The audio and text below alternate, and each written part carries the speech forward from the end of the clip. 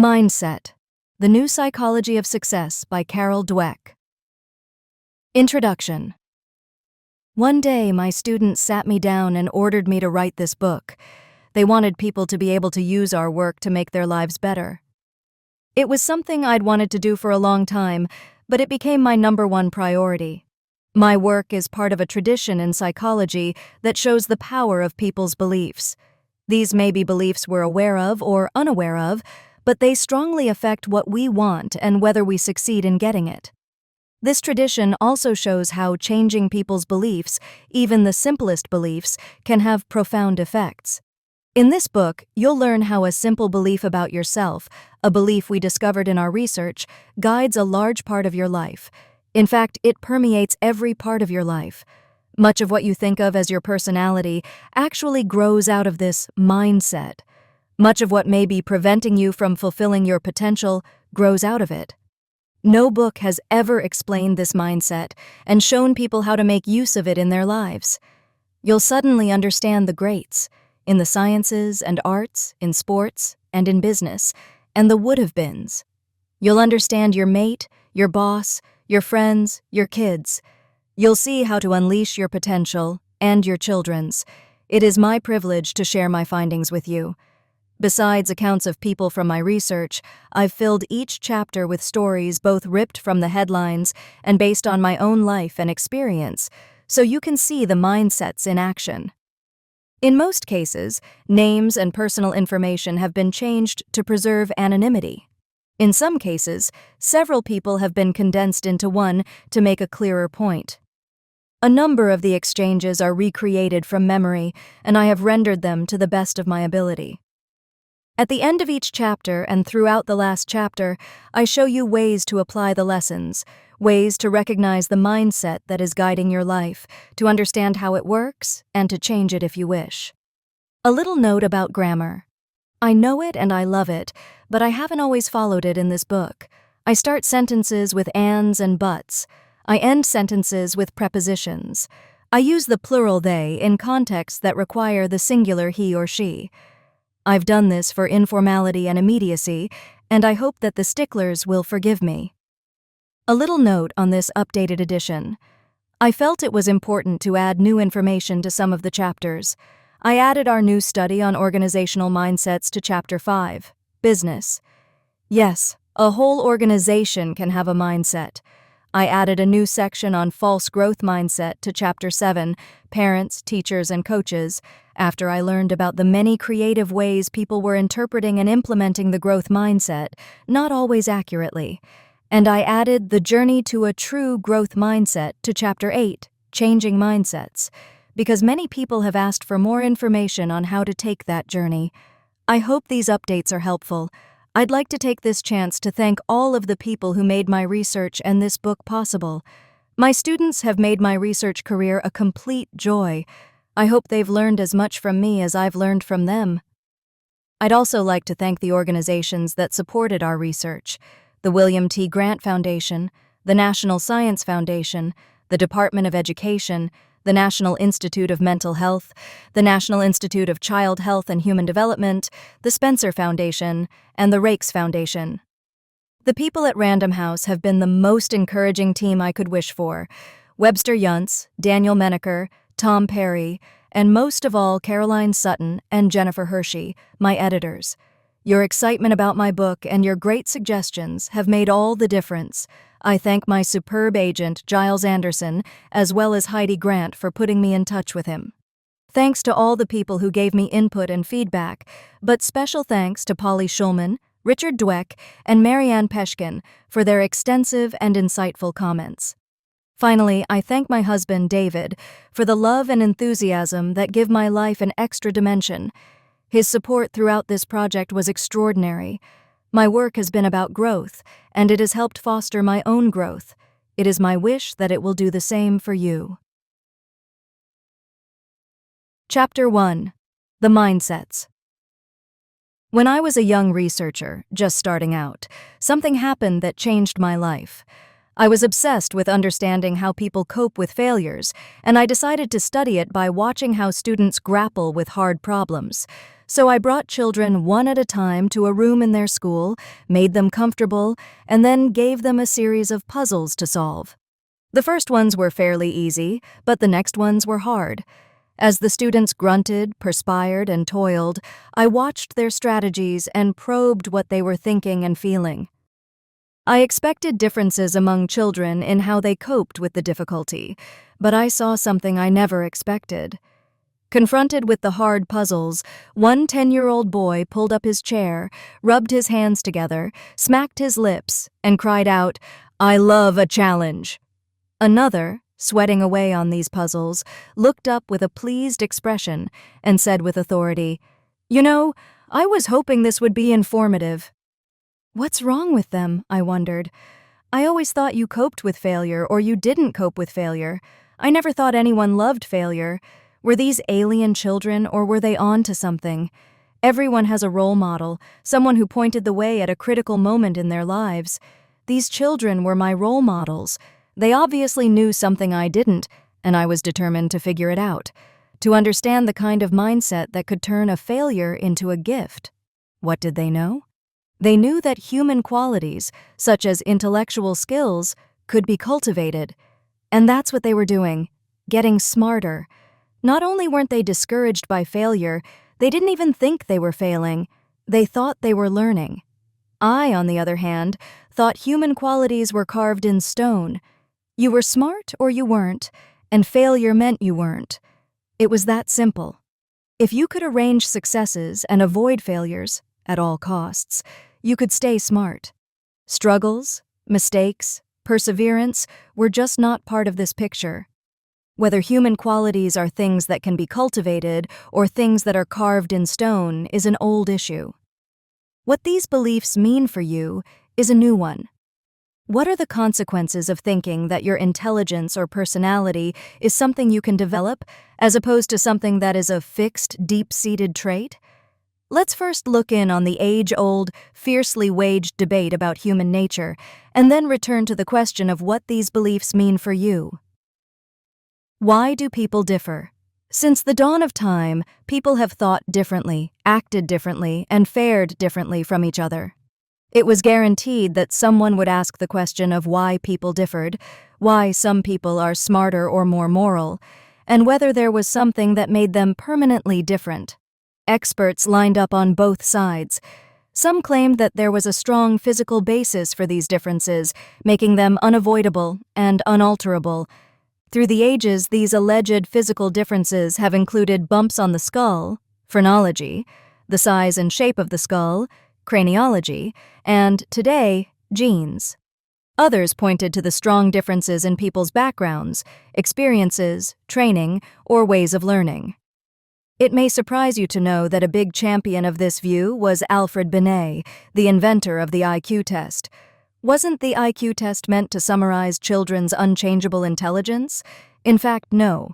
Binet, a Frenchman working in Paris in the early 20th century, designed this test to identify children who were not profiting from the Paris public schools, so that new educational programs could be designed to get them back on track. Without denying individual differences in children's intellects, he believed that education and practice could bring about fundamental changes in intelligence. Here is a quote from one of his major books, Modern Ideas About Children, in which he summarizes his work with hundreds of children with learning difficulties. A few modern philosophers assert that an individual's intelligence is a fixed quantity, a quantity which cannot be increased. We must protest and react against this brutal pessimism. With practice, training, and above all method, we manage to increase our attention, our memory, our judgment, and literally to become more intelligent than we were before. Who's right? Today, most experts agree that it's not either or. It's not nature or nurture, genes or environment. From conception on, there's a constant give and take between the two.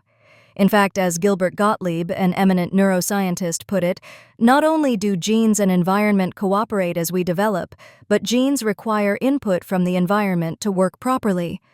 At the same time, scientists are learning that people have more capacity for lifelong learning and brain development than they ever thought.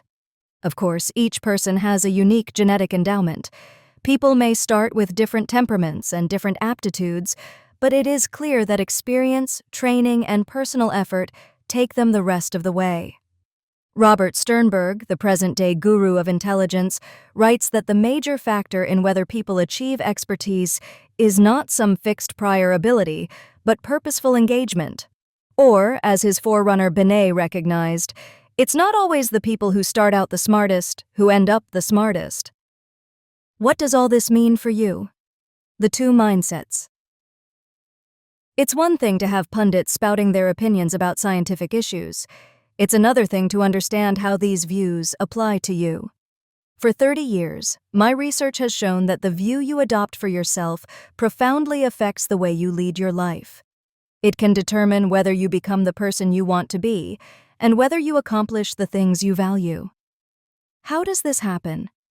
How can a simple belief have the power to transform your psychology and, as a result, your life? Believing that your qualities are carved in stone, the fixed mindset, creates an urgency to prove yourself over and over. If you have only a certain amount of intelligence, a certain personality, and a certain moral character, well, then you'd better prove that you have a healthy dose of them. It simply wouldn't do to look or feel deficient in these most basic characteristics. Some of us are trained in this mindset from an early age.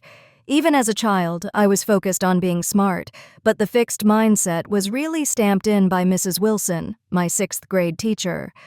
Unlike Alfred Binet, she believed that people's IQ scores told the whole story of who they were.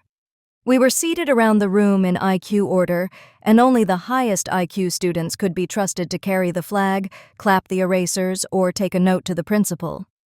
Aside from the daily stomach aches she provoked with her judgmental stance, she was creating a mindset in which everyone in the class had one consuming goal: look smart, don't look dumb. Who cared about or enjoyed learning when our whole being was at stake every time she gave us a test or called on us in class? I've seen so many people with this one consuming goal of proving themselves, in the classroom, in their careers, and in their relationships. Every situation calls for a confirmation of their intelligence, personality, or character. Every situation is evaluated. Will I succeed or fail? Will I look smart or dumb? Will I be accepted or rejected? Will I feel like a winner or a loser? But doesn't our society value intelligence, personality, and character? Isn't it normal to want these traits? Yes, but there's another mindset in which these traits are not simply a hand you're dealt and have to live with, always trying to convince yourself and others that you have a royal flush when you're secretly worried it's a pair of tens. In this mindset, the hand you're dealt is just the starting point for development. This growth mindset is based on the belief that your basic qualities are things you can cultivate through your efforts, your strategies, and help from others. Although people may differ in every which way, in their initial talents and aptitudes, interests, or temperaments, everyone can change and grow through application and experience. Do people with this mindset believe that anyone can be anything? That anyone with proper motivation or education can become Einstein or Beethoven? No, but they believe that a person's true potential is unknown and unknowable. That it's impossible to foresee what can be accomplished with years of passion, toil, and training. Did you know that Darwin and Tolstoy were considered ordinary children? That Ben Hogan, one of the greatest golfers of all time, was completely uncoordinated and graceless as a child? That the photographer Cindy Sherman, who has been on virtually every list of the most important artists of the 20th century, failed her first photography course? That Geraldine Page, one of our greatest actresses, was advised to give it up for lack of talent? You can see how the belief that cherished qualities can be developed creates a passion for learning. Why waste time proving over and over how great you are when you could be getting better? Why hide deficiencies instead of overcoming them? Why look for friends or partners who will just shore up your self-esteem instead of ones who will also challenge you to grow? And why seek out the tried and true instead of experiences that will stretch you? The passion for stretching yourself and sticking to it, even, or especially, when it's not going well, is the hallmark of the growth mindset.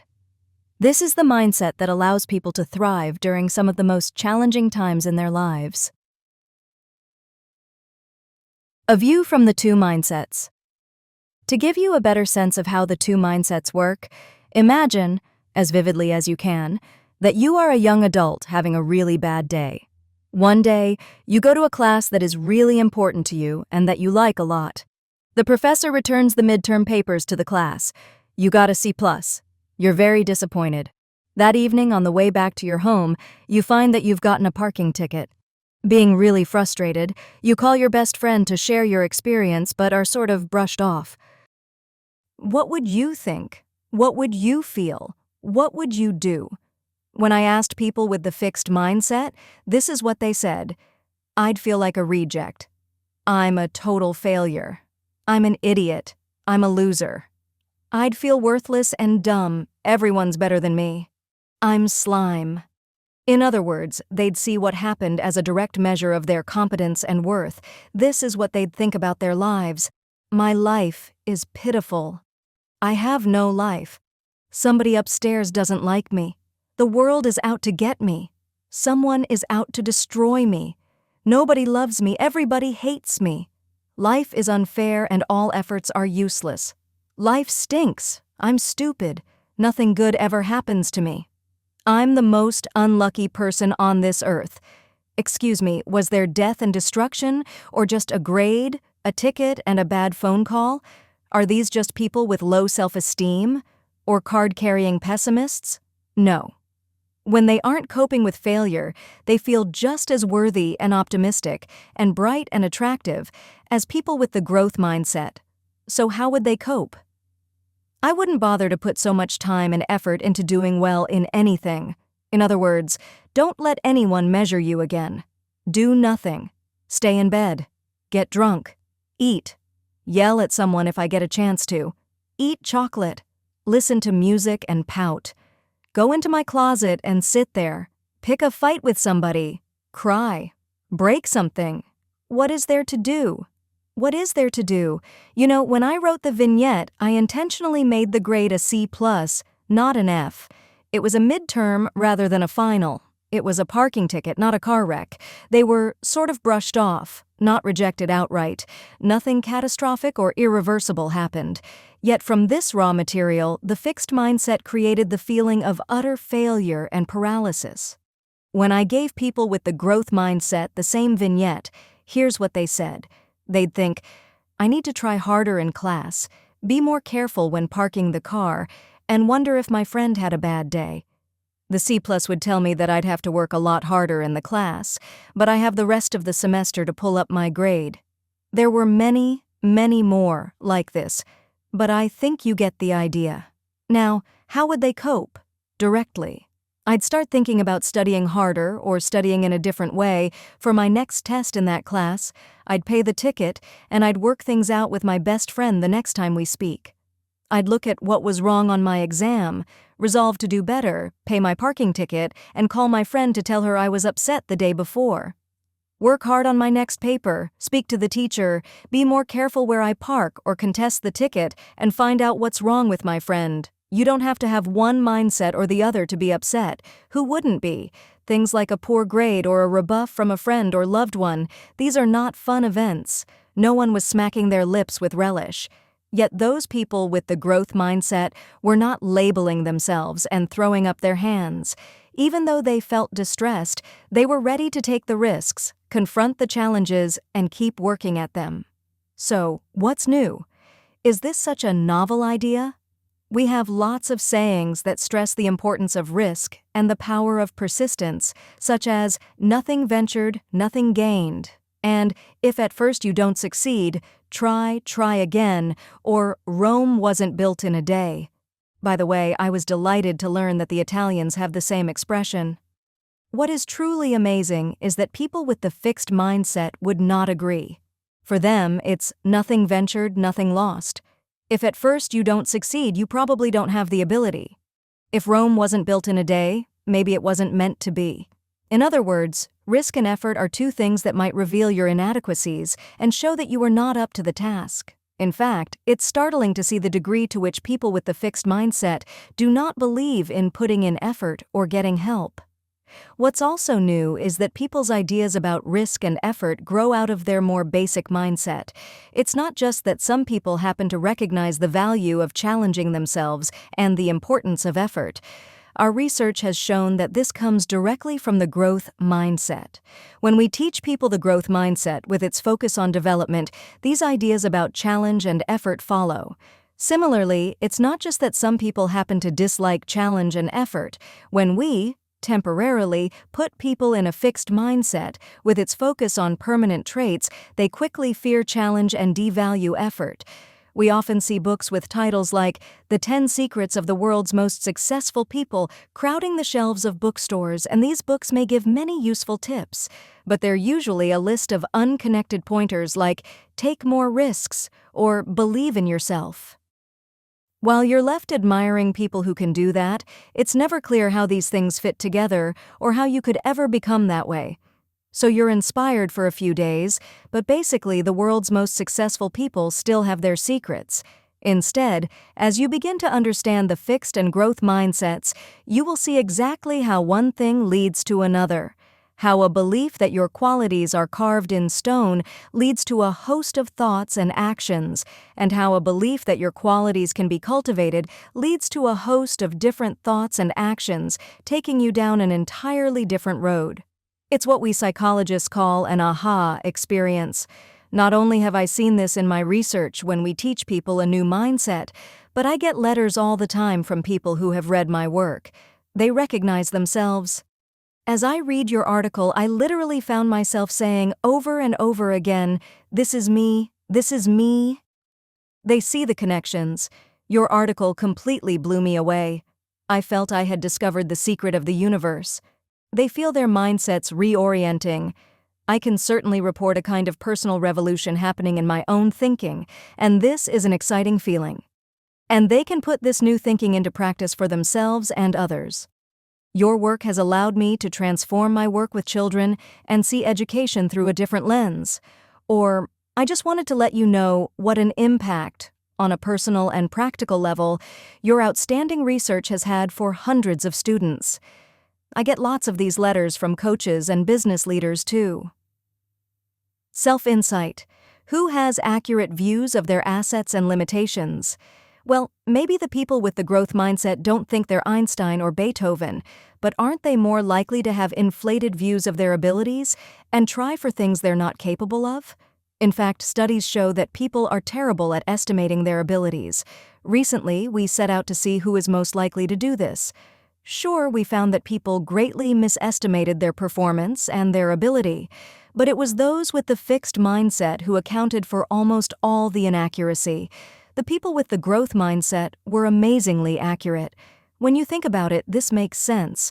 If, like those with the growth mindset, you believe you can develop yourself, then you're open to accurate information about your current abilities, even if it's unflattering. What's more, if you're oriented toward learning, as they are, you need accurate information about your current abilities in order to learn effectively. However, if everything is either good news or bad news about your precious traits, as it is with fixed mindset people, distortion almost inevitably enters the picture. Some outcomes are magnified, others are explained away, and before you know it, you don't know yourself at all. Howard Gardner, in his book Extraordinary Minds, concluded that exceptional individuals have a special talent for identifying their own strengths and weaknesses. It's interesting that those with the growth mindset seem to have that talent. What's in store? The other thing exceptional people seem to have is a special talent for converting life's setbacks into future successes. Creativity researchers concur. In a poll of 143 creativity researchers, there was wide agreement about the number one ingredient in creative achievement, and it was exactly the kind of perseverance and resilience produced by the growth mindset. You may be asking again, how can one belief lead to all this? The love of challenge, belief in effort, resilience in the face of setbacks, and greater, more creative, success. In the chapters that follow, you'll see exactly how this happens, how the mindsets change what people strive for and what they see as success, how they change the definition, significance, and impact of failure, and how they change the deepest meaning of effort. You'll see how these mindsets play out in school, in sports, in the workplace, and in relationships. You'll see where they come from and how they can be changed. Chapter 2. Inside the Mindsets. When I was a young woman, I wanted a prince-like mate. Very handsome, very successful, a big cheese. I wanted a glamorous career, but nothing too hard or risky. And I wanted it all to come to me as validation of who I was. It would be many years before I was satisfied. I got a great guy, but he was a work in progress. I have a great career, but boy, is it a constant challenge. Nothing was easy. So why am I satisfied? I changed my mindset. I changed it because of my work. One day, my doctoral student, Mary Bandura, and I were trying to understand why some students were so caught up in proving their ability, while others could just let go and learn. Suddenly, we realized that there were two meanings to ability, not one: a fixed ability that needs to be proven, and a changeable ability that can be developed through learning. That's how the mindsets were born. I knew instantly which one I had. I realized why I'd always been so concerned about mistakes and failures, and I recognized for the first time that I had a choice. When you enter a mindset, you enter a new world. In one world, the world of fixed traits, success is about proving you're smart or talented, validating yourself. In the other, the world of changing qualities, it's about stretching yourself to learn something new, developing yourself. In one world, failure is about having a setback, getting a bad grade, losing a tournament, getting fired, getting rejected. It means you're not smart or talented. In the other world, failure is about not growing, not reaching for the things you value. It means you're not fulfilling your potential. In one world, effort is a bad thing. It, like failure, means you're not smart or talented. If you were, you wouldn't need effort. In the other world, effort is what makes you smart or talented. You have a choice. Mindsets are just beliefs. They're powerful beliefs, but they're just something in your mind, and you can change your mind. As you read, think about where you'd like to go and which mindset will take you there. Is success about learning or proving you're smart? Benjamin Barber, an eminent political theorist, once said, "I don't divide the world into the weak and the strong, or the successes and the failures. I divide the world into the learners and non-learners." What on earth would make someone a non-learner? Everyone is born with an intense drive to learn. Infants stretch their skills daily, not just ordinary skills, but the most difficult tasks of a lifetime, like learning to walk and talk. They never decide it's too hard or not worth the effort. Babies don't worry about making mistakes or humiliating themselves. They walk, they fall, they get up, they just barge forward. What could put an end to this exuberant learning? The fixed mindset. As soon as children become able to evaluate themselves, some of them become afraid of challenges. They become afraid of not being smart. I have studied thousands of people from preschoolers on, and it's breathtaking how many reject an opportunity to learn. We offered 4-year-olds a choice. They could redo an easy jigsaw puzzle, or they could try a harder one. Even at this tender age, children with the fixed mindset, the ones who believed in fixed traits, stuck with the safe one. Kids who are born smart don't do mistakes, they told us. Children with the growth mindset, the ones who believed you could get smarter, thought it was a strange choice. Why are you asking me this, lady? Why would anyone want to keep doing the same puzzle over and over? They chose one hard one after another. "I'm dying to figure them out," exclaimed one little girl. So children with the fixed mindset want to make sure they succeed. Smart people should always succeed. But for children with the growth mindset, success is about stretching themselves. It's about becoming smarter. One 7th-grade girl summed it up. "I think intelligence is something you have to work for. It isn't just given to you. Most kids, if they're not sure of an answer, will not raise their hand to answer the question. But what I usually do is raise my hand, because if I'm wrong, then my mistake will be corrected. Or I will raise my hand and say, 'How would this be solved?' Or 'I don't get this.' Can you help me? Just by doing that, I'm increasing my intelligence. Beyond puzzles, it's one thing to pass up a puzzle. It's another to pass up an opportunity that's important to your future. To see if this would happen, we took advantage of an unusual situation. At the University of Hong Kong, everything is in English. Classes are in English, textbooks are in English, and exams are in English. But some students who enter the university are not fluent in English, so it would make sense for them to do something about it in a hurry. As students arrived to register for their freshman year, we knew which ones were not skilled in English, and we asked them a key question. If the faculty offered a course for students who need to improve their English skills, would you take it? We also measured their mindset. We did this by asking them how much they agreed with statements like this: "You have a certain amount of intelligence, and you can't really do much to change it." People who agree with this kind of statement lean toward a fixed mindset. Those who lean toward a growth mindset agree that you can always substantially change how intelligent you are. Later, we looked at who said yes to the English course. Students with the growth mindset said an emphatic yes, but those with the fixed mindset were not very interested. Believing that success is about learning, students with the growth mindset seized the chance, but those with the fixed mindset didn't want to expose their deficiencies. Instead, to feel smart in the short run, they were willing to put their college careers at risk. This is how the fixed mindset makes people into non-learners. Brainwaves. Tell the story. You can even see the difference in people's brainwaves. People with both mindsets came into our brainwave lab at Columbia. As they answered hard questions and got feedback, we were curious about when their brainwaves would show them to be interested and attentive. People with a fixed mindset were only interested when the feedback reflected on their ability. Their brainwaves showed them paying close attention when they were told whether their answers were right or wrong. But when they were presented with information that could help them learn, there was no sign of interest. Even when they'd gotten an answer wrong, they were not interested in learning what the right answer was. Only people with a growth mindset paid close attention to information that could stretch their knowledge. Only for them was learning a priority. What's your priority? If you had to choose, which would it be? Loads of success and validation or lots of challenge? It's not just on intellectual tasks that people have to make these choices.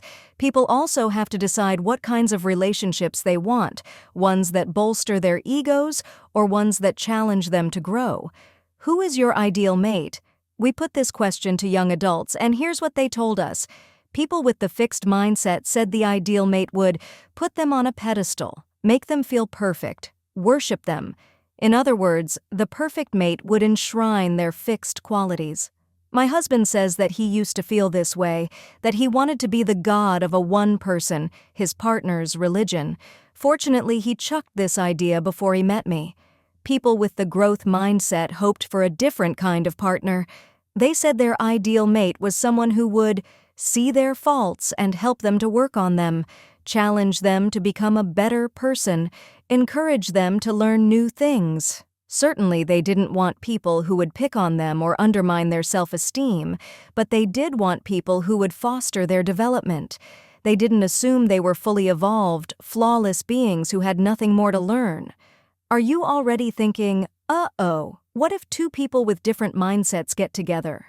A growth mindset woman tells about her marriage to a fixed mindset man. I had barely gotten all the rice out of my hair when I began to realize I made a big mistake. Every time I said something like, "Why don't we try to go out a little more?" or "I'd like it if you consulted me before making decisions," he was devastated. Then instead of talking about the issue I raised, I'd have to spend literally an hour repairing the damage and making him feel good again. Plus, he would then run to the phone to call his mother, who always showered him with the constant adoration he seemed to need. We were both young and new at marriage. I just wanted to communicate. So the husband's idea of a successful relationship, total, uncritical acceptance, was not the wife's. And the wife's idea of a successful relationship, confronting problems, was not the husband's. One person's growth was the other person's nightmare. CEO disease. Speaking of reigning from atop a pedestal and wanting to be seen as perfect, You won't be surprised that this is often called CEO disease. Lee Iacocca had a bad case of it. After his initial success as head of Chrysler Motors, Iacocca looked remarkably like our 4-year-olds with the fixed mindset. He kept bringing out the same car models over and over with only superficial changes. Unfortunately, they were models no one wanted anymore. Meanwhile, Japanese companies were completely rethinking what cars should look like and how they should run. We know how this turned out. The Japanese cars rapidly swept the market. CEOs face this choice all the time. Should they confront their shortcomings, or should they create a world where they have none? Lee Iacocca chose the latter. He surrounded himself with worshippers, exiled the critics, and quickly lost touch with where his field was going. Lee Iacocca had become a non-learner. But not everyone catches CEO disease. Many great leaders confront their shortcomings on a regular basis. Darwin Smith, looking back on his extraordinary performance at Kimberly-Clark, declared, "I never stopped trying to be qualified for the job." These men, like the Hong Kong students with the growth mindset, never stopped taking the remedial course. CEOs face another dilemma. They can choose short-term strategies that boost the company's stock and make themselves look like heroes, or they can work for long-term improvement, risking Wall Street's disapproval as they lay the foundation for the health and growth of the company over the longer haul. Albert Dunlap, a self-professed fixed mindsetter, was brought in to turn around Sunbeam. He chose the short-term strategy of looking like a hero to Wall Street. The stock soared, but the company fell apart. Lou Gerstner, an avowed growth mindsetter, was called in to turn around IBM.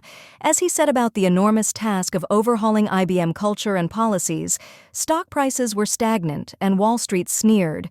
They called him a failure. A few years later, however, IBM was leading its field again. Stretching. People in a growth mindset don't just seek challenge, they thrive on it.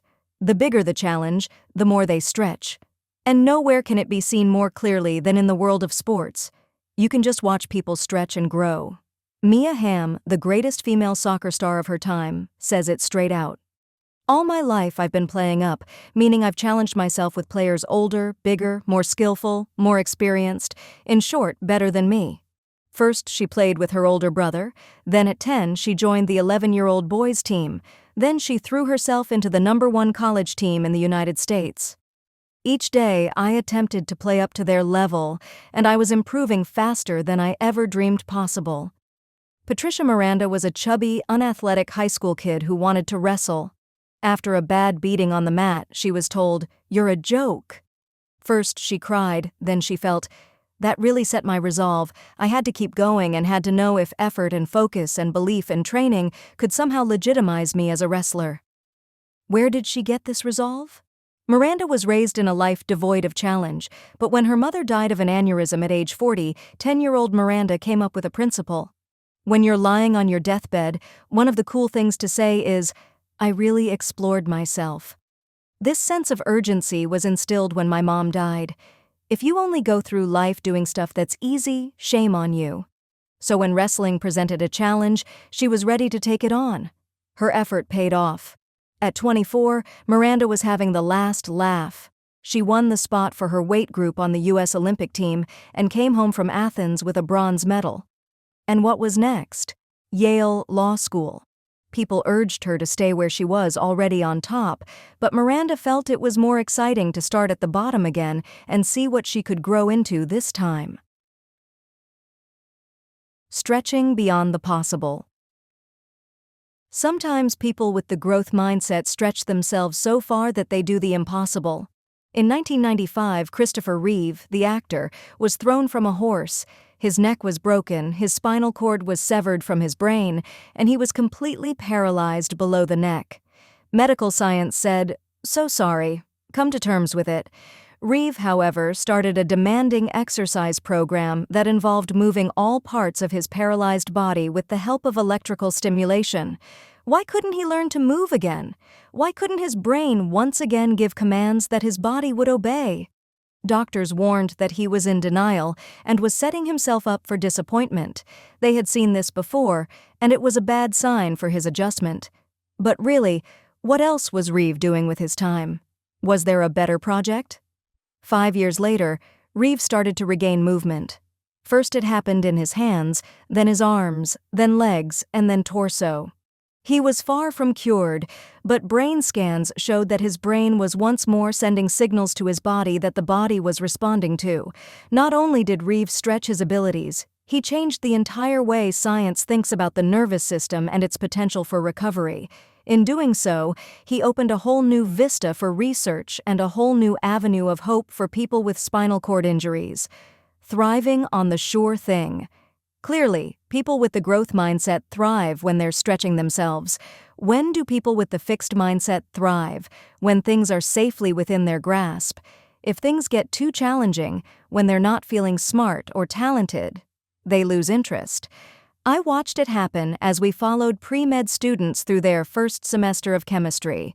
For many students, this is what their lives have led up to: becoming a doctor. And this is the course that decides who gets to be one. It's one heck of a hard course, too. The average grade on each exam is C+ for students who've rarely seen anything less than an A. Most students started out pretty interested in chemistry, yet over the semester, something happened. Students with the fixed mindset stayed interested only when they did well right away. Those who found it difficult showed a big drop in their interest and enjoyment. If it wasn't a testimony to their intelligence, they couldn't enjoy it. "The harder it gets," reported one student, "the more I have to force myself to read the book and study for the tests. I was excited about chemistry before, but now every time I think about it, I get a bad feeling in my stomach." In contrast, students with the growth mindset continued to show the same high level of interest, even when they found the work very challenging. "It's a lot more difficult for me than I thought it would be, but it's what I want to do. So that only makes me more determined. When they tell me I can't, it really gets me going." Challenge and interest went hand in hand. We saw the same thing in younger students. We gave 5th graders intriguing puzzles, which they all loved. But when we made them harder, children with the fixed mindset showed a big plunge in enjoyment. They also changed their minds about taking some home to practice. "It's okay, you can keep them. I already have them," fibbed one child. In fact, they couldn't run from them fast enough. This was just as true for children who were the best puzzle solvers. Having puzzle talent did not prevent the decline. Children with the growth mindset, on the other hand, couldn't tear themselves away from the hard problems. These were their favorites, and these were the ones they wanted to take home. "Could you write down the name of these puzzles?" one child asked, "so my mom can buy me some more when these ones run out?" Not long ago, I was interested to read about Marina Semyonova, a great Russian dancer and teacher who devised a novel way of selecting her students. It was a clever test for mindset. As a former student tells it, her students first have to survive a trial period while she watches to see how you react to praise and to correction. Those more responsive to the correction are deemed worthy. In other words, she separates the ones who get their thrill from what's easy, what they've already mastered, from those who get their thrill from what's hard. I'll never forget the first time I heard myself say, "This is hard. This is fun." That's the moment I knew I was changing mindsets. When do you feel smart? When you're flawless or when you're learning? The plot is about to thicken, for in the fixed mindset, it's not enough just to succeed. It's not enough just to look smart and talented. You have to be pretty much flawless, and you have to be flawless right away. We asked people ranging from grade schoolers to young adults, "When do you feel smart?" The differences were striking. People with the fixed mindset said, "It's when I don't make any mistakes. When I finish something fast and it's perfect.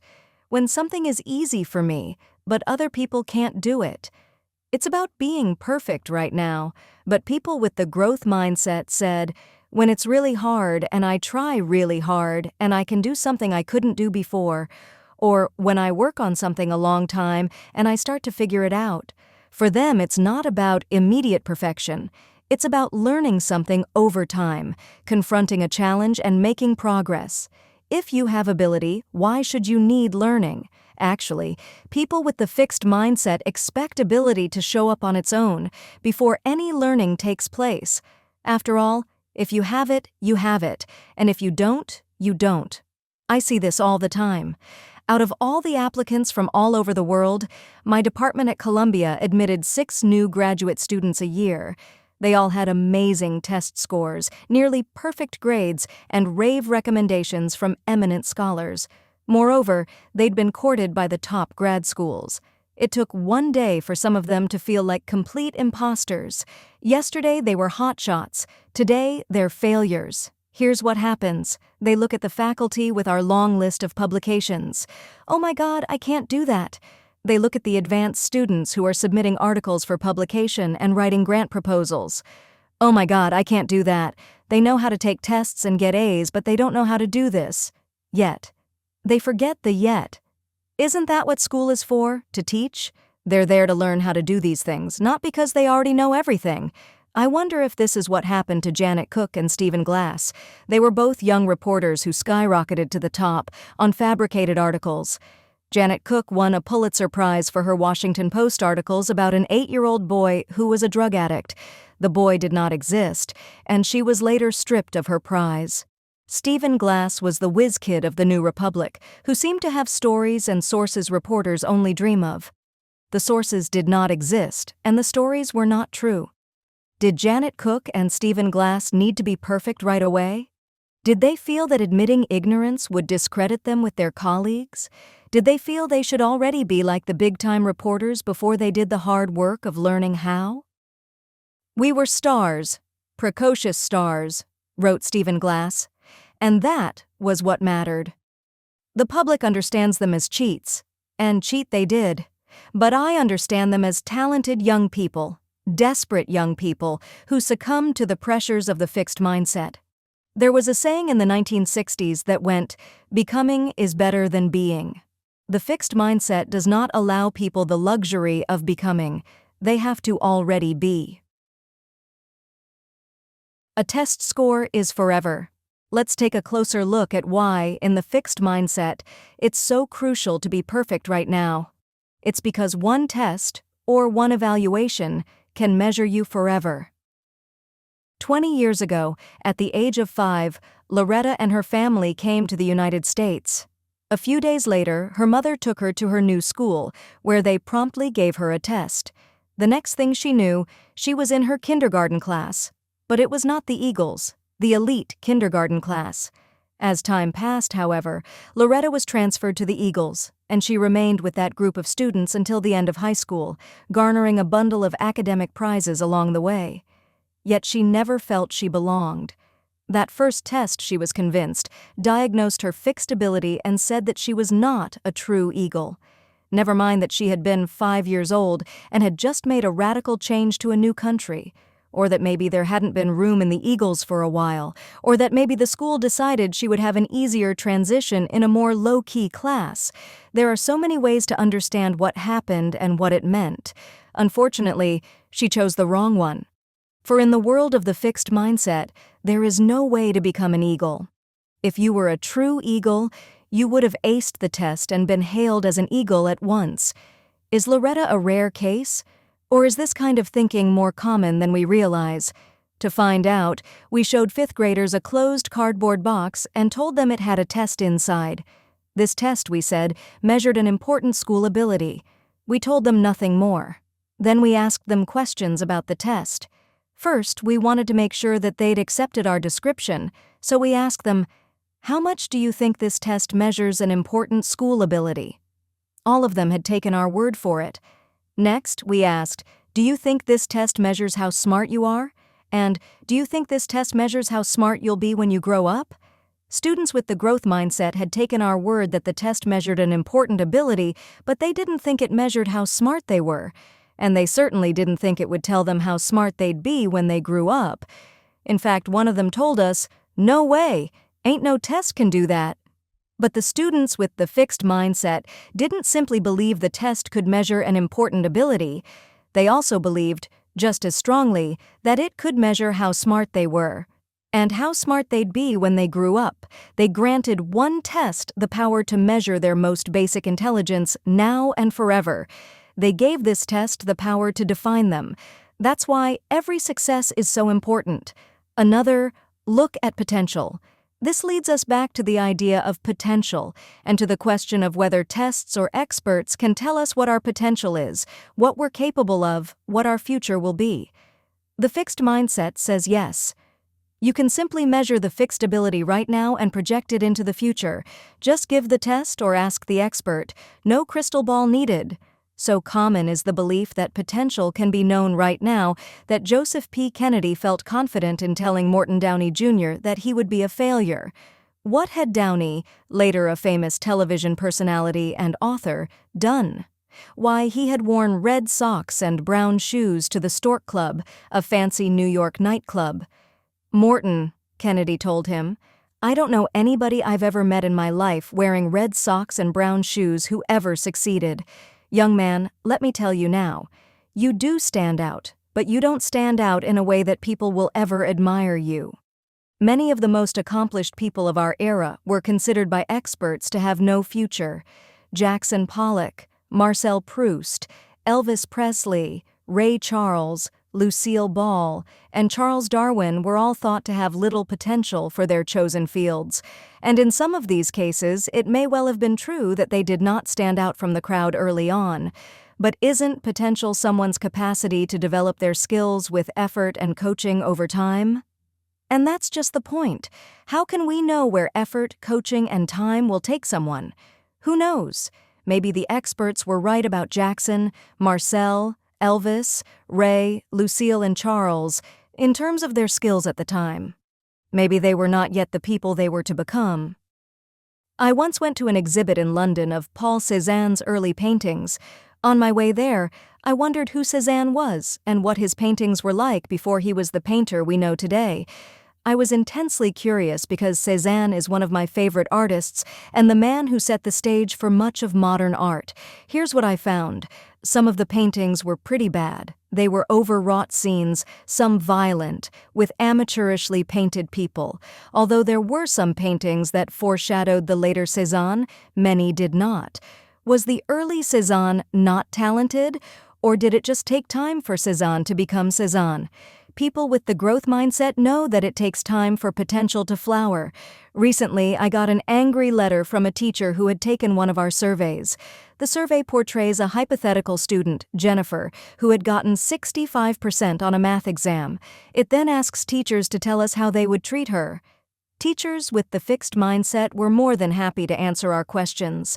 They felt that by knowing Jennifer's score, they had a good sense of who she was and what she was capable of. Their recommendations abounded. Mr. Reardon, by contrast, was fuming. Here's what he wrote. "To whom it may concern. Having completed the educator's portion of your recent survey, I must request that my results be excluded from the study. I feel that the study itself is scientifically unsound. Unfortunately, the test uses a faulty premise, asking teachers to make assumptions about a given student based on nothing more than a number on a page. Performance cannot be based on one assessment. You cannot determine the slope of a line given only one point, as there is no line to begin with. A single point in time does not show trends, improvement, lack of effort, or mathematical ability. Sincerely, Michael D. Reardon." I was delighted with Mr. Reardon's critique and couldn't have agreed with it more. An assessment at one point in time has little value for understanding someone's ability, let alone their potential to succeed in the future. It was disturbing how many teachers thought otherwise, and that was the point of our study. The idea that one evaluation can measure you forever is what creates the urgency for those with the fixed mindset. That's why they must succeed perfectly and immediately. Who can afford the luxury of trying to grow when everything is on the line right now? Is there another way to judge potential? NASA thought so. When they were soliciting applications for astronauts, they rejected people with pure histories of success and instead selected people who had had significant failures and bounced back from them. Jack Welch, the celebrated CEO of General Electric, chose executives on the basis of runway, their capacity for growth. And remember Marina Semyonova, the famed ballet teacher, who chose the students who were energized by criticism. They were all rejecting the idea of fixed ability and selecting instead for mindset, proving you're special. When people with the fixed mindset opt for success over growth, what are they really trying to prove? That they're special. Even superior. When we asked them, "When do you feel smart?" so many of them talked about times they felt like a special person, someone who was different from and better than other people. Until I discovered the mindsets and how they work, I, too, thought of myself as more talented than others, maybe even more worthy than others because of my endowments. The scariest thought, which I rarely entertained, was the possibility of being ordinary. This kind of thinking led me to need constant validation. Every comment, every look was meaningful. It registered on my intelligence scorecard, my attractiveness scorecard, my likability scorecard. If a day went well, I could bask in my high numbers. One bitter cold winter night I went to the opera. That night the opera was everything you hope for, and everyone stayed until the very end. Not just the end of the opera, but through all the curtain calls. Then we all poured into the street and we all wanted taxis. I remember it clearly. It was after midnight, it was 7 degrees, there was a strong wind, and as time went on, I became more and more miserable. There I was, part of an undifferentiated crowd. What chance did I have? Suddenly, a taxi pulled up right next to me. The handle of the back door lined up perfectly with my hand, and as I entered, the driver announced, "You were different." I lived for these moments. Not only was I special, it could be detected from a distance. The self-esteem movement encourages this kind of thinking and has even invented devices to help you confirm your superiority. I recently came across an ad for such a product. 2 of my friends send me an illustrated list each year of the top 10 things they didn't get me for Christmas. From January through November, they clip candidate items from catalogs or download them from the internet. In December, they select the winners. One of my all-time favorites is the pocket toilet, which you fold up and return to your pocket after using. This year, my favorite was the I Love Me mirror, a mirror with I Love Me in huge capital letters written across the bottom half. By looking into it, you can administer the message to yourself and not wait for the outside world to announce your specialness. Of course, the mirror is harmless enough. The problem is when special begins to mean better than others. A more valuable human being, a superior person, an entitled person, special, superior, entitled. John McEnroe had a fixed mindset. He believed that talent was all. He did not love to learn. He did not thrive on challenges. When the going got rough, he often folded. As a result, by his own admission, he did not fulfill his potential. But his talent was so great that he was the #1 tennis player in the world for 4 years. Here he tells us what it was like to be #1. McEnroe used sawdust to absorb the sweat on his hands during a match. This time, the sawdust was not to his liking, so he went over to the can of sawdust and knocked it over with his racket. His agent, Gary, came dashing over to find out what was wrong. "You call that sawdust?" I said. I was actually screaming at him. The sawdust was ground too fine. "This looks like rat poison. Can't you get anything right?" So Gary ran out, and 20 minutes later came back with a fresh can of coarser sawdust and $20 less in his pocket. He'd had to pay a union employee to grind up a 2x4. This is what it was like to be #1. He goes on to tell us about how he once threw up all over a dignified Japanese lady who was hosting him. The next day she bowed, apologized to him, and presented him with a gift. This, McEnroe proclaims, is also what it was like to be #1. Everything was about you. Did you get everything you need? Is everything okay? We'll pay you this, we'll do that, we'll kiss your behind. You only have to do what you want. Your reaction to anything else is, "Get the hell out of here." For a long time I didn't mind it a bit. Would you? So let's see. If you're successful, you're better than other people. You get to abuse them and have them grovel. In the fixed mindset, this is what can pass for self-esteem. As a contrast, let's look at Michael Jordan, growth-minded athlete par excellence, whose greatness is regularly proclaimed by the world. Superman, God in person, Jesus in tennis shoes. If anyone has reason to think of himself as special, it's he. But here's what he said when his return to basketball caused a huge commotion. "I was shocked with the level of intensity my coming back to the game created. People were praising me like I was a religious cult or something. That was very embarrassing. I'm a human being like everyone else. Jordan knew how hard he had worked to develop his abilities. He was a person who had struggled and grown, not a person who was inherently better than others. Tom Wolfe, in The Right Stuff, describes the elite military pilots who eagerly embrace the fixed mindset. Having passed one rigorous test after another, they think of themselves as special, as people who were born smarter and braver than other people, but Chuck Yeager, the hero of The Right Stuff, begged to differ. There is no such thing as a natural-born pilot. Whatever my aptitude or talents, becoming a proficient pilot was hard work, really a lifetime's learning experience. The best pilots fly more than the others, that's why they're the best. Like Michael Jordan, he was a human being. He just stretched himself farther than most. In short, people who believe in fixed traits feel an urgency to succeed, and when they do, they may feel more than pride. They may feel a sense of superiority, since success means that their fixed traits are better than other people's. However, lurking behind that self-esteem of the fixed mindset is a simple question. If you're somebody when you're successful, what are you when you're unsuccessful? Mindsets change the meaning of failure. The Martins worshipped their 3-year-old Robert and always bragged about his feats. There had never been a child as bright and creative as theirs. Then Robert did something unforgivable. He didn't get into the #1 preschool in New York. After that, the Martins cooled toward him. They didn't talk about him the same way, and they didn't treat him with the same pride and affection. He was no longer their brilliant little Robert. He was someone who had discredited himself and shamed them. At the tender age of 3, he was a failure. As a New York Times article points out, failure has been transformed from an action, I failed, to an identity, I am a failure. This is especially true in the fixed mindset. When I was a child, I too worried about meeting Robert's fate. In 6th grade, I was the best speller in my school. The principal wanted me to go to a citywide competition, but I refused. In 9th grade, I excelled in French, and my teacher wanted me to enter a citywide competition. Again, I refused. Why would I risk turning from a success into a failure, from a winner into a loser?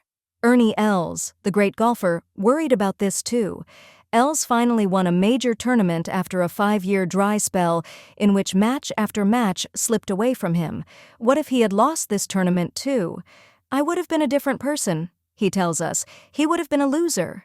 Each April, when the skinny envelopes, the rejection letters, arrive from colleges, countless failures are created coast to coast.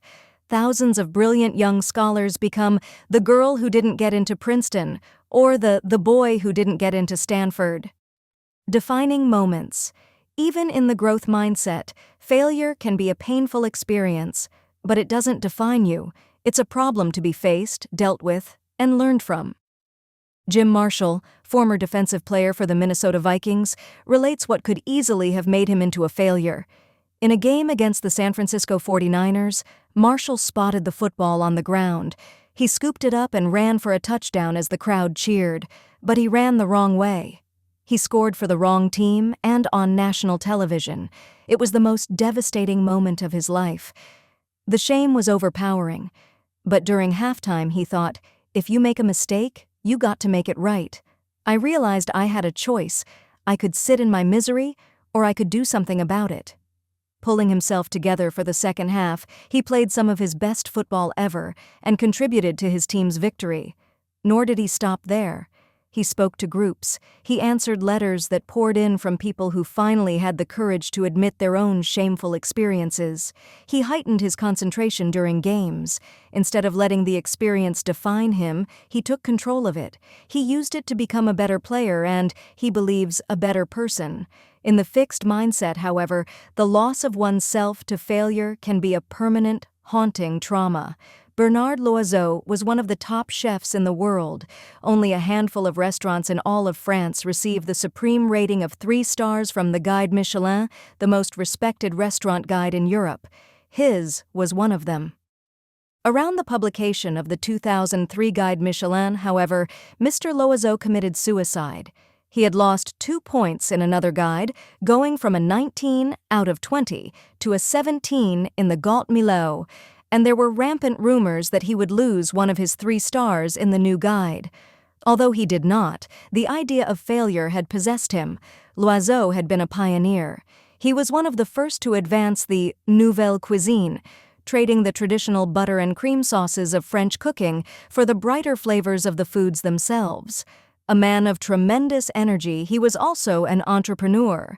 Besides his 3-star restaurant in Burgundy, he had created 3 eateries in Paris, numerous cookbooks, and a line of frozen foods.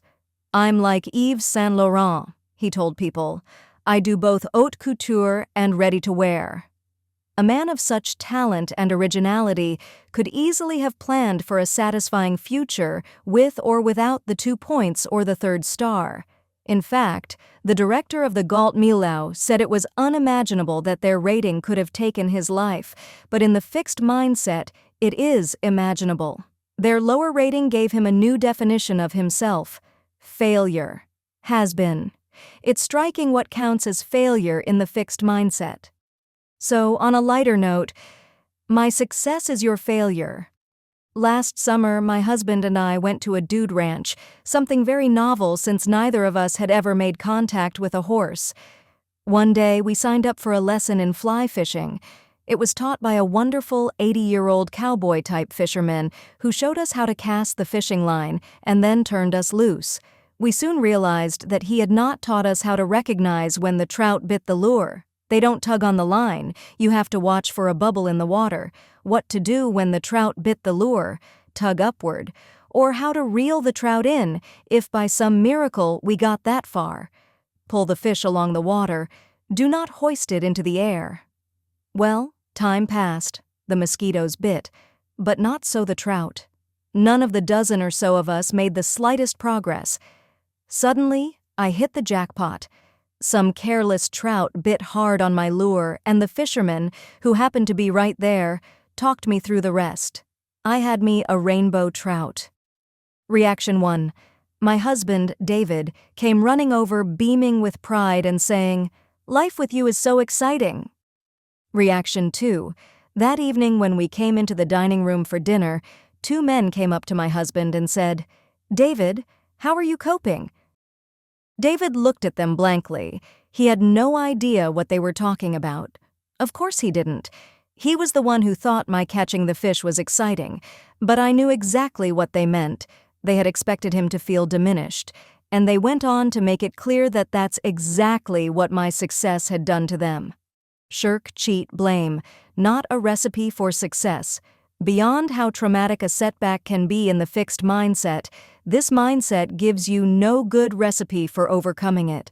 If failure means you lack competence or potential, that you are a failure, where do you go from there?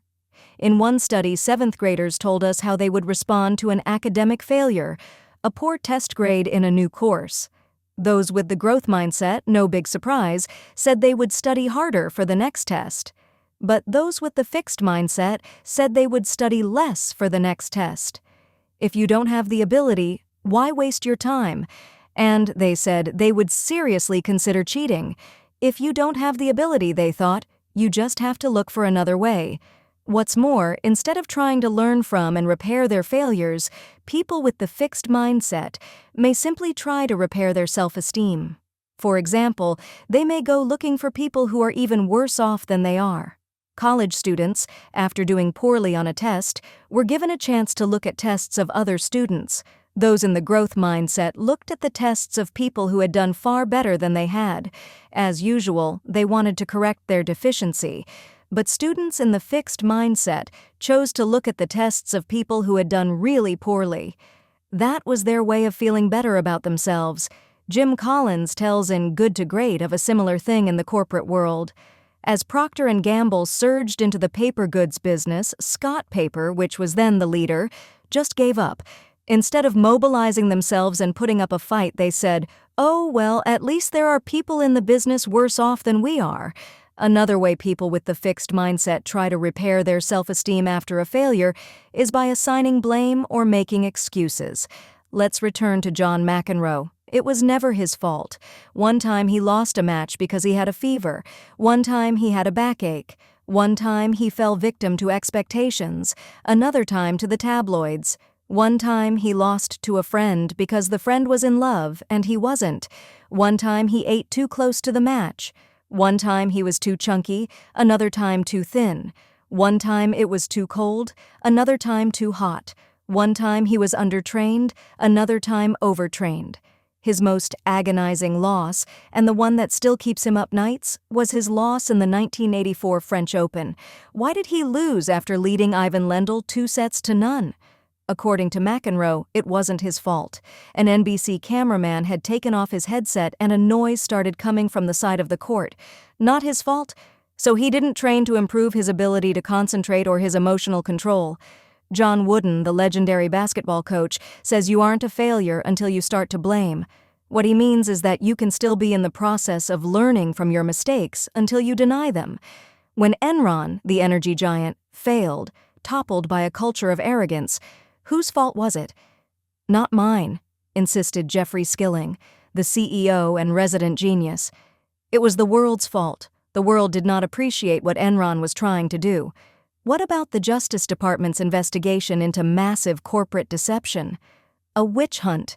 Jack Welch, the growth-minded CEO, had a completely different reaction to one of General Electric's fiascos. In 1986, General Electric bought Kidder, Peabody, a Wall Street investment banking firm. Soon after the deal closed, Kidder, Peabody, was hit with a big insider trading scandal. A few years later, calamity struck again in the form of Joseph Jett, a trader who made a bunch of fictitious trades to the tune of hundreds of millions to pump up his bonus. Welch phoned 14 of his top GE colleagues to tell them the bad news and to apologize personally. "I blamed myself for the disaster," Welch said. "Mindset and depression. Maybe Bernard Loiseau, the French chef, was just depressed. Were you thinking that?" As a psychologist and an educator, I am vitally interested in depression. It runs wild on college campuses, especially in February and March. The winter is not over, the summer is not in sight, work has piled up, and relationships are often frayed. Yet it's been clear to me for a long time that different students handle depression in dramatically different ways. Some let everything slide. Others, though feeling wretched, hang on. They drag themselves to class, keep up with their work, and take care of themselves so that when they feel better, their lives are intact. Not long ago, we decided to see whether mindsets play a role in this difference. To find out, we measured students' mindsets and then had them keep an online diary for 3 weeks in February and March. Every day they answered questions about their mood, their activities, and how they were coping with problems. Here's what we discovered. First, the students with the fixed mindset had higher levels of depression. Our analyses showed that this was because they ruminated over their problems and setbacks, essentially tormenting themselves with the idea that the setbacks meant they were incompetent or unworthy. It just kept circulating in my head, "You're a dope." I just couldn't let go of the thought that this made me less of a man. Again, failures labeled them and left them no route to success. And the more depressed they felt, the more they let things go, the less they took action to solve their problems. For example, they didn't study what they needed to, they didn't hand in their assignments on time, and they didn't keep up with their chores. Although students with the fixed mindset showed more depression, there were still plenty of people with the growth mindset who felt pretty miserable, this being peak season for depression. And here, we saw something really amazing.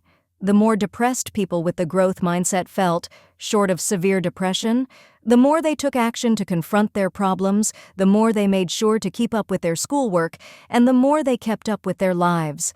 The worse they felt, the more determined they became. In fact, from the way they acted, it might have been hard to know how despondent they were. Here is a story a young man told me. I was a freshman, and it was the first time I had been away from home.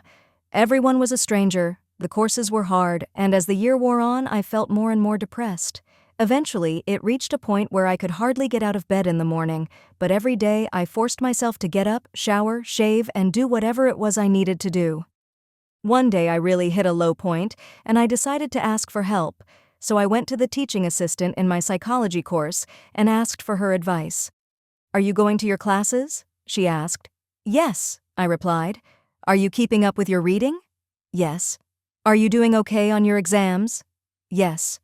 Well, she informed me, then you're not depressed. Yes, he was depressed, but he was coping the way people in the growth mindset tend to cope, with determination. Doesn't temperament have a lot to do with it? Aren't some people sensitive by nature, while others just let things roll off their backs? Temperament certainly plays a role, but mindset is an important part of the story. When we taught people the growth mindset, it changed the way they reacted to their depressed mood. The worse they felt, the more motivated they became, and the more they confronted the problems that faced them. In short, when people believe in fixed traits, they are always in danger of being measured by a failure. It can define them in a permanent way. Smart or talented as they may be, this mindset seems to rob them of their coping resources. When people believe their basic qualities can be developed, failures may still hurt, but failures don't define them. And if abilities can be expanded, if change and growth are possible, then there are still many paths to success. Mindsets change the meaning of effort. As children, we were given a choice between the talented but erratic hare and the plodding but steady tortoise. The lesson was supposed to be that slow and steady wins the race. But really, did any of us ever want to be the tortoise? No, we just wanted to be a less foolish hare. We wanted to be swift as the wind and a bit more strategic, say, not taking quite so many snoozes before the finish line. After all, everyone knows you have to show up in order to win. The story of the tortoise and the hare, in trying to put forward the power of effort, gave effort a bad name. It reinforced the image that effort is for the plodders and suggested that in rare instances, when talented people dropped the ball, the plodder could sneak through. The little engine that could, the saggy, baggy elephant, and the scruffy tugboat, they were cute, they were often overmatched, and we were happy for them when they succeeded. In fact, to this day, I remember how fond I was of those little creatures, or machines, but no way did I identify with them. The message was, if you're unfortunate enough to be the runt of the litter, if you lack endowment, you don't have to be an utter failure. You can be a sweet, adorable little slogger, and maybe, if you really work at it and withstand all the scornful onlookers, even a success. Thank you very much, I'll take the endowment. The problem was that these stories made it into an either-or. Either you have ability or you expend effort. And this is part of the fixed mindset. Effort is for those who don't have the ability. People with the fixed mindset tell us, if you have to work at something, you must not be good at it. They add, things come easily to people who are true geniuses. I was a young professor in the psychology department at the University of Illinois. Late one night, I was passing the psychology building and noticed that the lights were on in some faculty offices. Some of my colleagues were working late. They must not be as smart as I am, I thought to myself. It never occurred to me that they might be just as smart and more hardworking. For me, it was either or. And it was clear I valued the either over the or. Malcolm Gladwell, the author and New Yorker writer, has suggested that as a society, we value natural, effortless accomplishment over achievement through effort. We endow our heroes with superhuman abilities that led them inevitably toward their greatness. It's as if Midori popped out of the womb fiddling, Michael Jordan dribbling, and Picasso doodling. This captures the fixed mindset perfectly, and it's everywhere. A report from researchers at Duke University sounds an alarm about the anxiety and depression among female undergraduates who aspire to effortless perfection. They believe they should display perfect beauty, perfect womanhood, and perfect scholarship all without trying, or at least without appearing to try. Americans aren't the only people who disdain effort. French executive Pierre Chevalier says, "We are not a nation of effort. After all, if you have savoir-faire, a mixture of know-how and cool, you do things effortlessly." People with the growth mindset, however, believe something very different. For them, even geniuses have to work hard for their achievements. And what's so heroic, they would say, about having a gift? They may appreciate endowment, but they admire effort, for no matter what your ability is, effort is what ignites that ability and turns it into accomplishment. Seabiscuit. Here was a horse who was so broken, he was supposed to be put to sleep. In fact, here was a whole team of people, the jockey, the owner, the trainer, who were damaged in one way or another. Yet through their dogged determination and against all odds, they transformed themselves into winners. A down-and-out nation saw this horse and rider as a symbol of what could be accomplished through grit and spirit. Equally moving is the parallel story about Seabiscuit's author, Laura Hillenbrand. Felled in her college years by severe, recurrent chronic fatigue that never went away, she was often unable to function. Yet something in the story of the horse who could gripped and inspired her, so that she was able to write a heartfelt, magnificent story about the triumph of will. The book was a testament to Seabiscuit's triumph and her own equally. Seen through the lens of the growth mindset, these are stories about the transformative power of effort. The power of effort to change your ability and to change you as a person. But filtered through the fixed mindset, it's a great story about 3 men and a horse, all with deficiencies, who had to try very hard. High effort. The big risk. From the point of view of the fixed mindset, effort is only for people with deficiencies, and when people already know they're deficient, maybe they have nothing to lose by trying. But if your claim to fame is not having any deficiencies, if you're considered a genius, a talent, or a natural, then you have a lot to lose. Effort can reduce you. Nadja Salerno-Sonnenberg made her violin debut at the age of 10 with the Philadelphia Orchestra. Yet when she arrived at Juilliard to study with Dorothy DeLay, the great violin teacher, she had a repertoire of awful habits. Her fingerings and bowings were awkward, and she held her violin in the wrong position, but she refused to change. After several years, she saw the other students catching up and even surpassing her, and by her late teens, she had a crisis of confidence. I was used to success, to the prodigy label in newspapers, and now I felt like a failure. This prodigy was afraid of trying. Everything I was going through boiled down to fear of trying and failing. If you go to an audition and don't really try, if you're not really prepared, if you didn't work as hard as you could have and you don't win, you have an excuse. Nothing is harder than saying, I gave it my all and it wasn't good enough. The idea of trying and still failing, of leaving yourself without excuses, is the worst fear within the fixed mindset, and it haunted and paralyzed her. She had even stopped bringing her violin to her lesson. Then, one day, after years of patience and understanding, DeLay told her, "Listen, if you don't bring your violin next week, I'm throwing you out of my class." Salerno-Sonnenberg thought she was joking, but DeLay rose from the couch and calmly informed her, "I'm not kidding. If you are going to waste your talent, I don't want to be a part of it. This has gone on long enough." Why is effort so terrifying? There are 2 reasons. One is that in the fixed mindset, great geniuses are not supposed to need it, so just needing it casts a shadow on your ability. The second is that, as Nadja suggests, it robs you of all your excuses. Without effort, you can always say, "I could have been fill in the blank." But once you try, you can't say that anymore. Someone once said to me, "I could have been Yo-Yo Ma." If she had really tried for it, she wouldn't have been able to say that. Salerno-Sonnenberg was terrified of losing DeLay. She finally decided that trying and failing, an honest failure, was better than the course she had been on, and so she began training with DeLay for an upcoming competition. For the first time, she went all out and, by the way, won. Now she says, "This is something I know for a fact. You have to work hardest for the things you love most, and when it's music you love, you're in for the fight of your life." Fear of effort can happen in relationships too, as it did with Amanda, a dynamic and attractive young woman. I had a lot of crazy boyfriends. A lot.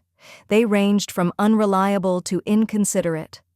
"How about a nice guy for once?" my best friend Carla always said. It was like, "You deserve better." So then Carla fixed me up with Rob, a guy from her office. He was great, and not just on day 1. I loved it. It was like, oh my God, a guy who actually shows up on time. Then it became serious, and I freaked. I mean, this guy really liked me, but I couldn't stop thinking about how, if he really knew me, he might get turned off. I mean, what if I really tried and it didn't work? I guess I couldn't take that risk. Low effort, the big risk. In the growth mindset, it's almost inconceivable to want something badly, to think you have a chance to achieve it and then do nothing about it. When it happens, the "I could have been" is heartbreaking, not comforting. There were few American women in the 1930s through 1950s who were more successful than Clare Boothe Luce. She was a famous author and playwright, she was elected to Congress twice, and she was ambassador to Italy. "I don't really understand the word success," she has said. "I know people use it about me, but I don't understand it." Her public life and private tragedies kept her from getting back to her greatest love, writing for the theater. She'd had great success with plays like The Women, but it just wouldn't do for a political figure to keep penning tart, sexy comedies. For her, politics did not provide the personal creative effort she valued most, and looking back, she couldn't forgive herself for not pursuing her passion for theater. "I often thought," she said, "that if I were to write an autobiography, my title would be The Autobiography of a Failure." Billie Jean King says it's all about what you want to look back and say. I agree with her. You can look back and say, "I could have been polishing your unused endowments like trophies." Or you can look back and say, "I gave my all for the things I valued." Think about what you want to look back and say, then choose your mindset, turning knowledge into action. Sure, people with the fixed mindset have read the books that say, success is about being your best self, not about being better than others. Failure is an opportunity, not a condemnation. Effort is the key to success. But they can't put this into practice because their basic mindset, their belief in fixed traits, is telling them something entirely different. That success is about being more gifted than others, that failure does measure you, and that effort is for those who can't make it on talent. Questions and answers. At this point, you probably have questions. Let me see if I can answer some of them. Question: if people believe their qualities are fixed, and they have shown themselves to be smart or talented, why do they have to keep proving it? After all, when the prince proved his bravery, he and the princess lived happily ever after. He didn't have to go out and slay a dragon every day. Why don't people with the fixed mindset prove themselves and then live happily ever after? Because every day new and larger dragons come along, and as things get harder, maybe the ability they proved yesterday is not up to today's task. Maybe they were smart enough for algebra but not calculus. Maybe they were a good enough pitcher for the minor leagues but not the majors. Maybe they were a good enough writer for their school newspaper but not the New York Times. So they're racing to prove themselves over and over, but where are they going? To me, they're often running in place, amassing countless affirmations, but not necessarily ending up where they want to be. You know those movies where the main character wakes up one day and sees that his life has not been worthwhile? He has always been besting people, not growing, learning, or caring. My favorite is Groundhog Day, which I didn't see for a long time because I couldn't get past the name. At any rate, in Groundhog Day, Bill Murray doesn't just wake up one day and get the message. He has to repeat the same day over and over until he gets the message. Phil Connors, Murray, is a weatherman for a local station in Pittsburgh who is dispatched to Punxsutawney, Pennsylvania, to cover the Groundhog Day ceremony. On February 2nd, a groundhog is taken out of his little house. If he is judged to have seen his shadow, there will be another 6 weeks of winter. If not, there will be an early spring. Phil, considering himself to be a superior being, has complete contempt for the ceremony, the town, and the people, hicks and morons, and after making that perfectly clear, he plans to get out of Punxsutawney as quickly as possible. But this is not to be. A blizzard hits the town, he is forced to remain, and when he wakes up the next morning, it's Groundhog Day again. The same Sonny and Cher song, "I Got You Babe," wakes him up on the clock radio, and the same Groundhog Festival is gearing up once again, and again, and again. At first, he uses the knowledge to further his typical agenda, making fools out of other people. Since he is the only one reliving the day, he can talk to a woman on one day, and then use the information to deceive, impress, and seduce her the next. He is in fixed mindset heaven. He can prove his superiority over and over, but after countless such days, he realizes it's all going nowhere and he tries to kill himself. He crashes a car, he electrocutes himself, he jumps from a steeple, he walks in front of a truck. With no way out, it finally dawns on him. He could be using this time to learn. He goes for piano lessons. He reads voraciously. He learns ice sculpting. He finds out about people who need help that day. A boy who falls from a tree, a man who chokes on his steak, and starts to help them and care about them. Pretty soon, the day is not long enough. Only when this change of mindset is complete is he released from the spell. Question: are mindsets a permanent part of your makeup, or can you change them? Mindsets are an important part of your personality, but you can change them. Just by knowing about the two mindsets, you can start thinking and reacting in new ways.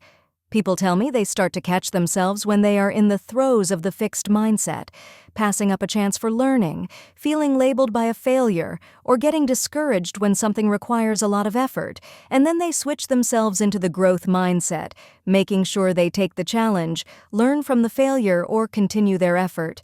When my graduate students and I first discovered the mindsets, they would catch me in the fixed mindset, smile kindly, and let me know it. It's also important to realize that even if people have a fixed mindset, they're not always in that mindset.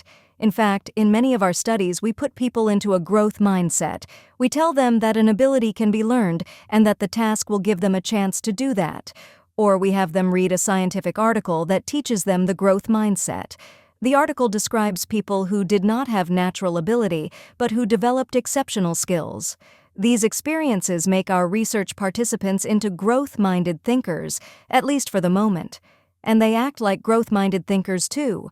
Later, there's a chapter all about change. There, I describe people who have changed and programs we've developed to bring about change.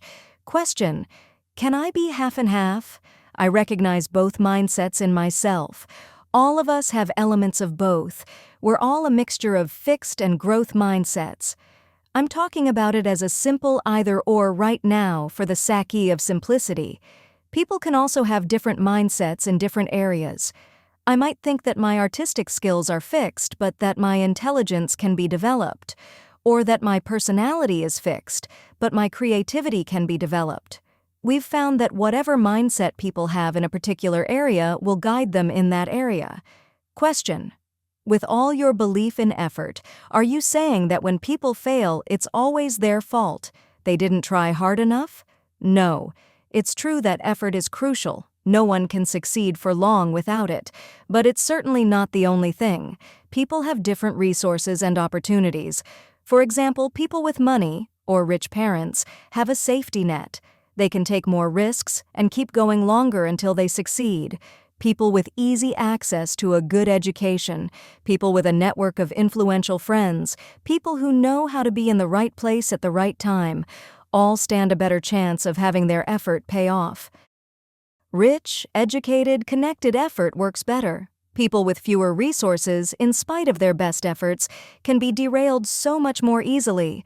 The hometown plant you've worked in all of your life suddenly shuts down. What now? Your child falls ill and plunges you into debt. There goes the house. Your spouse runs off with the nest egg and leaves you with the children and bills. Forget the night school classes. Before we judge, let's remember that effort isn't quite everything, and that all effort is not created equal. Question: you keep talking about how the growth mindset makes people number one, the best, the most successful. Isn't the growth mindset about personal development, not besting others? I use examples of people who made it to the top to show how far the growth mindset can take you. Believing talents can be developed allows people to fulfill their potential. In addition, examples of laid-back people having a good time would not be as convincing to people with a fixed mindset. It doesn't provide a compelling alternative for them because it makes it look like a choice between fun and excellence. However, this point is crucial. The growth mindset does allow people to love what they're doing and to continue to love it in the face of difficulties. The growth-minded athletes, CEOs, musicians, or scientists all loved what they did, whereas many of the fixed-minded ones did not. Many growth-minded people didn't even plan to go to the top. They got there as a result of doing what they love. It's ironic. The top is where the fixed mindset people hunger to be, but it's where many growth-minded people arrive as a byproduct of their enthusiasm for what they do. This point is also crucial. In the fixed mindset, everything is about the outcome. If you fail, or if you're not the best, it's all been wasted. The growth mindset allows people to value what they're doing regardless of the outcome. They're tackling problems, charting new courses, working on important issues. Maybe they haven't found the cure for cancer, but the search was deeply meaningful. A lawyer spent 7 years fighting the biggest bank in his state on behalf of people who felt they'd been cheated. After he lost, he said, "Who am I to say that just because I spent 7 years on something I am entitled to success? Did I do it for the success, or did I do it because I thought the effort itself was valid? I do not regret it. I had to do it. I would not do it differently." Question: I know a lot of workaholics on the fast track who seem to have a fixed mindset. They're always trying to prove how smart they are, but they do work hard and they do take on challenges. How does this fit with your idea that people with a fixed mindset go in for low effort and easy tasks? On the whole, people with a fixed mindset prefer effortless success, since that's the best way to prove their talent. But you're right, there are also plenty of high-powered people who think their traits are fixed and are looking for constant validation. These may be people whose life goal is to win a Nobel Prize or become the richest person on the planet, and they're willing to do what it takes. We'll meet people like this in the chapter on business and leadership. These people may be free of the belief that high effort equals low ability, but they have the other parts of the fixed mindset. They may constantly put their talent on display. They may feel that their talent makes them superior to other people, and they may be intolerant of mistakes, criticism, or setbacks. Incidentally, people with a growth mindset might also like a Nobel Prize or a lot of money, but they are not seeking it as a validation of their worth or as something that will make them better than others. Question: what if I like my fixed mindset? If I know what my abilities and talents are, I know where I stand, and I know what to expect. Why should I give that up? If you like it, by all means, keep it. This book shows people they have a choice by spelling out the two mindsets and the worlds they create. The point is that people can choose which world they want to inhabit. The fixed mindset creates the feeling that you can really know the permanent truth about yourself, and this can be comforting. You don't have to try for such and such because you don't have the talent. You will surely succeed at thus and such because you do have the talent. It's just important to be aware of the drawbacks of this mindset.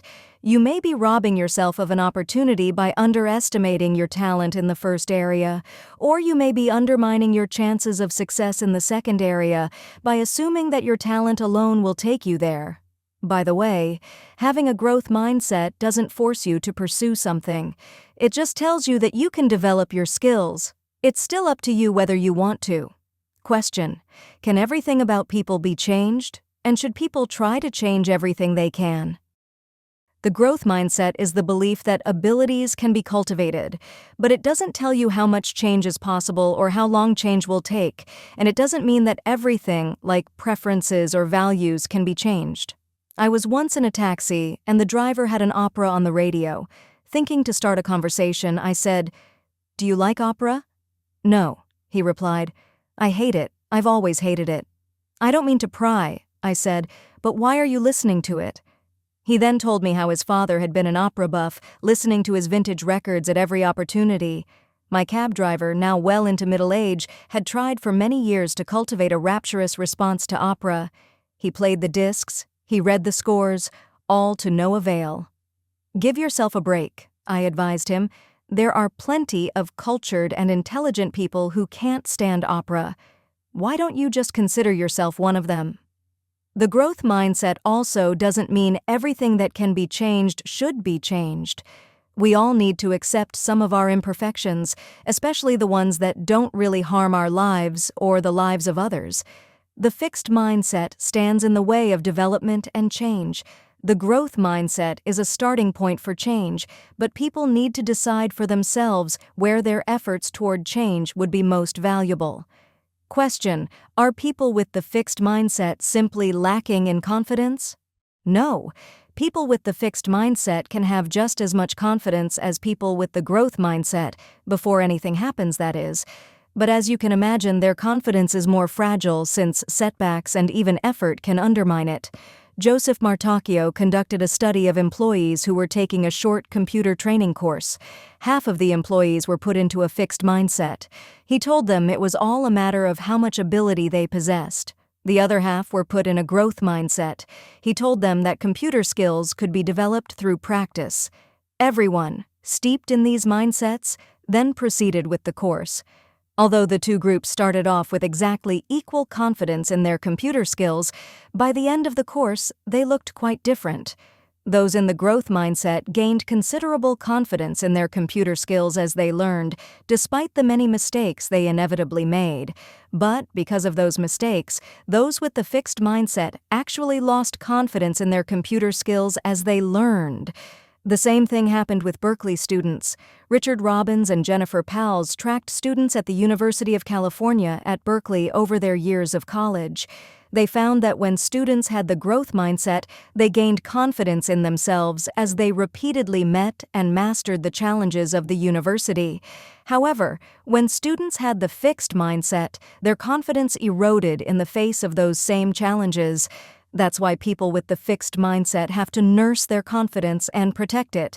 That's what John McEnroe's excuses were for, to protect his confidence. Michelle Wie was a teenage golfer when she decided to go up against the big boys. She entered the Sony Open, a PGA tournament that features the best male players in the world. Coming from a fixed mindset perspective, everyone rushed to warn her that she could do serious damage to her confidence if she did poorly, that taking too many early lumps against superior competition could hurt her long-range development. It's always negative when you don't win, warned Vijay Singh, a prominent golfer on the tour. But Wie disagreed. She wasn't going there to groom her confidence. Once you win junior tournaments, it's easy to win multiple times. What I'm doing now is to prepare for the future. It's the learning experience she was after, what it was like to play with the world's best players in the atmosphere of a tournament. After the event, Wie's confidence had not suffered one bit. She had exactly what she wanted. I think I learned that I can play here. It would be a long road to the winner's circle, but she now had a sense of what she was shooting for. Some years ago, I got a letter from a world-class competitive swimmer. Dear Professor Dweck, I've always had a problem with confidence. My coaches always told me to believe in myself 100%. They told me not to let any doubts enter my mind and to think about how I'm better than everyone else. I couldn't do it because I'm always so aware of my defects and the mistakes I make in every meet. Trying to think I was perfect made it even worse. Then I read your work and how it's so important to focus on learning and improving. It turned me so important to focus on learning and improving. It turned me around. My defects are things I can work on. Now a mistake doesn't seem so important. I wanted to write you this letter for teaching me how to have confidence. Thank you. Sincerely, Mary Williams. A remarkable thing I've learned from my research is that in the growth mindset, you don't always need confidence. What I mean is that even when you think you're not good at something, you can still plunge into it wholeheartedly and stick to it. Actually, sometimes you plunge into something because you're not good at it. This is a wonderful feature of the growth mindset. You don't have to think you're already great at something to want to do it and to enjoy doing it. This book is one of the hardest things I've ever done. I read endless books and articles. The information was overwhelming. I'd never written in a popular way. It was intimidating. Does it seem easy for me? Way back when, that's exactly what I would have wanted you to think. Now I want you to know the effort it took and the joy it brought. Chapter 3. The Truth About Ability and Accomplishment. Try to picture Thomas Edison as vividly as you can. Think about where he is and what he's doing. Is he alone? I asked people, and they always said things like this. He's in his workshop, surrounded by equipment. He's working on the phonograph, trying things. He succeeds. Is he alone? Yes, he's doing this stuff alone because he's the only one who knows what he's after. He's in New Jersey. He's standing in a white coat in a lab-type room. He's leaning over a light bulb. Suddenly it works. Is he alone? Yes. He's kind of a reclusive guy who likes to tinker on his own. In truth, the record shows quite a different fellow, working in quite a different way. Edison was not a loner. For the invention of the light bulb, he had 30 assistants, including well-trained scientists, often working around the clock in a corporate-funded state-of-the-art laboratory. It did not happen suddenly. The light bulb has become the symbol of that single moment when the brilliant solution strikes. But there was no single moment of invention. In fact, the light bulb was not one invention, but a whole network of time-consuming inventions, each requiring one or more chemists, mathematicians, physicists, engineers, and glassblowers. Edison was no naive tinkerer or unworldly egghead. The Wizard of Menlo Park was a savvy entrepreneur, fully aware of the commercial potential of his inventions. He also knew how to cozy up to the press, sometimes beating others out as the inventor of something because he knew how to publicize himself. Yes, he was a genius, but he was not always one. His biographer, Paul Israel, sifting through all the available information, thinks he was more or less a regular boy of his time and place. Young Tom was taken with experiments and mechanical things, perhaps more avidly than most, but machines and technology were part of the ordinary Midwestern boy's experience. What eventually set him apart was his mindset and drive. He never stopped being the curious, tinkering boy looking for new challenges. Long after other young men had taken up their roles in society, he rode the rails from city to city, learning everything he could about telegraphy and working his way up the ladder of telegraphers through nonstop self-education and invention.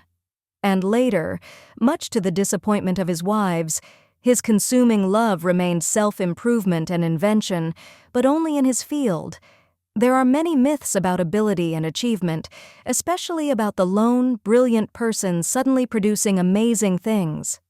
Yet Darwin's masterwork, The Origin of Species, took years of teamwork in the field, hundreds of discussions with colleagues and mentors, several preliminary drafts, and half a lifetime of dedication before it reached fruition. Mozart labored for more than 10 years until he produced any work that we admire today.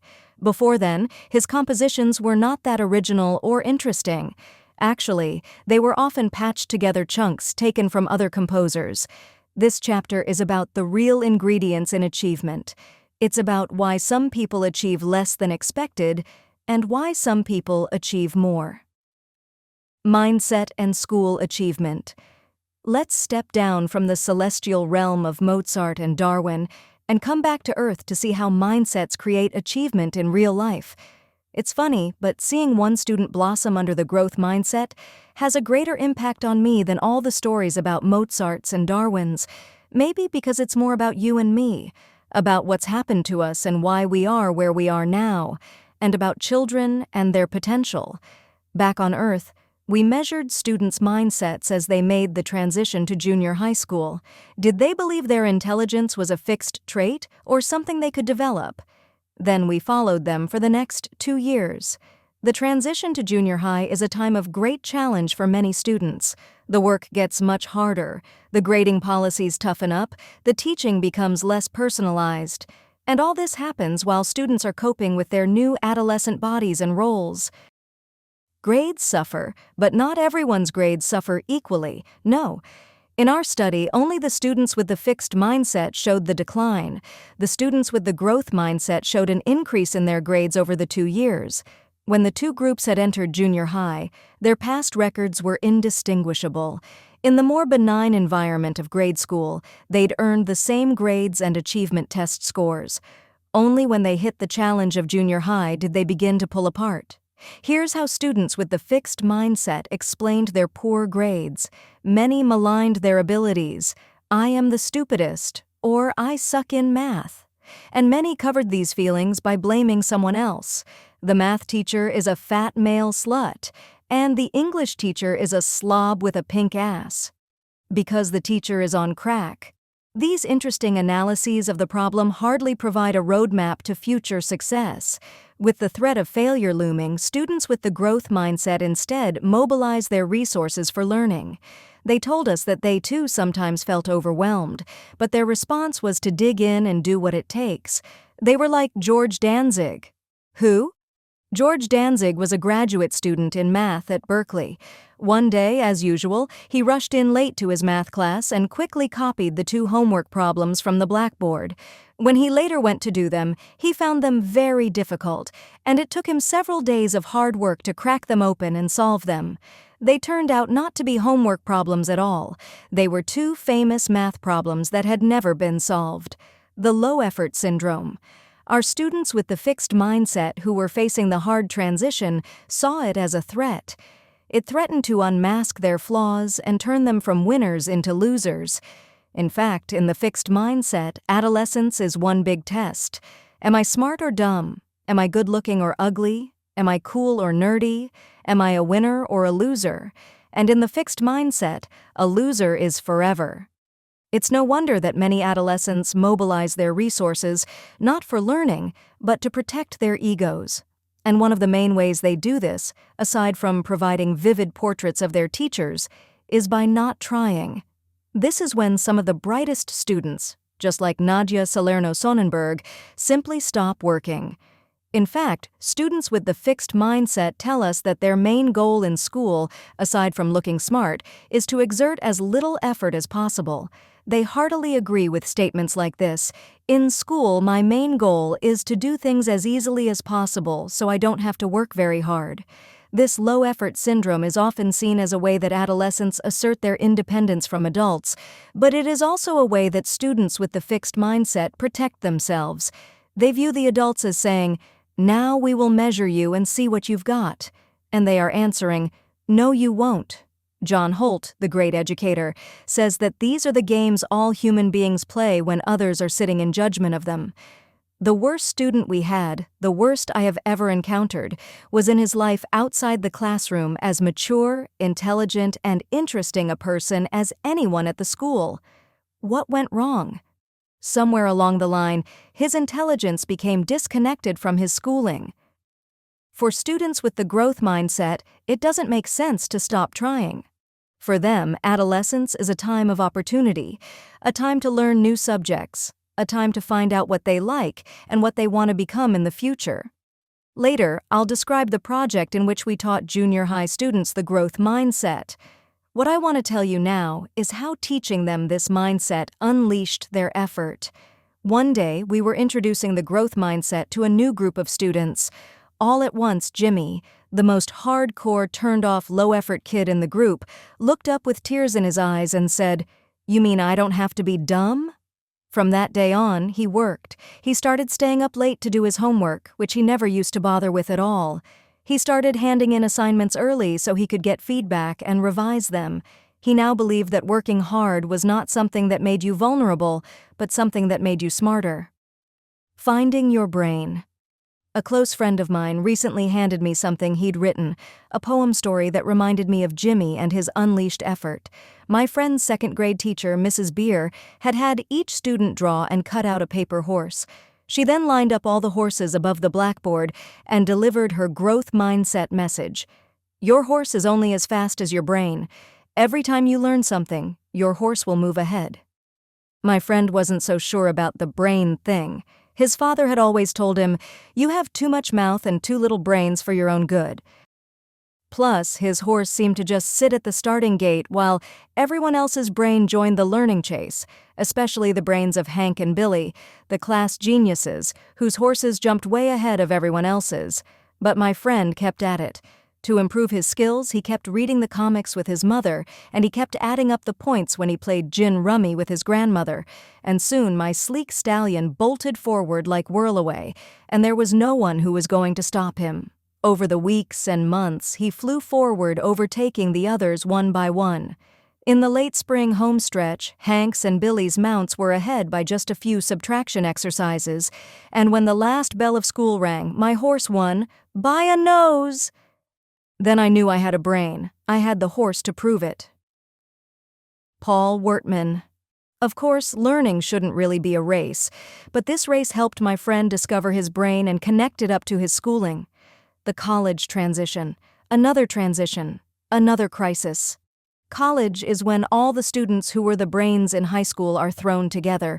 Like our graduate students, yesterday they were king of the hill, but today who are they? Nowhere is the anxiety of being dethroned more palpable than in pre-med classes.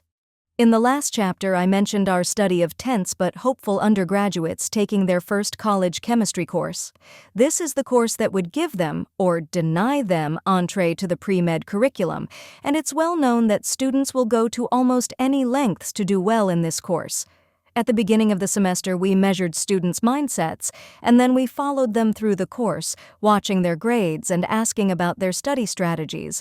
Once again, we found that the students with the growth mindset earned better grades in the course. Even when they did poorly on a particular test, they bounced back on the next ones. When students with the fixed mindset did poorly, they often didn't make a comeback. In this course, everybody studied. But there are different ways to study. Many students study like this. They read the textbook and their class notes. If the material is really hard, they read them again. Or they might try to memorize everything they can, like a vacuum cleaner. That's how the students with the fixed mindset studied. If they did poorly on the test, they concluded that chemistry was not their subject. After all, I did everything possible, didn't I? Far from it. They would be shocked to find out what students with the growth mindset do. Even I find it remarkable. The students with growth mindset completely took charge of their learning and motivation. Instead of plunging into unthinking memorization of the course material, they said, I looked for themes and underlying principles across lectures, and I went over mistakes until I was certain I understood them. They were studying to learn, not just to ace the test. And actually, this was why they got higher grades. Not because they were smarter or had a better background in science. Instead of losing their motivation when the course got dry or difficult, they said, I maintained my interest in the material. I stayed positive about taking chemistry. I kept myself motivated to study. Even if they thought the textbook was boring or the instructor was a stiff, they didn't let their motivation evaporate. That just made it all the more important to motivate themselves. I got an email from one of my undergraduate students shortly after I had taught her the growth mindset. Here's how she used to study before. When faced with really tough material, I tended to read the material over and over. After learning the growth mindset, she started using better strategies. That worked. Professor Dweck. When Heidi, the teaching assistant, told me my exam results today, I didn't know whether to cry or just sit down. Heidi will tell you I looked like I won the lottery, and I feel that way too.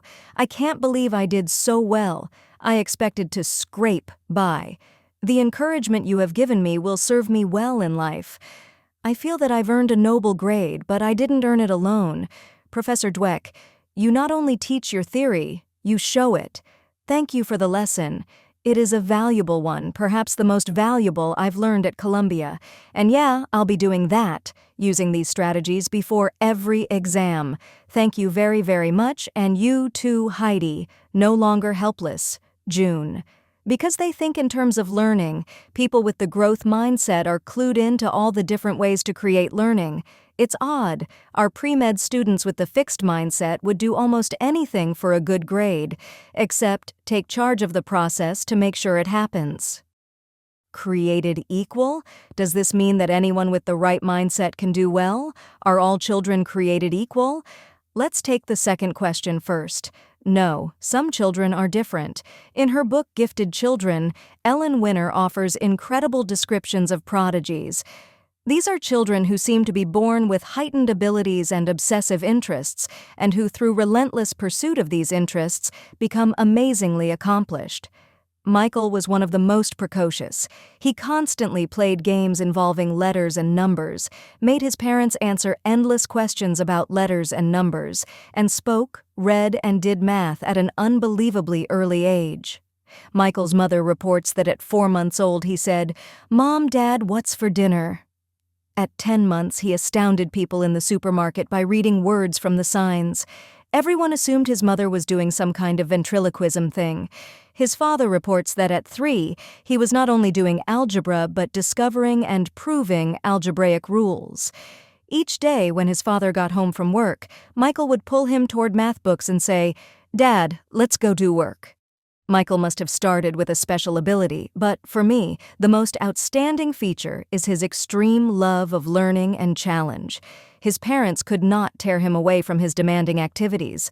The same is true for every prodigy winner describes. Most often people believe that the gift is the ability itself. Yet what feeds it is that constant, endless curiosity and challenge-seeking. Is it ability or mindset? Was it Mozart's musical ability or the fact that he worked till his hands were deformed? Was it Darwin's scientific ability or the fact that he collected specimens non-stop from early childhood? Prodigies or not, we all have interests that can blossom into abilities. As a child, I was fascinated by people, especially adults. I wondered, what makes them tick? In fact, a few years back, one of my cousins reminded me of an episode that took place when we were 5 years old.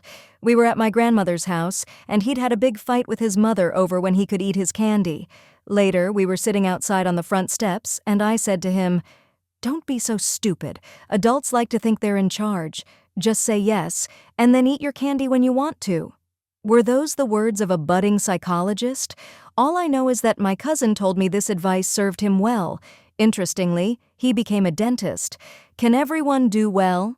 Now back to the first question. Is everyone capable of great things with the right mindset? Could you march into the worst high school in your state and teach the students college calculus? If you could, then one thing would be clear. With the right mindset and the right teaching, people are capable of a lot more than we think. Garfield High School was one of the worst schools in Los Angeles. To say that the students were turned off and the teachers burned out is an understatement, but without thinking twice, Jaime Escalante, of Stand and Deliver fame, taught these inner-city Hispanic students college-level calculus. With his growth mindset, he asked, "How can I teach them?" Not, "Can I teach them?" and "How will they learn best?" Not, "Can they learn?" But not only did he teach them calculus, he and his colleague Benjamin Jimenez took them to the top of the national charts in math. In 1987, only 3 other public schools in the country had more students taking the Advanced Placement Calculus test.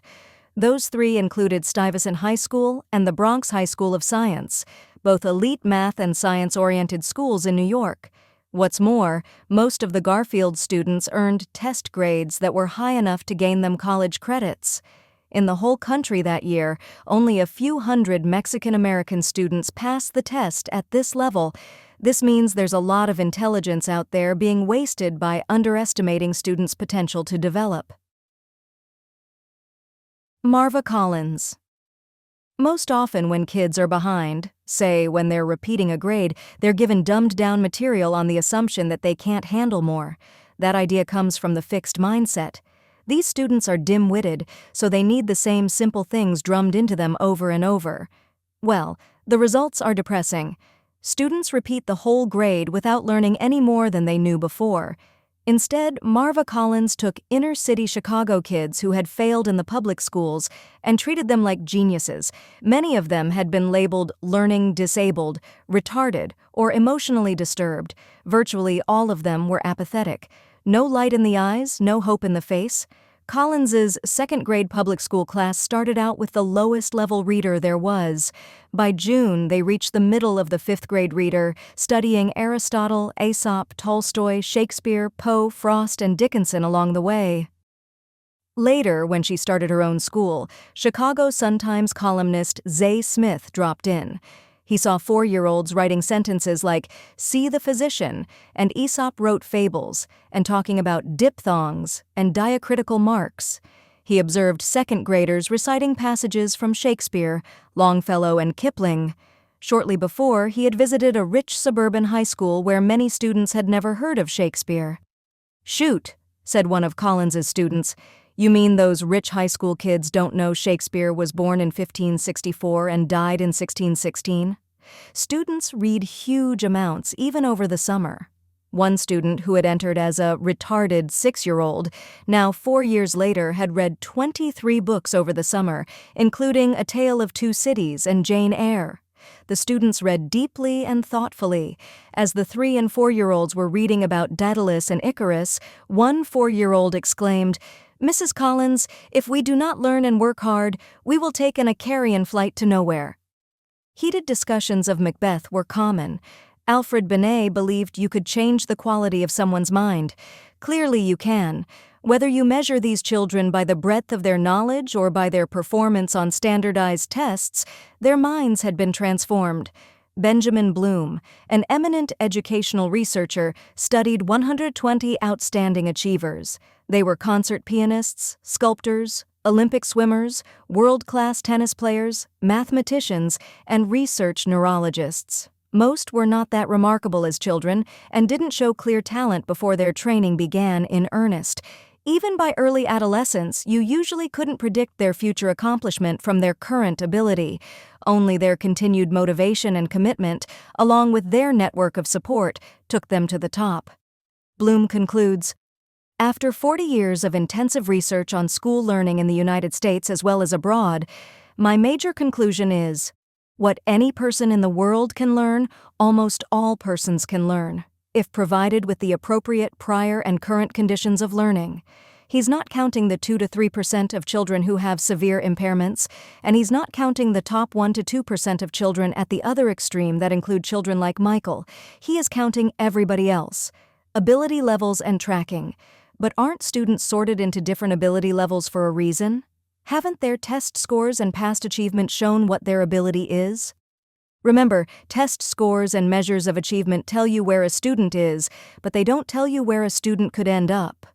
Falco Reinberg, a researcher in Germany, studied school teachers with different mindsets. Some of the teachers had the fixed mindset. They believed that students entering their class with different achievement levels were deeply and permanently different. According to my experience, students' achievement mostly remains constant in the course of a year. If I know students' intelligence, I can predict their school career quite well. As a teacher, I have no influence on students' intellectual ability. Like my 6th grade teacher, Mrs. Wilson, these teachers preached and practiced the fixed mindset. In their classrooms, the students who started the year in the high ability group ended the year there, and those who started the year in the low ability group ended the year there.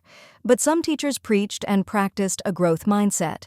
They focused on the idea that all children could develop their skills, and in their classrooms, a weird thing happened. It didn't matter whether students started the year in the high or the low ability group. Both groups ended the year way up high. It's a powerful experience to see these findings. The group differences had simply disappeared under the guidance of teachers who taught for improvement, for these teachers had found a way to reach their low-ability students. How teachers put a growth mindset into practice is the topic of a later chapter, but here's a preview of how Marva Collins, the renowned teacher, did it. On the first day of class, she approached Freddie, a left-back 2nd grader who wanted no part of school. "Come on, Peach," she said to him, cupping his face in her hands. "We have work to do. You can't just sit in a seat and grow smart. I promise you are going to do, and you are going to produce. I am not going to let you fail." Summary: the fixed mindset limits achievement. It fills people's minds with interfering thoughts, it makes effort disagreeable, and it leads to inferior learning strategies. What's more, it makes other people into judges instead of allies. Whether we're talking about Darwin or college students, important achievements require a clear focus, all-out effort, and a bottomless trunk full of strategies, plus allies in learning. This is what the growth mindset gives people, and that's why it helps their abilities grow and bear fruit. Is artistic ability a gift? Despite the widespread belief that intelligence is born, not made, when we really think about it, it's not so hard to imagine that people can develop their intellectual abilities. The intellect is so multifaceted. You can develop verbal skills or mathematical scientific skills or logical thinking skills and so on. But when it comes to artistic ability, it seems more like a God-given gift. For example, people seem to naturally draw well or poorly. Even I believed this. While some of my friends seemed to draw beautifully with no effort and no training, my drawing ability was arrested in early grade school. Try as I might, my attempts were primitive and disappointing. I was artistic in other ways.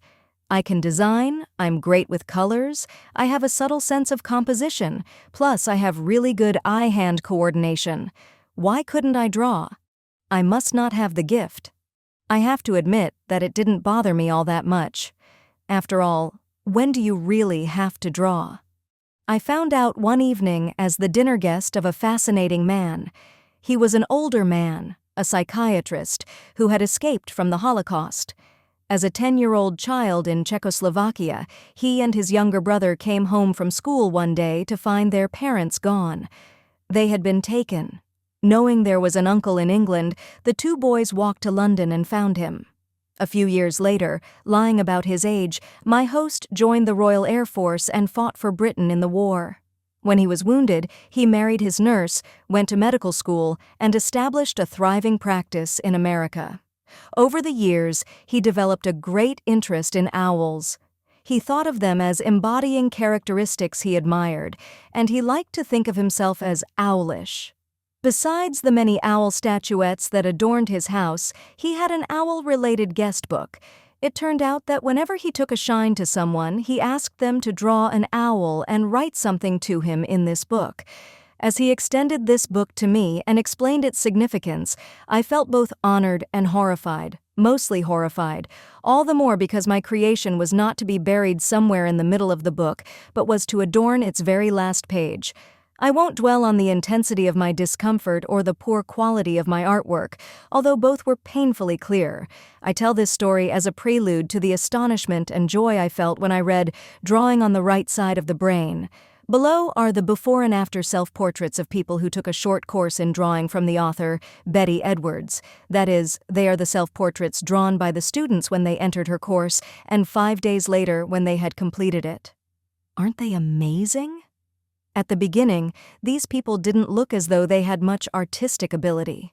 Most of their pictures reminded me of my owl. But only a few days later, everybody could really draw, and Edwards swears that this is a typical group. It seems impossible. Edwards agrees that most people view drawing as a magical ability that only a select few possess, and that only a select few will ever possess. But this is because people don't understand the components, the learnable components, of drawing. Actually, she informs us, they are not drawing skills at all, but seeing skills.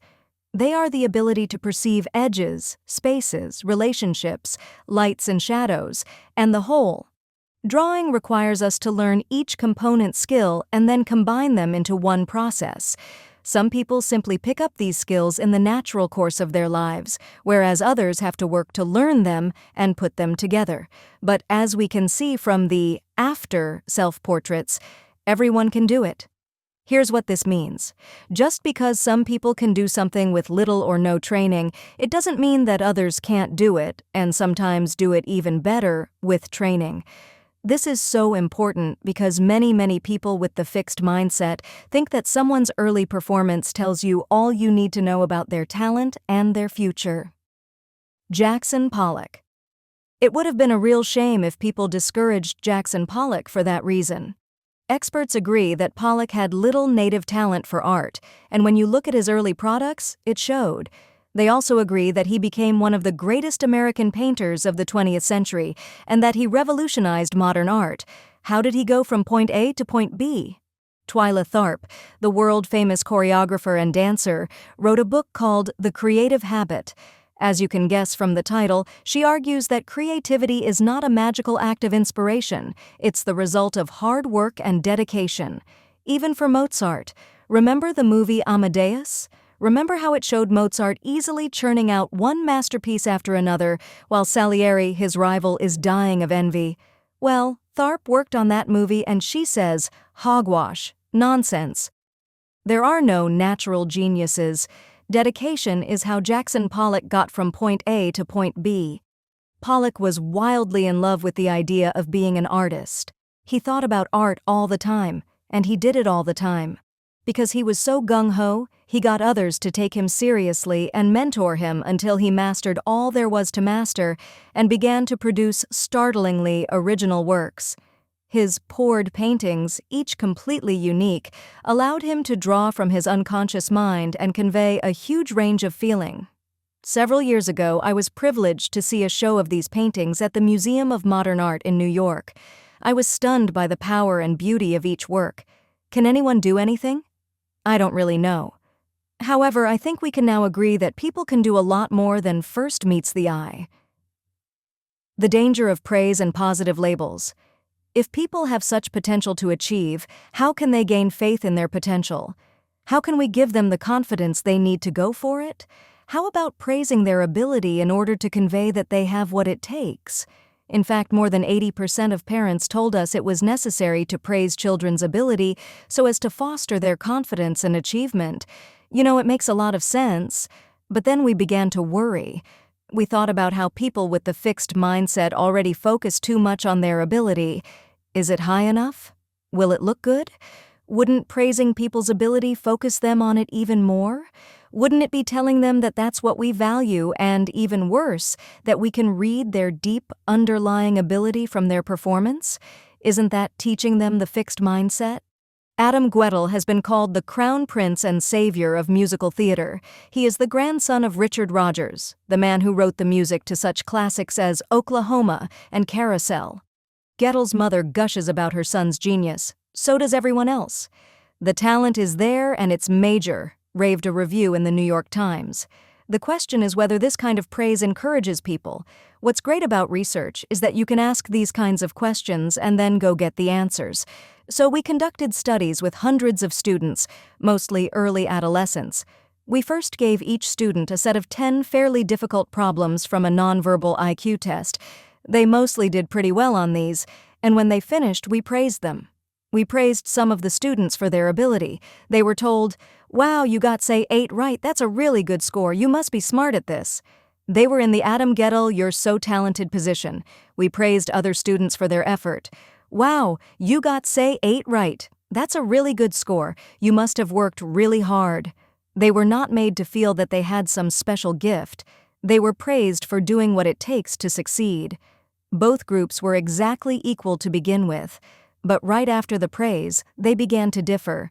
As we feared, the ability praise pushed students right into the fixed mindset, and they showed all the signs of it too. When we gave them a choice, they rejected a challenging new task that they could learn from. They didn't want to do anything that could expose their flaws and call into question their talent. When Guettel was 13, he was all set to star in a Metropolitan Opera broadcast and TV movie of Amal and the Night Visitors. He bowed out, saying that his voice had broken. "I kind of faked that my voice was changing. I didn't want to handle the pressure." In contrast, when students were praised for effort, 90% of them wanted the challenging new task that they could learn from. Then we gave students some hard new problems, which they didn't do so well on. The ability kids now thought they were not smart after all. If success had meant they were intelligent, then less than success meant they were deficient. Guettel echoes this. "In my family, to be good is to fail. To be very good is to fail. The only thing not a failure is to be great." The effort kids simply thought the difficulty meant apply more effort or try new strategies. They didn't see it as a failure, and they didn't think it reflected on their intellect. What about the students' enjoyment of the problems? After the success, everyone loved the problems, but after the difficult problems, the ability students said it wasn't fun anymore. It can't be fun when your claim to fame, your special talent, is in jeopardy. Here's Adam Guettel. "I wish I could just have fun and relax and not have the responsibility of that potential to be some kind of great man." As with the kids in our study, the burden of talent was killing his enjoyment. The effort-praised students still loved the problems, and many of them said that the hard problems were the most fun. We then looked at the students' performance. After the experience with difficulty, the performance of the ability-praised students plummeted, even when we gave them some more of the easier problems. Losing faith in their ability, they were doing worse than when they started.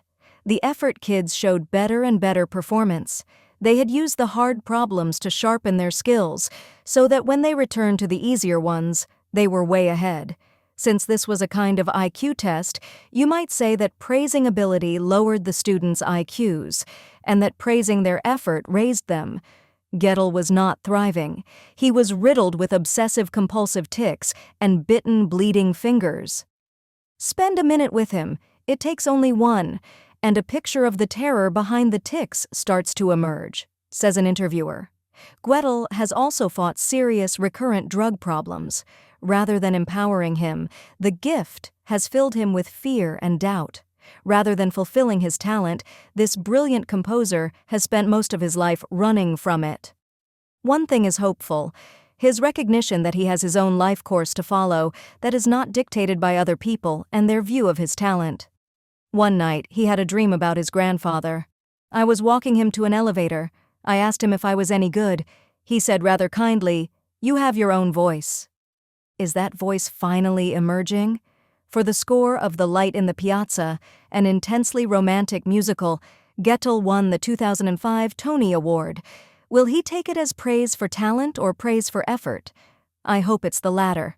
There was one more finding in our study that was striking and depressing at the same time. We said to each student, "You know, we're going to go to other schools, and I bet the kids in those schools would like to know about the problems." So we gave students a page to write out their thoughts, but we also left a space for them to write the scores they had received on the problems. Would you believe that almost 40% of the ability-praised students lied about their scores, and always in one direction? In the fixed mindset, imperfections are shameful, especially if you're talented, so they lied them away. What's so alarming is that we took ordinary children and made them into liars simply by telling them they were smart. Right after I wrote these paragraphs, I met with a young man who tutors students for their college board exams.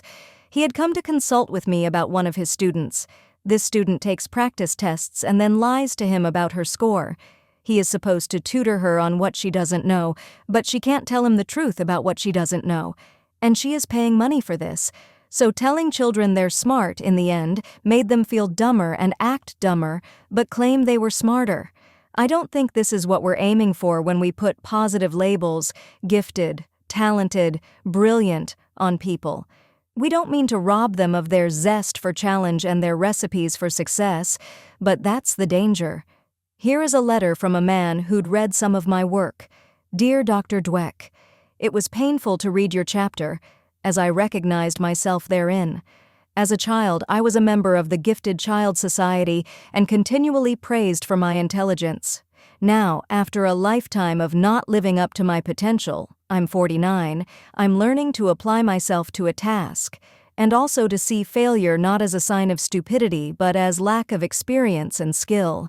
Your chapter helped see myself in a new light. Seth Abrams. This is the danger of positive labels. There are alternatives, and I will return to them later in the chapter on parents, teachers, and coaches. Negative labels and how they work. I was once a math whiz. In high school, I got a 99 in algebra, a 99 in geometry, and a 99 in trigonometry, and I was on the math team.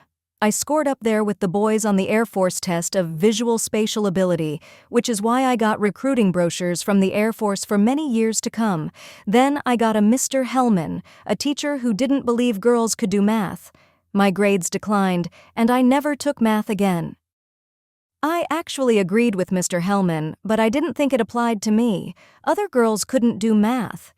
Mr. Hellman thought it applied to me too, and I succumbed. Everyone knows negative labels are bad, so you'd think this would be a short section. But it isn't a short section, because psychologists are learning how negative labels harm achievement. No one knows about negative ability labels like members of stereotyped groups. For example, African Americans know about being stereotyped as lower in intelligence, and women know about being stereotyped as bad at math and science. But I'm not sure even they know how creepy these stereotypes are. Research by Claude Steele and Joshua Aronson shows that even checking a box to indicate your race or sex can trigger the stereotype in your mind and lower your test score. Almost anything that reminds you that you're black or female before taking a test in the subject you're supposed to be bad at will lower your test score. A lot. In many of their studies, blacks are equal to whites in their performance, and females are equal to males when no stereotype is evoked. But just put more males in the room with a female before a math test, and down goes the female's score. This is why. When stereotypes are evoked, they fill people's minds with distracting thoughts. with secret worries about confirming the stereotype. People usually aren't even aware of it, but they don't have enough mental power left to do their best on the test. This doesn't happen to everybody, however. It mainly happens to people who are in a fixed mindset. It's when people are thinking in terms of fixed traits that the stereotypes get to them. Negative stereotypes say, "You and your group are permanently inferior." Only people in the fixed mindset resonate to this message. So in the fixed mindset, both positive and negative labels can mess with your mind. When you're given a positive label, you're afraid of losing it, and when you're hit with a negative label, you're afraid of deserving it. When people are in a growth mindset, the stereotype doesn't disrupt their performance. The growth mindset takes the teeth out of the stereotype and makes people better able to fight back.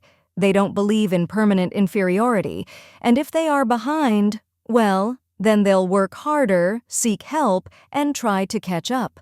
The growth mindset also makes people able to take what they can and what they need even from a threatening environment. We asked African American students to write an essay for a competition. They were told that when they finished, their essays would be evaluated by Edward Caldwell III, a distinguished professor with an Ivy League pedigree. That is, a representative of the white establishment. Edward Caldwell III's feedback was quite critical, but also helpful, and students' reactions varied greatly. Those with a fixed mindset viewed it as a threat, an insult, or an attack. They rejected Caldwell and his feedback. Here's what one student with the fixed mindset thought: "He's mean, he doesn't grade right, or he's obviously biased. He doesn't like me." Said another, "He is a pompous asshole. It appears that he was searching for anything to discredit the work." And another, deflecting the feedback with blame. "He doesn't understand the conciseness of my points. He thought it was vague because he was impatient when he read it. He dislikes creativity." None of them will learn anything from Edward Caldwell's feedback. The students with the growth mindset may also have viewed him as a dinosaur, but he was a dinosaur who could teach them something. Before the evaluation, he came across as arrogant and over-demanding. After the evaluation, fair seems to be the first word that comes to mind. It seems like a new challenge. He sounded like an arrogant, intimidating, and condescending man. What are your feelings about the evaluation? The evaluation was seemingly honest and specific. In this sense, the evaluation could be a stimulus to produce better work. He seems to be proud to the point of arrogance. The evaluation? He was intensely critical. His comments were helpful and clear, however. I feel I will learn much from him. The growth mindset allowed African American students to recruit Edward Caldwell III for their own goals. They were in college to get an education, and, pompous asshole or not, they were going to get it. Do I belong here? Aside from hijacking people's abilities, stereotypes also do damage by making people feel they don't belong. Many minorities drop out of college, and many women drop out of math and science because they just don't feel they fit in. To find out how this happens, we followed college women through their calculus course. This is often when students decide whether math, or careers involving math, are right for them. Over the semester, we asked the women to report their feelings about math and their sense of belonging in math. For example, when they thought about math, did they feel like a full-fledged member of the math community, or did they feel like an outsider? Did they feel comfortable, or did they feel anxious? Did they feel good or bad about their math skills? The women with the growth mindset, those who thought math ability could be improved, felt a fairly strong and stable sense of belonging, and they were able to maintain this even when they thought there was a lot of negative stereotyping going around. One student described it this way: "In a math class, female students were told they were wrong when they were not. They were in fact doing things in novel ways. It was absurd and reflected poorly on the instructor not to see the students' good reasoning. It was all right because we were working in groups and we were able to give and receive support among us students. We discussed our interesting ideas among ourselves." The stereotyping was disturbing to them, as it should be, but they could still feel comfortable with themselves and confident about themselves in a math setting. They could fight back. But women with the fixed mindset, as the semester wore on, felt a shrinking sense of belonging. And the more they felt the presence of stereotyping in their class, the more their comfort with math withered. One student said that her sense of belonging fell because I was disrespected by the professor with his comment, "That was a good guess," whenever I made a correct answer in class. The stereotype of low ability was able to invade them, to define them, and take away their comfort and confidence. I'm not saying it's their fault by any means. Prejudice is a deeply ingrained societal problem, and I do not want to blame the victims of it. I am simply saying that a growth mindset helps people to see prejudice for what it is, someone else's view of them, and to confront it with their confidence and abilities intact. Trusting people's opinions. Many females have a problem not only with stereotypes, but with other people's opinions of them in general. They trust them too much. One day, I went into a drugstore in Hawaii to buy dental floss and deodorant, and after fetching my items, I went to wait in line. There were 2 women together in front of me waiting to pay. Since I am an incurable time stuffer, at some point I decided to get my money ready for when my turn came.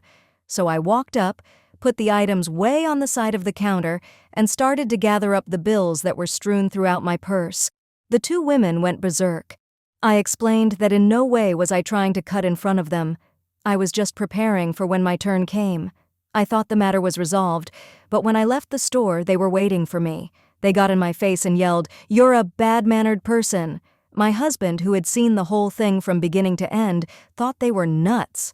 But they had a strange and disturbing effect on me, and I had a hard time shaking off their verdict. This vulnerability afflicts many of the most able, high-achieving females. Why should this be? When they're little, these girls are often so perfect, and they delight in everyone's telling them so. They're so well-behaved, they're so cute, they're so helpful, and they're so precocious. Girls learn to trust people's estimates of them. Gee, everyone's so nice to me. If they criticize me, it must be true. Even females at the top universities in the country say that other people's opinions are a good way to know their abilities. Boys are constantly being scolded and punished.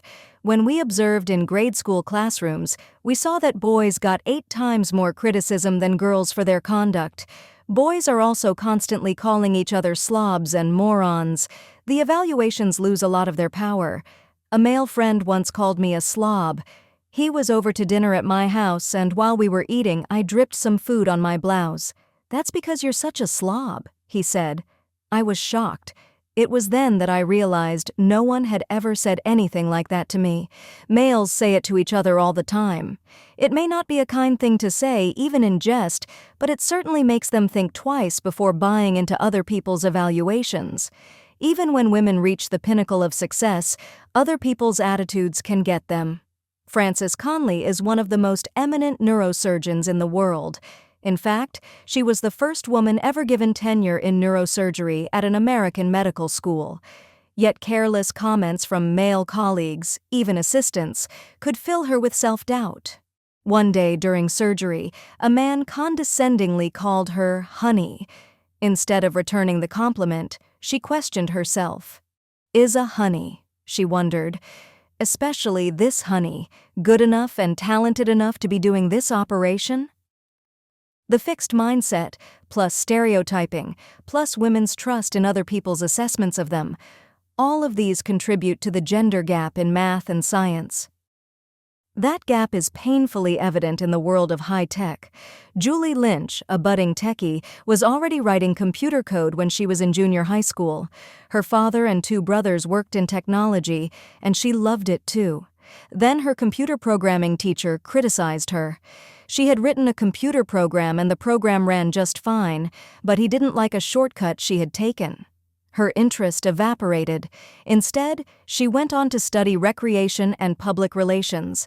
Math and science need to be made more hospitable places for women, and women need all the growth mindset they can get to take their rightful places in these fields. When things go right. But let's look at the times the process goes right. The Polgar family has produced 3 of the most successful female chess players ever. How, says Susan, one of the 3, my father believes that innate talent is nothing, that success is 99% hard work. I agree with him. The youngest daughter, Judith, is now considered the best woman chess player of all time. She was not the one with the most talent. Susan reports, Judith was a slow starter but very hard-working. A colleague of mine has 2 daughters who are math whizzes. One is a graduate student in math at a top university. The other was the first girl to rank #1 in the country on an elite math test, won a nationwide math contest, and is now a neuroscience major at a top university. What's their secret? Is it passed down in the genes? I believe it's passed down in the mindset. It's the most growth mindset family I've ever seen. In fact, their father applied the growth mindset to everything. I'll never forget a conversation we had some years ago. I was single at the time, and he asked me what my plan was for finding a partner. He was aghast when I said I didn't have a plan. "You wouldn't expect your work to get done by itself," he said. "Why is this any different?" It was inconceivable to him that you could have a goal and not take steps to make it happen. In short, the growth mindset lets people, even those who are targets of negative labels, use and develop their minds fully. Their heads are not filled with limiting thoughts, a fragile sense of belonging, and a belief that other people can define them.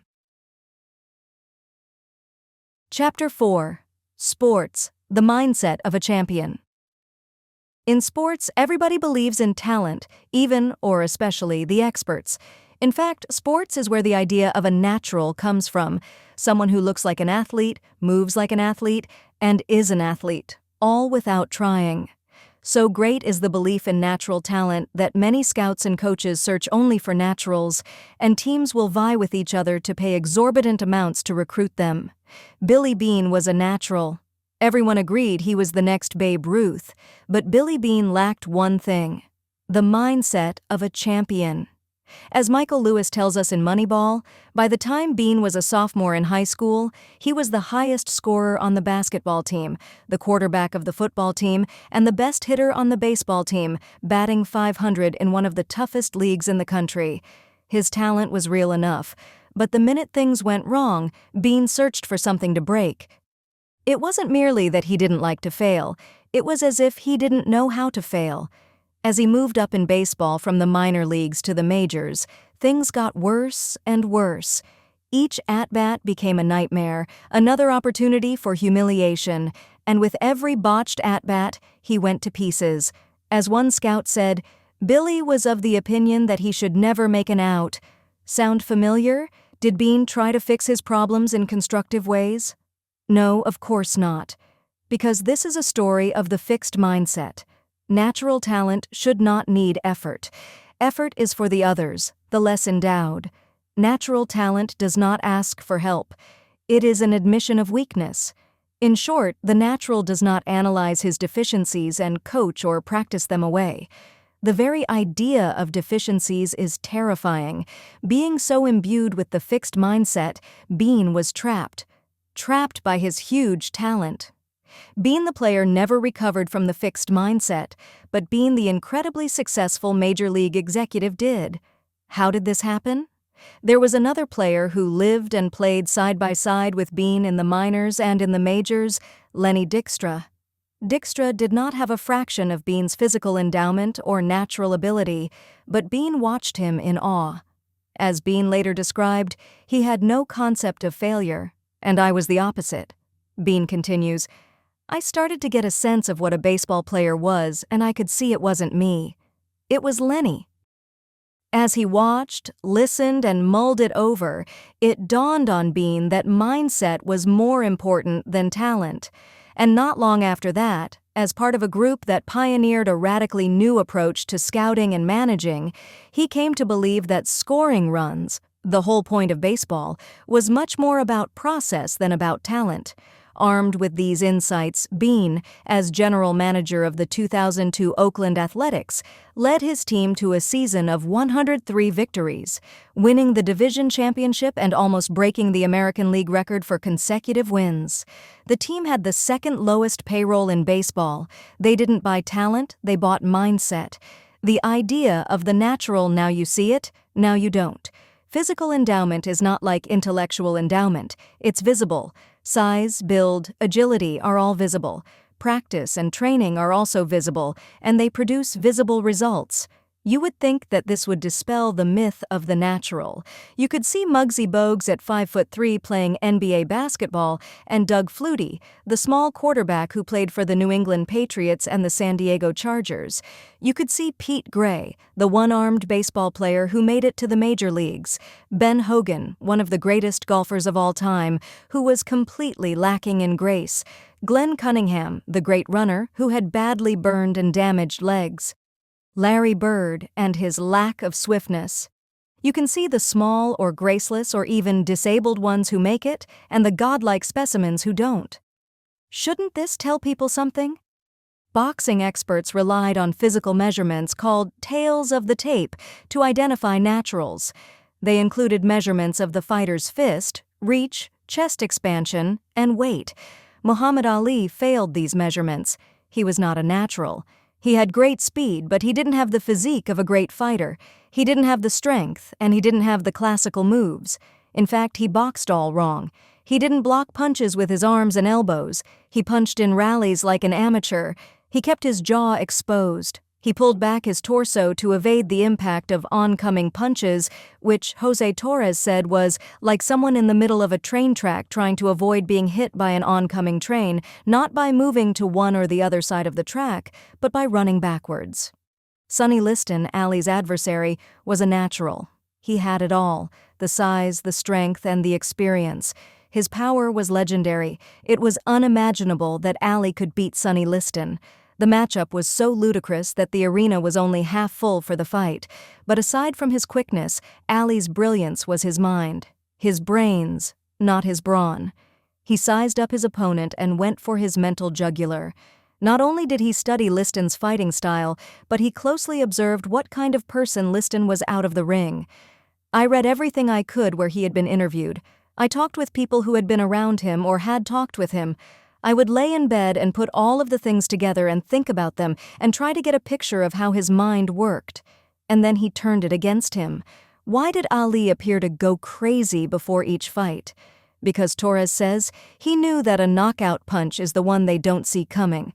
Ali said, "Liston had to believe that I was crazy, that I was capable of doing anything.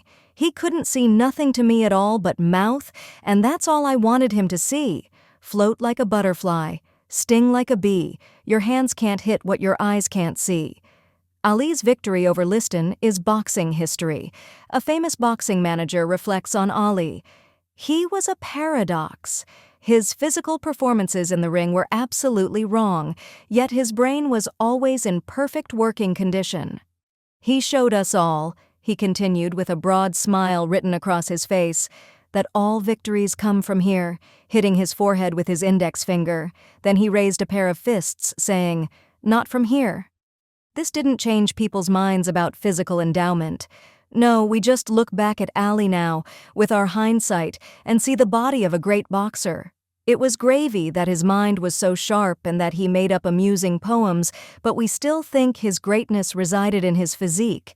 And we don't understand how the experts failed to see that greatness right from the start. Michael Jordan. Michael Jordan wasn't a natural either.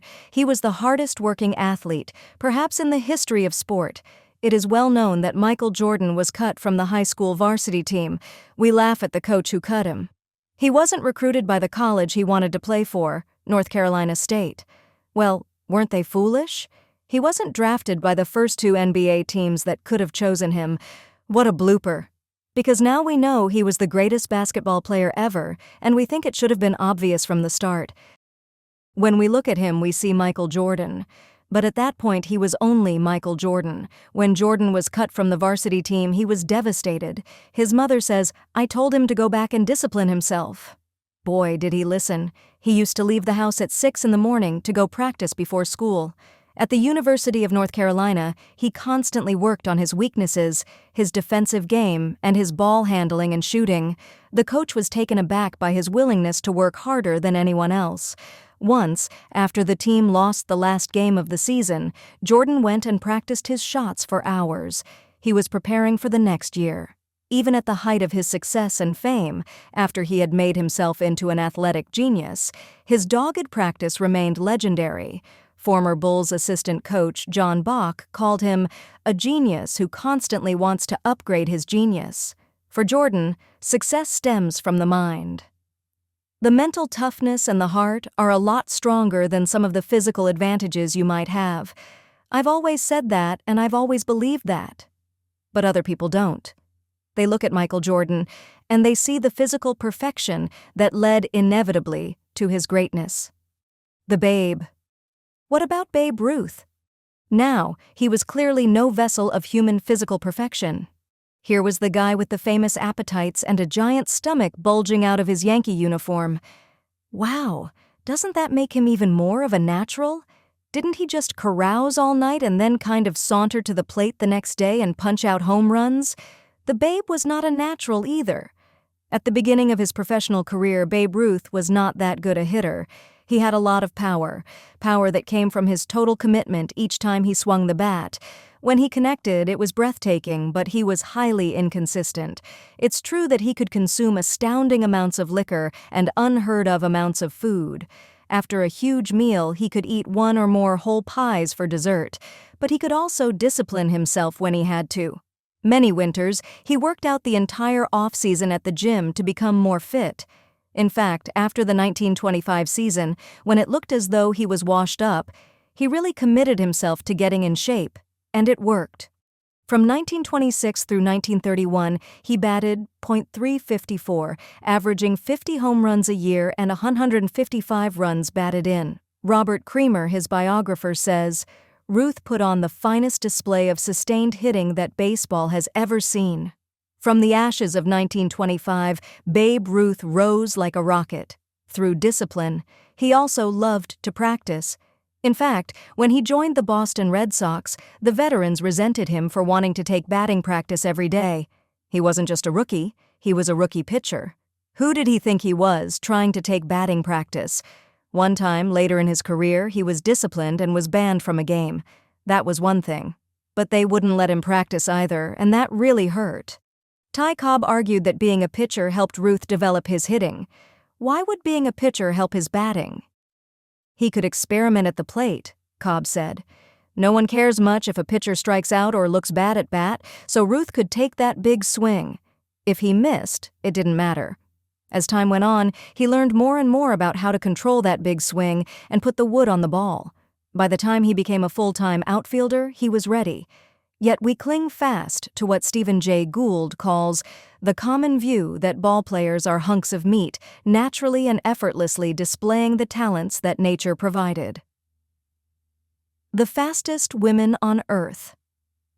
What about Wilma Rudolph, hailed as the fastest woman on Earth after she won 3 gold medals for sprints and relay in the 1960 Rome Olympics? She was far from a physical wonder as a youngster. She was a premature baby, the 20th of 22 children born to her parents, and a constantly sick child. At 4 years of age, she nearly died of a long struggle with double pneumonia, scarlet fever, and polio.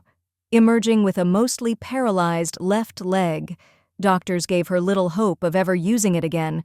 For 8 years, she vigorously pursued physical therapy until at age 12, she shed her leg brace and began to walk normally.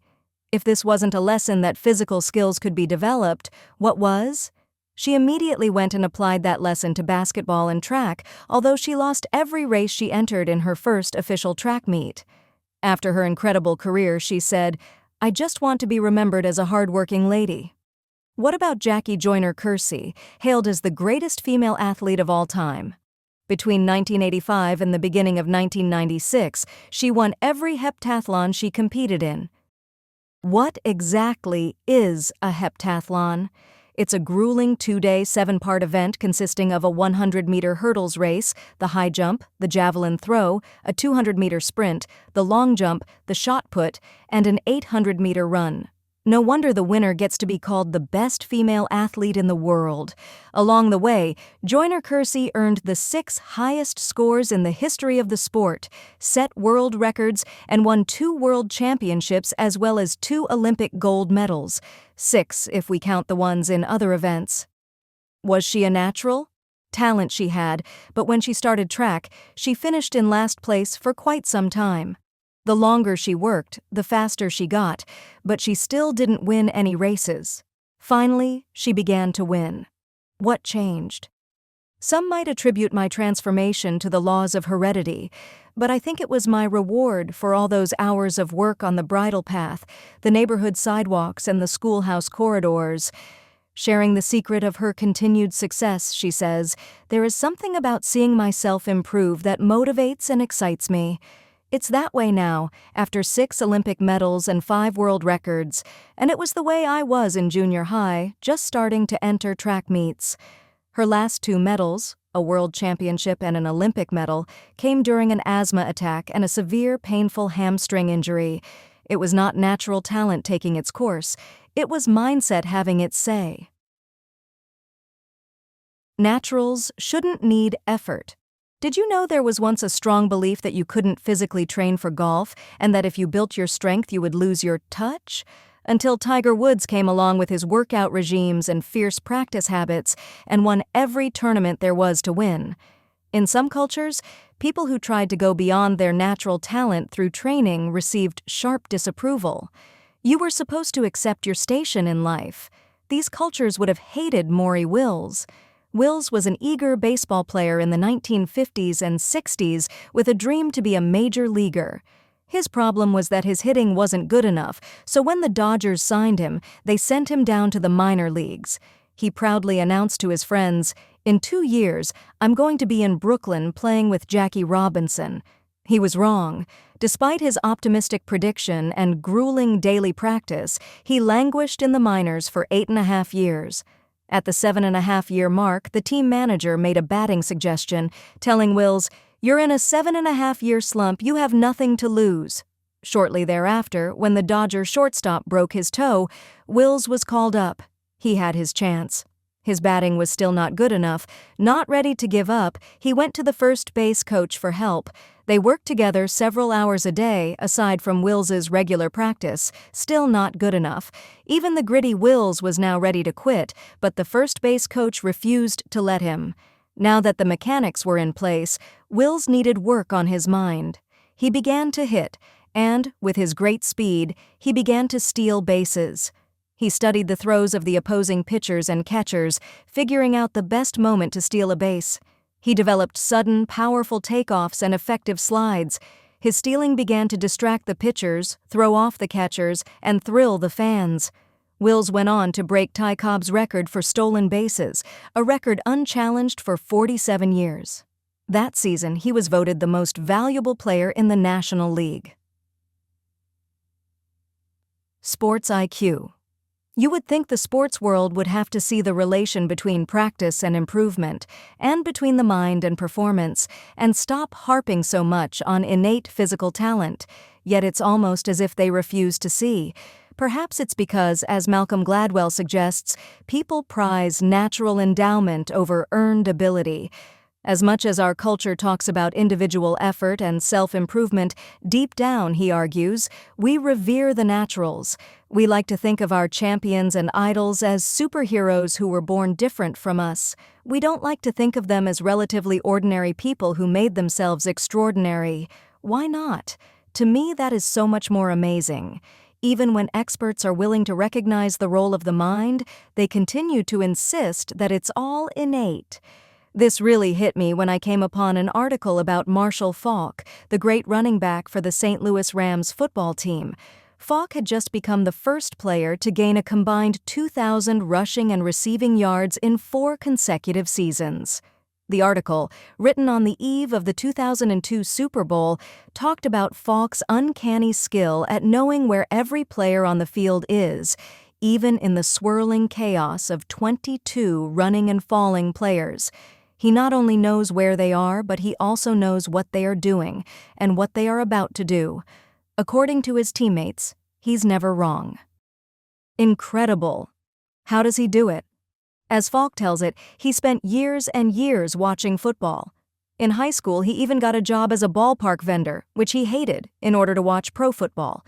As he watched, he was always asking the question, why? Why are we running this play? Why are we attacking it this way? Why are they doing that?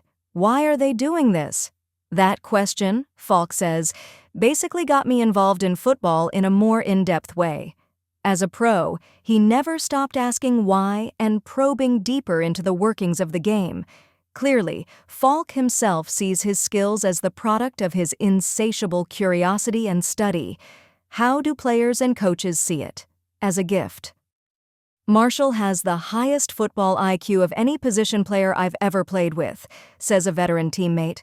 Other teammates describe his ability to recognize defensive alignments flawlessly as a savant's gift. In awe of his array of skills, one coach explained, "It takes a very innate football intelligence to do all that." Character. But aren't there some naturals, athletes who really seem to have it from the start? Yes, and as it was for Billy Beane and John McEnroe, sometimes it's a curse. With all the praise for their talent and with how little they've needed to work or stretch themselves, they can easily fall into a fixed mindset.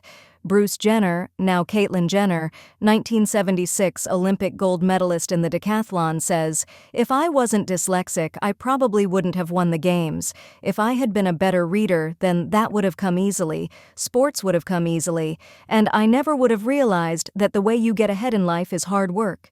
The naturals, carried away with their superiority, don't learn how to work hard or how to cope with setbacks. This is the story of Pedro Martinez, the brilliant pitcher then with the Boston Red Sox, who self-destructed when they needed him most. But it's an even larger story too, a story about character. A group of sports writers from the New York Times and the Boston Globe were on the Delta shuttle to Boston. So was I. They were headed to Game 3 of the 2003 American League playoff series between the New York Yankees and the Boston Red Sox. They were talking about character, and they all agreed, the Boston writers reluctantly, that the Yankees had it. Among other things, they remembered what the Yankees had done for New York 2 years before. It was October 2001, and New Yorkers had just lived through September 11th. I was there and we were devastated. We needed some hope. The city needed the Yankees to go for it, to go for the World Series. But the Yankees had lived through it too, and they were injured and exhausted. They seemed to have nothing left. I don't know where they got it from, but they dug down deep and they polished off one team after another, each win bringing us a little bit back to life, each one giving us a little more hope for the future. Fueled by our need, they became the American League East champs, then the American League champs, and then they were in the World Series, where they made a valiant run and almost pulled it off. Everyone hates the Yankees. It's the team the whole country roots against. I grew up hating the Yankees too, but after that I had to love them. This is what the sports writers meant by character. Character, the sports writers said. They know it when they see it. It's the ability to dig down and find the strength even when things are going against you. The very next day, Pedro Martinez, the dazzling but over-pampered Boston pitcher, showed what character meant. By showing what it isn't. No one could have wanted this American League championship more than the Boston Red Sox. They hadn't won a World Series in 85 years ever since the curse of the Bambino, that is, ever since Sox owner Harry Frazee sold Babe Ruth to the Yankees for money to finance a Broadway show. It was bad enough that he was selling the best left-handed pitcher in baseball, which Ruth was at the time, but he was selling him to the despised enemy. The Yankees went on to dominate baseball, winning, it seemed, endless World Series. Meanwhile, Boston made it to 4 World Series and several playoffs, but they always lost, and they always lost in the most tragic way possible, by coming achingly near to victory and then having a meltdown. Here, finally, was another chance to fight off the curse and defeat their arch-rivals. If they won, they would make that trip to the World Series and the Yankees would stay home. Pedro Martinez was their hope. In fact, earlier in the season he had cursed the curse. Yet after pitching a beautiful game, Martinez was losing his lead and falling behind. What did he do then? He hit a batter with the ball, Karim Garcia, threatened to bean another, Jorge Posada, and hurled a 72-year-old man to the ground, Yankee coach Don Zimmer. As New York Times writer Jack Curry wrote, We knew we were going to have Pedro versus Roger Clemens on a memorable afternoon at Fenway Park, but no one expected to watch Pedro against Garcia, Pedro against Posada, Pedro against Zimmer. Even the Boston writers were aghast. Dan Shaughnessy of The Globe asked, "Which one would you rather have now, Red Sox fans? Roger Clemens, who kept his composure and behaved like a professional Saturday night, winning the game for his team despite his obvious anger? Or Martinez, the baby who hits a guy after he blows the lead, then points at his head and at Yankees catcher Jorge Posada, threatening, 'You're next'?" Red Sox fans don't like to hear this, but Martinez was an embarrassment Saturday and a disgrace to baseball.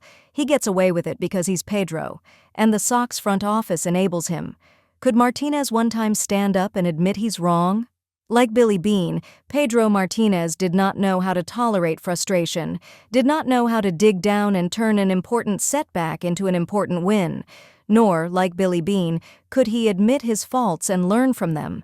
Because he threw his tantrum instead of doing the job, the Yankees won the game and went on to win the playoff by 1 game. The sports writers on the plane agreed that character is all, but they confessed that they didn't understand where it comes from. Yet I think by now we're getting the idea that character grows out of mindset. We now know that there is a mindset in which people are enmeshed in the idea of their own talent and specialness. When things go wrong, they lose their focus and their ability, putting everything they want, and in this case, everything the team and the fans so desperately want, in jeopardy. We also know that there is a mindset that helps people cope well with setbacks, points them to good strategies, and leads them to act in their best interest. Wait, the story's not over. 1 year later, the Sox and the Yankees went head-to-head again. Whoever won 4 games out of the 7 would be the American League champions and would take that trip to the World Series. The Yankees won the first 3 games, and Boston's humiliating fate seemed sealed once again. But that year, Boston had put their prima donnas on notice. They traded one, tried to trade another, no one wanted him, and sent out the message, "This is a team, not a bunch of stars. We work hard for each other." 4 games later, the Boston Red Sox were the American League champions, and then the world champions. It was the first time since 1904 that Boston had beaten the Yankees in a championship series, showing 2 things. First, that the curse was over, and second, that character can be learned. More about character. Let's take it from the top with Pete Sampras and the growth mindset. In 2000, Sampras was at Wimbledon, trying for his 13th Grand Slam tennis victory. If he won, he would break Roy Emerson's record of 12 wins in top tournaments. Although Sampras managed to make it to the finals, he had not played that well in the tournament and was not optimistic about his chances against the young, powerful Patrick Rafter. Sampras lost the first set and was about to lose the second set. He was down 4-1 in the tiebreaker. Even he said, "I really felt like it was slipping away. What would McEnroe have done? What would Pedro Martinez have done? What did Sampras do?" As William Roden puts it, he searched for a frame of reference that could carry him through. Sampras says, "When you're sitting on the changeover, you think of past matches that you've lost the first set, came back and won the next 3. There's time. You reflect on your past experiences, being able to get through it." Suddenly, Sampras had a 5-point run, then 2 more. He had won the second set and he was alive.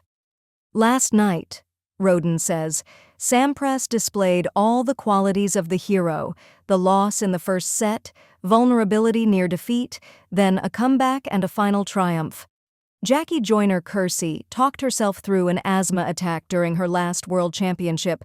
She was in the 800-meter race, the last event of the heptathlon, when she felt the attack coming on. "Just keep pumping your arms," she instructed herself. "It's not that bad, so keep going. You can make it. You're not going to have a full-blown attack. You have enough air. You've got this thing won. Just run as hard as you can in this last 200 meters, Jackie," she instructed herself all the way to victory. "I have to say, this is my greatest triumph, considering the competition and the ups and downs I was going through. If I really wanted it, I had to pull it together." In her last Olympics, the dreaded thing happened. A serious hamstring injury forced her to drop out of the heptathlon. She was devastated. She was no longer a contender in her signature event, but would she be a contender in the long jump a few days later? Her first 5 jumps said no. They were nowhere near medal level, but the 6th jump won her a bronze medal, more precious than her gold ones. The strength for that 6th jump came from my assorted heartbreaks over the years. I'd collected all my pains and turned them into one mighty performance. Joyner Kersee, too, displayed all the qualities of a hero: the loss, the vulnerability near defeat, then a comeback and a final triumph. Character, heart, will, and the mind of a champion. It goes by different names, but it's the same thing. It's what makes you practice, and it's what allows you to dig down and pull it out when you most need it. Remember how McEnroe told us all the things that went wrong to make him lose each match he lost? There was the time it was cold and the time it was hot, the time he was jealous and the times he was upset, and the many, many times he was distracted. But as Billie Jean King tells us, the mark of a champion is the ability to win when things are not quite right, when you're not playing well and your emotions are not the right ones. Here's how she learned what being a champion meant. King was in the finals at Forest Hills playing against Margaret Smith, later Margaret Smith Court, who was at the peak of her greatness. King had played her more than a dozen times and had beaten her only once. In the first set, King played fabulously. She didn't miss a volley and built a nice lead. Suddenly the set was over. Smith had won it. In the second set, King again built a commanding lead and was serving to win the set. Before she knew it, Smith had won the set and the match. At first, King was perplexed. She had never built such a commanding lead in such an important match. But then she had a eureka moment. All at once, she understood what a champion was. Someone who could raise their level of play when they needed to. When the match is on the line, they suddenly get around 3 times tougher. Jackie Joyner Kersee had her eureka moment too. She was 15 years old and competing in the heptathlon at the AAU Junior Olympics. Everything now depended on the last event, the 800-meter race, an event she dreaded. She was exhausted and she was competing against an expert distance runner whose times she had never matched. She did this time. I felt a kind of high. I'd proven that I could win if I wanted it badly enough. That win showed me that I could not only compete with the best athletes in the country, I could will myself to win. Often called the best woman soccer player in the world, Mia Hamm says she was always asked, "Mia, what is the most important thing for a soccer player to have?" With no hesitation, she answered, "Mental toughness." And she didn't mean some innate trait. When 11 players want to knock you down, when you're tired or injured, when the referees are against you, you can't let any of it affect your focus. How do you do that? You have to learn how. "It is," said Hamm, "one of the most difficult aspects of soccer and the one I struggle with every game and every practice." By the way, did Hamm think she was the greatest player in the world? No. And because of that, she said, someday I just might be. In sports, there are always do-or-die situations when a player must come through or it's all over. Jack Nicklaus, the famed golfer, was in these situations many times in his long professional career on the PGA Tour, where the tournament rested on his making a must-have shot. If you had to guess, how many of these shots do you think he missed? The answer is 1. 1. That's the championship mentality. It's how people who are not as talented as their opponents win games. John Wooden, the legendary basketball coach, tells one of my favorite stories. Once, while Wooden was still a high school coach, a player was unhappy because he wasn't included in the big games. The player, Eddie Powelski, begged Wooden to give him a chance, and Wooden relented. "All right, Eddie," he said. "I'll give you a chance. I'll start you against Fort Wayne Central tomorrow night." Suddenly, Wooden tells us, I wondered where those words came from. 3 teams were locked in a battle for number 1 in Indiana. One was his team, and another was Fort Wayne Central, tomorrow night's team. The next night, Wooden started Eddie. He figured that Eddie would last at most a minute or 2, especially since he was up against Fort Wayne's Armstrong, the toughest player in the state. Eddie literally took him apart. Wooden reports. Armstrong got the lowest point total of his career. Eddie scored 12, and our team showed the best balance of all season. But in addition to his scoring, his defense, rebounding, and playmaking were excellent. Eddie never sat out again and was named Most Valuable Player for the next 2 years. All of these people had character. None of them thought they were special people, born with the right to win. They were people who worked hard, who learned how to keep their focus under pressure, and who stretched beyond their ordinary abilities when they had to. Staying on top character is what allows you to reach the top and stay there. Darryl Strawberry, Mike Tyson, and Martina Hingis reached the top, but they didn't stay there. Isn't that because they had all kinds of personal problems and injuries? Yes, but so have many other champions. Ben Hogan was hit by a bus and was physically destroyed, but he made it back to the top. I believe ability can get you to the top, says Coach John Wooden, but it takes character to keep you there. It's so easy to begin thinking you can just turn it on automatically without proper preparation. It takes real character to keep working as hard or even harder once you're there. When you read about an athlete or team that wins over and over and over, remind yourself, more than ability, they have character. Let's take an even deeper look at what character means and how the growth mindset creates it. Stuart Biddle and his colleagues measured adolescents and young adults' mindset about athletic ability. Those with the fixed mindset were the people who believed that you have a certain level of ability in sports, and you cannot really do much to change that level. To be good at sports, you need to be naturally gifted. In contrast, the people with the growth mindset agreed that how good you are at sports will always improve if you work harder at it. To be successful in sports, you need to learn techniques and skills and practice them regularly. Those with the growth mindset were the ones who showed the most character or heart. They were the ones who had the minds of champions. What do I mean? Let's look at the findings from these sports researchers and see. What is success? Finding 1. Those with the growth mindset found success in doing their best, in learning and improving. And this is exactly what we find in the champions. For me, the joy of athletics has never resided in winning. Jackie Joyner-Kersee tells us, I derive just as much happiness from the process as from the results. I don't mind losing as long as I see improvement, or I feel I've done as well as I possibly could. If I lose, I just go back to the track and work some more. This idea, that personal success is when you work your hardest to become your best, was central to John Wooden's life. In fact, he says, there were many, many games that gave me as much pleasure as any of the 10 national championship games we won, simply because we prepared fully and played near our highest level of ability. Tiger Woods and Mia Hamm are two of the fiercest competitors who ever lived. They love to win, but what counted most for them is the effort they made even when they didn't win. They could be proud of that. McEnroe and Bean could not. After the '98 Masters tournament, Woods was disappointed that he did not repeat his win of the previous year, but he felt good about his top 10 finish. I squeezed the towel dry this week. I'm very proud of the way I hung in there. Or after a British Open, where he finished third. Sometimes you get even more satisfaction out of creating a score when things aren't completely perfect, when you're not feeling so well about your swing. Tiger is a hugely ambitious man. He wants to be the best. Even the best ever. But the best me? That's a little more important.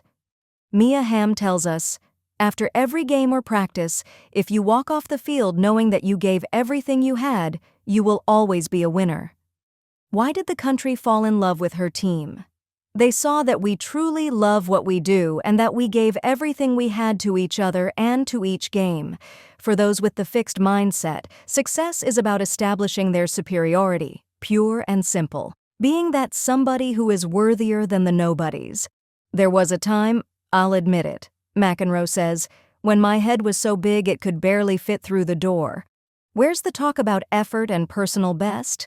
There is none. Some people don't want to rehearse, they just want to perform. Other people want to practice 100 times first. I'm in the former group. Remember, in the fixed mindset, effort is not a cause for pride. It is something that casts doubt on your talent. What is failure? Finding 2. Those with the growth mindset found setbacks motivating. They're informative, they're a wake-up call. Only once did Michael Jordan try to coast. It was the year he returned to the Bulls after his stint in baseball, and he learned his lesson. The Bulls were eliminated in the playoffs. "You can't leave and think you can come back and dominate this game. I will be physically and mentally prepared from now on." Truer words are rarely spoken. The Bulls won the NBA title the next 3 years. Michael Jordan embraced his failures. In fact, in one of his favorite ads for Nike, he says, "I've missed more than 9,000 shots. I've lost almost 300 games. 26 times I've been trusted to take the game-winning shot and missed." You can be sure that each time he went back and practiced the shot 100 times.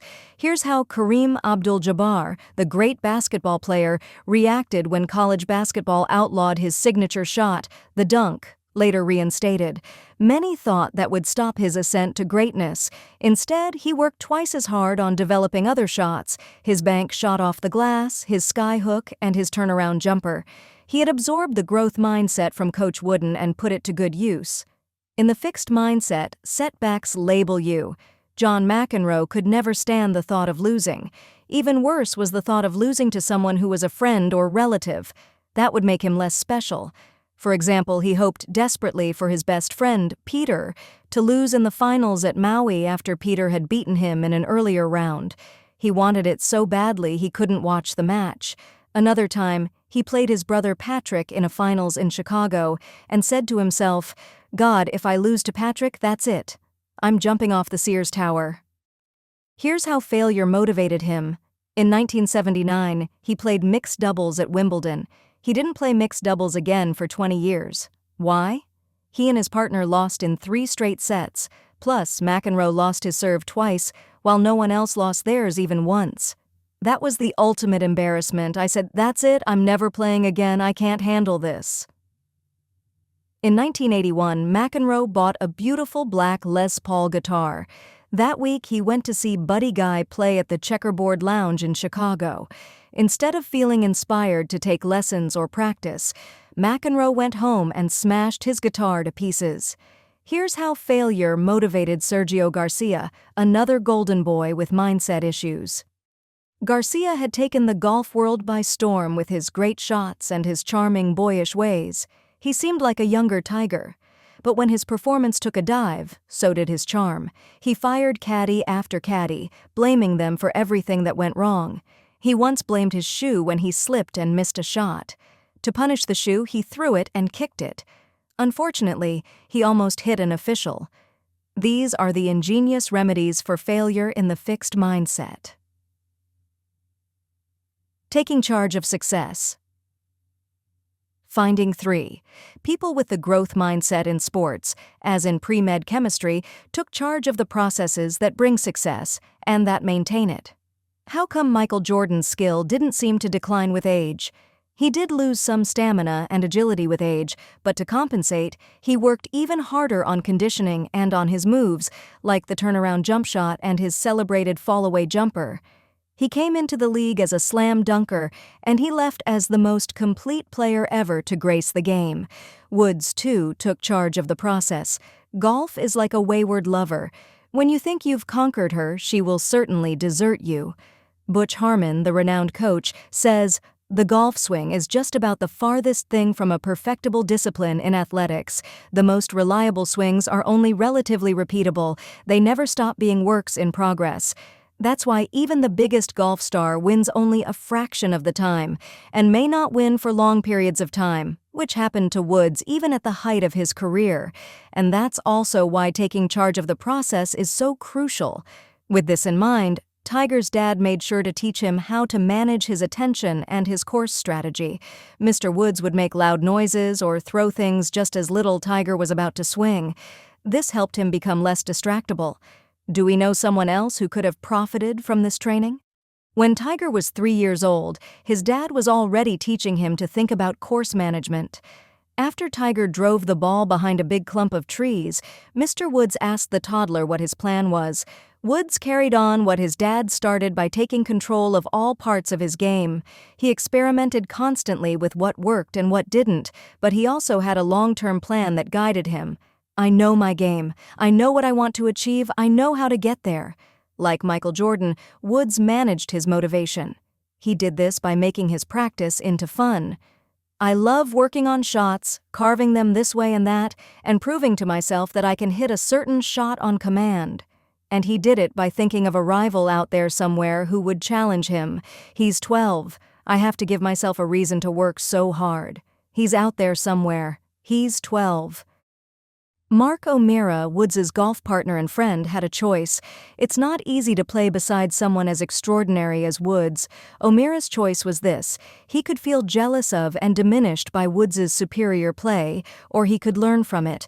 He chose the latter path. O'Meara was one of those talented players who never seemed to fulfill his potential. His choice, to take charge of his game, turned him around. At the age of 21, Woods had won the Masters tournament. That night, he slept with his arms around his prize, the famous green jacket. 1 year later, he put a green jacket on Mark O'Meara. From McEnroe, we hear little talk of taking control. When he was on top, we hear little mention of working on his game to stay on top. When he was doing poorly, we hear little self-reflection or analysis, except to pin the blame.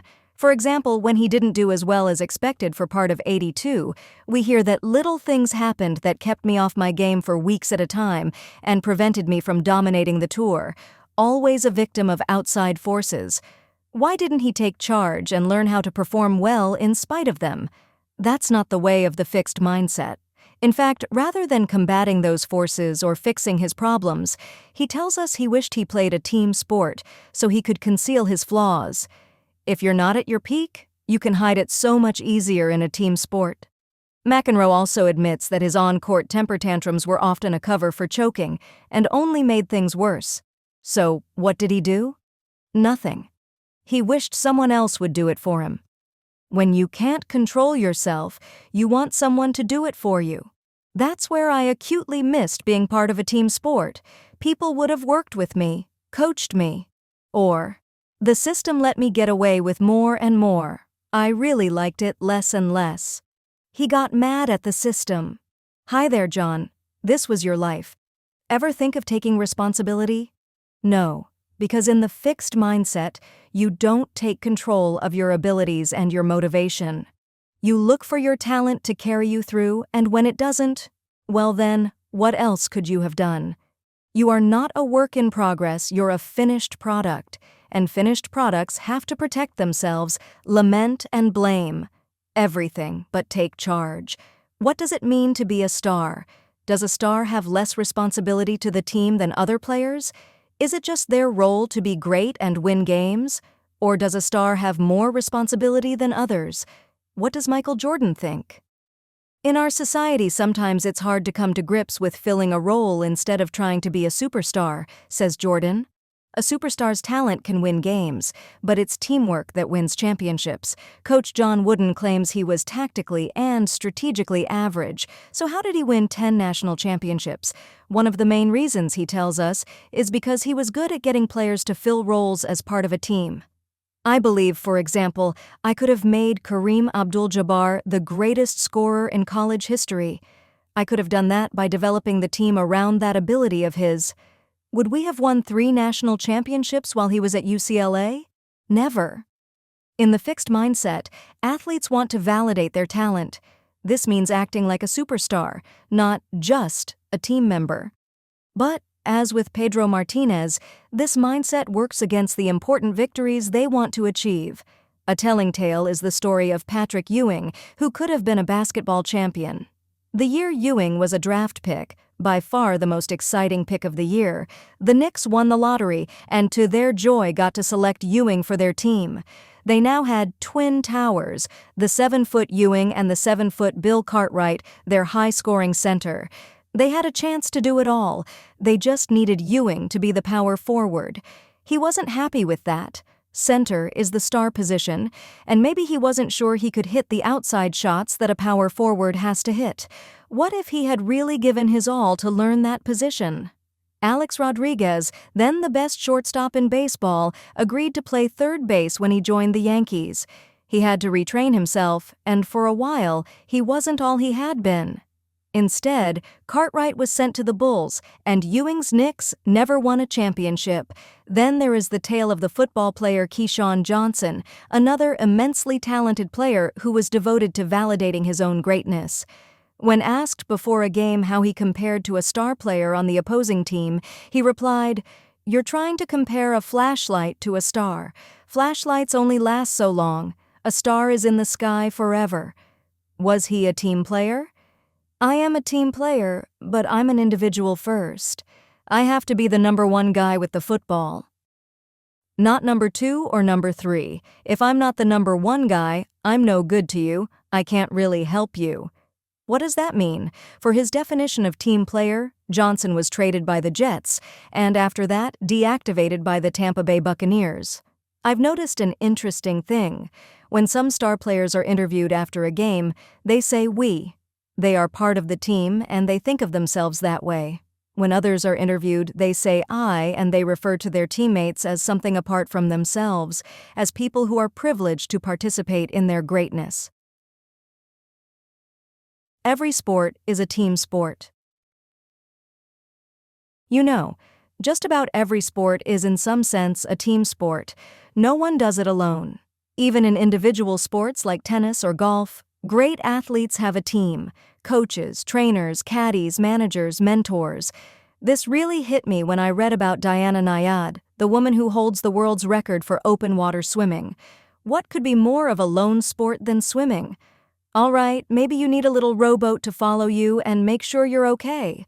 When Nyad hatched her plan, the open water swimming record for both men and women was 60 miles. She wanted to swim 100.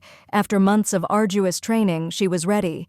But with her went a team of guides for measuring the winds and the current and watching for obstacles, divers looking for sharks, NASA experts for guidance on nutrition and endurance. She needed 1,100 calories per hour and she lost 29 pounds on the trip, and trainers who talked her through uncontrollable shivers, nausea, hallucinations, and despair. Her new record was 102.5 miles. It was her name in the record books, but it took 51 other people to do it. Hearing the mindsets. You can already hear the mindsets in young athletes. Listen for them. It's 2004. Isis Tillis is a college basketball star, a 6'5" forward for the Duke University women's basketball team. She has a picture of her father, James "Quick" Tillis, taped to her locker as a motivator. But the picture is not a tribute, says sports writer Viv Bernstein. It is a reminder of all Tillis hopes she will never be. Quick Tillis was a contender in the 1980s. In 81, he boxed for the world heavyweight title. In 85, he was in the movie The Color Purple as a boxer. And in 86, he was the first boxer to go the distance 10 rounds with Mike Tyson. But he never made it to the top. Isis Tillis, who is a senior, says, "This is the year to win a national championship. I just feel like I'd be such a failure. I'd feel like I'm regressing back and I'm going to end up like my dad, a nobody. It's the somebody-nobody syndrome.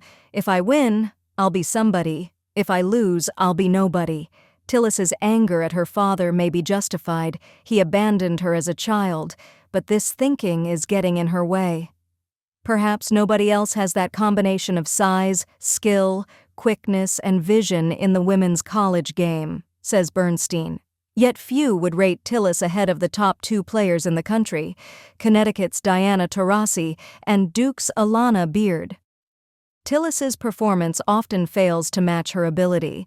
She's frustrated that people have high expectations for her and want her to play better. "I feel like I have to come out and have a triple-double, double digits in points scored, rebounds, and assists, dunk the ball over the head 360, leave your feet, turn completely around in the air, and slam the ball into the basket, and maybe people will be like, 'Oh, she not that bad.'" I don't think people want the impossible. I think they just want to see her use her wonderful talent to the utmost. I think they want her to develop the skills she needs to reach her goals. Worrying about being a nobody is not the mindset that motivates and sustains champions. Hard as it is, perhaps Tillis should admire the fact that her father went for it, instead of being contemptuous that he didn't quite make it. Somebodies are not determined by whether they won or lost. Somebodies are people who go for it with all they have. If you go for it with all you have, Isis Tillis, not just in the games but in practice too, you will already be a somebody. Here's the other mindset. It's 6'3" Candace Parker, then a 17-year-old senior at Naperville Central High near Chicago, who was going to Tennessee to play for the Lady Vols and their great coach, Pat Summitt. Candace has a very different father from Isis, a dad who is teaching her a different lesson. If you work hard at something, you get out what you put in. Several years before, when he was coach of her team, her dad lost his cool with her during a tournament game. She was not going for the rebounds. She was shooting lazy shots from the outside instead of using her height near the basket, and she was not exerting herself on defense. Now let's go out and try harder. So what happened?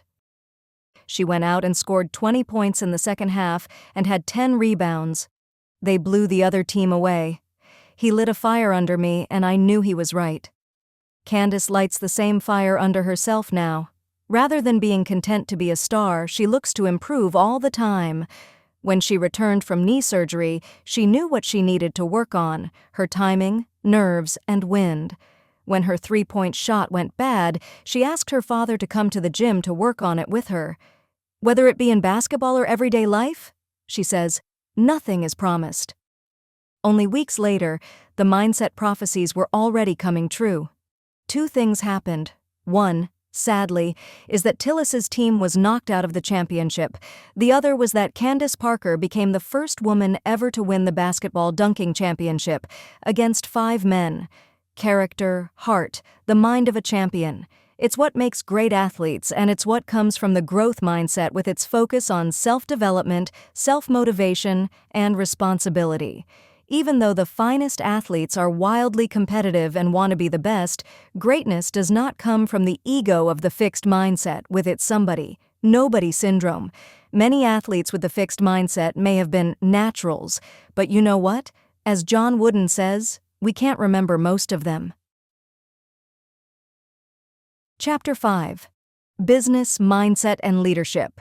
Enron and the Talent Mindset.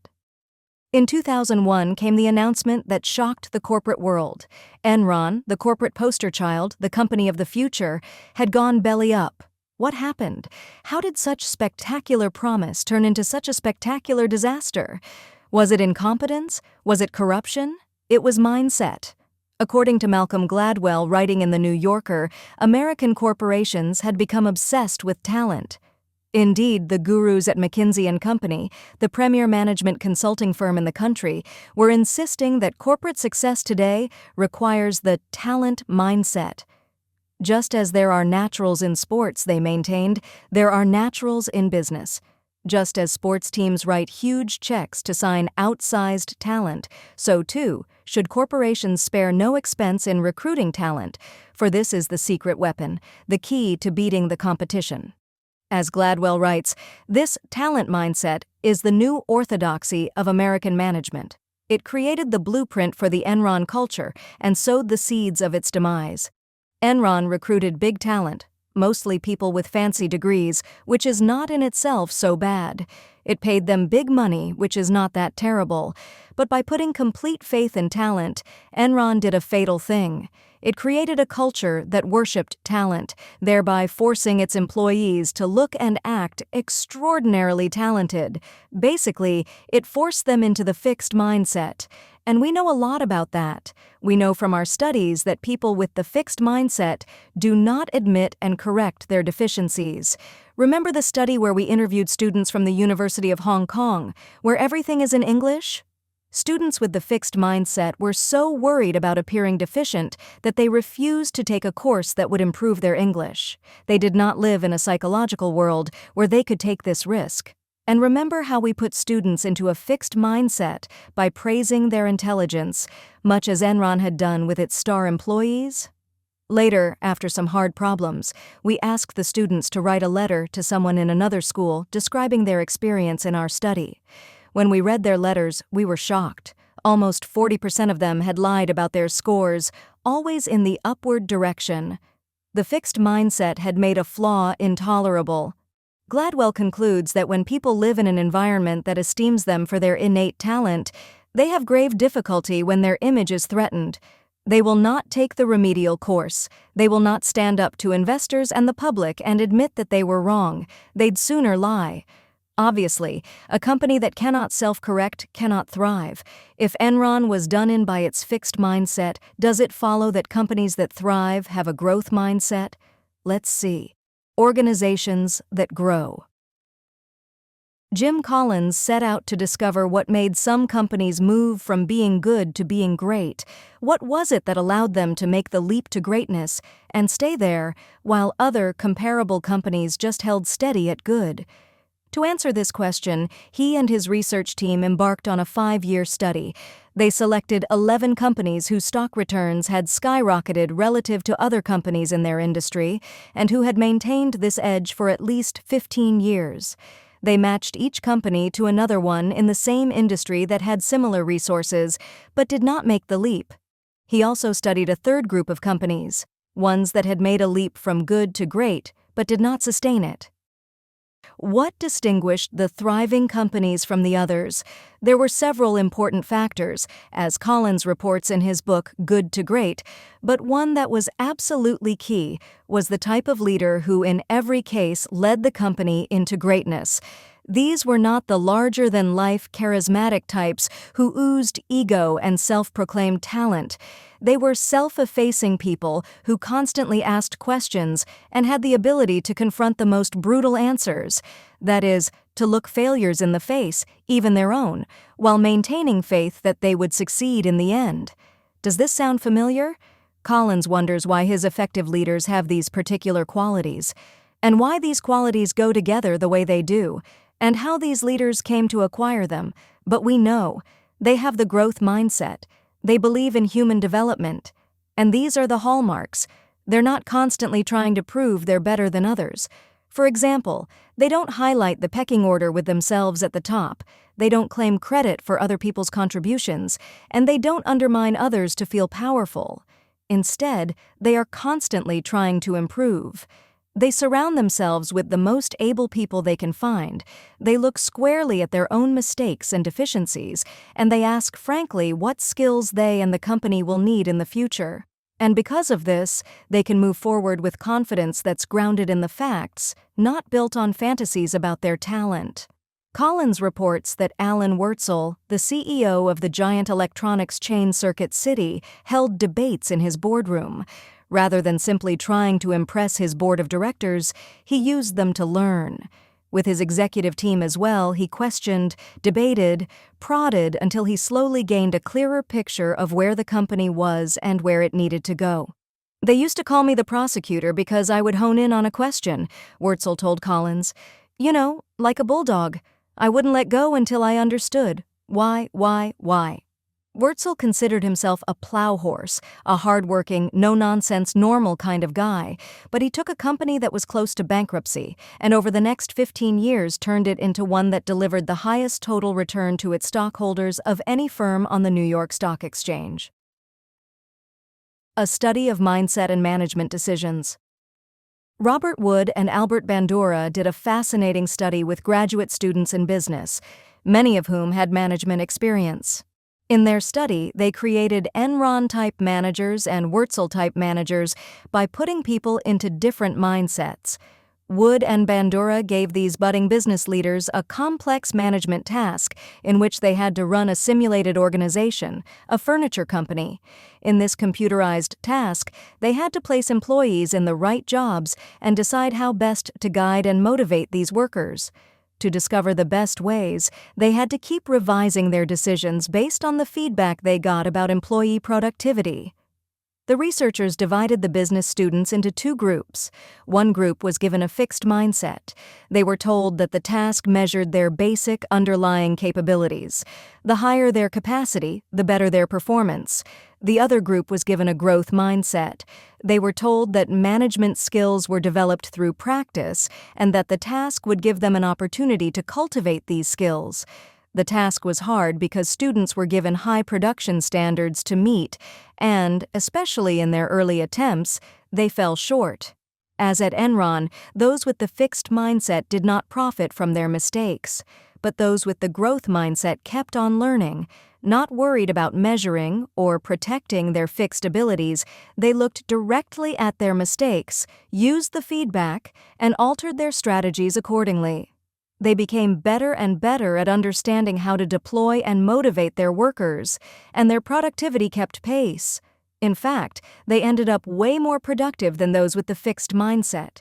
What's more, throughout this rather grueling task, they maintained a healthy sense of confidence. They operated like Alan Wurtzel. Leadership and the fixed mindset.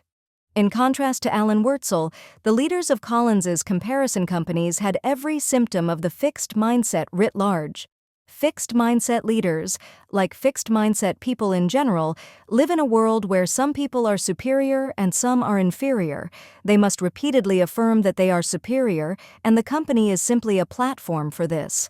Collins's comparison leaders were typically concerned with their reputation for personal greatness, so much so that they often set the company up to fail when their regime ended. As Collins puts it, after all, what better testament to your own personal greatness than that the place falls apart after you leave? In more than 2/3 of these leaders, the researchers saw a gargantuan personal ego that either hastened the demise of the company or kept it second-rate. One such leader was Lee Iacocca, head of Chrysler, who achieved a miraculous turnaround for his company, then spent so much time grooming his fame that in the second half of his tenure, the company plunged back into mediocrity. Many of these comparison companies operated on what Collins calls a genius with 1,000 helpers model. Instead of building an extraordinary management team like the good to great companies, they operated on the fixed mindset premise that great geniuses do not need great teams. They just need little helpers to carry out their brilliant ideas. Don't forget that these great geniuses don't want great teams either. Fixed mindset people want to be the only big fish so that when they compare themselves to those around them, they can feel a cut above the rest. In not one autobiography of a fixed mindset CEO did I read much about mentoring or employee development programs. In every growth mindset autobiography, there was deep concern with personnel development and extensive discussion of it. Finally, as with Enron, the geniuses refused to look at their deficiencies. Says Collins, the good to great Kroger grocery chain looked bravely at the danger signs in the 1970s, signs that the old-fashioned grocery store was becoming extinct. Meanwhile, its counterpart A&P, once the largest retailing organization in the world, shut its eyes. For example, when A&P opened a new kind of store, a superstore, and it seemed to be more successful than the old kind, they closed it down. It was not what they wanted to hear. In contrast, Kroger eliminated or changed every single store that did not fit the new superstore model, and by the end of the 1990s, it had become the #1 grocery chain in the country. CEOs and the big ego. How did CEO and gargantuan ego become synonymous? If it's the more self-effacing, growth-minded people who are the true shepherds of industry, why are so many companies out looking for larger-than-life leaders, even when these leaders may in the end be more committed to themselves than to the company? Blame Iacocca. According to James Surowiecki, writing in Slate, Iacocca's rise to prominence was a turning point for American business. Before him, the days of tycoons and moguls seemed long past. In the public's mind, CEO meant a buttoned-down organization man, well-treated and well-paid, but essentially bland and characterless. With Iacocca, all of that changed.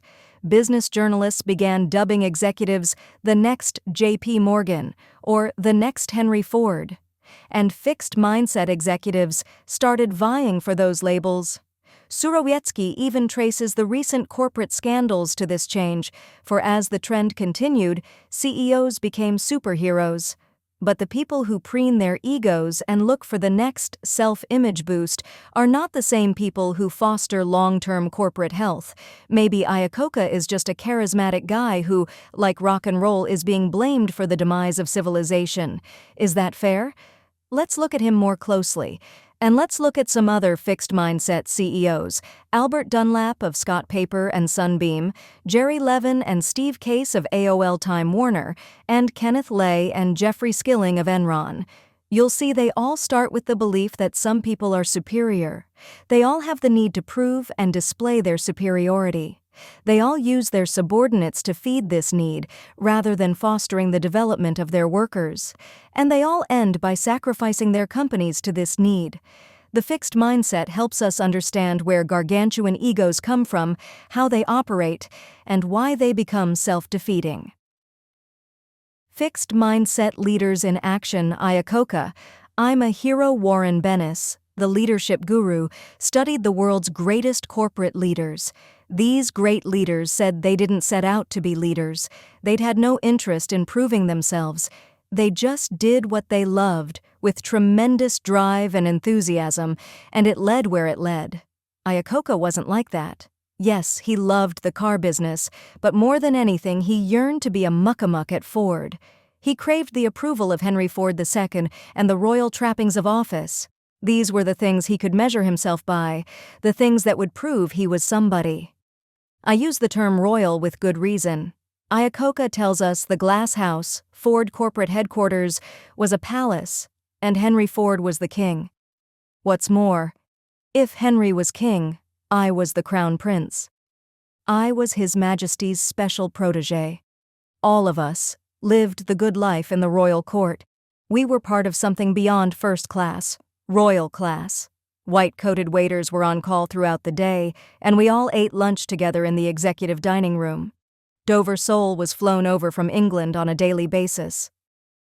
Iacocca achieved great things at Ford, like nurturing and promoting the Ford Mustang, and he dreamed of succeeding Henry Ford as the CEO of the company. But Henry Ford had other ideas, and much to Iacocca's shock and rage, he eventually forced Iacocca out. It's interesting that Iacocca was shocked and that he harbored an enduring rage against Henry Ford. After all, he had seen Henry Ford fire top people, and he, Iacocca, had used the axe quite liberally on others. He knew the corporate game, yet his fixed mindset clouded his vision. I had always clung to the idea that I was different, that somehow I was smarter or luckier than the rest. I didn't think it would ever happen to me. Italics added. His belief in his inherent superiority had blinded him. Now the other side of the fixed mindset kicked in. He wondered whether Henry Ford had detected a flaw in him. Maybe he wasn't superior after all. And that's why he couldn't let go. Years later, his second wife told him to get over it. You don't realize what a favor Henry Ford did for you. Getting fired from Ford brought you to greatness. You're richer, more famous, and more influential because of Henry Ford. Thank him. Shortly thereafter, he divorced her. So the king who had defined him as competent and worthy now rejected him as flawed. With ferocious energy, Iacocca applied himself to the monumental task of saving face and, in the process, Chrysler Motors.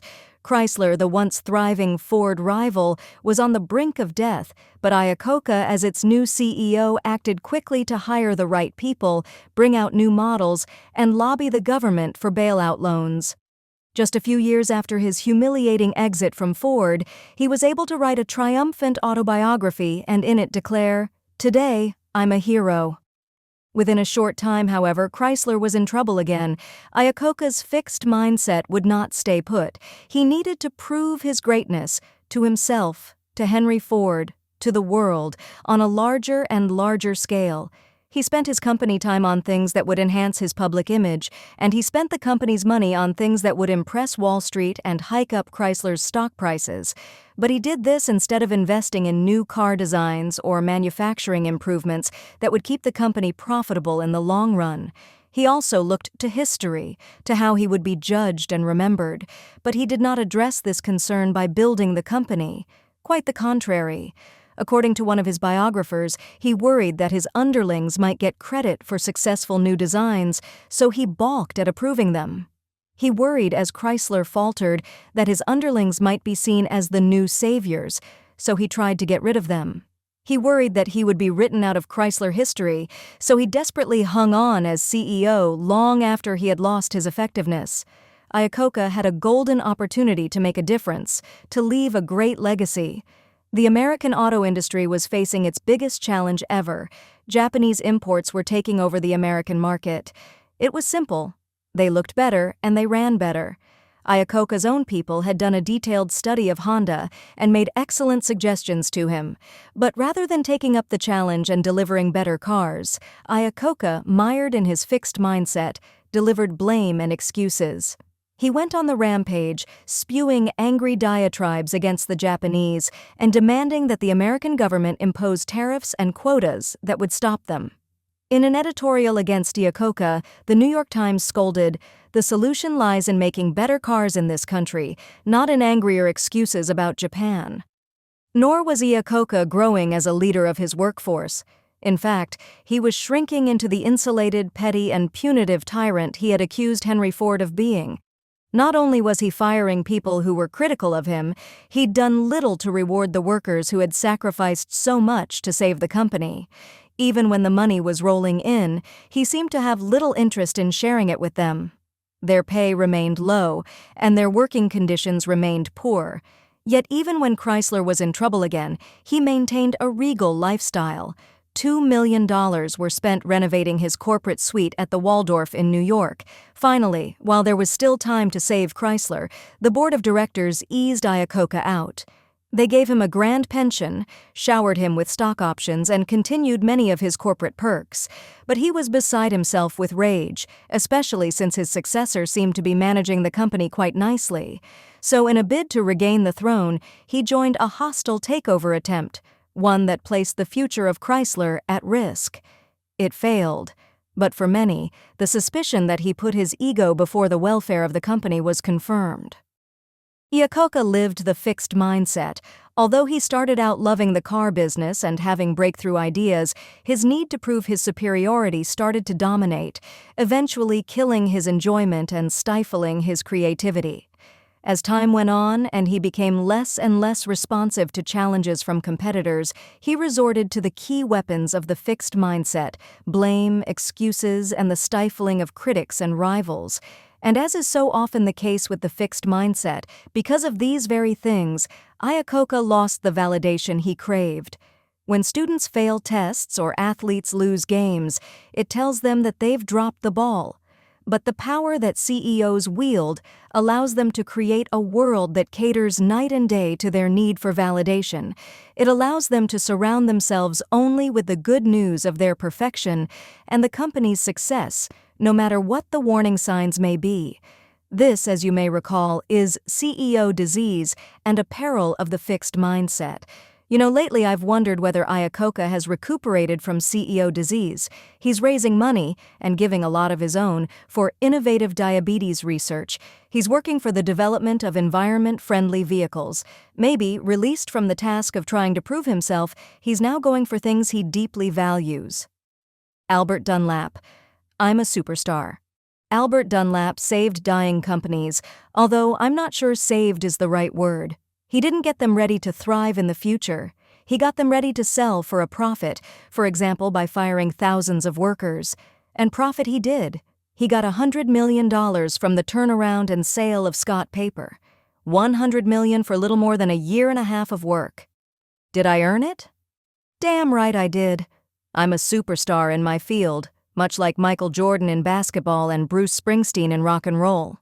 Iacocca paid lip service to teamwork, the importance of the little guy, and other good things.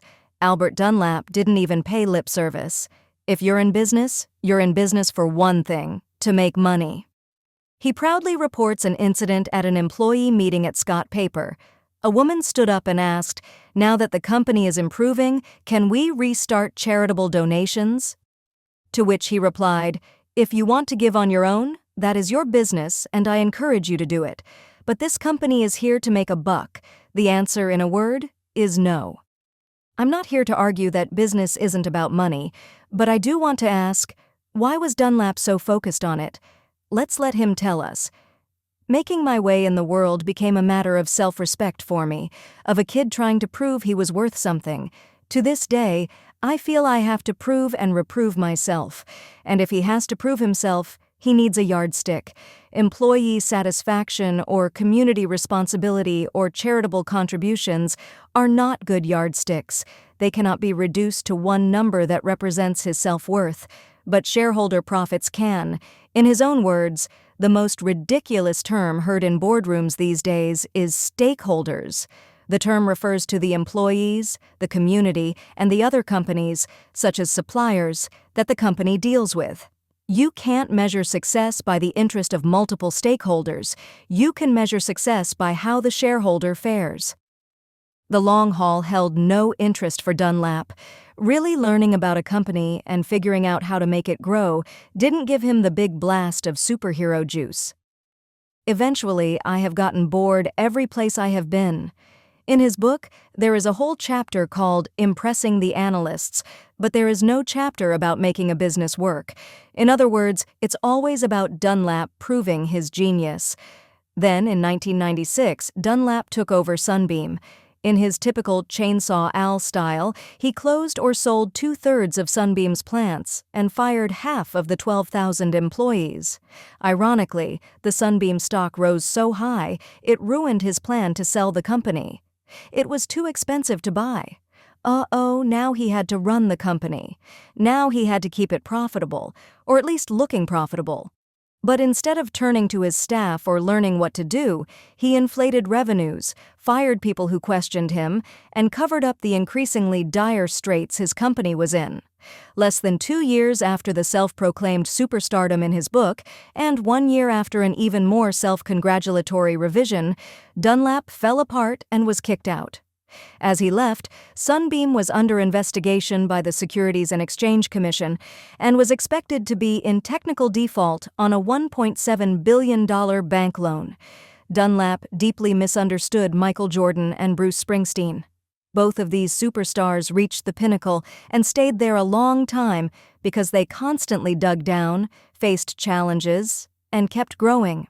Al Dunlap thought that he was inherently superior, so he opted out of the kind of learning that would have helped him succeed.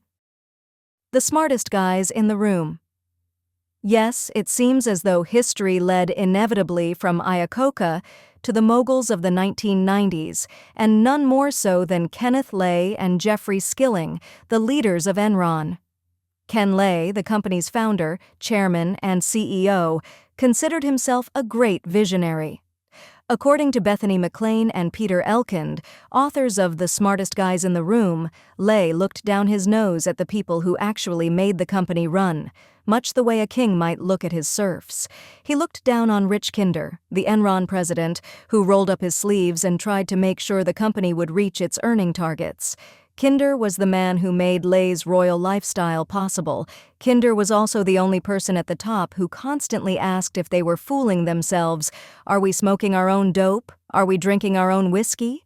Naturally, his days were numbered, but in his sensible and astute way, as he departed, he arranged to buy the one Enron asset that was inherently valuable, the energy pipelines, the asset that Enron held in disdain. By the middle of 2003, Kinder's company had a market value of $7 billion. Even as Lay was consumed by his view of himself and the regal manner in which he wished to support it, he wanted to be seen as a good and thoughtful man, with a credo of respect and integrity. Even as Enron merrily sucked the life out of its victims, he wrote to his staff, "Ruthlessness, callousness, and arrogance don't belong here. We work with customers and prospects openly, honestly, and sincerely."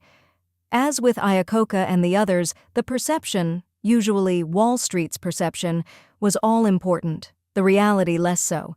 Right there with Lay was Jeff Skilling, successor to Rich Kinder as president and chief operating officer, and later the CEO. Skilling was not just smart, he was said to be the smartest person I ever met, and incandescently brilliant. He used his brainpower, however, not to learn but to intimidate. When he thought he was smarter than others, which was almost always, he treated them harshly, and anyone who disagreed with him was just not bright enough to get it. When a co-CEO with superb management skills was brought in to help Skilling during a hard time in his life, Skilling was contemptuous of him. "Ron doesn't get it." When financial analysts or Wall Street traders tried to press Skilling to go beyond his pat explanations, he treated them as though they were stupid. "Well, it's so obvious. How can you not get it?" In most cases, the Wall Street guys, ever concerned about their own intellect, made believe they got it. As resident genius, Skilling had unlimited faith in his ideas. He had so much regard for his ideas that he believed Enron should be able to proclaim profits as soon as he or his people had the idea that might lead to profits. This is a radical extension of the fixed mindset. My genius not only defines and validates me, it defines and validates the company. It is what creates value. My genius is profit. Wow. And in fact, this is how Enron came to operate. As McLean and Elkind report, Enron recorded millions of dollars in profits on a business before it had generated a penny in actual revenues. Of course, after the creative act, no one cared about follow-through. That was beneath them. So often as not, the profit never occurred. If genius equaled profit, it didn't matter that Enron people sometimes wasted millions competing against each other. Said Amanda Martin, an Enron executive, "To put one over on one of your own was a sign of creativity and greatness." Skilling not only thought he was smarter than everyone else, but, like Iacocca, also thought he was luckier. According to insiders, he thought he could beat the odds. Why should he feel vulnerable? There was never anything wrong. Skilling still does not admit that there was anything wrong. The world simply didn't get it. Two geniuses collide. Resident geniuses almost brought down AOL and Time Warner too. Steve Case of AOL and Jerry Levin of Time Warner were two CEOs with the fixed mindset who merged their companies. Can you see it coming? Case and Levin had a lot in common. Both of them cultivated an aura of supreme intelligence. Both tried to intimidate people with their brilliance. And both were known to take more credit than they deserved. As resident geniuses, neither wanted to hear complaints, and both were ready to fire people who weren't team players, meaning people who wouldn't keep up the facade that they had erected. When the merger actually took place, AOL was in such debt that the merged company was on the brink of ruin. You would think that the two CEOs might work together, marshaling their resources to save the company they created. Instead, Levin and Case scrambled for personal power. Levin was the first to fall, but Case was still not trying to make things work. In fact, when the new CEO, Richard Parsons, sent someone down to fix AOL, Case was intensely against it. If someone else fixed AOL, someone else would get the credit. As with Iacocca, better to let the company collapse than let another prince be crowned. When Case was finally counseled to resign, he was furious. Like Iacocca, he denied all responsibility for the company's problems and vowed to get back at those who had turned against him. Because of the resident geniuses, AOL Time Warner ended the year 2002 with a loss of almost $100 billion. It was the largest yearly loss in American history. Invulnerable, invincible, and entitled Iacocca, Dunlap, Lay and Skilling, Case, and Levin. They show what can happen when people with the fixed mindset are put in charge of companies. In each case, a brilliant man put his company in jeopardy because measuring himself and his legacy outweighed everything else. They were not evil in the usual sense. They didn't set out to do harm. But at critical decision points, they opted for what would make them feel good and look good over what would serve the longer-term corporate goals. Blame others, cover mistakes, pump up the stock prices, crush rivals and critics. Screw the little guy. These were the standard operating procedures. What is fascinating is that as they led their companies toward ruin, all of these leaders felt invulnerable and invincible. In many cases, they were in highly competitive industries, facing onslaughts from fierce rivals. But they lived in a different reality. It was a world of personal greatness and entitlement. Kenneth Lay felt a powerful sense of entitlement. Even as he was getting millions a year in compensation from Enron, he took large personal loans from the company, gave jobs and contracts to his relatives, and used the corporate jets as his family fleet. Even during bad years at Chrysler, Iacocca threw lavish Christmas parties for the company elite. At every party, as king, he presented himself with an expensive gift, which the executives were later billed for. Speaking about AOL executives, a former official said, "You're talking about men who thought they had a right to anything." As these leaders cloaked themselves in the trappings of royalty, surrounded themselves with flatterers who extolled their virtues, and hid from problems, it is no wonder they felt invincible. Their fixed mindset created a magic realm in which the brilliance and perfection of the king were constantly validated. Within that mindset, they were completely fulfilled. Why would they want to step outside that realm to face the uglier reality of warts and failures? As Morgan McCall in his book High Flyers points out, unfortunately, people often like the things that work against their growth. People like to use their strengths to achieve quick, dramatic results, even if they aren't developing the new skills they will need later on. People like to believe they are as good as everyone says, and not take their weaknesses as seriously as they might. People don't like to hear bad news or get criticism. There is tremendous risk in leaving what one does well to attempt to master something new. And the fixed mindset makes it seem all that much riskier. Brutal bosses. McCall goes on to point out that when leaders feel they are inherently better than others, they may start to believe that the needs or feelings of the lesser people can be ignored. None of our fixed mindset leaders cared much about the little guy, and many were outright contemptuous of those beneath them on the corporate ladder. Where does this lead?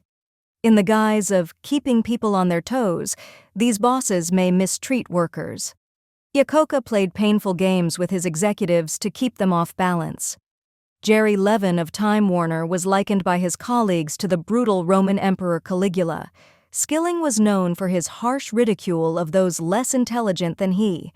Harvey Hornstein, an expert on corporate leadership, writes in his book Brutal Bosses that this kind of abuse represents the boss's desire to enhance their own feelings of power, competence, and value at the subordinate's expense. Do you remember in our studies how people with the fixed mindset wanted to compare themselves with people who were worse off than they were? The principle is the same, but there is an important difference. These bosses have the power to make people worse off, and when they do, they feel better about themselves. Hornstein describes Paul Kazarian, the former CEO of Sunbeam Oster. He called himself a perfectionist, but that was a euphemism for abuser. He threw things at subordinates when they upset him. One day, the comptroller, after displeasing Mr. Kazarian, saw an orange juice container flying toward him. Sometimes the victims are people the bosses consider to be less talented. This can feed their sense of superiority. But often the victims are the most competent people, because these are the ones who pose the greatest threat to a fixed mindset boss. An engineer at a major aircraft builder, interviewed by Hornstein, talked about his boss. His targets were usually those of us who were most competent. I mean, if you're really concerned about our performance, you don't pick on those who are performing best. But if you're really concerned about your competence, you do. When bosses mete out humiliation, a change comes over the place. Everything starts revolving around pleasing the boss. In Good to Great, Collins notes that in many of his comparison companies, the ones that didn't go from good to great, or that went there and declined again, the leader became the main thing people worried about. The minute a leader allows himself to become the primary reality people worry about, rather than reality being the primary reality, you have a recipe for mediocrity, or worse. In the 1960s and 70s, the Chase Manhattan Bank was ruled by David Rockefeller, an excessively controlling leader. According to Collins and Porras in Built to Last, his managers lived day to day in fear of his disapproval.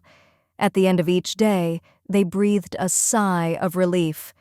Whew, one more day gone, and I'm not in trouble. Even long past his heyday, senior managers refused to venture a new idea because David might not like it. Ray McDonald of Burroughs, Collins, and Porras report, publicly ridiculed managers for mistakes to the point where he inhibited them from innovating. As a result, even though Burroughs was ahead of IBM in the early stages of the computer industry, the company lost out. The same thing happened at Texas Instruments, another leader in the exciting early days of the computer. If they didn't like a presentation, Mark Shepard and Fred Busey would yell, bang on tables, insult the speaker, and hurl things. No wonder their people lost their enterprising spirit. When bosses become controlling and abusive, they put everyone into a fixed mindset. This means that instead of learning, growing, and moving the company forward, everyone starts worrying about being judged. It starts with the boss's worry about being judged, but it winds up being everybody's fear about being judged. It's hard for courage and innovation to survive a company-wide fixed mindset. Growth mindset leaders in action. Andrew Carnegie once said, "I wish to have as my epitaph, 'Here lies a man who was wise enough to bring into his service men who knew more than he.'" Okay, let's open the windows and let some air in. The fixed mindset feels so stifling. Even when those leaders are globe-trotting and hobnobbing with world figures, their world seems so small and confining, because their minds are always on one thing: validate me. When you enter the world of the growth mindset leaders, everything changes. It brightens, it expands, it fills with energy, with possibility. You think, gee, that seems like fun. It has never entered my mind to lead a corporation, but when I learned about what these leaders had done, it sounded like the most exciting thing in the world. I've chosen 3 of these leaders to explore as a contrast to the fixed mindset leaders. I chose Jack Welch of General Electric because he is a larger-than-life figure with an ego he held in check, not your straight-ahead, naturally self-effacing, growth-minded guy. And I chose Lou Gerstner, the man who came in and saved IBM, and Anne Mulcahy, the woman who brought Xerox back to life, as contrasts to Alfred Dunlap, the other turnaround expert. Jack Welch, Lou Gerstner, and Anne Mulcahy are also fascinating because they transformed their companies. They did this by rooting out the fixed mindset and putting a culture of growth and teamwork in its place. With Gerstner and IBM, it's like watching Enron morph into a growth mindset mecca. As growth-minded leaders, they start with a belief in human potential and development, both their own and other people's. Instead of using the company as a vehicle for their greatness, they use it as an engine of growth, for themselves, the employees, and the company as a whole. Warren Bennis has said that too many bosses are driven and driving but going nowhere. Not these people. They don't talk royalty. They talk journey, an inclusive, learning-filled, rollicking journey. Jack, listening, crediting, nurturing. When Jack Welch took over GE in 1980, the company was valued at $14 billion. 20 years later, it was valued by Wall Street at $490 billion. It was the most valuable company in the world. Fortune magazine called Welch the most widely admired, studied, and imitated CEO of his time. His total economic impact is impossible to calculate, but must be a staggering multiple of his GE performance. But to me, even more impressive was an op-ed piece in the New York Times by Steve Bennett, the CEO of Intuit. I learned about nurturing employees from my time at General Electric from Jack Welch. He'd go directly to the frontline employee to figure out what was going on. Sometime in the early 1990s, I saw him in a factory where they made refrigerators in Louisville. He went right to the workers in the assembly line to hear what they had to say. I do frequent CEO chats with frontline employees.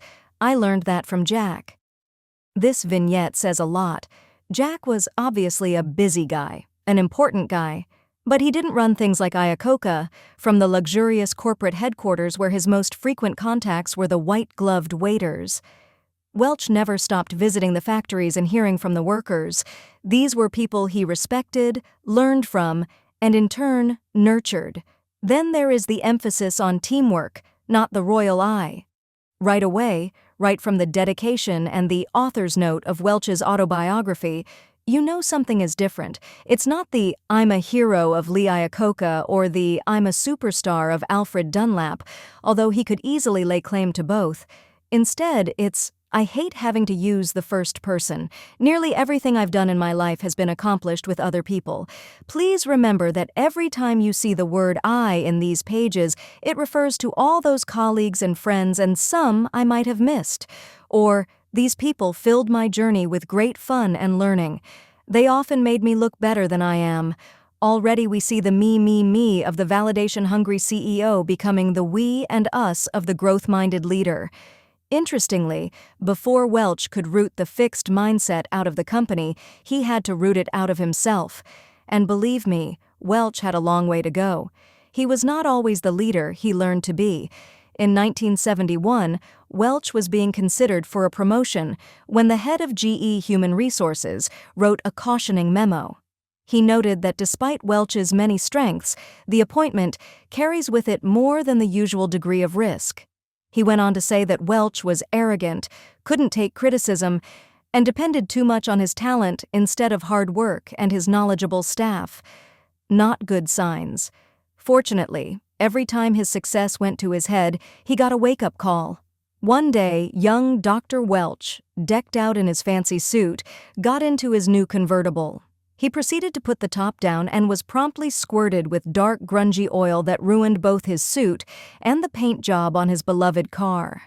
There I was, thinking I was larger than life, and smack came the reminder that brought me back to reality.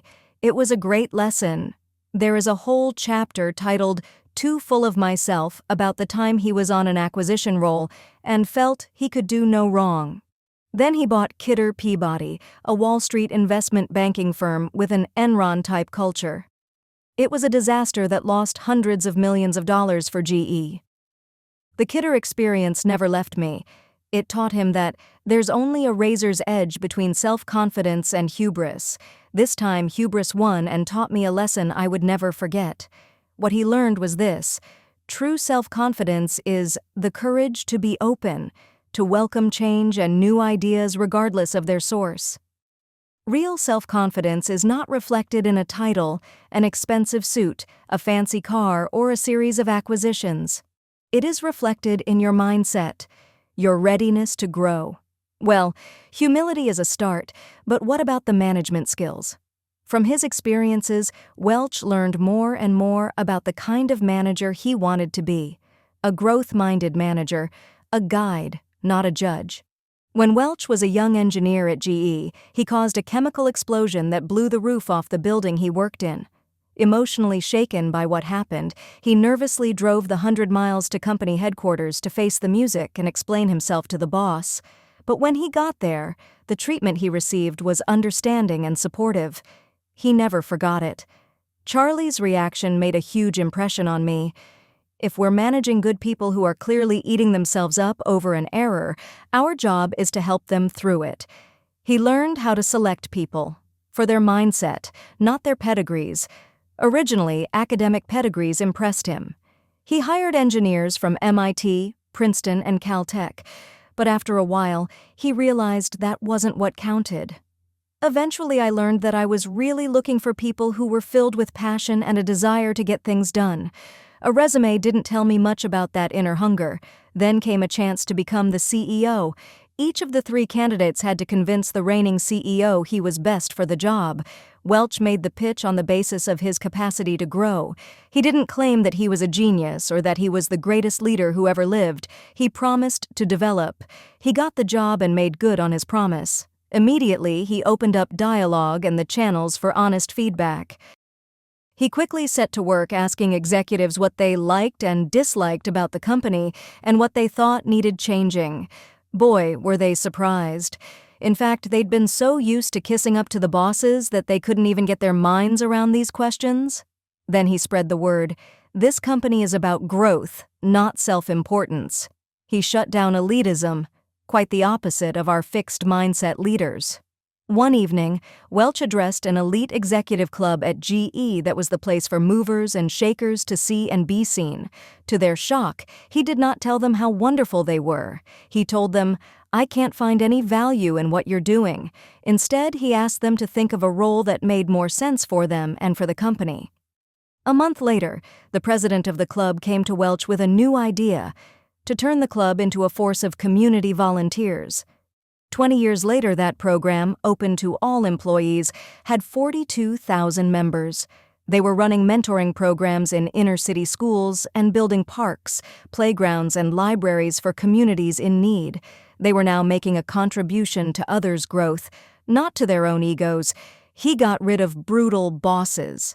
Iacocca tolerated and even admired brutal bosses who could make the workers produce. It served his bottom line. Welch admitted that he, too, had often looked the other way, but in the organization he now envisioned, he could not do that.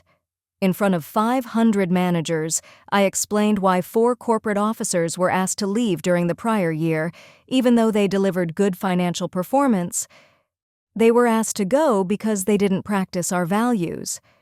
The approved way to foster productivity was now through mentoring, not through terror. And he rewarded teamwork rather than individual genius. For years, GE, like Enron, had rewarded the single originator of an idea, but now Welch wanted to reward the team that brought the ideas to fruition. As a result, leaders were encouraged to share the credit for ideas with their teams rather than take full credit themselves. It made a huge difference in how we all related to one another. Jack Welch was not a perfect person, but he was devoted to growth. This devotion kept his ego in check, kept him connected to reality, and kept him in touch with his humanity. In the end, it made his journey prosperous and fulfilling for thousands of people. Lou, rooting out the fixed mindset. By the late 1980s, IBM had become Enron, with one exception. The board of directors knew it was in trouble. It had a culture of smugness and elitism. Within the company, it was the old "we are royalty, but I'm more royal than you are" syndrome. There was no teamwork, only turf wars. There were deals but no follow-up. There was no concern for the customer.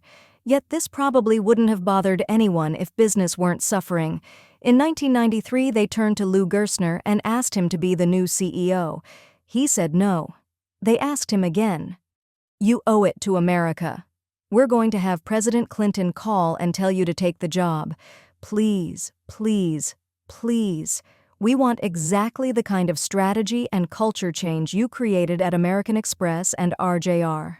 In the end, he caved, although he can't remember why. But IBM now had a leader who believed in personal growth and in creating a corporate culture that would foster it.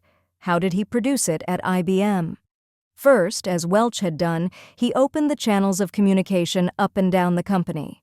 6 days after he arrived, he sent a memo to every IBM worker telling them, "Over the next few months, I plan to visit as many of our operations and offices as I can, and whenever possible, I plan to meet with many of you to talk about how together we can strengthen the company." He dedicated his book to them. This book is dedicated to the thousands of IBMers who never gave up on their company, their colleagues, and themselves. They are the real heroes of the reinvention of IBM.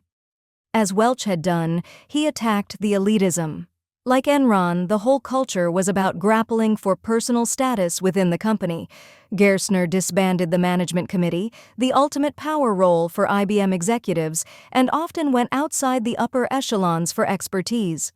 From a growth mindset, it's not only the select few that have something to offer. Hierarchy means very little to me. Let's put together in meetings the people who can help solve a problem, regardless of position. Then came teamwork.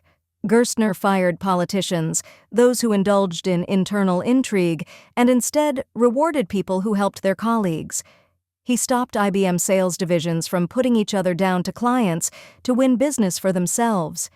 He started basing executives' bonuses more on IBM's overall performance and less on the performance of their individual units. The message: we're not looking to crown a few princes, we need to work as a team. As at Enron, the deal was the glamorous thing. The rest was pedestrian. Gerstner was appalled by the endless failure to follow through on deals and decisions, and the company's unlimited tolerance of it. He demanded and inspired better execution. Message: genius is not enough. We need to get the job done. Finally, Gerstner focused on the customer.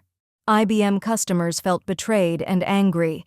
IBM was so into itself that it was no longer serving their computer needs.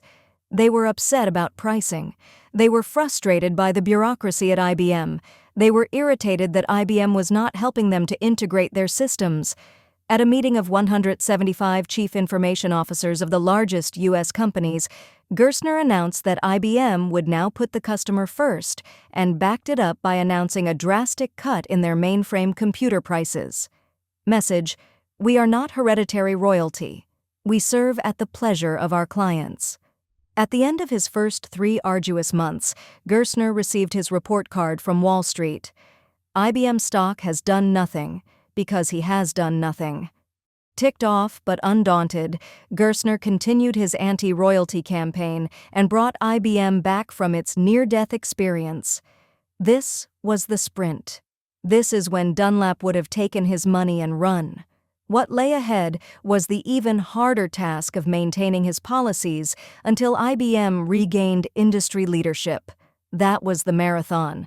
By the time he gave IBM back to the IBMers in March 2002, the stock had increased in value by 800%, and IBM was number 1 in the world in IT services, hardware, enterprise software, excluding PCs, and custom-designed high-performance computer chips. What's more, IBM was once again defining the future direction of the industry.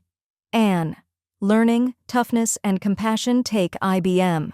Plunge it into debt to the tune of $17 billion, destroy its credit rating, make it the target of SEC investigations, and drop its stock from $63.69 to $4.43 a share. What do you get? Xerox.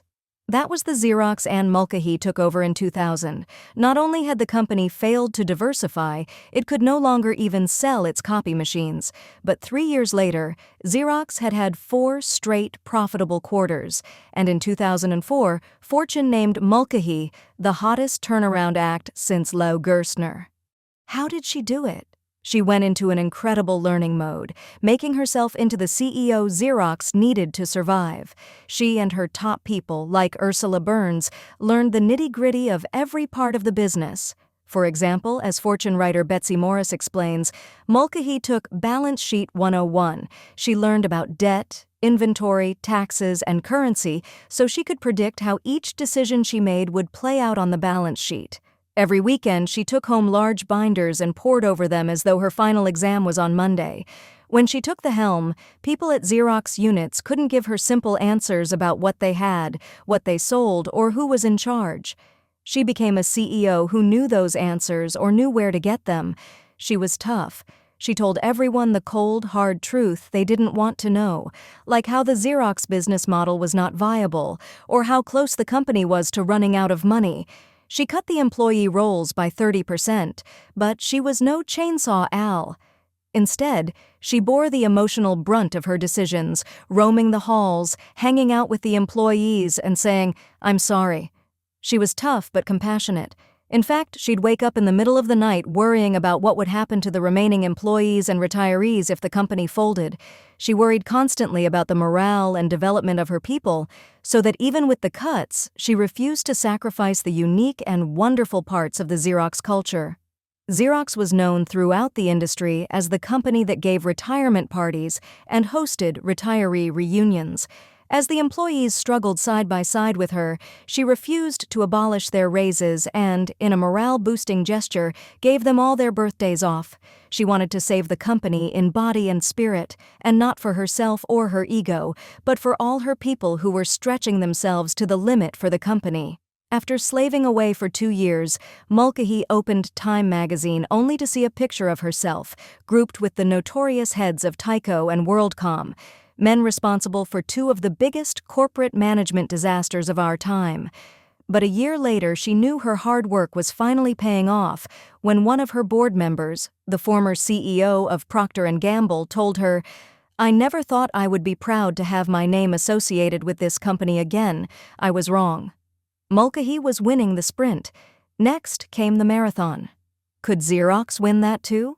Maybe it had rested on its laurels too long, resisting change and letting too many chances go by.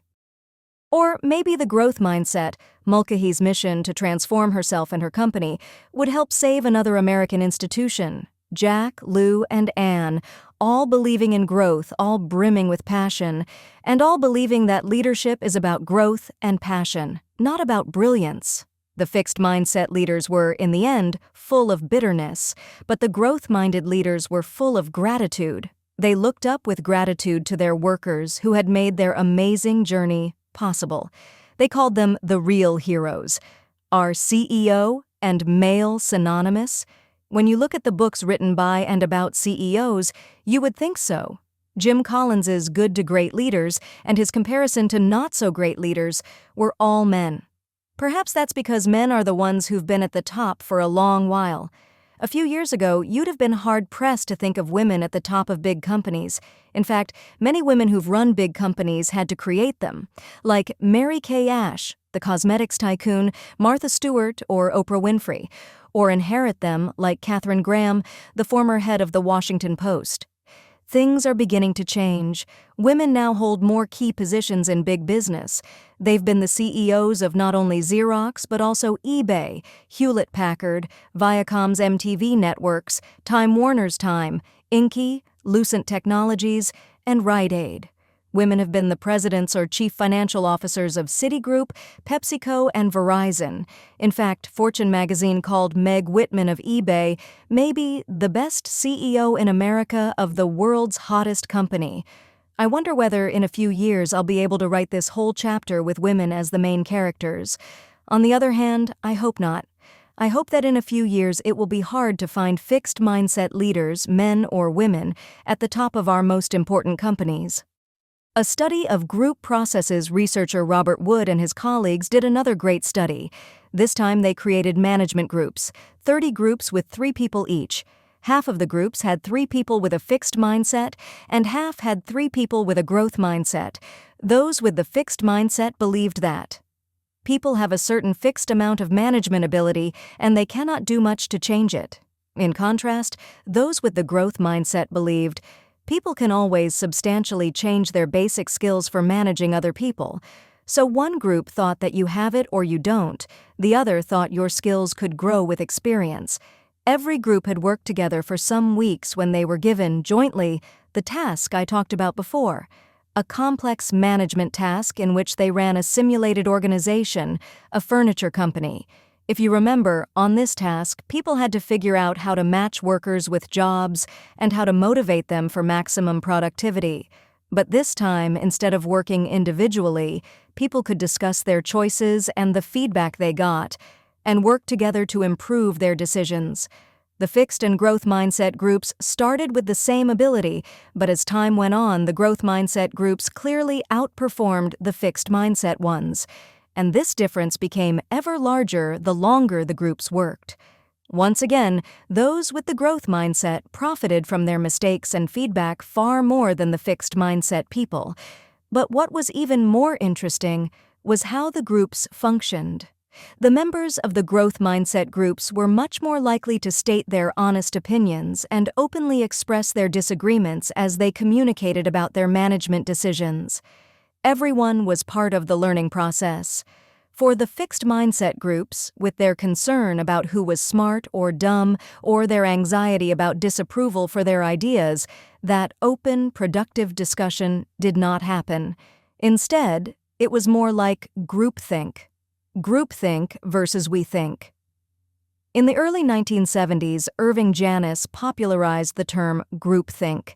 It's when everyone in a group starts thinking alike. No one disagrees. No one takes a critical stance.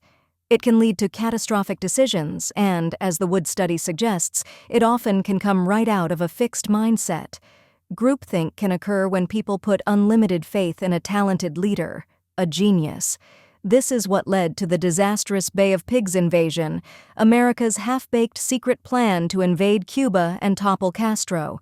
President Kennedy's normally astute advisors suspended their judgment. Why? Because they thought he was golden and everything he did was bound to succeed. According to Arthur Schlesinger, an insider, the men around Kennedy had unbounded faith in his ability and luck. Everything had broken right for him since 1956. He had won the nomination and the election against all the odds in the book. Everyone around him thought he had the Midas touch and could not lose. Schlesinger also said, "Had one senior advisor opposed the adventure, I believe that Kennedy would have canceled it." No one spoke against it. To prevent this from happening to him, Winston Churchill set up a special department. Others might be in awe of his titanic persona, but the job of this department, Jim Collins reports, was to give Churchill all the worst news. Then Churchill could sleep well at night, knowing he had not been groupthinked into a false sense of security. Groupthink can happen when the group gets carried away with its brilliance and superiority. At Enron, the executives believed that because they were brilliant, all of their ideas were brilliant. Nothing would ever go wrong. An outside consultant kept asking Enron people, "Where do you think you're vulnerable?" Nobody answered him. Nobody even understood the question. "We got to the point," said a top executive, "where we thought we were bulletproof." Alfred P. Sloan, the former CEO of General Motors, presents a nice contrast.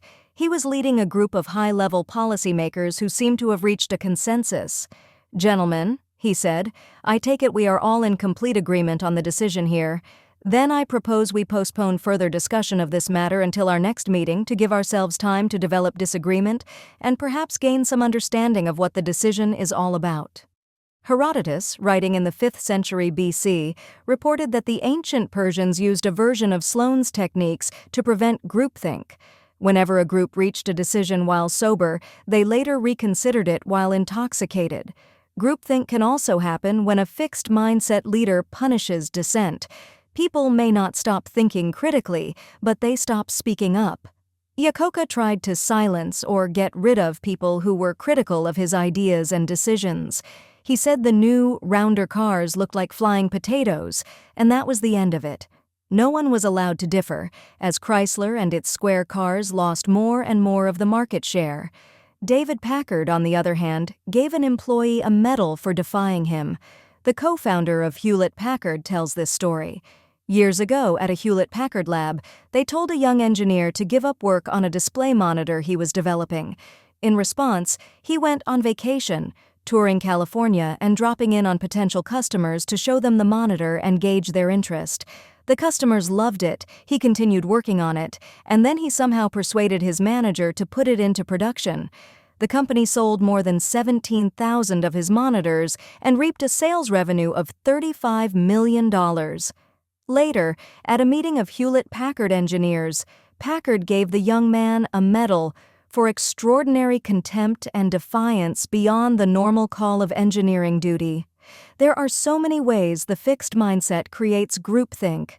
Leaders are seen as gods who never err. A group invests itself with special talents and powers. Leaders, to bolster their ego, suppress dissent. Or workers, seeking validation from leaders, fall into line behind them. That's why it's critical to be in a growth mindset when important decisions are made. As Robert Wood showed in his study, a growth mindset, by relieving people of the illusions or the burdens of fixed ability, leads to a full and open discussion of the information and to enhanced decision-making. The praised generation hits the workforce. Are we going to have a problem finding leaders in the future? You can't pick up a magazine or turn on the radio without hearing about the problem of praise in the workplace. We could have seen it coming. We've talked about all the well-meaning parents who've tried to boost their children's self-esteem by telling them how smart and talented they are. And we've talked about all the negative effects of this kind of praise. Well, these children of praise have now entered the workforce, and sure enough, many can't function without getting a sticker for their every move. Instead of yearly bonuses, some companies are giving quarterly or even monthly bonuses. Instead of employee of the month, it's the employee of the day. Companies are calling in consultants to teach them how best to lavish rewards on this overpraised generation.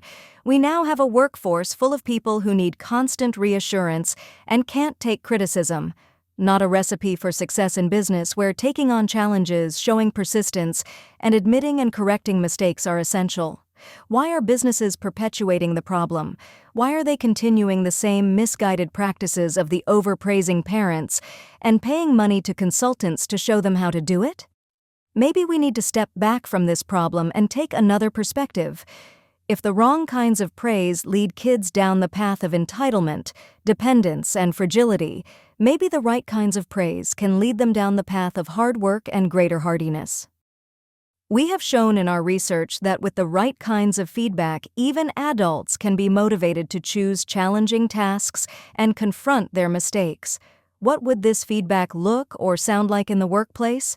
Instead of just giving employees an award for the smartest idea or praise for a brilliant performance, they would get praise for taking initiative, for seeing a difficult task through, for struggling and learning something new, for being undaunted by a setback, or for being open to and acting on criticism. Maybe it could be praise for not needing constant praise. Through a skewed sense of how to love their children, many parents in the 90s, and unfortunately, many parents of the Erozoros, abdicated their responsibility. Although corporations are not usually in the business of picking up where parents left off, they may need to this time. If businesses don't play a role in developing a more mature and growth-minded workforce, where will the leaders of the future come from? Are negotiators born or made? One of the key things that the successful business person must be good at is negotiation. In fact, it's hard to imagine how a business could thrive without skilled negotiators at the helm. Laura Cray and Michael Hazelhun have shown that mindsets have an important impact on negotiation success. In one study, they taught people either a fixed or a growth mindset about negotiation skills. Half of the participants read an article called "Negotiation Ability, Like Plaster, is Pretty Stable Over Time." The other half read one called "Negotiation Ability is Changeable and Can Be Developed." To give you a flavor for the articles, the growth mindset article started by saying, while it used to be believed that negotiating was a fixed skill that people were either born with or not, experts in the field now believe that negotiating is a dynamic skill that can be cultivated and developed over a lifetime. The participants were then asked to select the kind of negotiation task they wanted. They could choose one that showed off their negotiation skills, although they would not learn anything new. Or they could choose one in which they might make mistakes and get confused, but they would learn some useful negotiation skills. Almost half, 47% of the people who were taught the fixed mindset about negotiation skills chose the task that simply showed off their skills. But only 12% of those who were taught the growth mindset cared to pursue this show-offy task. This means that 88% of the people who learned a growth mindset wanted to dig into the task that would improve their negotiation skills. In their next study, Cray and Hasselhun monitored people as they engaged in negotiations. Again, half of the people were given a fixed mindset about negotiation skills, and the other half were given a growth mindset. The people, 2 at a time, engaged in an employment negotiation. In each pair, one person was the job candidate and the other was the recruiter, and they negotiated on 8 issues, including salary, vacation time, and benefits. By the end of the negotiation, those with the growth mindset were the clear winners, doing almost twice as well as those with the fixed mindset. The people who had learned the growth mindset persevered through the rough spots and stalemates to gain more favorable outcomes. In 3 final studies, the researchers looked at MBA students enrolled in a course on negotiation. Here they measured the mindsets the MBA students already had, asking them how much they agreed with fixed mindset statements. The kind of negotiator someone is very basic and it can't be changed very much. Good negotiators are born that way. And growth mindset statements, all people can change even their most basic negotiation qualities. In negotiations, experience is a great teacher. Similar to before, they found that the more of a growth mindset the student had, the better he or she did on the negotiation task. But does a growth mindset make people good just at getting their own way? Often negotiations require people to understand and try to serve the other person's interests as well. Ideally, at the end of a negotiation, both parties feel their needs have been met. In a study with a more challenging negotiation task, those with a growth mindset were able to get beyond initial failures by constructing a deal that addressed both parties' underlying interests. So, not only do those with a growth mindset gain more lucrative outcomes for themselves, but more important, they also come up with more creative solutions that confer benefits all around. Finally, a growth mindset promoted greater learning. Those MBA students who endorsed a growth mindset on the first day of the negotiation course earned higher final grades in the course weeks later. This grade was based on performance on written assignments, in class discussions, and during class presentations, and reflected a deeper comprehension of negotiation theory and practice. Corporate training. Are managers born or made? Millions of dollars and thousands of hours are spent each year trying to teach leaders and managers how to coach their employees and give them effective feedback. Yet much of this training is ineffective, and many leaders and managers remain poor coaches. Is that because this can't be trained? No, that's not the reason. Research sheds light on why corporate training often fails. Studies by Peter Heslin, Don Van de Walle, and Gary Latham show that many managers do not believe in personal change. These fixed-mindset managers simply look for existing talent. They judge employees as competent or incompetent at the start, and that's that. They do relatively little developmental coaching, and when employees do improve, they may fail to take notice, remaining stuck in their initial impression. What's more, like managers at Enron, they are far less likely to seek or accept critical feedback from their employees. Why bother to coach employees if they can't change, and why get feedback from them if you can't change? Managers with a growth mindset think it's nice to have talent, but that's just the starting point. These managers are more committed to their employees' development and to their own. They give a great deal more developmental coaching, they notice improvement in employees' performance, and they welcome critiques from their employees. Most exciting, the growth mindset can be taught to managers. Heslin and his colleagues conducted a brief workshop based on well-established psychological principles. By the way, with a few changes, it could just as easily be used to promote a growth mindset in teachers or coaches. The workshop starts off with a video and a scientific article about how the brain changes with learning. As with our Brainology workshop, described in Chapter 8, it's always compelling for people to understand how dynamic the brain is and how it changes with learning. The article goes on to talk about how change is possible throughout life and how people can develop their abilities at most tasks with coaching and practice. Although managers, of course, want to find the right person for a job, the exactly right person doesn't always come along. However, training and experience can often draw out and develop the qualities required for successful performance. The workshop then takes managers through a series of exercises in which A, they consider why it's important to understand that people can develop their abilities. B, they think of areas in which they once had low ability but now perform well. C, they write to a struggling protege about how his or her abilities can be developed. And D, they recall times they have seen people learn to do things they never thought these people could do. In each case, they reflect upon why and how change takes place. After the workshop, there was a rapid change in how readily the participating managers detected improvement in employee performance, in how willing they were to coach a poor performer, and in the quantity and quality of their coaching suggestions. What's more, these changes persisted over the 6-week period in which they were followed up. What does this mean? First, it means that our best bet is not simply to hire the most talented managers we can find and turn them loose, but to look for managers who also embody a growth mindset, a zest for teaching and learning, an openness to giving and receiving feedback, and an ability to confront and surmount obstacles. It also means we need to train leaders, managers, and employees to believe in growth, in addition to training them in the specifics of effective communication and mentoring. Indeed, a growth mindset workshop might be a good first step in any major training program. Finally, it means creating a growth mindset environment in which people can thrive.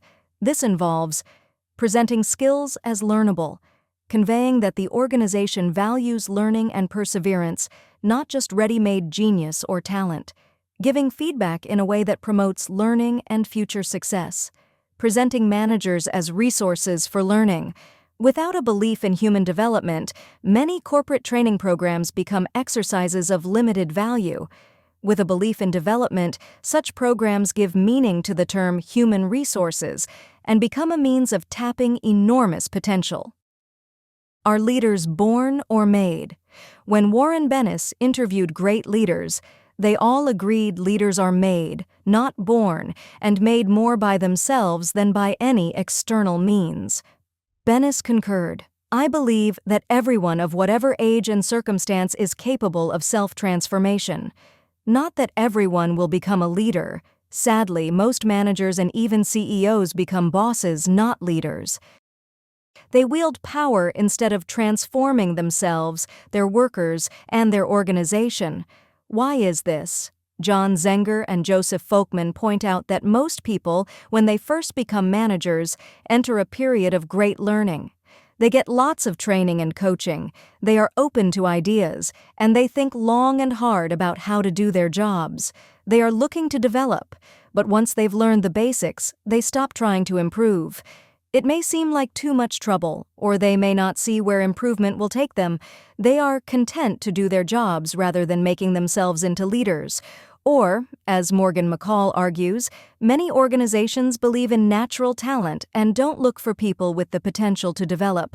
Not only are these organizations missing out on a big pool of possible leaders, but their belief in natural talent might actually squash the very people they think are the naturals, making them into arrogant, defensive non-learners. The lesson is, create an organization that prizes the development of ability and watch the leaders emerge. Organizational mindsets. When we talked about Lou Gerstner and Ann Mulcahy, we saw the kind of company they wanted to create and did create. These were companies that embraced the development of all employees and not the worship of a handful of anointed geniuses. This raised a question. Clearly, the leader of an organization can hold a fixed or growth mindset, but can an organization as a whole have a mindset? Can it have a pervasive belief that talent is just fixed, or instead, a pervasive belief that talent can and should be developed in all employees? And if so, what impact will this have on the organization and its employees? To find out, we studied a group of large corporations consisting of Fortune 500 and Fortune 1000 companies. An organization might embody a fixed mindset, conveying that employees either have it or they don't. We called this a culture of genius, or it might embody more of a growth mindset, conveying that people can grow and improve with effort, good strategies, and good mentoring. We call this a culture of development. To determine a company's mindset, we asked a diverse sample of employees at each organization how much they agreed with statements like these. When it comes to being successful, this company seems to believe that people have a certain amount of talent, and they can't really do much to change it. Fixed mindset. This company values natural intelligence and business talent more than any other characteristics. Also fixed mindset. This company genuinely values the personal development and growth of its employees. Growth mindset. We then compiled the responses, and they revealed something important.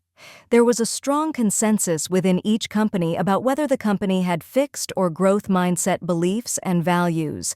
We were now ready to examine the impact of the company's mindset on employees' trust in the company, on their sense of empowerment and commitment, and on the level of collaboration, innovation, and ethical behavior that was embraced in the organization. What we found was fascinating. People who work in growth mindset organizations have far more trust in their company and a much greater sense of empowerment, ownership, and commitment. For example, when employees were asked to rate statements such as, "People are trustworthy in this organization," those in growth mindset companies expressed far higher agreement. Right in line with this, employees in growth mindset companies also reported that they were much more committed to their company and more willing to go the extra mile for it. I feel a strong sense of ownership and commitment to the future of this company. Those who worked in fixed mindset companies, however, expressed greater interest in leaving their company for another. It's nice that employees in growth mindset organizations feel trusting and committed, but what about agility and innovation? That's something that organizations should and do care greatly about these days. Perhaps a company has to sacrifice some comfort and loyalty to be on the leading edge. Perhaps a belief in fixed talent motivates innovation. It doesn't look that way. It's actually the employees in the growth mindset companies who say that their organization supports reasonable risk-taking, innovation, and creativity. For example, they agreed far more strongly with statements like this. "This company genuinely supports risk-taking and will support me even if I fail," and "People are encouraged to be innovative in this company. Creativity is welcomed." Employees in the fixed mindset companies not only say that their companies are less likely to support them in risk-taking and innovation, they are also far more likely to agree that their organizations are rife with cutthroat or unethical behavior. In this company, there is a lot of cheating, taking shortcuts, and cutting corners. Or, in this company, people often hide information and keep secrets. It makes a lot of sense when you think about it. When organizations put the premium on natural talent, then everyone wants to be the superstar, everyone wants to shine brighter than the others, and people may be more likely to cheat or cut corners to do so. Teamwork can take a nosedive. So employees in growth mindset companies have more positive views of their organizations, but is that admiration reciprocated? Yes, it is. Supervisors in growth mindset companies had significantly more positive views of their employees, and on dimensions companies should care about. Supervisors in growth mindset companies rated their employees as more collaborative and more committed to learning and growing, and as more innovative, and as having far greater management potential. These are all things that make a company more agile and more likely to stay in the vanguard. I love this last finding. Supervisors in growth mindset companies saw their team members as having far greater management potential than did supervisors in fixed mindset companies. They saw future leaders in the making. I love the irony. The fixed mindset companies presumably searched for the talent, hired the talent, and rewarded the talent, but now they were looking around and saying, "Where's the talent?" The talent wasn't flourishing. Our findings tell us that it's possible to weave a fixed or growth mindset into the very fabric of an organization to create a culture of genius or a culture of development. Everybody knows that the business models of the past are no longer valid and that modern companies must constantly reinvent themselves to stay alive. Which companies do you think have a better chance of thriving in today's world? Chapter 6. Relationships. Mindsets in love or not. What was that about the course of true love never running smooth? Well, the course to true love isn't so smooth either. That path is often strewn with disappointments and heartbreaks. Some people let these experiences scar them and prevent them from forming satisfying relationships in the future. Others are able to heal and move on. What separates them? To find out, we recruited more than 100 people and asked them to tell us about a terrible rejection. When I first got to New York, I was incredibly lonely. I didn't know a soul, and I totally felt like I didn't belong here. After about a year of misery, I met Jack. It's almost an understatement to say that we clicked instantly. We felt like we had known each other forever. It wasn't long before we were living together and doing everything together. I thought I would spend my whole life with him, and he said he felt the same way. 2 really happy years passed. Then one day I came home and found a note. He said he had to leave. Don't try to find him. He didn't even sign it, love. I never heard from him again. Sometimes when the phone rings, I still think maybe it's him. We heard a variation of that story over and over again. People with both mindsets told stories like this. Almost everyone, at one time or another, had been in love and had been hurt. What differed, and differed dramatically, was how they dealt with it. After they told their stories, we asked them follow-up questions. What did this mean to you? How did you handle it? What were you hoping for? When people had the fixed mindset, they felt judged and labeled by the rejection. Permanently labeled. It was as though a verdict had been handed down and branded on their foreheads. Unlovable. And they lashed out. Because the fixed mindset gives them no recipe for healing their wound, all they could do was hope to wound the person who inflicted it. Lydia, the woman in the story above, told us that she had lasting, intense feelings of bitterness. I would get back at him, hurt him any way I could if I got the chance. He deserves it. In fact, for people with the fixed mindset, their number one goal came through loud and clear: revenge. As one man put it, "She took my worth with her when she left. Not a day goes by I don't think about how to make her pay." During the study, I asked one of my fixed mindset friends about her divorce. I'll never forget what she said. "If I had to choose between me being happy and him being miserable, I would definitely want him to be miserable." it had to be a person with the fixed mindset who coined the phrase, "revenge is sweet." The idea that with revenge comes your redemption, because people with the growth mindset have little taste for it. The stories they told were every bit as wrenching, but their reactions couldn't have been more different. For them, it was about understanding, forgiving, and moving on. Although they were often deeply hurt by what happened, they wanted to learn from it. That relationship and how it ended really taught me the importance of communicating.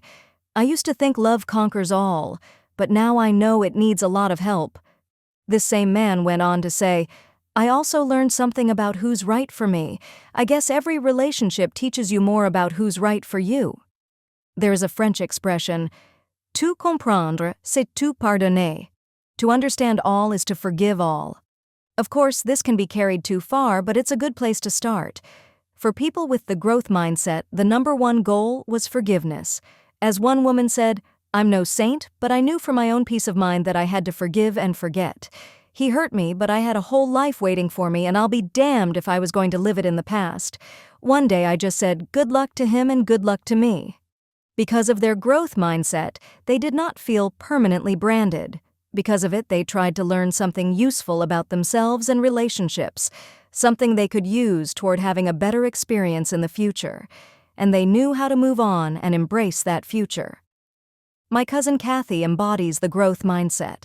Several years ago, after 23 years of marriage, her husband left her. Then, to add insult to injury, she was in an accident and hurt her leg.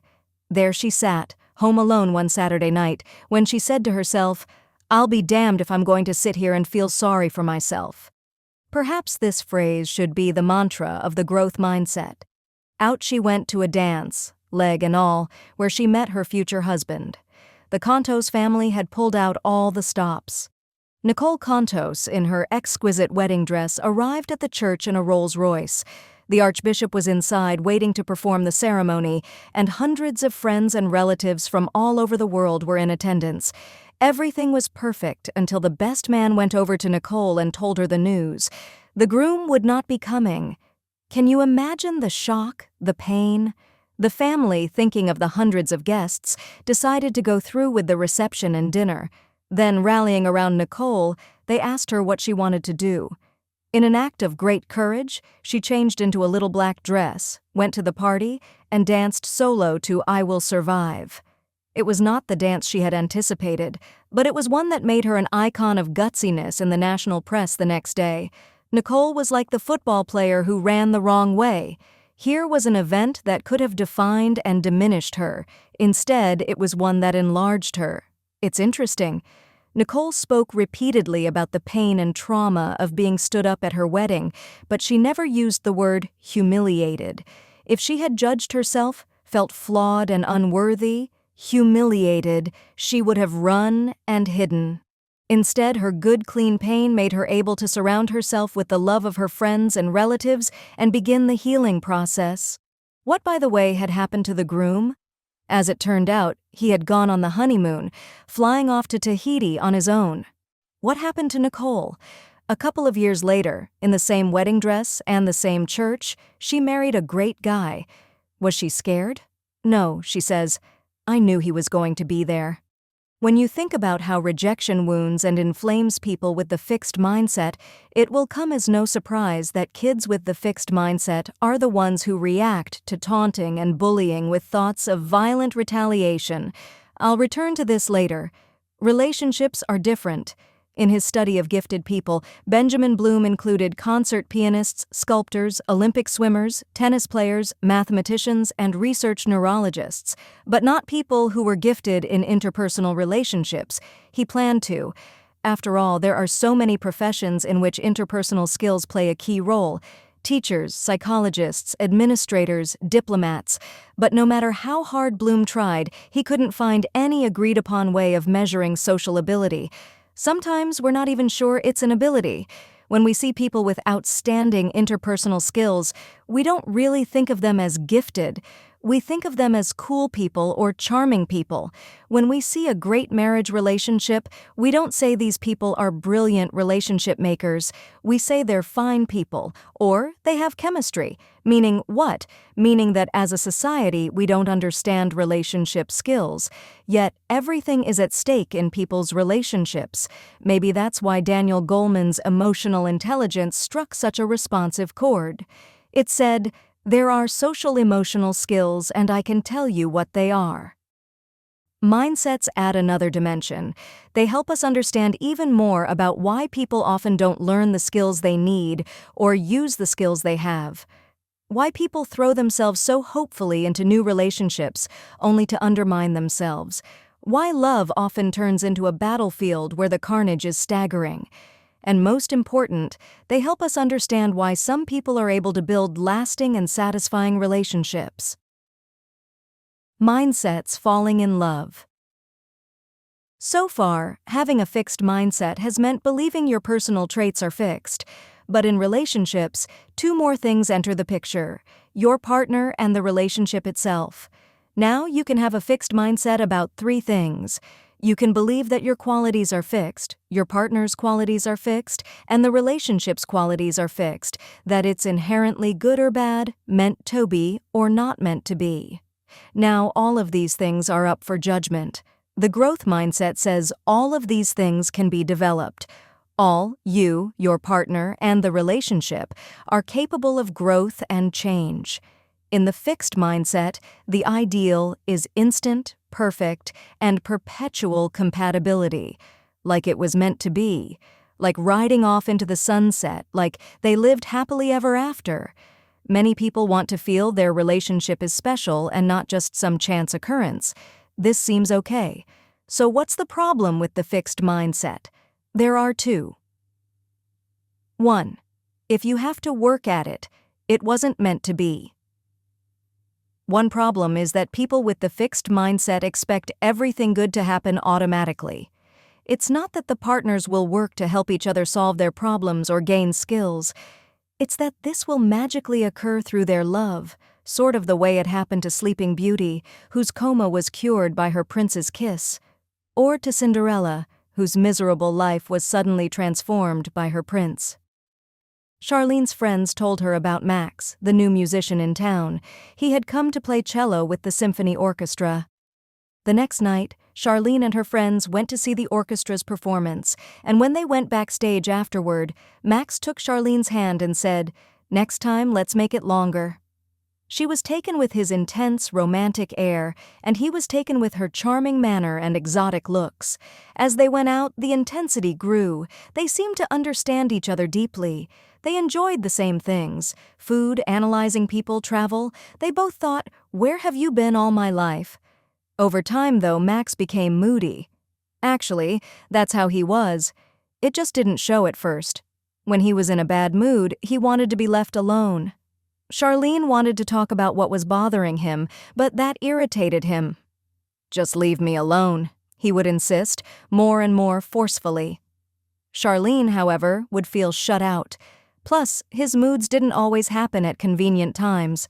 Sometimes the couple was scheduled to go out. Sometimes they had planned a special dinner alone. Either he didn't want to do it, or she would endure his sullen silence throughout the evening. If she tried to make light conversation, he would be disappointed in her. "I thought you understood me." Friends, seeing how much they cared about each other, urged them to work on this problem, but they both felt, with great sorrow, that if the relationship were the right one, they wouldn't have to work so hard. If it were the right relationship, they would just be able to understand and honor each other's needs. So they grew apart and eventually broke up. In the growth mindset, there may still be that exciting initial combustion, but people in this mindset don't expect magic. They believe that a good, lasting relationship comes from effort and from working through inevitable differences. But those with the fixed mindset don't buy that. Remember the fixed mindset idea that if you have ability, you shouldn't have to work hard? This is the same belief applied to relationships. If you're compatible, everything should just come naturally. Every single relationship expert disagrees with this. Aaron Beck, the renowned psychiatrist, says that one of the most destructive beliefs for a relationship is, if we need to work at it, there's something seriously wrong with our relationship, says John Gottman, a foremost relationship researcher. Every marriage demands an effort to keep it on the right track. There is a constant tension between the forces that hold you together and those that can tear you apart. As with personal achievement, this belief that success should not need effort robs people of the very thing they need to make their relationship thrive. It's probably why so many relationships go stale, because people believe that being in love means never having to do anything taxing. Mind reading. Part of the low-effort belief is the idea that couples should be able to read each other's minds. We are like one. My partner should know what I think, feel, and need, and I should know what my partner thinks, feels, and needs. But this is impossible. Mind reading instead of communicating inevitably backfires. Elaine Savage, noted family psychologist, describes Tom and Lucy. After 3 months together, Tom informed Lucy that there was an imbalance in their relationship. Lucy, reading his mind, decided Tom meant that he was less into the relationship than she was. She felt discouraged. Should she break off the relationship before he did? However, after a therapy session, Lucy got up the courage to find out what he meant. Tom, it turned out, had been using a musical term to convey his wish to fine-tune the relationship and move it to the next level. I almost fell into the same trap. My husband and I had met a few months before, and everything seemed to be going great. Then one evening, as we were sitting together, he said to me, "I need more space." Everything went blank. I couldn't believe what I was hearing. Was I completely mistaken about the relationship? Finally, I summoned my courage. "What do you mean?" I asked. He said, "I need you to move over so I can have more room." I'm glad I asked. Agreeing on everything. It's strange to believe in mind reading, but it makes sense when you realize that many people with a fixed mindset believe that a couple should share all of each other's views. If you do, then you don't need communication. You can just assume your partner sees things the way you do. Raymond Nee and his colleagues had couples come in and discuss their views of their relationship. Those with the fixed mindset felt threatened and hostile after talking about even minor discrepancies in how they and their partner saw their relationship. Even a minor discrepancy threatened their belief that they shared all of each other's views. It's impossible for a couple to share all of each other's assumptions and expectations. One may assume the wife will stop working and be supported, the other that she will be an equal breadwinner. One may assume they will have a house in the suburbs, the other that they will have a bohemian love nest. Michael and Robin had just finished college and were about to get married. He was the bohemian love nest type. He imagined that after they were married, they'd enjoy the young, hip Greenwich Village life together. So when he found the ideal apartment, he thought she'd be delighted. When she saw it, she went berserk. She'd been living in crummy little apartments all her life, and here it was, all over again. Married people were supposed to live in nice houses with new cars parked outside. They both felt betrayed, and it didn't get any better from there. Couples may erroneously believe they agree on each person's rights and duties. Fill in the blank. As a husband, I have a right to, and my wife has the duty to. As a wife, I have a right to, and my husband has the duty to. Few things can make partners more furious than having their rights violated, and few things can make a partner more furious than having the other feel entitled to something you don't think is coming to them. John Gottman reports, I've interviewed newlywed men who told me with pride, "I'm not going to wash the dishes, no way. That's a woman's job." 2 years later, the same guys ask me, "Why don't my wife and I have sex anymore?" Now, a couple may agree on traditional roles. That's up to them. But that's different from assuming it as an entitlement. When Janet, a financial analyst, and Phil, a real estate agent, met, he had just gotten a new apartment and was thinking he'd like to have a housewarming party, a dinner for a bunch of his friends. When Janet said, "Let's do it," he was thrilled. Her emphasis was on the "as," the U.S., because she was the more experienced cook and party giver. However, she did most of the preparation, and she did it gladly. She was delighted to see how happy he was to be having this event. The problem started after the guests arrived. Phil just went to the party.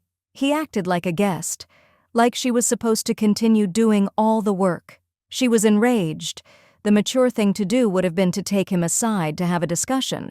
Instead, she decided to teach him a lesson. She, too, went to the party.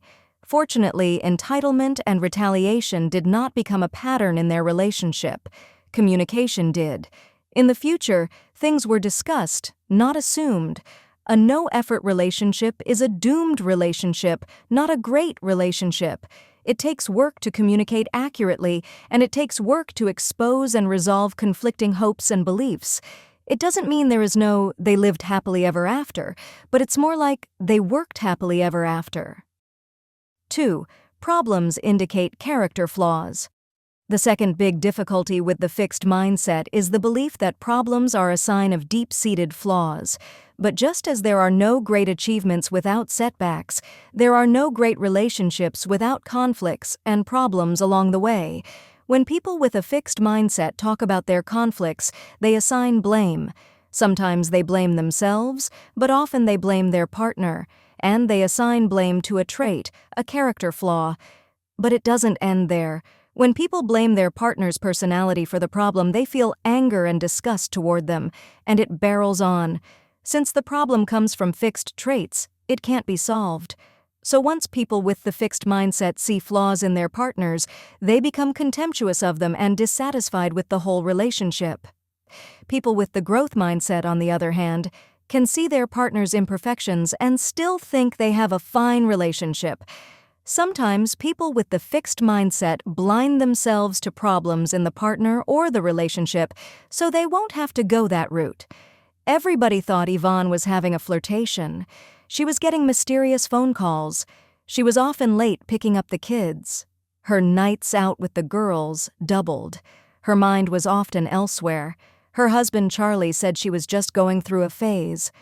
"All women go through times like this," he insisted. "It doesn't mean she's got a guy." Charlie's best friend urged him to look into it, but Charlie felt that if he confronted the reality, and it was negative, his world would come crashing down. In the fixed mindset, he'd have to confront the idea that either 1, the woman he loved was a bad person, 2, he was a bad person and drove her away, or 3, their relationship was bad and irreparable. He couldn't handle any of those. It didn't occur to him that there were problems that could be solved, that she was sending him a message she desperately wanted him to hear. "Don't take me for granted. I need more attention." A growth mindset doesn't mean he would necessarily confront her, but he would confront it, the situation. He'd think about what was wrong, maybe explore the issue with a counselor, make an informed decision about what to do next. If there were problems to be solved, at least there'd be a chance. Each one. A loser.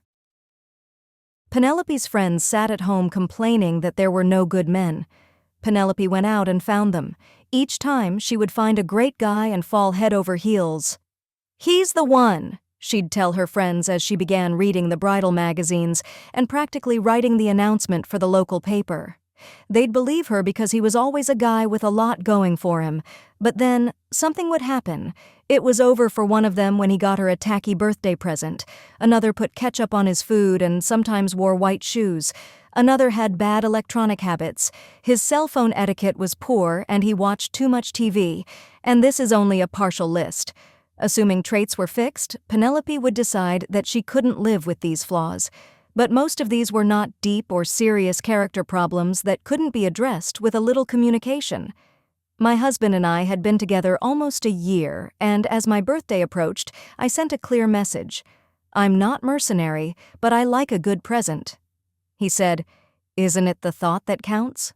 I replied, "That's what people say when they don't want to put thought into it." "Once a year," I continued, "we each have our day. I love you and I plan to put time and effort into choosing a present for you. I would like you to do that for me, too." He's never let me down. Penelope assumed that somewhere out there was someone who was already perfect. Relationship expert Daniel Weil says that choosing a partner is choosing a set of problems. There are no problem-free candidates. The trick is to acknowledge each other's limitations and build from there. The flaws fly. Brenda and Jack were clients of Daniel Weil, and he tells this tale. Brenda came home from work and told Jack a long, detailed story with no apparent point. Jack was bored to tears but tried to hide it to be polite. Brenda, however, could sense his true feelings, so, hoping to be more amusing, she launched into another endless story, also about a project at work. Jack was ready to burst. They were both mentally hurling traits right and left. According to Weil, they were both thinking, Brenda is boring, Jack is selfish, and our relationship is no good. In fact, both meant well.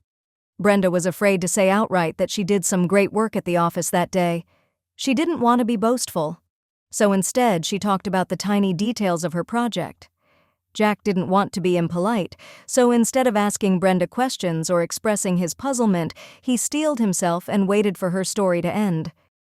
Jack just needed to say, "You know, honey, when you get into so many details, I lose your point and get frustrated.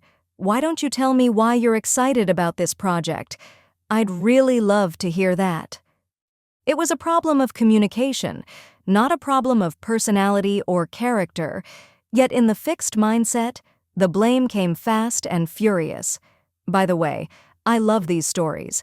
When I was a kid, Ladies' Home Journal used to have a feature in each issue called, "Can This Marriage Be Saved?"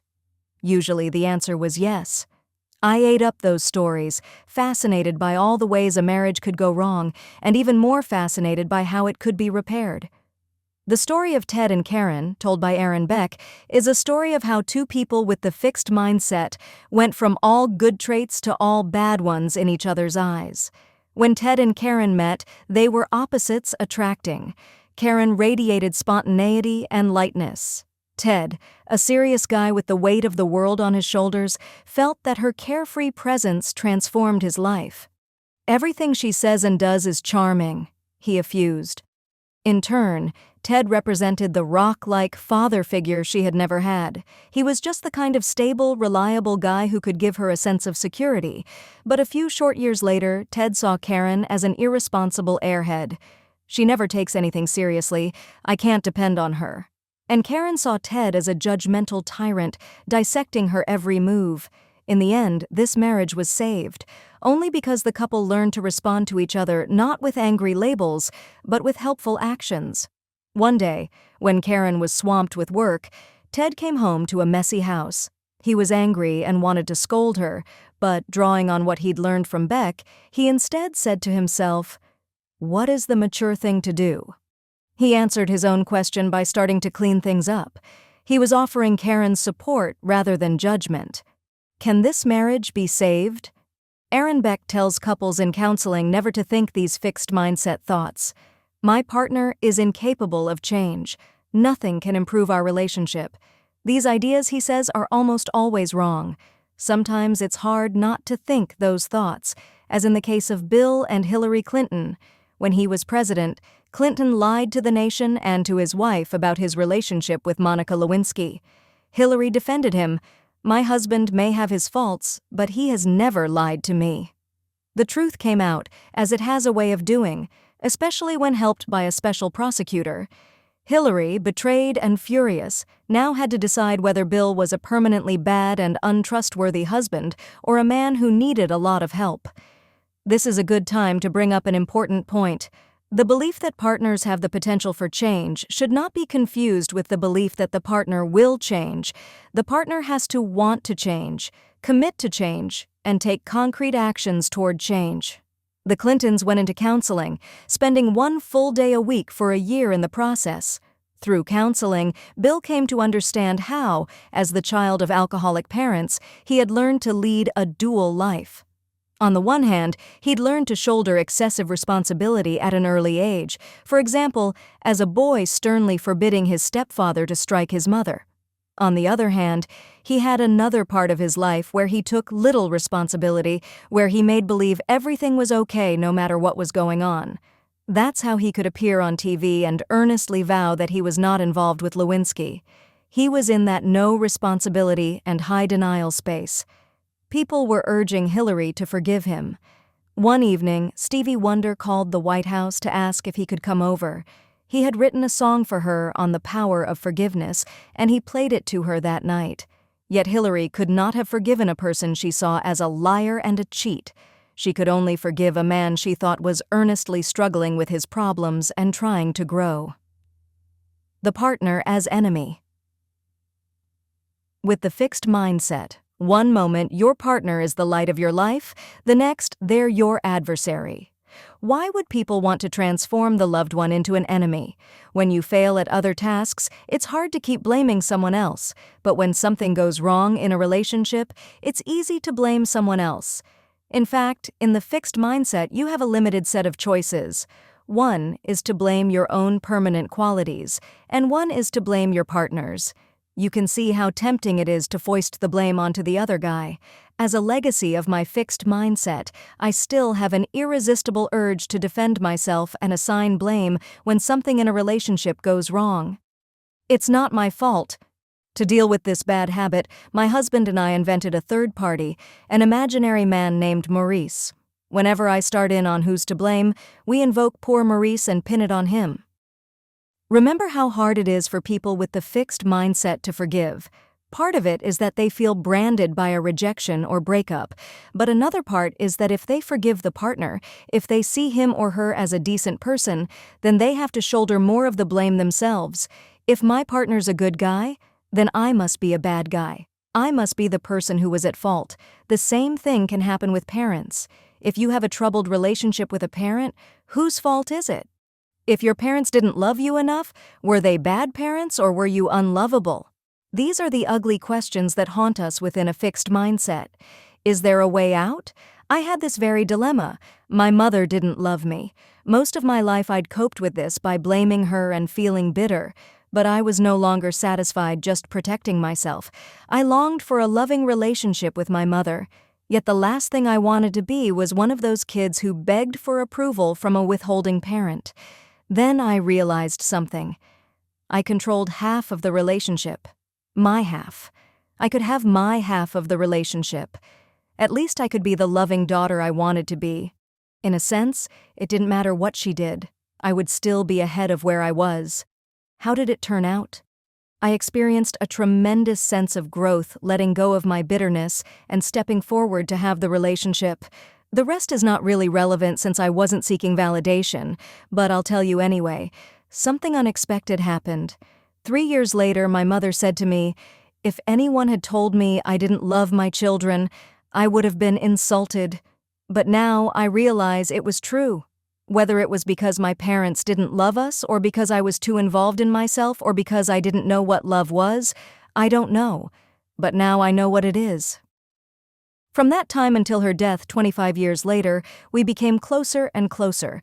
As lively as each of us was, we came even more to life in each other's presence. Once, a few years ago, after she'd had a stroke, the doctors warned me she couldn't speak and might never speak again. I walked into her room. She looked at me and said, "Carol, I love your outfit." What allowed me to take that first step, to choose growth and risk rejection? In the fixed mindset, I had needed my blame and bitterness.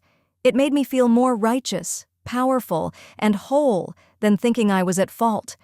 The growth mindset allowed me to give up the blame and move on. The growth mindset gave me a mother. I remember when we were kids and did something dumb, like drop our ice cream cone on our foot, we'd turn to our friend and say, "Look what you made me do." Blame may make you feel less foolish, but you still have a shoe full of ice cream and a friend who's on the defensive. In a relationship, the growth mindset lets you rise above blame, understand the problem, and try to fix it. Together. Competition. Who's the greatest? In the fixed mindset, where you've got to keep proving your competence, it's easy to get into a competition with your partner. Who's the smarter, more talented, more likable one? Susan had a boyfriend who worried that she would be the center of attention and he would be the tag-along. If she were someone, he would be no one. But Martin was far from no one. He was very successful, even revered in his field. He was handsome and well-liked, too. So at first, Susan pooh-poohed the whole thing. Then they attended a conference together. They'd arrived separately, and in checking in, Susan had chatted with the friendly hotel staff in the lobby. That evening, when the couple walked through the lobby, the whole staff greeted her warmly. Martin grunted. Next, they took a taxi to dinner. Toward the end of the ride, the driver started singing her praises. "You better hold on to her. Yes, sir, she's a good one." Martin winced. The whole weekend continued in this vein, and by the time they got home from the conference, their relationship was very strained. Martin wasn't actively competitive. He didn't try to outdo Susan, he just lamented her seemingly greater popularity. But some partners throw their hats right into the ring.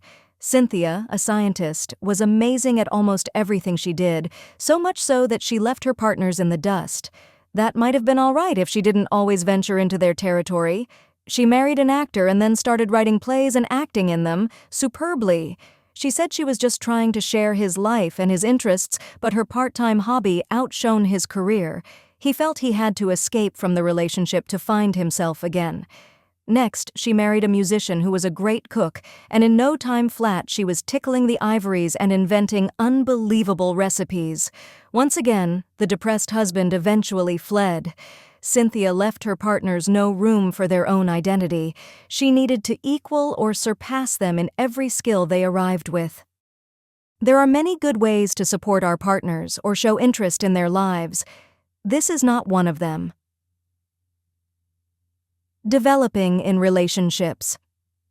When people embark on a relationship, they encounter a partner who is different from them, and they haven't learned how to deal with the differences.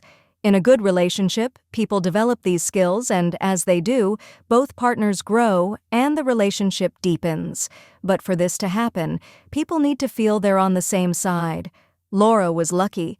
She could be self-centered and defensive. She could yell and pout. But James never took it personally and always felt that she was there for him when he needed her. So when she lashed out, he calmed her down and made her talk things through with him. Over time, she learned to skip the yelling and pouting. As an atmosphere of trust developed, they became vitally interested in each other's development. James was forming a corporation, and Laura spent hours with him discussing his plans and some of the problems he was encountering. Laura had always dreamed of writing children's books. James got her to spell out her ideas and write a first draft. He urged her to contact someone they knew who was an illustrator. In the context of this relationship, each partner was helping the other to do the things they wanted to do and become the person they wanted to be. Not long ago, I was talking to a friend about the view some people hold of child-rearing, that parents make little difference. In explaining that view, she likened it to a marriage relationship. It's like partners in a marriage. Each comes to the relationship fully formed, and you don't expect to influence who the partner is. "Oh no," I replied. "To me, the whole point of marriage is to encourage your partner's development and have them encourage yours." By that, I didn't mean a My Fair Lady kind of thing, where you attempt an extreme makeover on partners who then feel they aren't good enough as they are. I mean helping partners, within the relationship, to reach their own goals and fulfill their own potential. This is the growth mindset in action. Friendship. Friendships, like partnerships, are places where we have a chance to enhance each other's development and to validate each other. Both are important. Friends can give each other the wisdom and courage to make growth-enhancing decisions, and friends can reassure each other of their fine qualities. Despite the dangers of praising traits, there are times when we need reassurance about ourselves. Tell me I'm not a bad person for breaking up with my boyfriend. Tell me I'm not stupid even though I bombed on the exam. In fact, these occasions give us a chance to provide support and give a growth message. You gave that relationship everything you had for 3 years, and he made no effort to improve things. I think you're right to move on. Or, what happened on that exam? Do you understand the material? Did you study enough? Do you think you need a tutor? Let's talk about it. But as in all relationships, people's need to prove themselves can tilt the balance in the wrong direction. Sherry Levy did a study that was not about friendship, but makes an important and relevant point. Levy measured adolescent boys' self-esteem and then asked them how much they believed in negative stereotypes about girls. For example, how much did they believe that girls were worse in math or that girls were less rational than boys? She then measured their self-esteem again. Boys who believed in the fixed mindset showed a boost in self-esteem when they endorsed the stereotypes. Thinking that girls were dumber and more scatterbrained made them feel better about themselves. Boys with the growth mindset were less likely to agree with the stereotypes, but even when they did, it did not give them an ego boost. This mentality can intrude on friendships. The lower you are, the better I feel is the idea. One day I was talking to a dear, wise friend. I was puzzled about why she put up with the behavior of some of her friends. Actually, I was puzzled about why she even had these friends. One often acted irresponsibly, another flirted shamelessly with her husband. Her answer was that everyone has virtues and foibles, and that really, if you looked only for perfect people, your social circle would be impoverished. There was, however, one thing she would not put up with: people who made her feel bad about herself. We all know these people. They can be brilliant, charming, and fun, but after being with them, you feel diminished. You may ask, am I just doing a number on myself? But it is often them, trying to build themselves up by establishing their superiority and your inferiority. It could be by actively putting you down, or it could be by the careless way they treat you. Either way, you are a vehicle for, and a casualty of, confirming their worth. I was at a friend's 50th birthday party and her sister gave a speech, supposedly in her honor. Her sister talked about my friend's insatiable sexual appetite and how lucky it was she found a younger man to marry who could handle it. All in good fun, she took care of my friend's looks, brains, and mothering skills. After this tribute, I suddenly recalled the saying, "With friends like this, you don't need enemies." It's difficult to realize when friends don't wish you well. One night I had the most vivid dream. Someone I knew well, came into my house and one by one took all my prized possessions. In the dream I could see what was happening, but I couldn't see who it was. At one point I asked the intruder, "Couldn't you please leave that one? It means a lot to me." But the person just kept taking everything of value. The next morning I realized who it was and what it meant. For the past year, a close friend had been calling upon me constantly to help him with his work. I obliged. He was under a great deal of stress, and I was at first happy to use whatever skills I had for his benefit. But it was endless, it was not reciprocal, and on top of that, he punished me for it. "Don't think you could ever do work this good. You can help me polish my work, but you could never be this creative." He needed to reduce me so he wouldn't feel one down. My dream told me it was time to draw the line. I'm afraid that in the fixed mindset, I was also a culprit. I don't think I put people down, but when you need validation, you use people for it. One time, when I was a graduate student, I was taking the train to New York and sat next to a very nice businessman. In my opinion, we chatted back and forth pleasantly through the hour-and-a-half journey, but at the end he said to me, "Thank you for telling me about yourself." It really hit me. He was the dream validator, handsome, intelligent, successful, and that's what I had used him for. I had shown no interest in him as a person, only in him as a mirror of my excellence. Luckily for me, what he mirrored back was a far more valuable lesson. Conventional wisdom says that you know who your friends are in your times of need, and of course this view has merit. Who will stand by you day after day when you're in trouble? However, sometimes an even tougher question is, who can you turn to when good things happen, when you find a wonderful partner, when you get a great job offer or promotion, when your child does well? Who would be glad to hear it? Your failures and misfortunes don't threaten other people's self-esteem. Ego-wise, it's easy to be sympathetic to someone in need. It's your assets and your successes that are problems for people who derive their self-esteem from being superior. Shyness. In some ways, shyness is the flip side of what we've been talking about. We've been examining people who use others to buoy themselves up. Shy people worry that others will bring them down.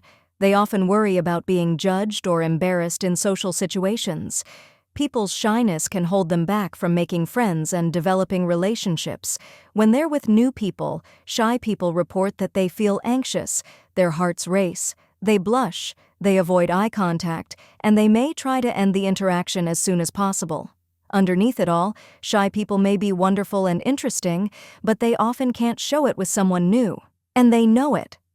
What can mindsets teach us about shyness? Jennifer Beer studied hundreds of people to find out. She measured people's mindsets, she assessed their shyness, and then she brought them together 2 at a time to get acquainted. The whole thing was filmed, and later on, trained raters watched the film and evaluated the interactions. Beer found, first, that people with the fixed mindset were more likely to be shy.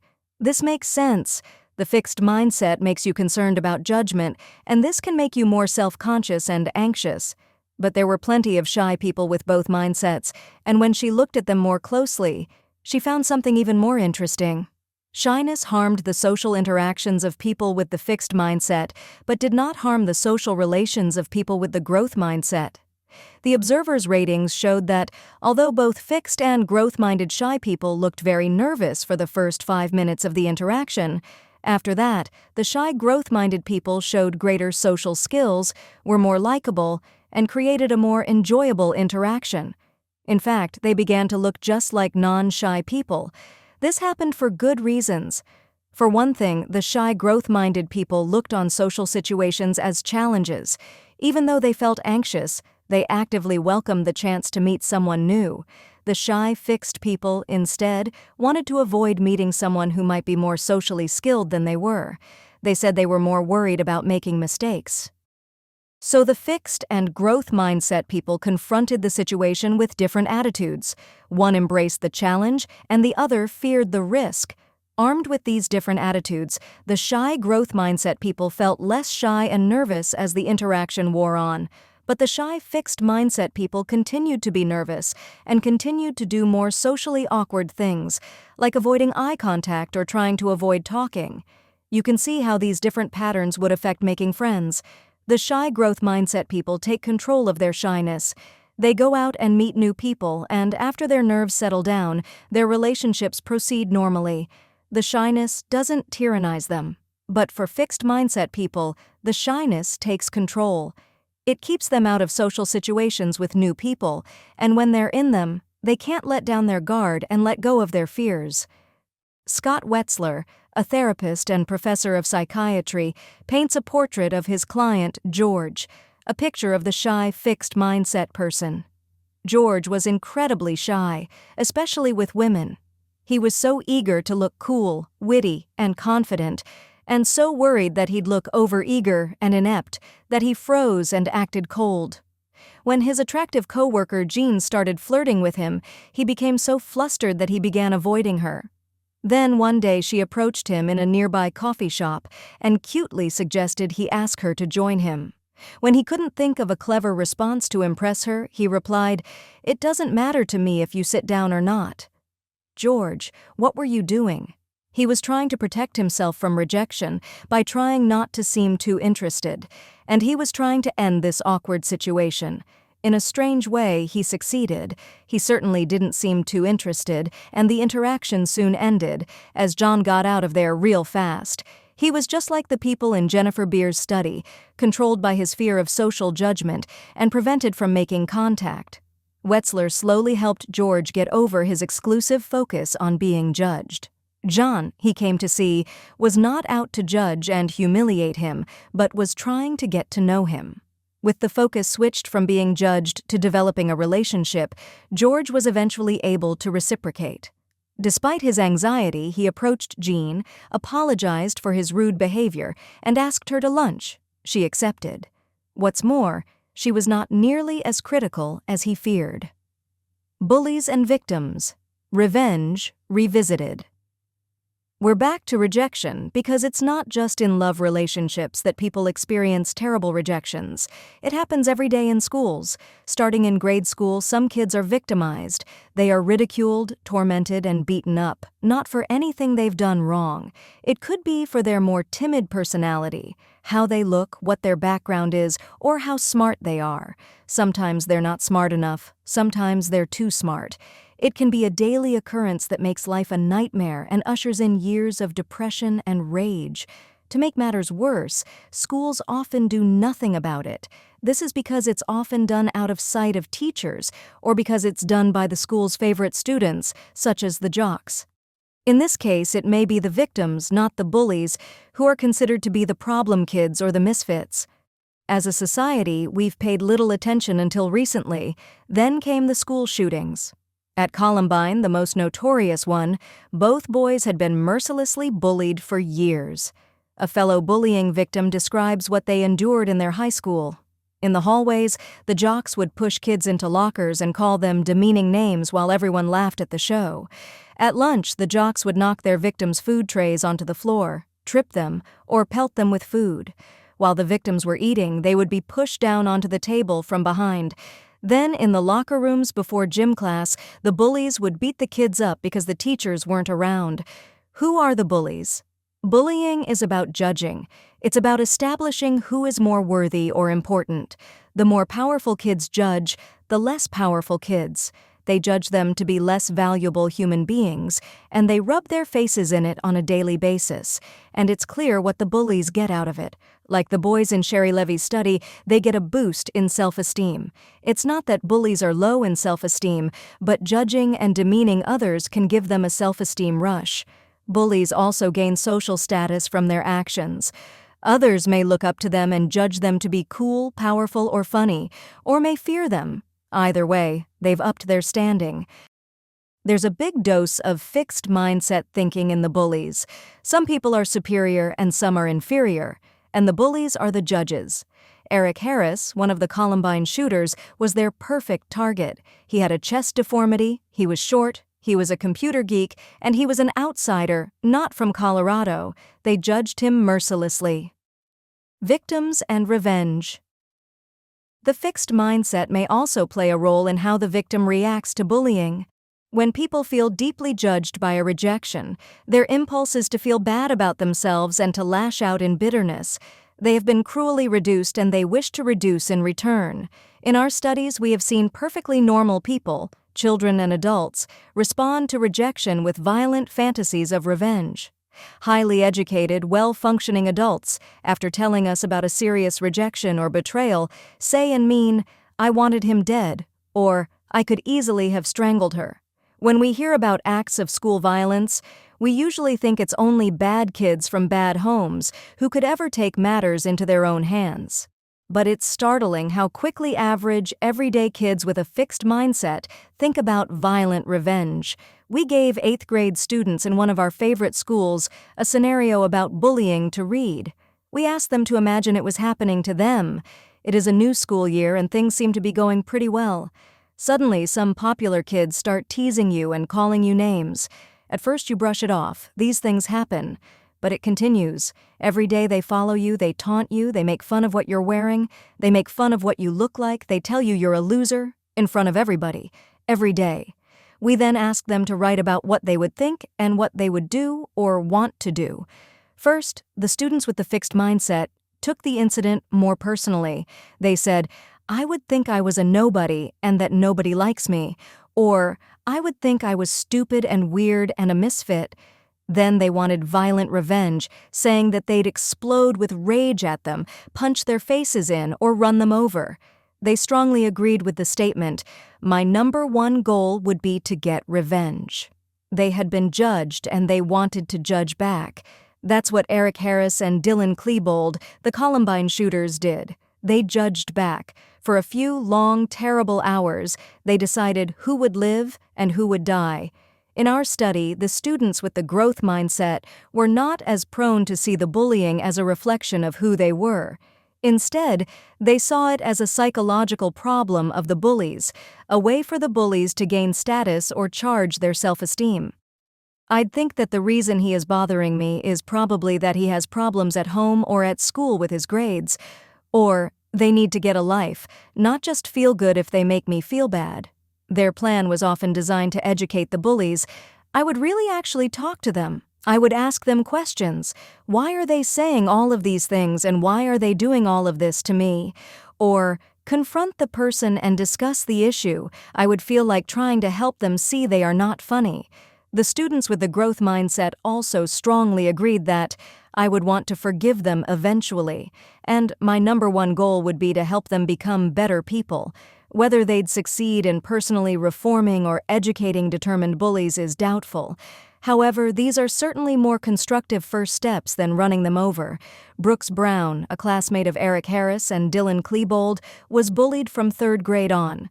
He suffered tremendously, yet he didn't look for revenge. He rejected the fixed mindset and the right of people to judge others, as in, I am a football player and therefore I'm better than you, or I am a basketball player. Pathetic geeks like you are not on my level. More than that, he actively embraced a growth mindset. In his own words, people do have the potential to change. Even maybe Eric Harris, the more depressed, hostile leader of the shootings. Brown had had a very serious run-in with Eric Harris several years before, but in their senior year of high school, Brown offered a truce. I told him that I had changed a lot since that year, and that I hoped he felt the same way about himself. Brooks went on to say that if he found that Eric hadn't changed, he could always pull back. However, if he had grown up, then why not give him the chance to prove it? Brooks hasn't given up. He still wants to change people. He wants to wake up the world to the problem of bullying, and he wants to reach victims and turn them off their violent fantasies. So he's worked for the filmmaker Michael Moore on Bowling for Columbine, and he's set up an innovative website where bullied kids can communicate with each other and learn that the answer isn't to kill. It's to use your mind and make things better. Brooks, like me, does not see the shooters as people who are a world apart from everyone else. His friend Dylan Klebold, he says, was once a regular kid from a fine home with loving, involved parents. In fact, he warns, we can just sit back and call the shooters sick monsters, completely different from us. Or we can accept that there are more Erics and Dylans out there who are slowly being driven down the same path. Even if a victim doesn't have a fixed mindset to begin with, prolonged bullying can instill it, especially if others stand by and do nothing or even join in. Victims say that when they're taunted and demeaned and no one comes to their defense, they start to believe they deserve it. They start to judge themselves and to think that they are inferior. Bullies judge. Victims take it in. Sometimes it remains inside and can lead to depression and suicide. Sometimes it explodes into violence. What can be done? Individual children can't usually stop the bullies, especially when the bullies attract a group of supporters. But the school can, by changing the school mindset. School cultures often promote or at least accept the fixed mindset. They accept that some kids feel superior to others and feel entitled to pick on them. They also consider some kids to be misfits whom they can do little to help. But some schools have created a dramatic reduction in bullying by fighting the atmosphere of judgment and creating one of collaboration and self-improvement. Stan Davis, a therapist, school counselor, and consultant, has developed an anti-bullying program that works. Building on the work of Dan Olvos, a researcher in Norway, Davis's program helps bullies change, supports victims, and empowers bystanders to come to a victim's aid. Within a few years, physical bullying in his school was down 93%, and teasing was down 53%. Darla, a 3rd grader, was overweight, awkward, and a crybaby. She was such a prime target that half of the class bullied her, hitting her and calling her names on a daily basis, and winning one another's approval for it. Several years later, because of Davis's program, the bullying had stopped. Darla had learned better social skills and even had friends. Then Darla went to middle school and after a year came back to report what had happened. Her classmates from elementary school had seen her through. They'd helped her make friends and protected her from her new peers when they wanted to harass her. Davis also gets the bullies changing. In fact, some of the kids who rushed to Darla's support in middle school were the same ones who had bullied her earlier. What Davis does is this.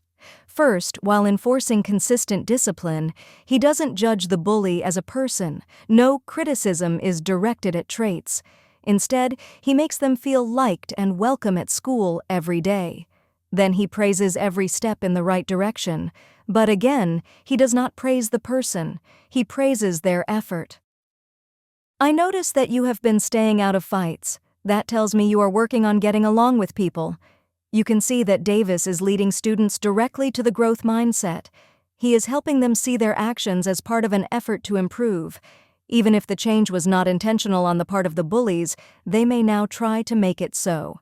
Stan Davis has incorporated our work on praise, criticism, and mindsets into his program, and it has worked. This is a letter I got from him. Dear Dr. Dweck, Your research has radically changed the way I work with students. I am already seeing positive results from my own different use of language to give feedback to young people. Next year, our whole school is embarking on an initiative to build student motivation based on growth feedback. Yours, Stan Davis Heimjanot, the renowned child psychologist, also shows how teachers can point bullies away from judgment and toward improvement and compassion. Here is a letter from a teacher to an 8-year-old bully in her class. Notice that she doesn't imply he's a bad person, and she shows respect by referring to his leadership, by using big words, and by asking for his advice. Dear Jay, Andy's mother has told me that her son has been made very unhappy this year. Name-calling and ostracism have left him sad and lonely. I feel concerned about the situation. Your experience as a leader in your class makes you a likely person for me to turn to for advice. I value your ability to sympathize with those who suffer. Please write me your suggestions about how we can help Andy. Sincerely, your teacher. In a New York Times article on bullying, Eric Harris and Dylan Klebold are referred to as two misfit teenagers. It's true, they didn't fit in, but you never hear the bullies referred to as misfits, because they weren't. They fit right in. In fact, they defined and ruled the school culture. The notion that some people are entitled to brutalize others is not a healthy one. Stan Davis points out that as a society, we rejected the idea that people were entitled to brutalize blacks and harass women. Why do we accept the idea that people are entitled to brutalize our children? By doing so, we also insult the bullies. We tell them we don't think they're capable of more, and we miss the chance to help them become more. Chapter 7. Parents, Teachers, and Coaches. Where do mindsets come from? No parent thinks, I wonder what I can do today to undermine my children, subvert their effort, turn them off learning, and limit their achievement. Of course not. They think, I would do anything, give anything, to make my children successful. Yet many of the things they do boomerang. Their helpful judgments, their lessons, their motivating techniques often send the wrong message. In fact, every word and action can send a message. It tells children, or students, or athletes how to think about themselves. It can be a fixed mindset message that says, you have permanent traits, and I'm judging them. Or it can be a growth mindset message that says, you are a developing person and I am committed to your development. It's remarkable how sensitive children are to these messages and how concerned they are about them. Heimjanot, the child-rearing sage of the 1950s through 70s, tells this story. Bruce, age 5, went with his mother to his new kindergarten. When they arrived, Bruce looked up at the paintings on the wall and said, "Who made those ugly pictures?" His mother rushed to correct him. It's not nice to call pictures ugly when they are so pretty. But his teacher knew exactly what he meant. In here, she said, you don't have to paint pretty pictures. You can paint mean pictures if you feel like it. Bruce gave her a big smile. She had answered his real question. What happens to a boy who doesn't paint well? Next, Bruce spotted a broken fire engine. He picked it up and asked in a self-righteous tone, "Who broke this fire engine?" Again, his mother rushed in. "What difference does it make to you who broke it? You don't know anyone here." But the teacher understood. "Toys are for playing," she told him. "Sometimes they get broken. It happens." Again, his question was answered. What happens to boys who break toys? Bruce waved to his mother and went off to start his first day of kindergarten. This was not a place where he would be judged and labeled. You know, we never outgrow our sensitivity to these messages. Several years ago, my husband and I spent 2 weeks in Provence, in the south of France. Everyone was wonderful to us, very kind and very generous. But on the last day, we drove to Italy for lunch. When we got there and found a little family restaurant, tears started streaming down my face. I felt so nurtured. I said to David, "You know, in France, when they're nice to you, you feel like you've passed a test. But in Italy, there is no test." Parents and teachers who send fixed mindset messages are like France, and parents and teachers who send growth mindset messages are like Italy. Let's start with the messages parents send to their children, but they are also messages that teachers can send to their students or coaches can send to their athletes. Parents and teachers. Messages about success and failure. Messages about success. Listen for the messages in the following examples. You learned that so quickly. You're so smart. Look at that drawing. Martha, is he the next Picasso or what? You're so brilliant. You got an A without even studying. If you're like most parents, you hear these as supportive, esteem-boosting messages. But listen more closely. See if you can hear another message. It's the one that children hear. If I don't learn something quickly, I'm not smart. I shouldn't try drawing anything hard or they'll see I'm no Picasso. I'd better quit studying or they won't think I'm brilliant. How do I know this?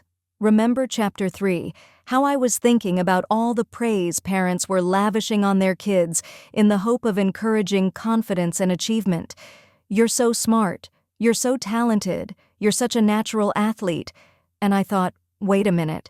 Isn't it the kids with the fixed mindset, the vulnerable kids who are obsessed with this? Wouldn't harping on intelligence or talent make kids, all kids, even more obsessed with it? That's why we set out to study this. After 7 experiments with hundreds of children, we had some of the clearest findings I've ever seen. Praising children's intelligence harms their motivation, and it harms their performance. How can that be? Don't children love to be praised? Yes, children love praise. And they especially love to be praised for their intelligence and talent. It really does give them a boost, a special glow, but only for the moment. The minute they hit a snag, their confidence goes out the window and their motivation hits rock bottom. If success means they're smart, then failure means they're dumb. That's the fixed mindset. Here is the voice of a mother who saw the effects of well-meant praise for intelligence. I want to share my real-life experience with you. I am the mother of a very intelligent 5th grader. He consistently scores in the 99th percentile on standardized school tests in math, language, and science, but he has had some very real self-worth problems. My husband, who is also an intelligent person, felt his parents never valued intellect, and he has overcompensated with our son in attempting to praise him for being smart. Over the past years, I have suspected this was causing a problem because my son, while he easily excels in school, is reluctant to take on more difficult work or projects, just as your studies show, because then he would think he's not smart. He projects an overinflated view of his abilities and claims he can perform better than others, both intellectually and in physical activities, but will not attempt such activities because, of course, in his failure, he would be shattered. And here is the voice of one of my Columbia students reflecting on his history. I remember often being praised for my intelligence rather than my efforts, and slowly but surely I developed an aversion to difficult challenges. Most surprisingly, this extended beyond academic and even athletic challenges to emotional challenges. This was my greatest learning disability, this tendency to see performance as a reflection of character, and if I could not accomplish something right away, to avoid that task or treat it with contempt. I know it feels almost impossible to resist this kind of praise. We want our loved ones to know that we prize them and appreciate their successes. Even I have fallen into the trap. One day I came home and my husband, David, had solved a very difficult problem we had been puzzling over for a while. Before I could stop myself, I blurted out, "You're brilliant." Needless to say, I was appalled at what I had done, and as the look of horror spread over my face, he rushed to reassure me. "I know you meant it in the most growth-minded way," that I searched for strategies, kept at it, tried all kinds of solutions, and finally mastered it. "Yes," I said, smiling sweetly, "that's exactly what I meant. Parents think they can hand children permanent confidence, like a gift, by praising their brains and talent. It doesn't work, and in fact has the opposite effect. It makes children doubt themselves as soon as anything is hard or anything goes wrong. If parents want to give their children a gift, the best thing they can do is to teach their children to love challenges, be intrigued by mistakes, enjoy effort, seek new strategies, and keep on learning. That way, their children don't have to be slaves of praise. They will have a lifelong way to build and repair their own confidence." sending messages about process and growth. So what's the alternative to praising talent or intelligence? David's reassurance gives us a hint. One of my students tells us more. I went home this weekend to find my 12-year-old sister ecstatic about school. I asked what she was so excited about, and she said, "I got 102 on my social studies test." I heard her repeat this phrase about 5 more times that weekend. At that point, I decided to apply what we learned in class to this real-life situation. Rather than praising her intelligence or her grade, I asked questions that made her reflect on the effort she put into studying and on how she has improved from the year before. Last year, her grades dropped lower and lower as the year progressed, so I thought it was important for me to intervene and steer her in the right direction at the beginning of this year. Does this mean we can't praise our children enthusiastically when they do something great? Should we try to restrain our admiration for their successes? Not at all. It just means that we should keep away from a certain kind of praise that judges their intelligence or talent, or praise that implies that we're proud of them for their intelligence or talent rather than for the work they put in. We can appreciate them as much as we want for the growth-oriented process, what they accomplished through practice, study, persistence, and good strategies, and we can ask them about their work in a way that recognizes and shows interest in their efforts and choices. You really studied for your test, and your improvement shows it. You read the material over several times, you outlined it, and you tested yourself on it. It really worked. I like the way you tried all kinds of strategies on that math problem until you finally got it. You thought of a lot of different ways to do it and found the one that worked. I like that you took on that challenging project for your science class.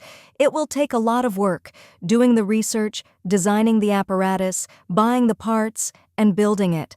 Boy, you're going to learn a lot of great things. I know school used to be easy for you, and you used to feel like the smart kid all the time. But the truth is that you weren't using your brain to the fullest. I'm really excited about how you're stretching yourself now and working to learn hard things. That homework was so long and involved. I really admire the way you concentrated and finished it. That picture has so many beautiful colors. Tell me about them. You put so much thought into this essay. It really makes me understand Shakespeare in a new way. The passion you put into that piano piece gives me a real feeling of joy. How do you feel when you play it? What about a student who worked hard and didn't do well? I like the effort you put in, but let's work together some more and figure out what it is you don't understand. We all have different learning curves. It may take more time for you to catch on to this and be comfortable with this material, but if you keep at it like this, you will. Everyone learns in a different way. Let's keep trying to find the way that works for you. This may be especially important for children with learning disabilities. Often for them, it is not sheer effort that works, but finding the right strategy. I was excited to learn recently that Haim Gignac, through his lifelong work with children, came to the same conclusion. Praise should deal not with the child's personality attributes, but with his efforts and achievements. Sometimes people are careful to use growth-oriented praise with their children, but then ruin it by the way they talk about others. I have heard parents say in front of their children, "He's just a born loser," "She's a natural genius," or "She's a pea-brain." When children hear their parents level fixed judgments at others, it communicates a fixed mindset, and they have to wonder, am I next? This caveat applies to teachers, too. In one study, we taught students a math lesson spiced up with some math history, namely, stories about great mathematicians. For half of the students, we talked about the mathematicians as geniuses who easily came up with their math discoveries. This alone propelled students into a fixed mindset. It sent the message, there are some people who are born smart in math, and everything is easy for them. Then there are the rest of you. For the other half of the students, we talked about the mathematicians as people who became passionate about math and ended up making great discoveries. This brought students into a growth mindset. The message was, skills and achievement come through commitment and effort. It's amazing how kids sniff out these messages from our innocent remarks. One more thing about praise. When we say to children, "Wow, you did that so quickly," or "Look, you didn't make any mistakes," What message are we sending? We are telling them that what we prize are speed and perfection. Speed and perfection are the enemy of difficult learning. If you think I'm smart when I'm fast and perfect, I'd better not take on anything challenging. So what should we say when children complete a task, say math problems, quickly and perfectly? Should we deny them the praise they have earned? Yes. When this happens, I say, "Whoops, I guess that was too easy. I apologize for wasting your time. Let's do something you can really learn from." Reassuring children. How do you make a child feel secure before a test or performance? The same principle applies. Reassuring children about their intelligence or talent backfires. They'll only be more afraid to show a deficiency. Christina was a really bright high school student who, much to her shame, did terribly on tests. She always studied, she always knew the material, but every time it came to the test, she got so wound up that her mind went blank. Her grades suffered, she disappointed her teachers, she let her parents down, and it was only going to get worse as she faced the college board tests that the schools she longed to attend prized so highly.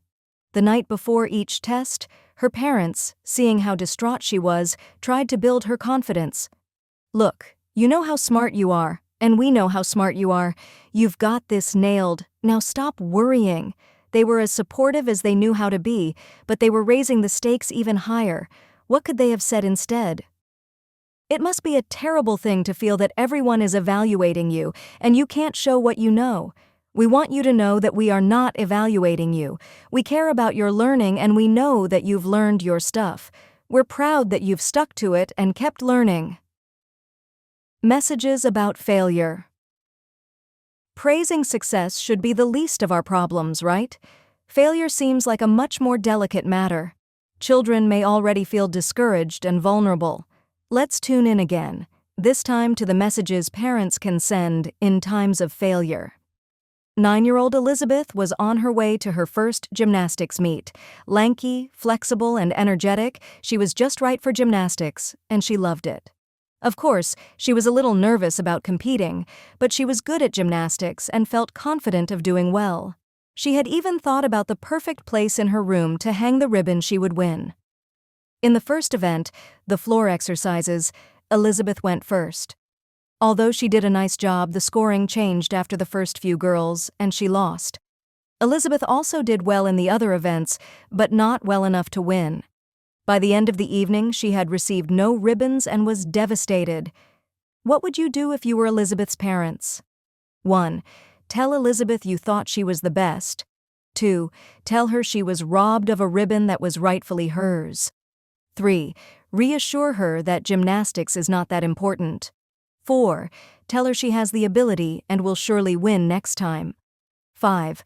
Tell her she didn't deserve to win.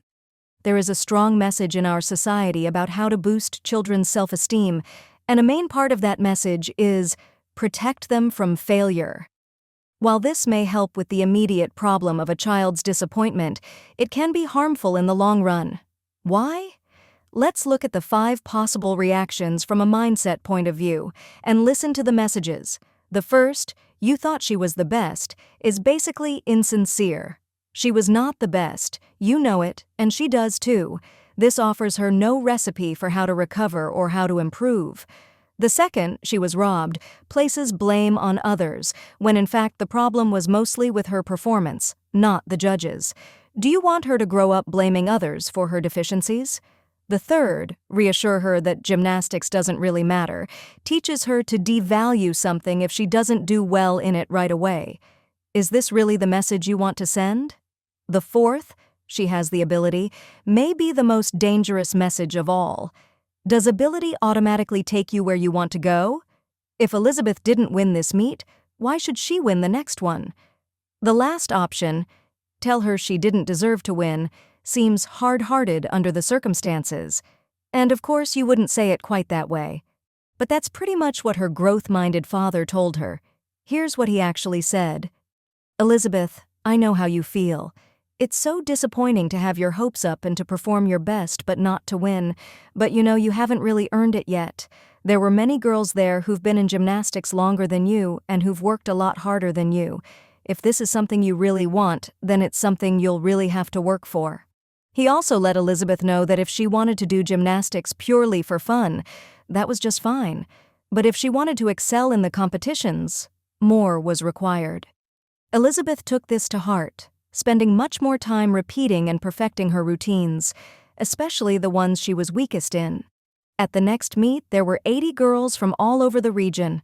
Elizabeth won 5 ribbons for the individual events and was the overall champion of the competition, hauling home a giant trophy. By now, her room is so covered with awards you can hardly see the walls.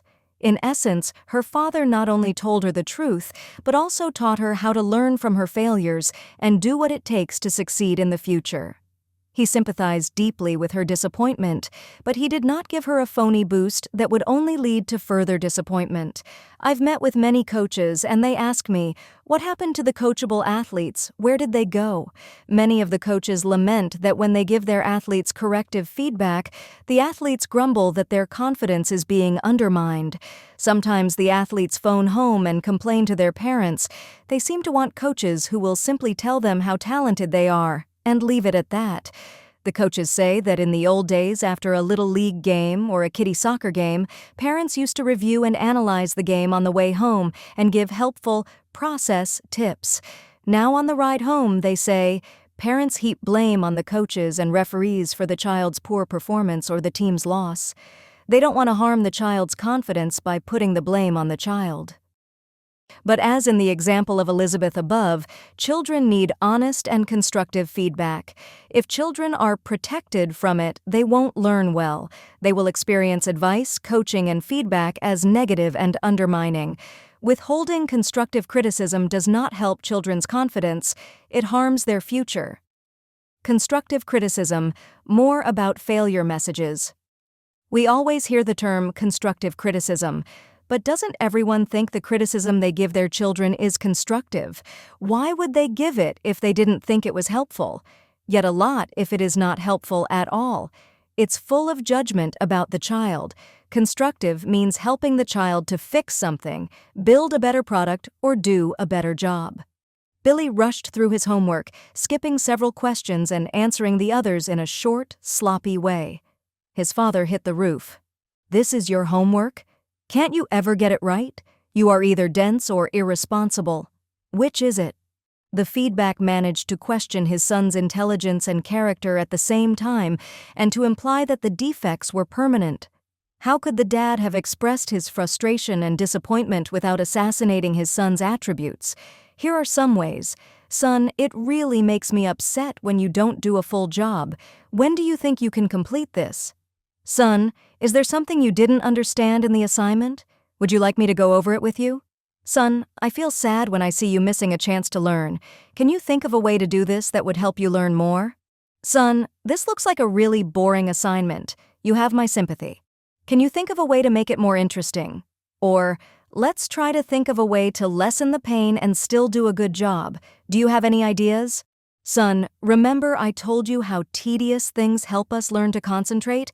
This one is a real challenge. This will really take all your concentration skills. Let's see if you can concentrate through this whole assignment."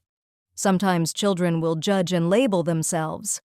Janot tells of Philip, age 14, who was working on a project with his father and accidentally spilled nails all over the floor.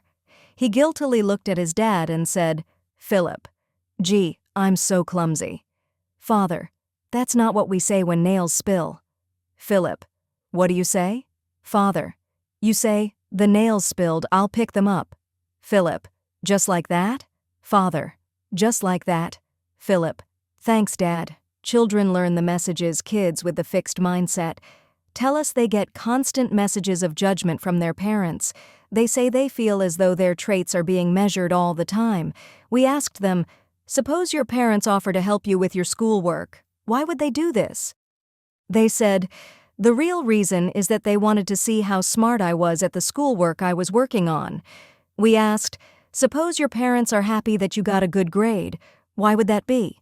They said, "They were happy to see I was a smart kid." We asked, "Suppose your parents discussed your performance with you when you did poorly on something in school. Why would they do this?" They said they might have been worried I wasn't one of the bright kids, and they think bad grades might mean I'm not smart. So every time something happens, these children hear a message of judgment. Maybe all kids think their parents are judging them. Isn't that what parents do? Nag and judge? That's not what students with the growth mindset think. They think their parents are just trying to encourage learning and good study habits. Here's what they say about their parents' motives. Q. Suppose your parents offer to help you with your schoolwork. Why would they do this? A. They wanted to make sure I learned as much as I could from my schoolwork. Q. Suppose your parents are happy that you got a good grade. A. They're happy because a good grade means that I really stuck to my work. Q. Suppose your parents discussed your performance with you when you did poorly on something in school. A. They wanted to teach me ways to study better in the future. Even when it was about their conduct or their relationships, the kids with the fixed mindset felt judged, but the kids with the growth mindset felt helped. Q. Imagine that your parents became upset when you didn't do what they asked you to do. Why would they be this way? Fixed mindset child. They were worried I might be a bad kid. Growth mindset child. They wanted to help me learn ways of doing it better next time. All kids misbehave. Research shows that normal young children misbehave every 3 minutes. Does it become an occasion for judgment of their character or an occasion for teaching? Q. Imagine that your parents were unhappy when you didn't share with other kids. Why would they be this way? Fixed mindset child. They thought it showed them what kind of person I was. Growth mindset child. They wanted to help me learn better skills for getting along with other kids. Children learn these lessons early. Children as young as toddlers pick up these messages from their parents, learning that their mistakes are worthy of judgment and punishment, or learning that their mistakes are an occasion for suggestions and teaching. Here's a kindergarten boy we will never forget. You will hear him role-playing different messages from his 2 parents. This is the situation. He wrote some numbers in school. They contained an error, and now he tells us how his parents would react. Mother: Hello? What are you sad about? Boy: I gave my teacher some numbers and I skipped the number 8, and now I'm feeling sad. Mother: Well, there's one thing that can cheer you up. Boy: What? Mother: If you really tell your teacher that you tried your best, she wouldn't be mad at you. Turning to father: We're not mad, are we? Father: Oh, yes, we are. Son, you better go right to your room. I wish I could tell you he listened to his mother's growth-oriented message, but in our study, he seemed to heed the judgmental message of his dad, downgrading himself for his errors and having no good plan for fixing them. Yet at least he had his mother's effort message that he could, hopefully, put to use in the future. Parents start interpreting and reacting to their child's behavior at minute 1. A new mother tries to nurse her baby. The baby cries and won't nurse. Or takes a few sucks, gives up and starts screaming. Is the baby stubborn? Is the baby deficient? After all, isn't nursing an inborn reflex? Aren't babies supposed to be naturals at nursing? What's wrong with my baby? A new mother in this situation told me, At first I got really frustrated. Then I kept your work in mind.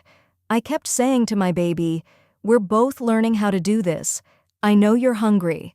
I know it's frustrating, but we're learning. This way of thinking helped me stay cool and guide her through till it worked. It also helped me understand my baby better, so I knew how to teach her other things too. Don't judge, teach. It's a learning process. Children pass on the messages. Another way we know that children learn these messages is that we can see how they pass them on. Even young children are ready to pass on the wisdom they've learned. We asked second-grade children, What advice would you give to a child in your class who is having trouble in math? Here's the advice from a child with the growth mindset. Do you quit a lot? Do you think for a minute and then stop? If you do, you should think for a long time. 2 minutes maybe? And if you can't get it, you should read the problem again. If you can't get it then, you should raise your hand and ask the teacher. Isn't that the greatest? The advice from children with the fixed mindset was not nearly as useful. Since there's no recipe for success in the fixed mindset, their advice tended to be short and sweet. "I'm sorry," was the advice of one child as he offered his condolences. Even babies can pass along the messages they've received. Mary Main and Carol George studied abused children who had been judged and punished by their parents for crying or making a fuss. Abusive parents often don't understand that children's crying is a signal of their needs, or that babies can't stop crying on command. Instead, they judge the child as disobedient, willful, or bad for crying. Maine and George watched the abused children, who were 1 to 3 years old, in their daycare setting, observing how they reacted when other children were in distress and crying. The abused children often became angry at the distressed children, and some even tried to assault them. They had gotten the message that children who cry are to be judged and punished. We often think that the legacy of abuse gets passed on to others only when the victims of abuse become parents. But this amazing study shows that children learn lessons early and they act on them. How did non-abused children react to their distressed classmate, by the way? They showed sympathy. Many went over to the crying child to see what was wrong and to see if they could help out. Isn't discipline teaching? Many parents think that when they judge and punish, they are teaching, as in, "I'll teach you a lesson you'll never forget." What are they teaching? They are teaching their children that if they go against the parents' rules or values, they'll be judged and punished. They're not teaching their children how to think through the issues and come to ethical, mature decisions on their own. And chances are they're not teaching their children that the channels of communication are open. 16-year-old Alyssa came to her mother and said that she and her friends wanted to try alcohol. Could she invite them over for a cocktail party? On the face of it, this might seem outrageous. But here's what Alyssa meant. She and her friends had been going to parties where alcohol was available, but they didn't want to try it in a setting where they didn't feel safe and in control. They also didn't want to drive home after drinking. They wanted to try it in a supervised setting, with their parents' permission, where their parents could come and pick them up afterward. It doesn't matter whether Alyssa's parents said yes or no. They had a full discussion of the issues involved. They had a far more instructive discussion than what would have followed from an outraged, angry, and judgmental dismissal. It's not that growth-minded parents indulge and coddle their children. Not at all. They set high standards, but they teach the children how to reach them. They say no, but it's a fair, thoughtful, and respectful no. Next time you're in a position to discipline, ask yourself, what is the message I'm sending here? I will judge and punish you, or I will help you think and learn. Mindsets can be a life and death matter. Of course, parents want the best for their children, but sometimes parents put their children in danger. As the director of undergraduate studies for my department at Columbia, I saw a lot of students in trouble. Here is the story of a great kid who almost didn't make it. Sandy showed up in my office at Columbia 1 week before graduation. She wanted to change her major to psychology. This is basically a wacky request, but I sensed her desperation and listened carefully to her story. When I looked over her record, it was filled with A+s and Fs. What was going on? Sandy had been groomed by her parents to go to Harvard.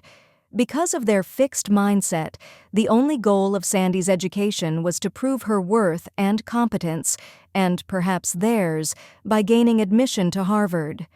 Going there would mean that she was truly intelligent. For them, it was not about learning. It was not about pursuing her love of science. It was not even about making a great contribution. It was about the label, but she didn't get in. And she fell into a depression that had plagued her ever since. Sometimes she managed to work effectively, the A+, but sometimes she did not, the Fs. I knew that if I didn't help her, she wouldn't graduate, and if she didn't graduate, she wouldn't be able to face her parents. And if she couldn't face her parents, I didn't know what would happen. I was legitimately able to help Sandy graduate, but that isn't really the point. It's a real tragedy to take a brilliant and wonderful kid like Sandy and crush her with the weight of these labels. I hope these stories will teach parents to want the best for their children in the right way by fostering their interests, growth, and learning. Wanting the best in the worst way. Let's look more closely at the message from Sandy's parents. We don't care about who you are, what you're interested in, and what you can become. We don't care about learning. We will love and respect you only if you go to Harvard. Mark's parents felt the same way.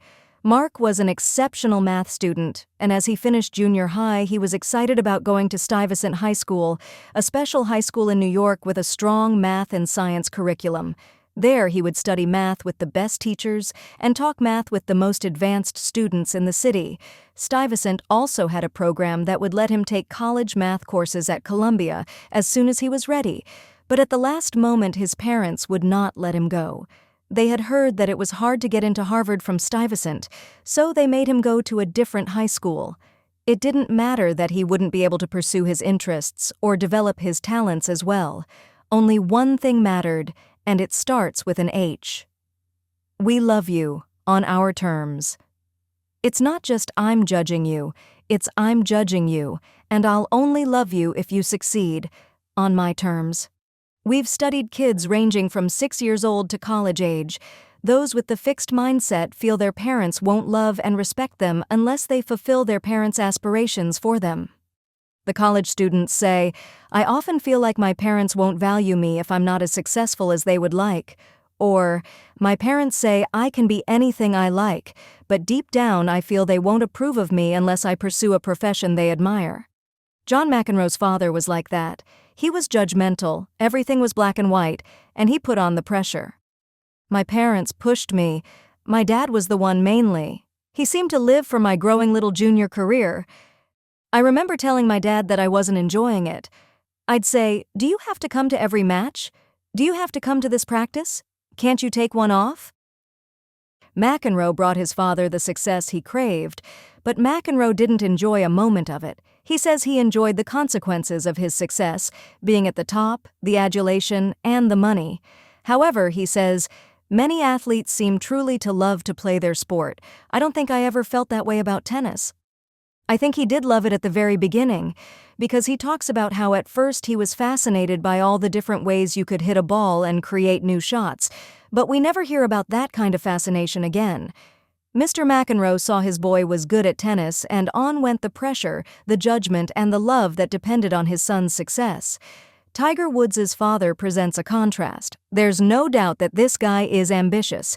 He also sees his son as a chosen person with a God-given destiny, but he fostered Tiger's love of golf and raised Tiger to focus on growth and learning. If Tiger had wanted to be a plumber, I wouldn't have minded, as long as he was a hell of a plumber. The goal was for him to be a good person. He's a great person. Tiger says in return, my parents have been the biggest influence in my life. They taught me to give of myself, my time, talent, and most of all, my love. This shows that you can have super-involved parents who still foster the child's own growth, rather than replacing it with their own pressure and judgments. Dorothy DeLay, the famous violin teacher, encountered pressure cooker parents all the time.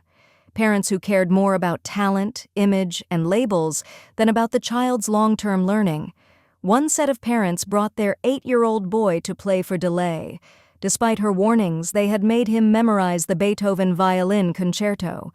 He was note perfect, but he played like a frightened robot.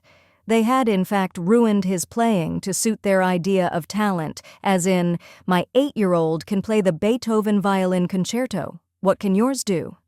DeLay spent countless hours with a mother who insisted it was time for her son to be signed by a fancy talent agency. But had she followed DeLay's advice? No.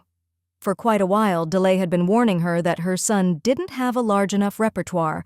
Rather than heeding the expert advice and fostering her son's development, however, the mother refused to believe that anyone could turn down a talent like his for such a slight reason. In sharp contrast was Ura Lee's mother.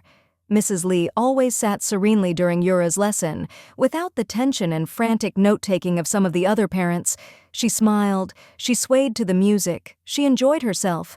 As a result, Ura did not develop the anxieties and insecurities that children with overinvested, judgmental parents do.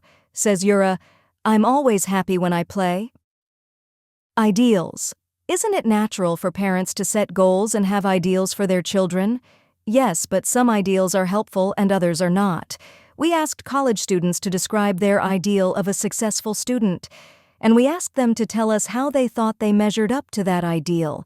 Students with the fixed mindset described ideals that could not be worked toward. You had it, or you didn't. The ideal successful student is one who comes in with innate talent. Genius, physically fit, and good at sports. They got there based on natural ability. Did they think they measured up to their ideal? Mostly not. Instead, they said these ideals disrupted their thinking, made them procrastinate, made them give up, and made them stressed out. They were demoralized by the ideal they could never hope to be. Students with the growth mindset described ideals like these. A successful student is one whose primary goal is to expand their knowledge and their ways of thinking and investigating the world. They do not see grades as an end in themselves, but as means to continue to grow. Or, the ideal student values knowledge for its own sake, as well as for its instrumental uses. He or she hopes to make a contribution to society at large. Were they similar to their ideal? They were working toward it. As similar as I can be? Hey, it takes effort. Or, I believed for many years that grades, tests were the most important thing, but I am trying to move beyond that. Their ideals were inspiring to them. When parents give their children a fixed mindset ideal, they are asking them to fit the mold of the brilliant, talented child, or be deemed unworthy. There is no room for error. And there is no room for the children's individuality, their interests, their quirks, their desires, and values. I can hardly count the times fixed-mindset parents have wrung their hands and told me how their children were rebelling or dropping out. Haim Gignot describes Nicholas, age 17. In my father's mind, there is a picture of an ideal son. When he compares him to me, he is deeply disappointed. I don't live up to my father's dream. Since early childhood, I sensed his disappointment. He tried to hide it, but it came out in 100 little ways. In his tone, in his words, in his silence. He tried hard to make me a carbon copy of his dreams. When he failed, he gave up on me, but he left a deep scar, a permanent feeling of failure. When parents help their children construct growth-minded ideals, they are giving them something they can strive for. They are also giving their children growing room to grow into full human beings who will make their contribution to society in a way that excites them. I have rarely heard a growth-minded parent say, "I am disappointed in my child." Instead, with a beaming smile, they say, "I am amazed at the incredible person my child has become." Everything I've said about parents applies to teachers too, but teachers have additional concerns. They face large classes of students with differing skills whose past learning they've had no part in. What's the best way to educate these students? Teachers and parents. What makes a great teacher or parent? Many educators think that lowering their standards will give students success experiences, boost their self-esteem, and raise their achievement. It comes from the same philosophy as the overpraising of students' intelligence. Well, it doesn't work. Lowering standards just leads to poorly educated students who feel entitled to easy work and lavish praise.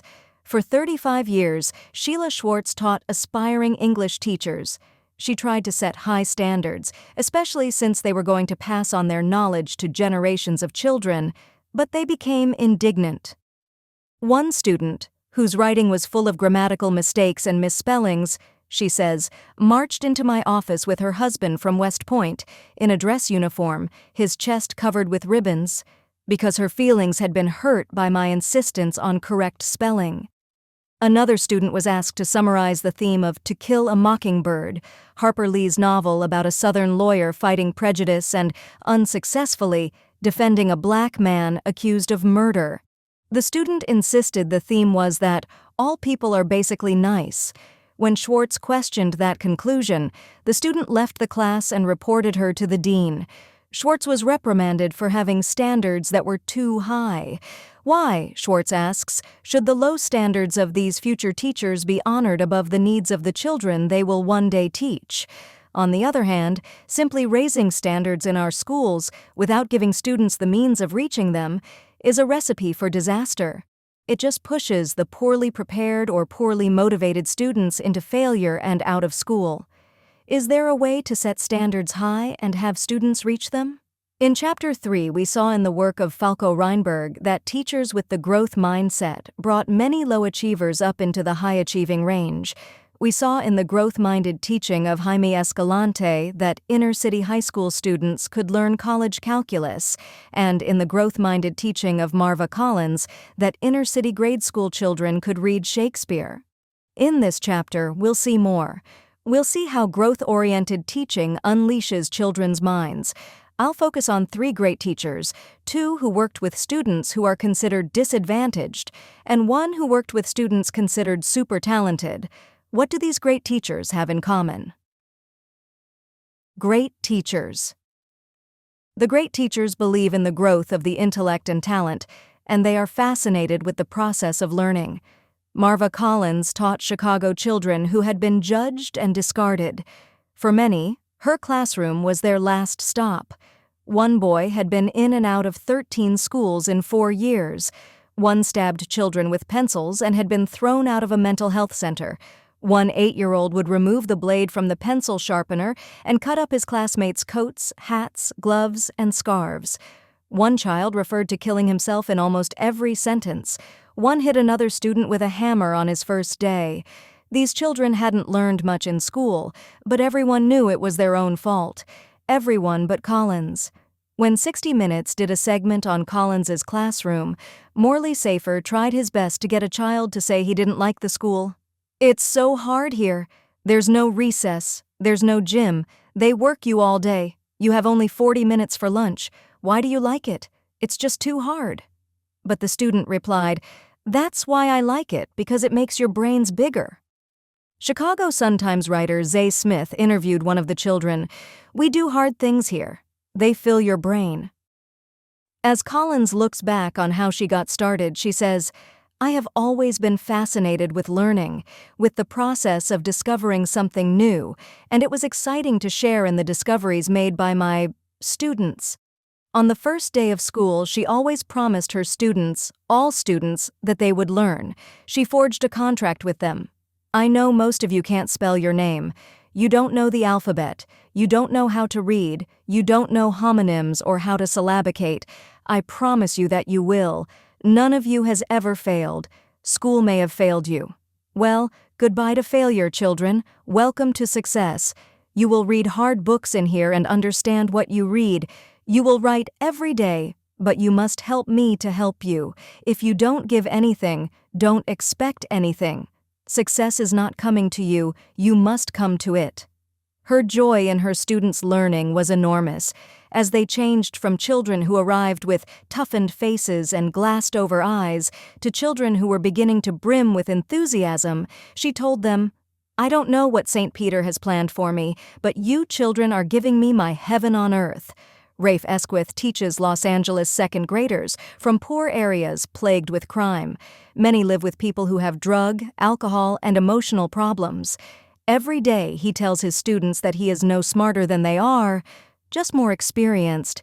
He constantly makes them see how much they have grown intellectually, how assignments that were once hard have become easier because of their practice and discipline.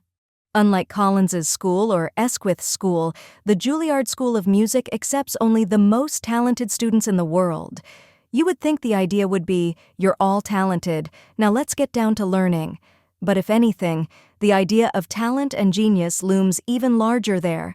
In fact, many teachers mentally weeded out the students they weren't going to bother with. Except for Dorothy DeLay, the wondrous violin teacher of Itzhak Perlman, Midori, and Sarah Chang. DeLay's husband always teased her about her Midwestern belief that anything is possible.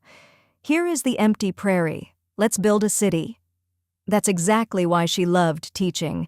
For her, teaching was about watching something grow before her very eyes, and the challenge was to figure out how to make it happen. If students didn't play in tune, it was because they hadn't learned how. Her mentor and fellow teacher at Juilliard, Ivan Galamian, would say, "Oh, he has no ear. Don't waste your time." But she would insist on experimenting with different ways of changing that. How can I do it? And she usually found a way. As more and more students wanted a part of this mindset, and as she wasted more and more of her time on these efforts, Galamian tried to get the president of Juilliard to fire her. It's interesting. Both Delay and Galamian valued talent, but Galamian believed that talent was inborn, and Delay believed that it was a quality that could be acquired. I think it's too easy for a teacher to say, "Oh, this child wasn't born with it, so I won't waste my time." Too many teachers hide their own lack of ability behind that statement. Delay gave her all to every one of her students. Itzhak Perlman was her student, and so was his wife Toby, who says that very few teachers get even a fraction of an Itzhak Perlman in a lifetime. She got the whole thing, but I don't believe she gave him more than she gave me, and I believe I am just one of many, many such people. Once Delay was asked about another student, why she gave so much time to a pupil who showed so little promise. "I think she has something special. It's in her person. There is some kind of dignity. If Delay could get her to put it into her playing, that student would be a special violinist." High standards and a nurturing atmosphere. Great teachers set high standards for all their students, not just the ones who are already achieving. Marva Collins set extremely high standards, right from the start.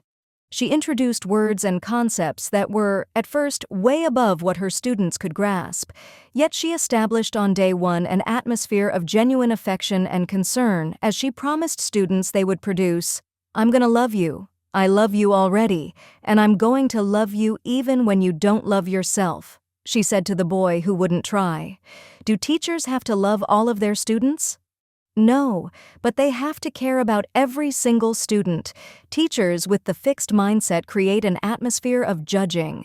These teachers look at students' beginning performance and decide who's smart and who's dumb. Then they give up on the dumb ones.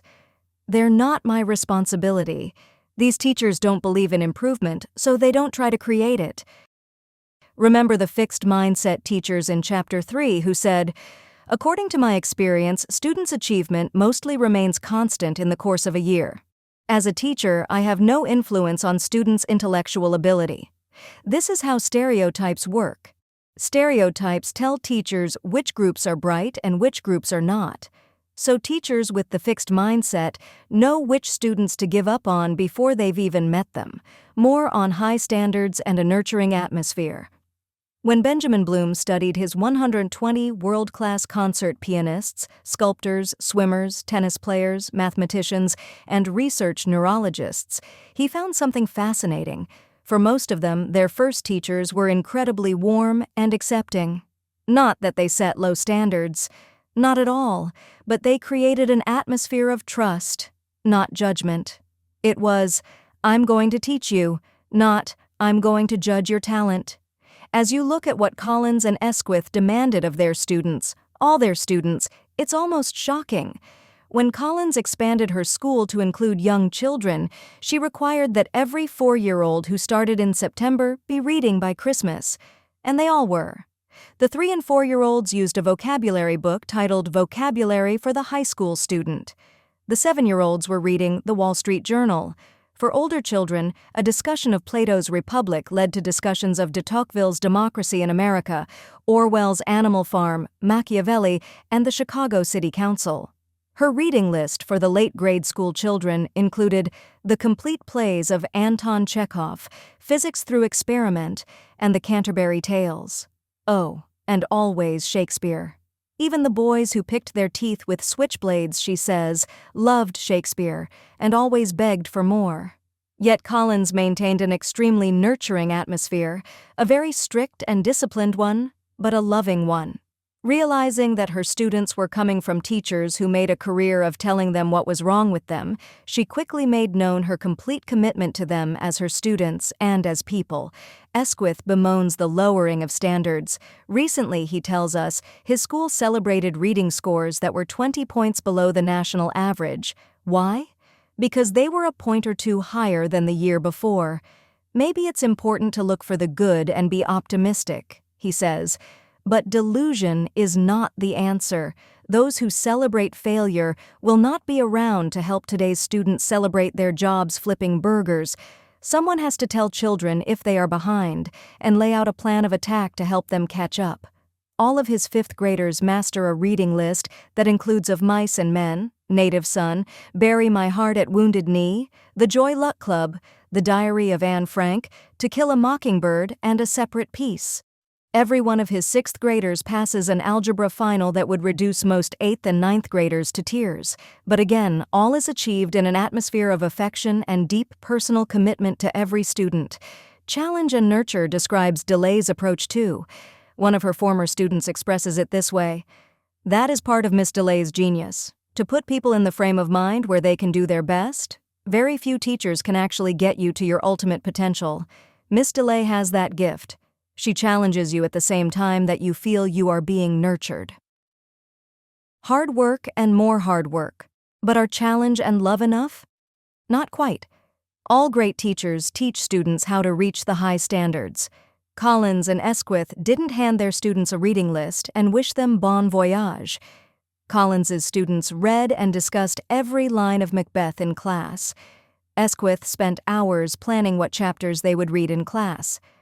I know which child will handle the challenge of the most difficult paragraphs and carefully plan a passage for the shy youngster who will begin his journey as a good reader. Nothing is left to chance.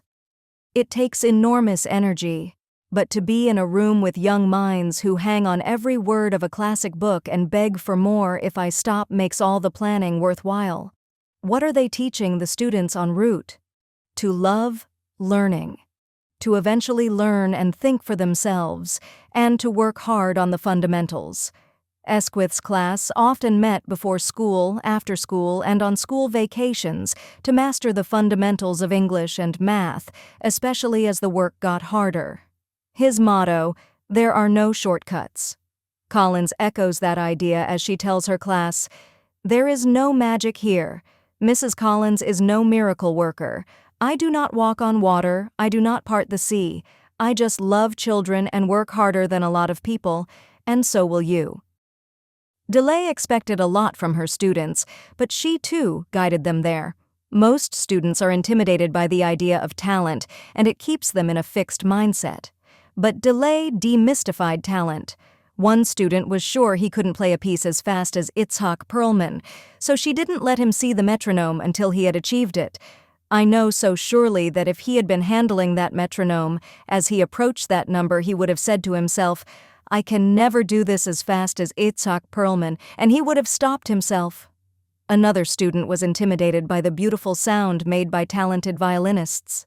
"We were working on my sound, and there was this one note I played, and Miss Delay stopped me and said, 'Now that is a beautiful sound.'"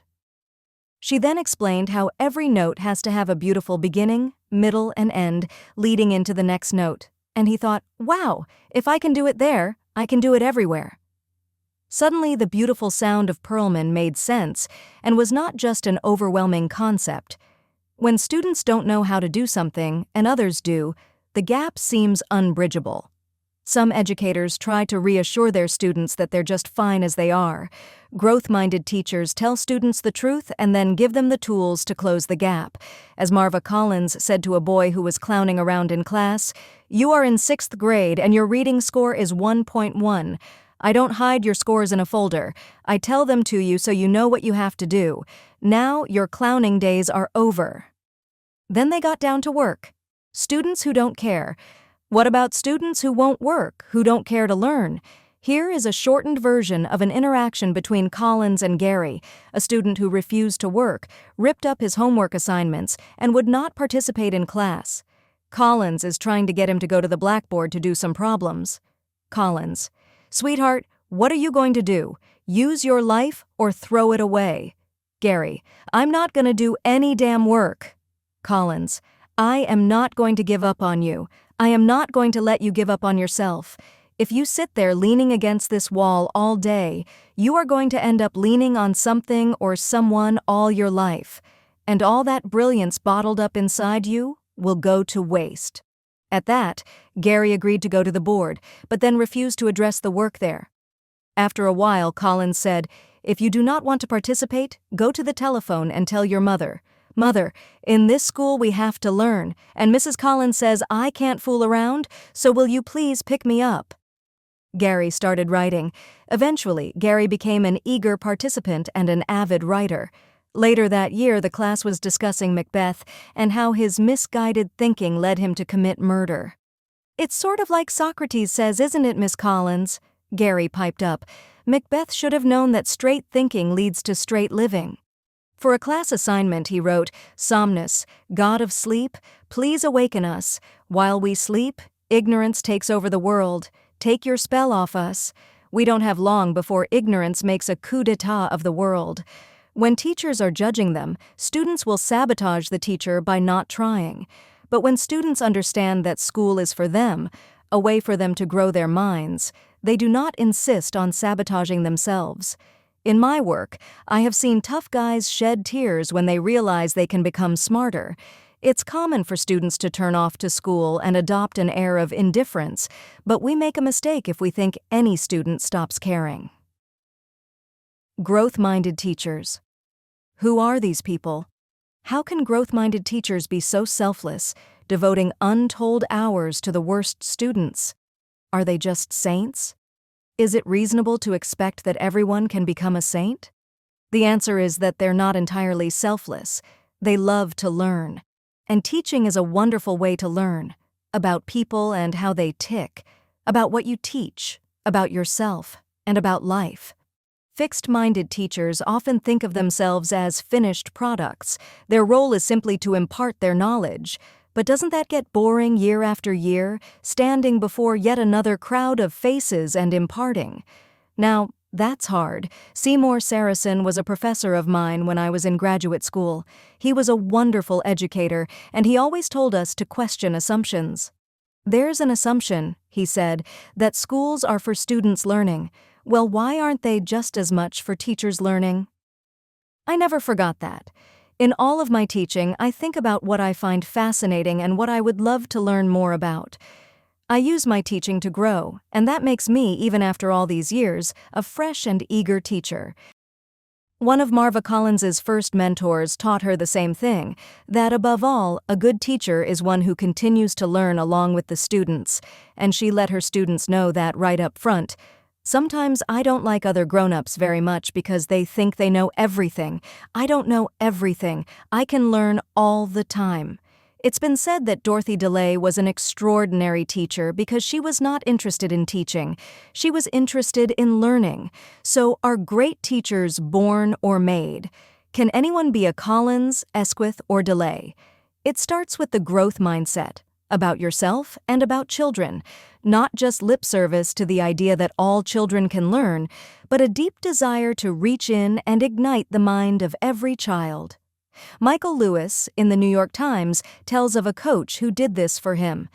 "I had a new taste for extra work, and it didn't take long to figure out how much better my life could be if I applied this new zeal acquired on a baseball field to the rest of it. It was as if this baseball coach had reached inside me, found a rusty switch marked 'Turn On' before attempting to use and flipped it." Coaches are teachers too, but their students' successes and failures are played out in front of crowds, published in the newspapers, and written into the record books. Their jobs rest on producing winners. Let's look closely at 3 legendary coaches to see their mindsets in action. Coaches. Winning through mindset. Everyone who knows me well laughs when I say someone is complicated. "What do you think of so-and-so?" "Oh, he's complicated." It's usually not a compliment. It means that so-and-so may be capable of great charm, warmth, and generosity, but there's an undercurrent of ego that can erupt at any time. You never really know when you can trust him. The fixed mindset makes people complicated. It makes them worried about their fixed traits and creates the need to document them, sometimes at your expense, and it makes them judgmental. The fixed mindset coach in Action, Bobby Knight, the famous and controversial college basketball coach, is complicated. He could be unbelievably kind. One time he passed up an important and lucrative opportunity to be a sportscaster because a former player of his had been in a bad accident. Knight rushed to his side and saw him through the ordeal. He could be extremely gracious. After the basketball team he coached won the Olympic gold medal, he insisted that the team pay homage first and foremost to Coach Henry Eba. Iba had never been given proper respect for his Olympic accomplishments, and in whatever way he could, Knight wanted to make up for it. He had the team carry Coach Iba around the floor on their shoulders. Knight cared greatly about his players' academic records. He wanted them to get an education, and he had a firm rule against missing classes or tutoring sessions. But he could also be cruel, and this cruelty came from the fixed mindset. John Feinstein, author of Season on the Brink, a book about Knight and his team, tells us, Knight was incapable of accepting failure. Every defeat was personal. His team lost, a team he had selected and coached. Failure on any level all but destroyed him, especially failure in coaching because it was coaching that gave him his identity, made him special, set him apart. A loss made him a failure, obliterated his identity. So when he was your coach, when your wins and losses measured him, he was mercilessly judgmental. His demeaning of players who let him down was, hopefully, without parallel. In Daryl Thomas, Feinstein says, Knight saw a player of huge potential. Thomas had what coaches call a $1 million body. He was big and strong, but also fast. He could shoot the ball with his left hand or his right hand. Knight couldn't live with the thought that Thomas and his $1 million body weren't bringing the team success. You know what you are, Daryl? You are the worst pussy I've ever seen play basketball at this school. The absolute worst pussy ever. You have more goddamn ability than 95% of the players we've had here, but you are a pussy from the top of your head to the bottom of your feet. An absolute pussy. That's my assessment of you after 3 years. To make a similar point, Knight once put a Tampax in a player's locker. Thomas was a sensitive guy. An assistant coach had given this advice. When he's calling you an asshole, don't listen. But when he starts telling you why you're an asshole, listen. That way, you'll get better. Thomas couldn't follow that advice. He heard everything, and after the tirade, he broke down right there on the basketball court. The axe of judgment came down on players who had the audacity to lose a game. Often, Knight did not let the guilty parties ride back home with the rest of the team. They were no longer worthy of respectful treatment. One time after his team reached the semifinals of a national tournament, but not the national tournament, he was asked by an interviewer what he liked best about the team. What I like best about this team right now, Knight answered, is the fact that I only have to watch it play one more time.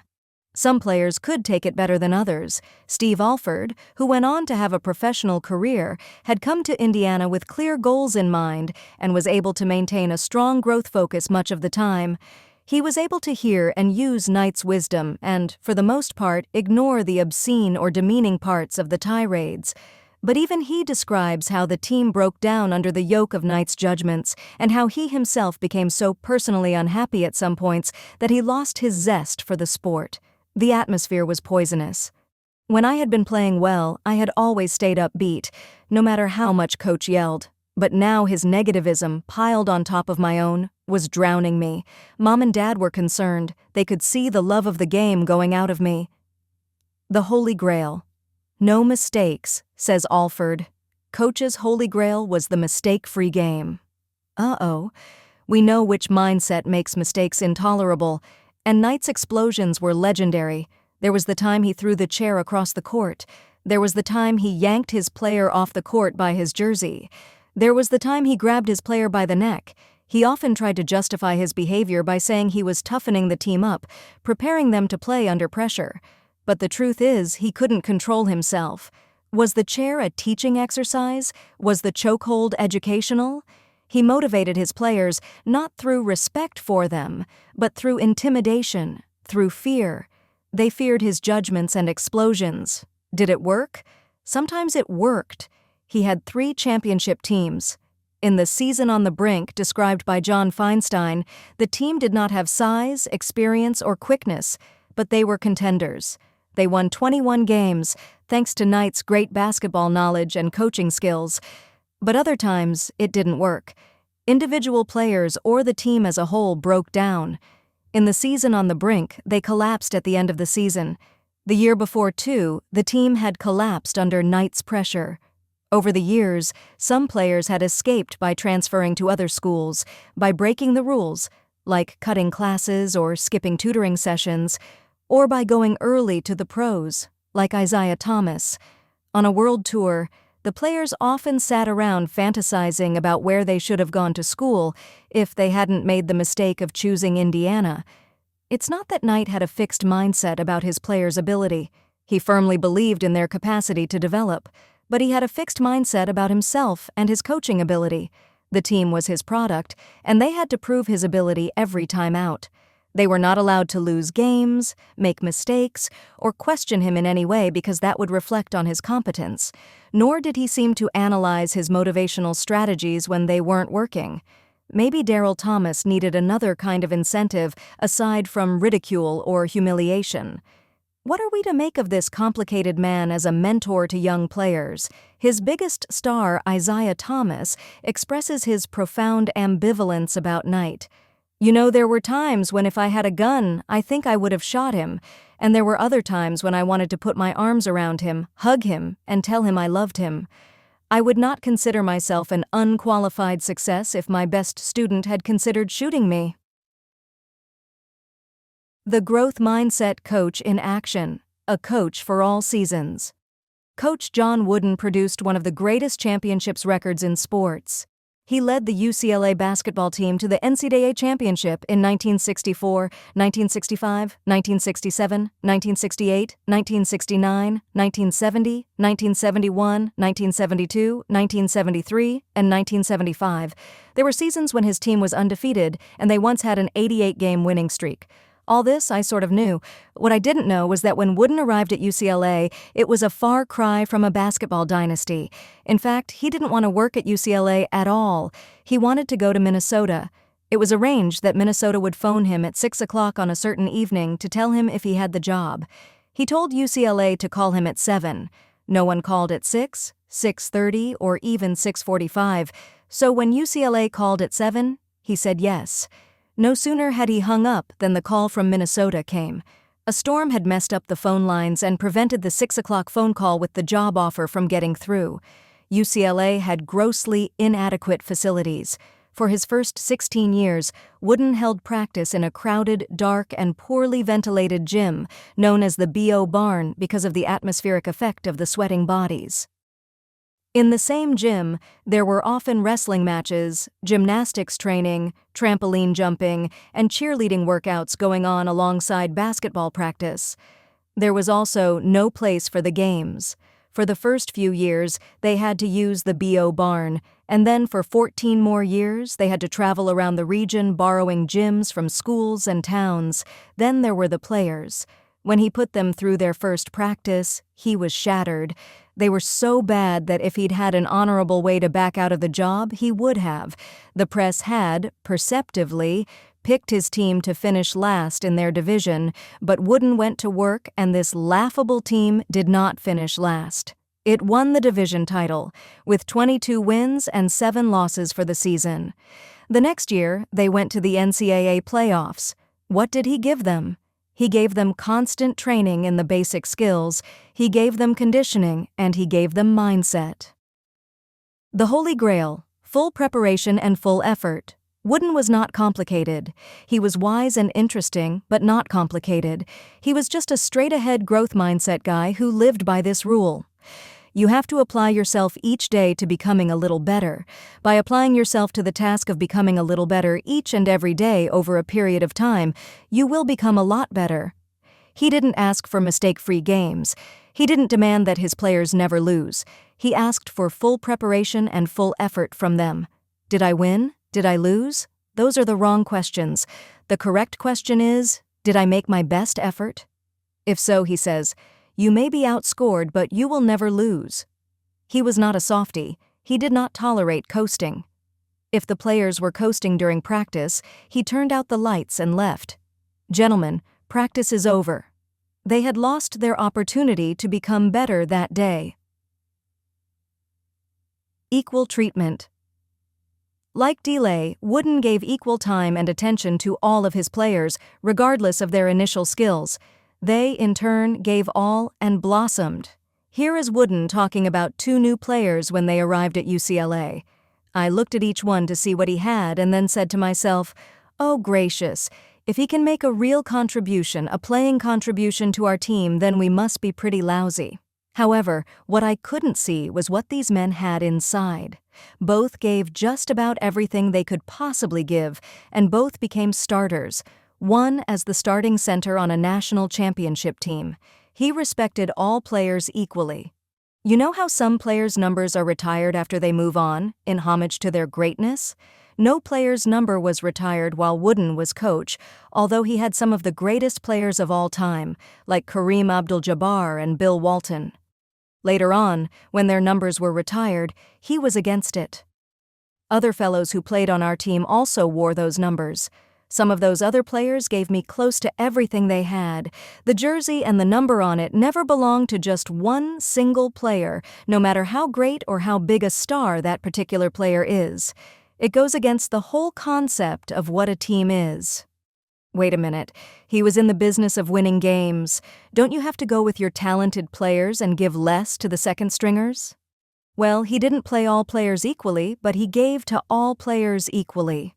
For example, when he recruited another player the same year as Bill Walton, he told him that he would play very little in actual games because of Walton. But he promised him, "By the time you graduate, you'll get a pro contract. You'll be that good." By his third year, the player was giving Bill Walton all he could handle in practice, and when he turned pro, he was named Rookie of the Year in his league. Preparing players for life. Was Wooden a genius, a magician able to turn mediocre players into champions? Actually, he admits that in terms of basketball tactics and strategies, he was quite average. What he was really good at was analyzing and motivating his players. With these skills, he was able to help his players fulfill their potential, not just in basketball, but in life, something he found even more rewarding than winning games. Did Wooden's methods work? Aside from the 10 championship titles, we have the testimony of his players, none of whom refer to firearms. Bill Walton, Hall of Famer. Of course, the real competition he was preparing us for was life. He taught us the values and characteristics that could make us not only good players, but also good people. Denny Crum, successful coach. I can't imagine what my life would have been had Coach Wooden not been my guiding light.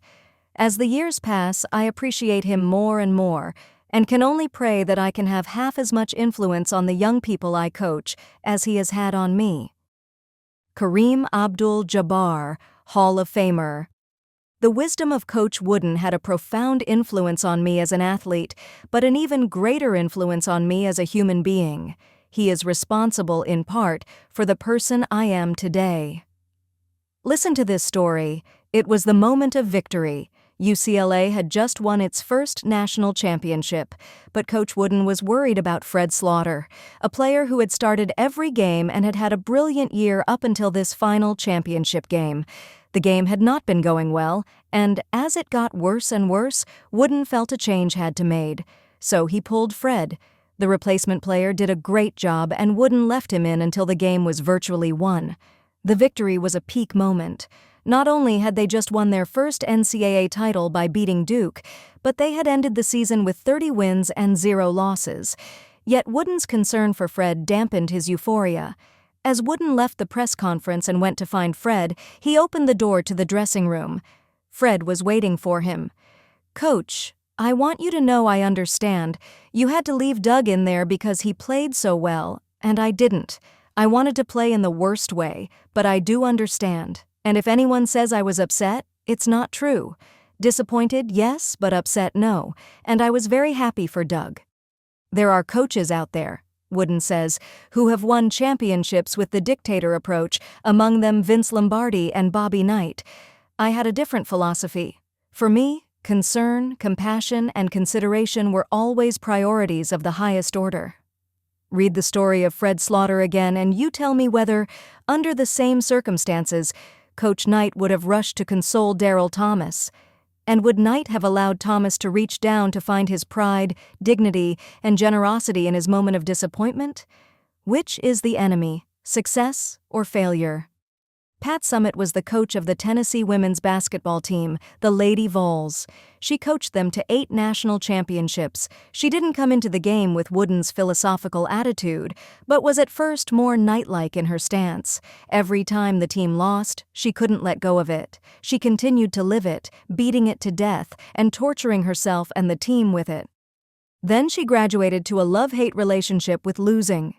Emotionally, it still made her feel sick. But she loved what it did. It forces everyone, players and coaches, to develop a more complete game. It was success that had become the enemy. Wooden calls it being infected with success. Pat Riley, former coach of the championship Los Angeles Lakers team, calls it the disease of me, thinking you are the success and chucking the discipline and the work that got you there. Summitt explained, "Success lulls you. It makes the most ambitious of us complacent and sloppy." As Summitt spoke, Tennessee had won 5 NCAA championships, but only once when they were favored to win. On every other occasion we were upset. We've lost as many as 4 or 5 titles that we were predicted to win. After the 1996 championship, the team was complacent. The older players were the national champions, and the new players expected to be swept to victory merely by being at Tennessee. It was a disaster. They began to lose and lose badly. On December 15th, they were crushed by Stanford on their own home court. A few games later, they were crushed again. Now they had 5 losses and everyone had given up on them. The North Carolina coach, meaning to comfort Summitt, told her, "Well, just hang in there till next year." HBO had come to Tennessee to film a documentary, but now the producers were looking for another team. Even her assistants were thinking they wouldn't make it into the March championship playoffs. So before the next game, Summitt met with the team for 5 hours. That night, they played Old Dominion, the second-ranked team in the country. For the first time that season, they gave all, but they lost again. It was devastating. They had invested, gone for it, and still lost. Some were sobbing so hard they couldn't speak or even breathe. "Get your heads up," Summitt told them. "If you give effort like this all the time, if you fight like this, I'm telling you, I promise you, we'll be there in March." 2 months later, they were the national champions. Conclusion? Beware of success. It can knock you into a fixed mindset. I won because I have talent, therefore I will keep winning. Success can infect a team, or it can infect an individual. Alex Rodriguez, the baseball star, was not infected with success. "You never stay the same," he says. "You either go one way or the other." False growth mindset. I have seen many parents, teachers, and coaches apply growth mindset concepts in the most spectacular ways with wonderful results. Using mindset principles, many schools and sports teams have risen to the top. They've been recognized for their outstanding culture of learning and teamwork, and for their exceptional achievements. Needless to say, this has been extremely gratifying. Then, a couple of years ago, my colleague in Australia, Susan Mackey, told me she was seeing an outbreak of false growth mindset. I didn't know what she was talking about. In fact, I was a bit irritated. Isn't a growth mindset a pretty simple and straightforward idea? Why would anyone have a false growth mindset if they could have a real one? But she had planted the seed, and as I went about my business, I soon realized what she meant. Some parents, teachers, and coaches were indeed misunderstanding the mindset ideas. All at once, I became determined to understand their misunderstandings and to figure out how to correct them. So let's take a closer look at 1. What a growth mindset is and is not, 2. How to achieve it, and 3. How to pass it on to others. What a growth mindset is and is not a growth mindset is about believing people can develop their abilities. It's that simple. It can have many repercussions, but that's what it is at its core. Nonetheless, many people project a different meaning onto it. Misunderstanding. 1. Many people take what they like about themselves and call it a growth mindset. If they're open-minded or flexible, they say they have a growth mindset. I often hear people calling it an open mindset. But there's a difference between being flexible or open-minded and being dedicated to growing talent. And if people drift away from the actual meaning of a growth mindset, they drift away from its benefits. They can bask in their own wonderful qualities, but they may never do the hard work of cultivating their own abilities or the abilities of their children or students.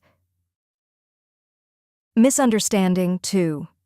Many people believe that a growth mindset is only about effort, especially praising effort. I talked earlier about how praising the process children engage in, their hard work, strategies, focus, perseverance, can foster a growth mindset. In this way, children learn that the process they engage in brings about progress and learning, and that their learning does not just magically flow from some innate ability. The first important thing to remember here is that the process includes more than just effort. Certainly, we want children to appreciate the fruits of hard work, but we also want them to understand the importance of trying new strategies when the one they're using isn't working. We don't want them to just try harder with the same ineffective strategy, and we want them to ask for help or input from others when it's needed. This is the process we want them to appreciate: hard work, trying new strategies, and seeking input from others. Another pitfall is praising effort, or any part of the process, that's not there. More than once, parents have said to me, "I praise my child's effort, but it's not working." I immediately ask, "Was your child actually trying hard?" "Well, not really," comes the sheepish reply. We should never think that praising a process that is not there will bring good results. But a problem that's of even greater concern to me is the fact that some teachers and coaches are using effort praise as a consolation prize when kids are not learning. If a student has tried hard and made little or no progress, we can of course appreciate their effort, but we should never be content with effort that is not yielding further benefits. We need to figure out why that effort is not effective and guide kids toward other strategies and resources that can help them resume learning. Recently, someone asked me, "What keeps you up at night?" And I said, "It's the fear that the mindset concept will be used to make kids feel good when they're not learning, just like the failed self-esteem movement." The growth mindset is meant to help kids learn, not to paper over the fact that they are not learning. Finally, when people realize I'm the mindset person, they often say, "Oh, yay, praise the process, not the outcome, right?" Well, not quite. This is such a common misconception. In all of our research on praise, we indeed praise the process, but we tie it to the outcome, that is, to children's learning, progress, or achievements. Children need to understand that engaging in that process helped them learn. Not long ago, a mother told me how very frustrating it was that she was not allowed to praise her daughter when the child did something wonderful, that she could only praise her when she was struggling. No, of course you can appreciate your children's wonderful accomplishments, but then tie those accomplishments to the process they engaged in. And remember, we don't have to always be praising. Inquiring about the child's process and just showing interest in it goes a very long way. Misunderstanding 3. A growth mindset equals telling kids they can do anything. Many's the time I've heard educators say, "I've always had a growth mindset. I always tell my students, you can do anything." Few people believe in children's potential as much as I do, or yearn to see all children fulfill their enormous promise. But it doesn't happen by simply telling them, "You can do anything." It happens by helping them gain the skills and find the resources to make progress toward their goals. Otherwise, it's an empty reassurance. It puts the onus entirely on the student and may make them feel like a failure if they don't reach their goals. One final word about putting the onus on the student. It broke my heart to learn that some educators and coaches were blaming kids for having a fixed mindset, scolding or criticizing them for not displaying growth mindset qualities. Notice that these adults were absolving themselves of the responsibility, not only for teaching a growth mindset, but also for the child's learning. I can't teach this child. He has a fixed mindset. Let's be totally clear here. We as educators must take seriously our responsibility to create growth mindset-friendly environments where kids feel safe from judgment, where they understand that we believe in their potential to grow, and where they know that we are totally dedicated to collaborating with them on their learning. We are in the business of helping kids thrive, not finding reasons why they can't. How do you get a true growth mindset? You don't get a growth mindset by proclamation. You move toward it by taking a journey. As a growth mindset gained currency and became the correct way to think in some quarters, more and more people claim to have it. It sort of makes sense. Don't we all want to see ourselves as enlightened people who help children fulfill their potential? A noted educator told me that it had become politically incorrect for educators to even talk about, and maybe even think about, having a fixed mindset in any area. And a principal told me that he was recently giving some mild suggestions to a teacher when she looked at him indignantly and said, "Are you implying I have a fixed mindset?" Although for simplicity I've talked as though some people have a growth mindset and some people have a fixed mindset, in truth we're all a mixture of the two. There's no point denying it. Sometimes we're in one mindset and sometimes we're in the other. Our task then becomes to understand what triggers our fixed mindset. What are the events or situations that take us to a place where we feel our or other people's abilities are fixed? What are the events or situations that take us to a place of judgment rather than to a place of development? What happens when our fixed mindset persona shows up, the character within who warns us to avoid challenges and beats us up when we fail at something? How does that persona make us feel? What does it make us think, and how does it make us act? How do those thoughts, feelings, and actions affect us and those around us? And most important, what can we do over time to keep that persona from interfering with our growth and that of our children?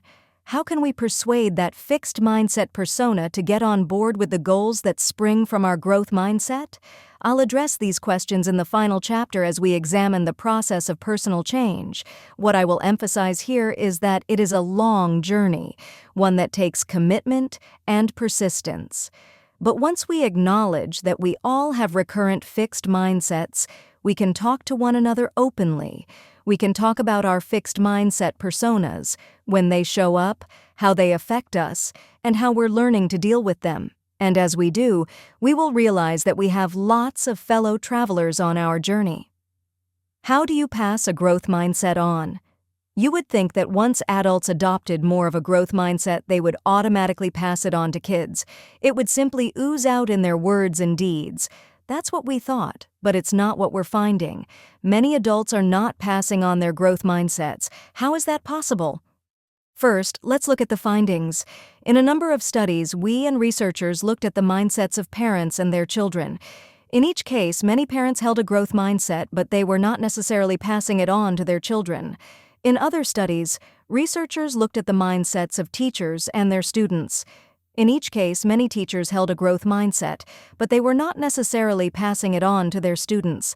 Something else was going on. Of course, it's possible that some of these parents or teachers had false growth mindsets, but beyond that, we're finding something fascinating. Adults' mindsets are in their heads and are not directly visible to children. Adults' overt actions speak far louder, and this is what children are picking up on. Unfortunately, these actions often don't line up with the growth mindsets in adults' heads. So what are the actions that convey the different mindsets? First, no surprise, it's the praise. Parents' praise molds their children's mindsets. It's interesting that this doesn't necessarily line up with the parents' mindsets. Even parents who hold a growth mindset can find themselves praising their child's ability and neglecting to focus on their child's learning process. It can be hard to shake the idea that telling kids they're smart will build their confidence. Second, it's the way adults respond to children's mistakes or failures. When a child has a setback and the parent reacts with anxiety or with concern about the child's ability, this fosters more of a fixed mindset in the child. The parent may try to gloss over the child's failure, but the very act of doing so may convey that the failure is an issue. So, although parents may hold a growth mindset, they may still display worry about their child's confidence or morale when the child stumbles. It's the parents who respond to their children's setbacks with interest and treat them as opportunities for learning who are transmitting a growth mindset to their children. These parents think setbacks are good things that should be embraced, and that setbacks should be used as a platform for learning. They address the setback head-on and talk to their children about the next steps for learning. In other words, every single day parents are teaching their children whether mistakes, obstacles, and setbacks are bad things or good things. The parents who treat them as good things are more likely to pass on a growth mindset to their children. Third, passing on a growth mindset is about whether teachers are teaching for understanding or are simply asking students to memorize facts, rules, and procedures. Research is showing that when teachers care about deeper understanding and work with students to achieve it, then students are more likely to believe that their abilities can be developed.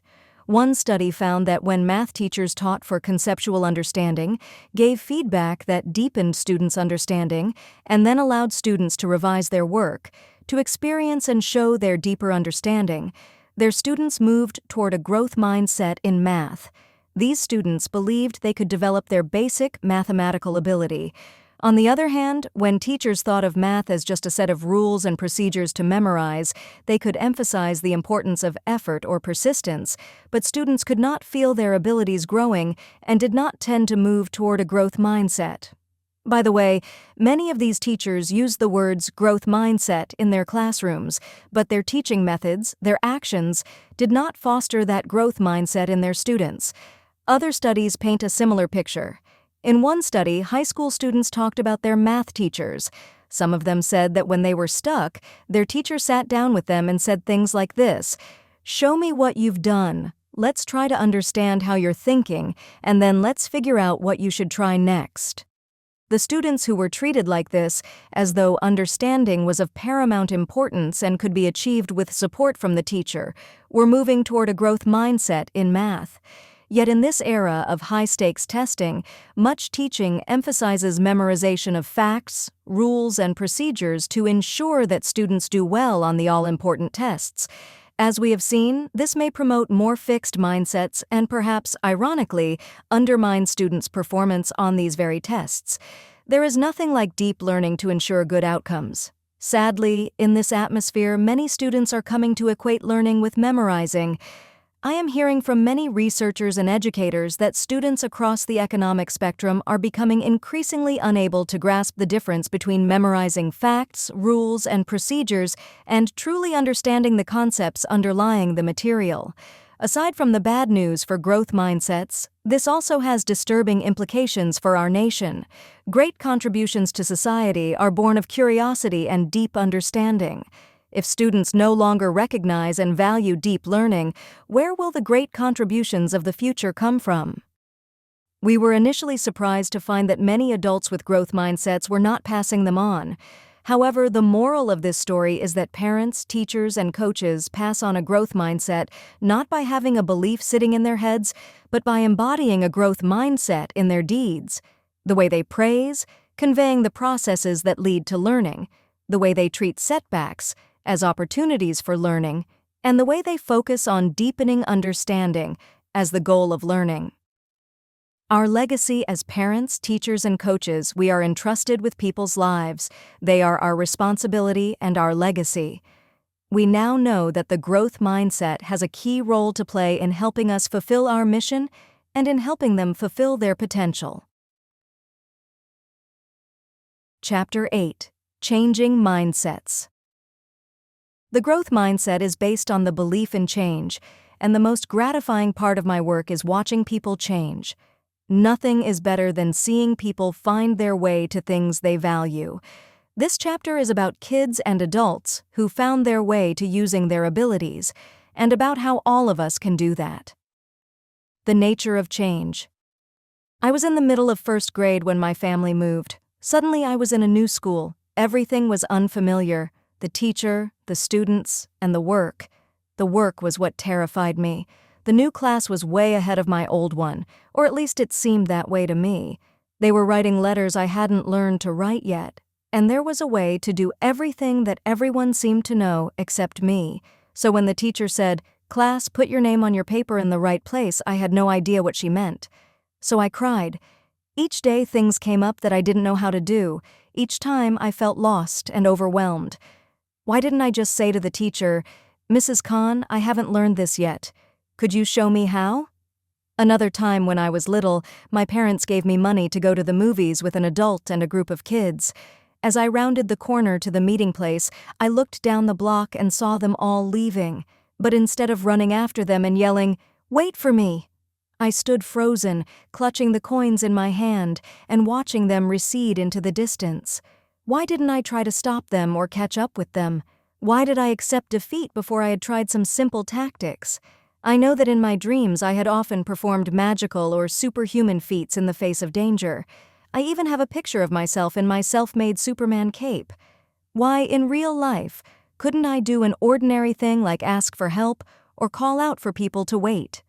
In my work, I see lots of young children like this, bright, seemingly resourceful children who are paralyzed by setbacks. In some of our studies, they just have to take the simplest action to make things better. But they don't. These are the young children with the fixed mindset. When things go wrong, they feel powerless and incapable. Even now, when something goes wrong or when something promising seems to be slipping away, I still have a passing feeling of powerlessness. Does that mean I haven't changed? No. It means that change isn't like surgery. Even when you change, the old beliefs aren't just removed like a worn-out hip or knee and replaced with better ones. Instead, the new beliefs take their place alongside the old ones, and as they become stronger, they give you a different way to think, feel, and act. Beliefs are the key to happiness and to misery. In the 1960s, psychiatrist Dweck was working with his clients when he suddenly realized it was their beliefs that were causing their problems. Just before they felt a wave of anxiety or depression, something quickly flashed through their minds. It could be, "Dr. Beck thinks I'm incompetent," or "This therapy will never work, I'll never feel better." These kinds of beliefs cause their negative feelings not only in the therapy session, but in their lives too. They weren't beliefs people were usually conscious of, yet Beck found he could teach people to pay attention and hear them, and then he discovered he could teach them how to work with and change these beliefs. This is how cognitive therapy was born, one of the most effective therapies ever developed. Whether they're aware of it or not, all people keep a running account of what's happening to them, what it means, and what they should do. In other words, our minds are constantly monitoring and interpreting. That's just how we stay on track. But sometimes the interpretation process goes awry. Some people put more extreme interpretations on things that happen and then react with exaggerated feelings of anxiety, depression, or anger, or superiority. Mindsets. Go further. Mindsets frame the running account that's taking place in people's heads.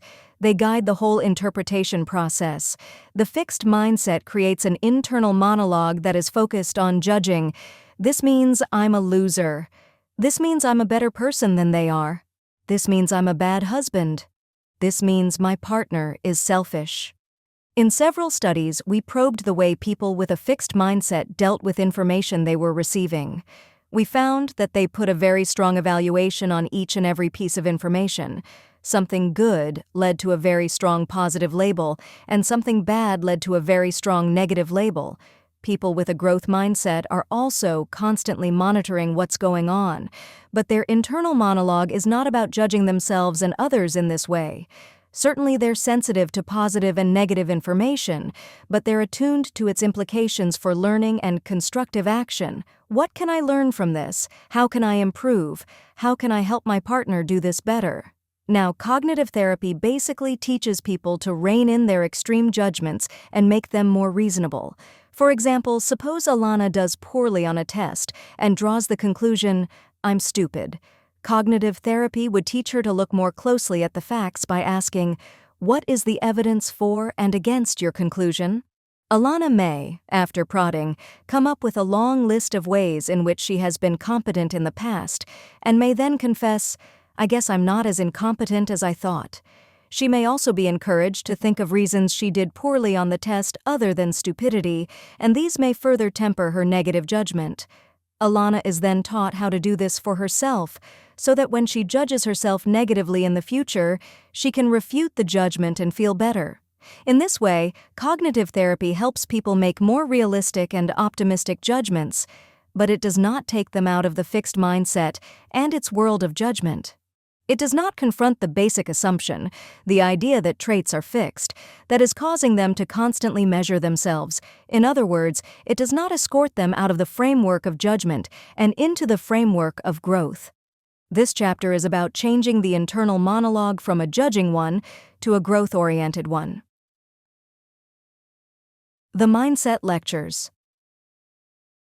Just learning about the growth mindset can cause a big shift in the way people think about themselves and their lives.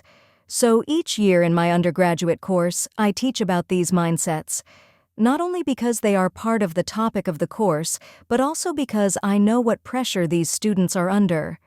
Every year, students describe to me how these ideas have changed them in all areas of their lives. Here is Maggie, the aspiring writer. I recognized that when it comes to artistic or creative endeavors, I had internalized a fixed mindset. I believed that people were inherently artistic or creative and that you could not improve through effort. This directly affected my life because I have always wanted to be a writer, but have been afraid to pursue any writing classes or to share my creative writing with others. This is directly related to my mindset because any negative criticism would mean that I am not a writer inherently. I was too scared to expose myself to the possibility that I might not be a natural. Now, after listening to your lectures, I have decided to register for a creative writing class next term, and I feel that I have really come to understand what was preventing me from pursuing an interest that has long been my secret dream. I really feel this information has empowered me. Maggie's internal monologue used to say, "Don't do it. Don't take a writing class. Don't share your writing with others. It's not worth the risk. Your dream could be destroyed. Protect it." Now it says, "Go for it. Make it happen. Develop your skills. Pursue your dream." And here's Jason, the athlete. As a student athlete at Columbia, I had exclusively the fixed mindset. Winning was everything, and learning did not enter the picture. However, after listening to your lectures, I realized that this is not a good mindset. I've been working on learning while I compete, under the realization that if I can continually improve, even in matches, I will become a much better athlete. Jason's internal monologue used to be, "Win, win, you have to win, prove yourself, everything depends on it." Now it's observe, learn, improve, become a better athlete. And finally, here's Tony, the recovering genius. In high school, I was able to get top grades with minimal studying and sleeping. I came to believe that it would always be so because I was naturally gifted with a superior understanding and memory. However, after about a year of sleep deprivation, my understanding and memory began to not be so superior anymore. When my natural talents, which I had come to depend on almost entirely for my self-esteem, as opposed to my ability to focus, my determination, or my ability to work hard, came into question, I went through a personal crisis that lasted until a few weeks ago when you discussed the different mindsets in class. Understanding that a lot of my problems were the result of my preoccupation with proving myself to be smart and avoiding failures has really helped me get out of the self-destructive pattern I was living in. Tony's internal monologue went from, "I'm naturally gifted, I don't need to study, I don't need to sleep, I'm superior," to, "Uh-oh, I'm losing it, I can't understand things, I can't remember things, what am I now?" to, "Don't worry so much about being smart. Don't worry so much about avoiding failures. That becomes self-destructive. Let's start to study and sleep and get on with life." Of course, these people will have setbacks and disappointments, and sticking to the growth mindset may not always be easy, but just knowing it gave them another way to be. Instead of being held captive by some intimidating fantasy about the great writer, the great athlete, or the great genius, the growth mindset gave them courage to embrace their own goals and dreams, and more important, it gave them a way to work toward making them real. A Mindset Workshop. Adolescence, as we've seen, is a time when hordes of kids turn off to school. You can almost hear the stampede as they try to get as far from learning as possible. This is a time when students are facing some of the biggest challenges of their young lives, and a time when they are heavily evaluating themselves, often with a fixed mindset. It is precisely the kids with the fixed mindset who panic and run for cover, showing plummeting motivation and grades. Over the past few years, we've developed a workshop for these students. It teaches them the growth mindset and how to apply it to their schoolwork. Here is part of what they're told. Many people think of the brain as a mystery. They don't know much about intelligence and how it works. When they do think about what intelligence is, many people believe that a person is born either smart, average, or dumb, and stays that way for life. But new research shows that the brain is more like a muscle. It changes and gets stronger when you use it, and scientists have been able to show just how the brain grows and gets stronger when you learn. We then describe how the brain forms new connections and grows when people practice and learn new things. When you learn new things, these tiny connections in the brain actually multiply and get stronger. The more that you challenge your mind to learn, the more your brain cells grow. Then, things that you once found very hard or even impossible, like speaking a foreign language or doing algebra, seem to become easy. The result is a stronger, smarter brain. We go on to point out that nobody laughs at babies and says how dumb they are because they can't talk. They just haven't learned yet. We show students pictures of how the density of brain connections changes during the first years of life as babies pay attention, study their world, and learn how to do things. Over a series of sessions, through activities and discussions, students are taught study skills and shown how to apply the lessons of the growth mindset to their studying and their schoolwork. Students love learning about the brain, and the discussions are very lively. But even more rewarding are the comments students make about themselves. Let's revisit Jimmy, the hardcore turned-off student from Chapter 3. In our very first workshop, we were amazed to hear him say with tears in his eyes, "You mean I don't have to be dumb?" You may think these students are turned off, but I saw that they never stop caring. Nobody gets used to feeling dumb. Our workshop told Jimmy, "You're in charge of your mind. You can help it grow by using it in the right way." And as the workshop progressed, here is what Jimmy's teacher said about him.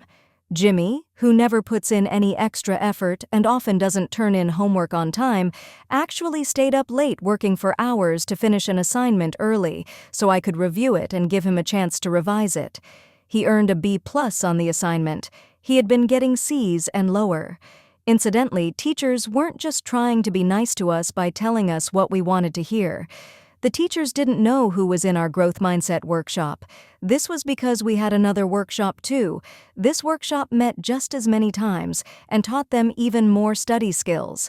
And students got just as much personal attention from supportive tutors, but they didn't learn the growth mindset and how to apply it. Teachers didn't know which of their students went to which of the workshops, but they still singled out Jimmy and many of the students in the growth mindset workshop to tell us that they'd seen real changes in their motivation to learn and improve. Lately, I have noticed that some students have a greater appreciation for improvement. R was performing below standards. He has learned to appreciate the improvement from his grades of 52, 46, and 49 to his grades of 67 and 71. He valued his growth in learning mathematics. M was far below grade level. During the past several weeks, she has voluntarily asked for extra help from me during her lunch period in order to improve her test-taking performance. Her grades drastically improved from failing to an 84 on the most recent exam. Positive changes in motivation and behavior are noticeable in K and J. They have begun to work hard on a consistent basis. Several students have voluntarily participated in peer tutoring sessions during their lunch periods or after school. Students such as N and S were passing when they requested the extra help and were motivated by the prospect of sheer improvement. We were eager to see whether the workshop affected students' grades, so with their permission, we looked at students' final marks at the end of the semester. We looked especially at their math grades, since these reflected real learning of challenging new concepts. Before the workshops, students' math grades had been suffering badly. But afterward, lo and behold, students who'd been in the growth mindset workshop showed a jump in their grades. They were now clearly doing better than the students who'd been in the other workshop. The growth mindset workshop, just 8 sessions long, had a real impact. This one adjustment of students' beliefs seemed to unleash their brain power and inspire them to work and achieve. Of course, they were in a school where the teachers were responsive to their outpouring of motivation and were willing to put in the extra work to help them learn. Even so, these findings show the power of changing mindsets. The students in the other workshop did not improve. Despite their 8 sessions of training in study skills and other good things, they showed no gains. Because they were not taught to think differently about their minds, they were not motivated to put the skills into practice. The Mindset Workshop put students in charge of their brains. Freed from the vice of the fixed mindset, Jimmy and others like him could now use their minds more freely and fully. Brainology. The problem with the workshop was that it required a big staff to deliver it. This wouldn't be feasible on a large scale. Plus, the teachers weren't directly involved. They could be a big factor in helping to sustain the students' gains. So we decided to put our workshop on interactive computer modules and have teachers guide their classes through the modules. With the advice of educational experts, media experts, and brain experts, we developed the Brainology TM program. It presents animated figures, Chris and Dahlia, 7th graders who are cool but are having problems with their schoolwork. Dahlia is having trouble with Spanish and Chris with math. They visit the lab of Dr. Cerebrus, a slightly mad brain scientist who teaches them all about the brain and the care and feeding of it. He teaches them what to do for maximum performance from the brain, like sleeping enough, eating the right things, and using good study strategies. And he teaches them how the brain grows as they learn. The program, all along, shows students how Chris and Dahlia apply these lessons to their schoolwork. The interactive portions allow students to do brain experiments, see videos of real students with their problems, and study strategies, recommend study plans for Chris and Dahlia, and keep a journal of their own problems and study plans. Here are some of the 7th graders writing about how this program changed them. After Brainology, I now have a new look at things. Now, my attitude towards the subjects I have trouble in is I try harder to study and master the skills. I have been using my time more wisely, studying every day and reviewing the notes that I took on that day. I am really glad that I joined this program because it increased my intelligence about the brain. I did change my mind about how the brain works and I do things differently. I will try harder because I know that the more you try, the more your brain works.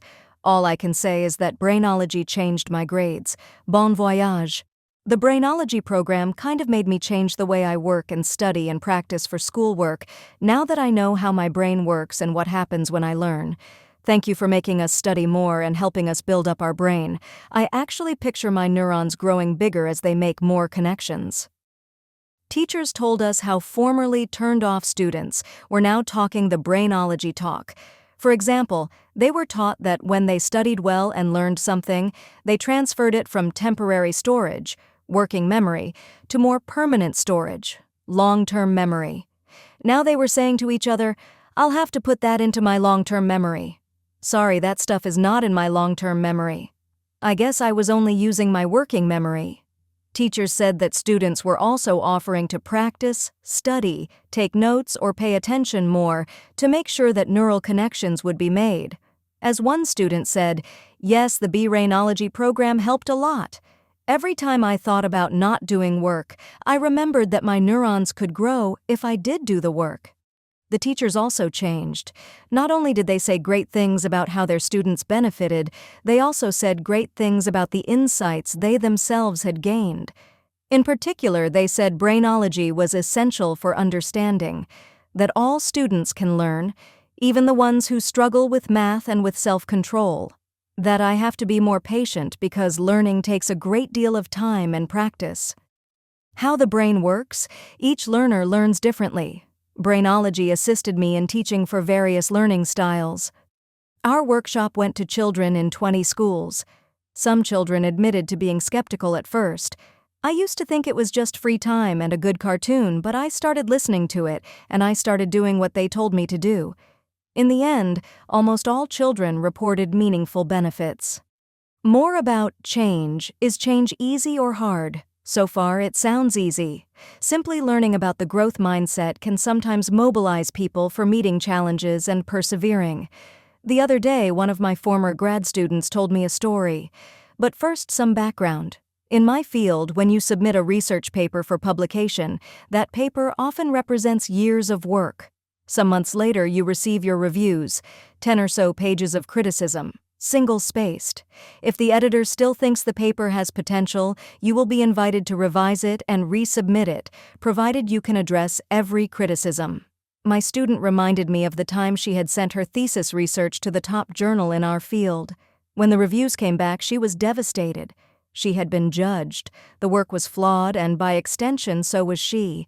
Time passed, but she couldn't bring herself to go near the reviews again or work on the paper. Then I told her to change her mindset. "Look," I said, "it's not about you. That's their job. Their job is to find every possible flaw. Your job is to learn from the critique and make your paper even better." Within hours, she was revising her paper, which was warmly accepted. She tells me, "I never felt judged again. Never. Every time I get that critique, I tell myself, oh, that's their job, and I get to work immediately on my job." But change is also hard. When people hold on to a fixed mindset, it's often for a reason. At some point in their lives, it served a good purpose for them. It told them who they were or who they wanted to be, a smart, talented child, and it told them how to be that, perform well. In this way, it provided a formula for self-esteem and a path to love and respect from others. The idea that they are worthy and will be loved is crucial for children, and if a child is unsure about being valued or loved, the fixed mindset appears to offer a simple, straightforward route to this. Psychologists Karen Horney and Carl Rogers, working in the mid-1900s, both proposed theories of children's emotional development. They believed that when young children feel insecure about being accepted by their parents, they experience great anxiety. They feel lost and alone in a complicated world. Since they're only a few years old, they can't simply reject their parents and say, "I think I'll go it alone." They have to find a way to feel safe and to win their parents over. Both Horney and Rogers propose that children do this by creating or imagining other selves, ones that their parents might like better. These new selves are what they think the parents are looking for, and what may win them the parents' acceptance. Often, these steps are good adjustments to the family situation at the time, bringing the child some security and hope. The problem is that this new self, this all-competent, strong, good self that they now try to be, is likely to be a fixed mindset self. Over time, the fixed traits may come to be the person's sense of who they are, and validating these traits may come to be the main source of their self-esteem. Mindset change asks people to give this up. As you can imagine, it's not easy to just let go of something that has felt like yourself for many years, and that has given you your root to self-esteem. And it's especially not easy to replace it with a mindset that tells you to embrace all the things that have felt threatening: challenge, struggle, criticism, setbacks. When I was exchanging my fixed mindset for a growth one, I was acutely aware of how unsettled I felt. For example, I've told you how, as a fixed mindsetter, I kept track each day of all my successes. At the end of a good day, I could look at the results, the high numbers on my intelligence counter, my personality counter, and so on, and feel good about myself. But as I adopted a growth mindset and stopped keeping track, some nights I would still check my mental counters and find them at 0. It made me insecure not to be able to tote up my victories. Even worse, since I was taking more risks, I might look back over the day and see all the mistakes and setbacks, and feel miserable. What's more, it's not as though the fixed mindset wants to leave gracefully. If the fixed mindset has been controlling your internal monologue, it can say some pretty strong things to you when it sees those counters at 0. You're nothing. It can make you want to rush right out and rack up some high numbers. The fixed mindset once offered you refuge from that very feeling, and it offers it to you again. Don't take it. Then there's the concern that you won't be yourself anymore. It may feel as though the fixed mindset gave you your ambition, your edge, your individuality. Maybe you fear you'll become a bland cog in the wheel just like everyone else, ordinary, but opening yourself up to growth makes you more yourself, not less. The growth-oriented scientists, artists, athletes, and CEOs we've looked at were far from humanoids going through the motions. They were people in the full flower of their individuality and potency. Opening yourself up to growth. The rest of the book is pretty much about you. First are some mindset exercises in which I ask you to venture with me into a series of dilemmas. In each case, you'll first see the fixed mindset reactions and then work through to a growth mindset solution. The first dilemma: imagine you've applied to graduate school. You applied to just one place because it was the school you had your heart set on, and you were confident you'd be accepted since many people considered your work in your field to be original and exciting. But you were rejected. The fixed mindset reaction: at first you tell yourself that it was extremely competitive, so it doesn't really reflect on you. They probably had more first-rate applicants than they could accept. Then the voice in your head starts in. It tells you that you're fooling yourself, rationalizing. It tells you that the admissions committee found your work mediocre. After a while, you tell yourself it's probably true. The work is probably ordinary, pedestrian, and they'd seen that. They were experts. The verdict is in, and you're not worthy. With some effort, you talk yourself back into your first, reasonable, and more flattering conclusion, and you feel better. In the fixed mindset and in most cognitive therapies, that's the end of it. You've regained your self-esteem, so the job is finished. But in the growth mindset, that's just the first step. All you've done is talk to yourself. Now comes the learning and self-improvement part, the growth mindset step. Think about your goal and think about what you could do to stay on track toward achieving it. What steps could you take to help yourself succeed? What information could you gather? Well, maybe you could apply to more schools next time. Or maybe, in the meantime, you could gather more information about what makes a good application. What are they looking for? What experiences do they value? You could seek out those experiences before the next application. Since this is a true story, I know what step the rejected applicant took.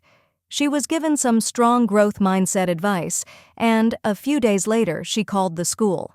When she located the relevant person and told him the situation, she said, "I don't want to dispute your decision. I just want to know, if I decide to apply again in the future, how I can improve my application. I would be very grateful if you could give me some feedback along those lines." Nobody scoffs at an honest plea for helpful feedback. Several days later, he called her back and offered her admission. It had indeed been a close call, and after reconsidering her application, the department decided they could take one more person that year. Plus, they liked her initiative. She had reached out for information that would allow her to learn from experience and improve in the future. It turned out in this case that she didn't have to improve her application. She got to plunge right into learning in her new graduate program.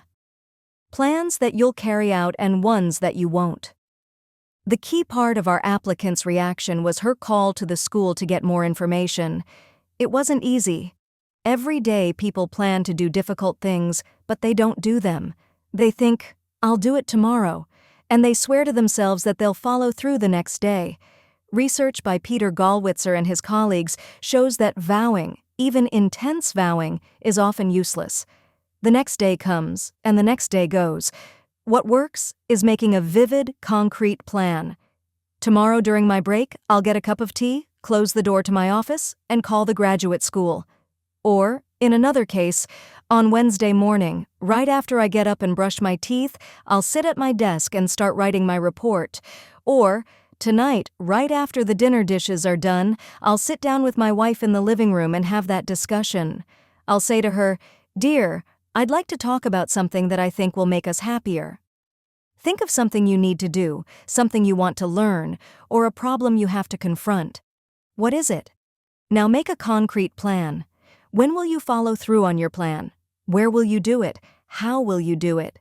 Think about it in vivid detail. These concrete plans you can visualize, about when, where, and how you are going to do something lead to really high levels of follow-through, which of course ups the chances of success. So the idea is not only to make a growth mindset plan, but also to visualize in a concrete way how you're going to carry it out.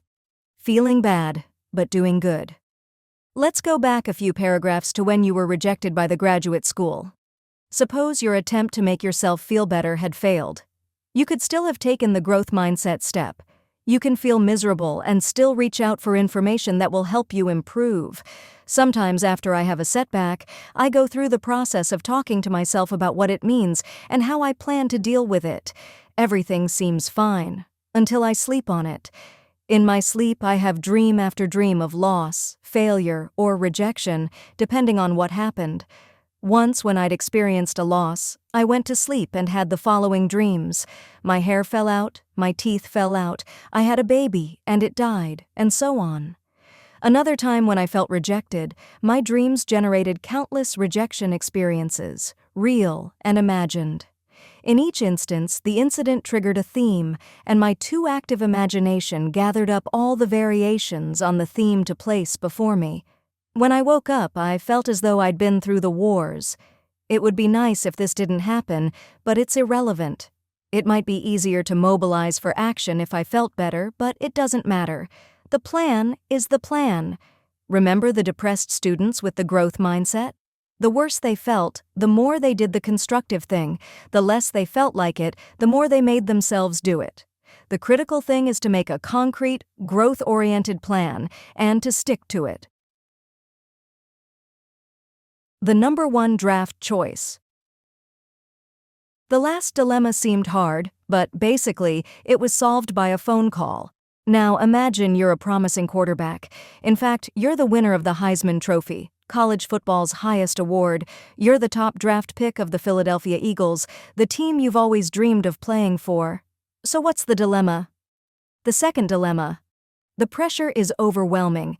You yearn for playing time in the games, but every time they put you in a game to try you out, you turn anxious and lose your focus. You were always cool under pressure, but this is the pros. Now all you see are giant guys coming toward you, 1,200 pounds of giant guys who want to take you apart, giant guys who move faster than you ever thought possible. You feel cornered, helpless. The fixed mindset reaction.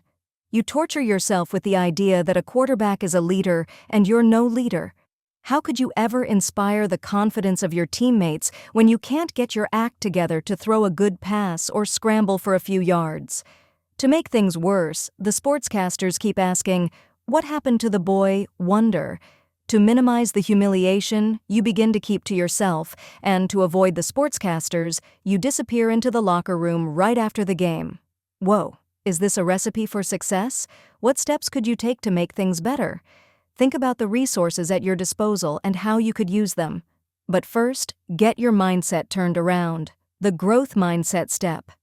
In the growth mindset, you tell yourself that the switch to the professionals is a huge step, one that takes a lot of adjustment and a lot of learning.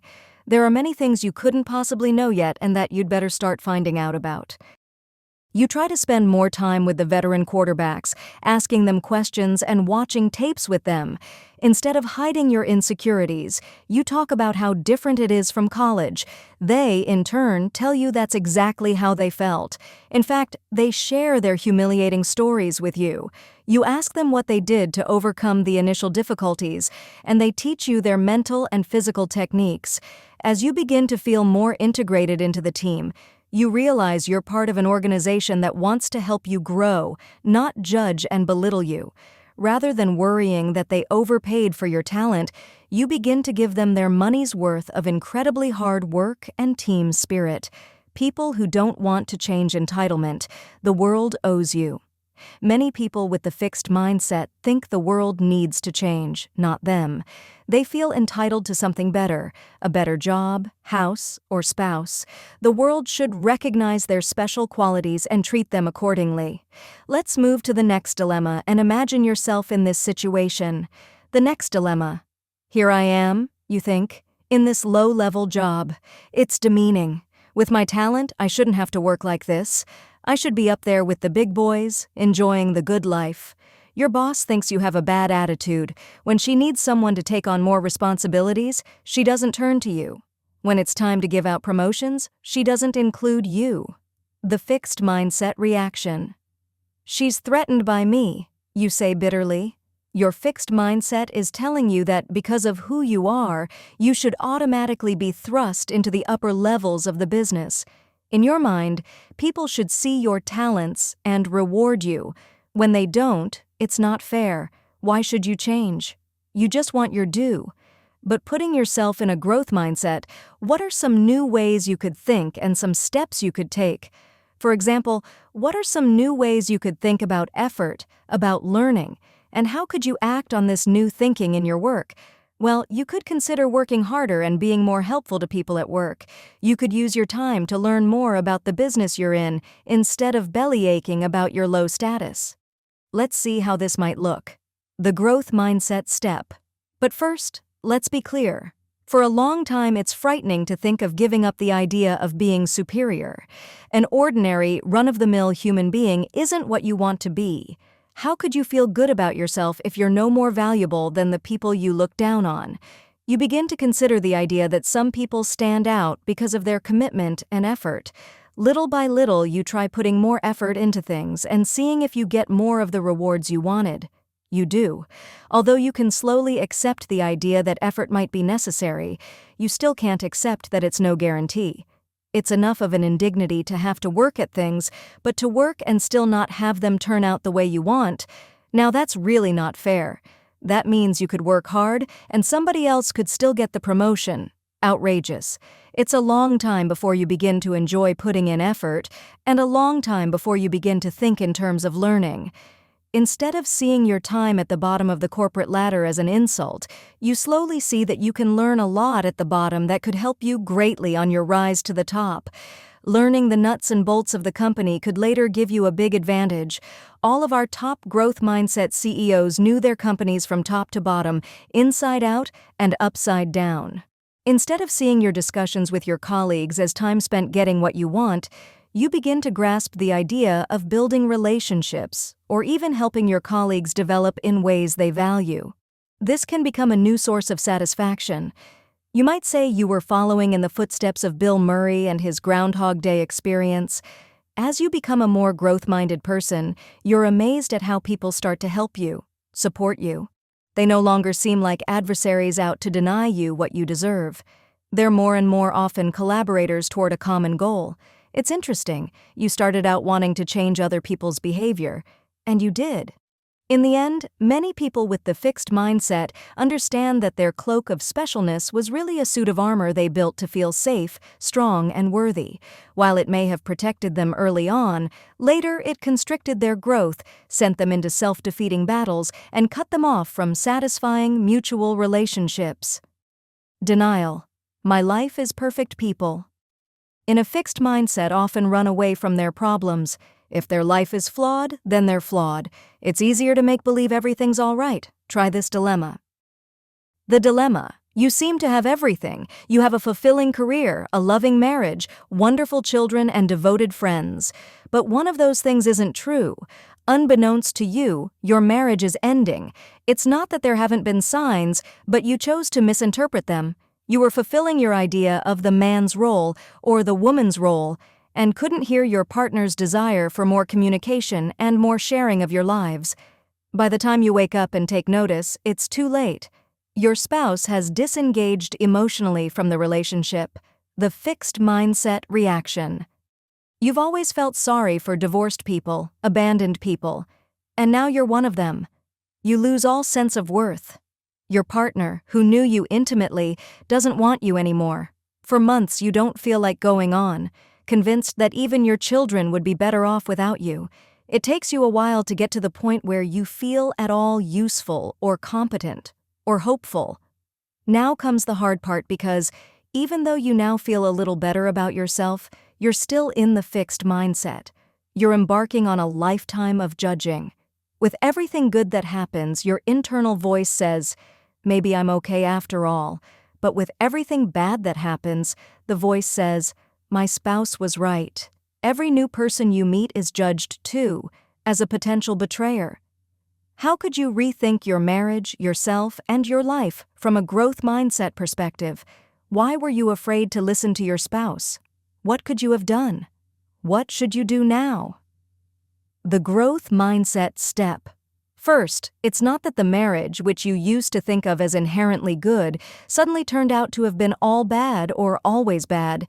It was an evolving thing that had stopped developing for lack of nourishment. You need to think about how both you and your spouse contributed to this, and especially about why you weren't able to hear the request for greater closeness and sharing.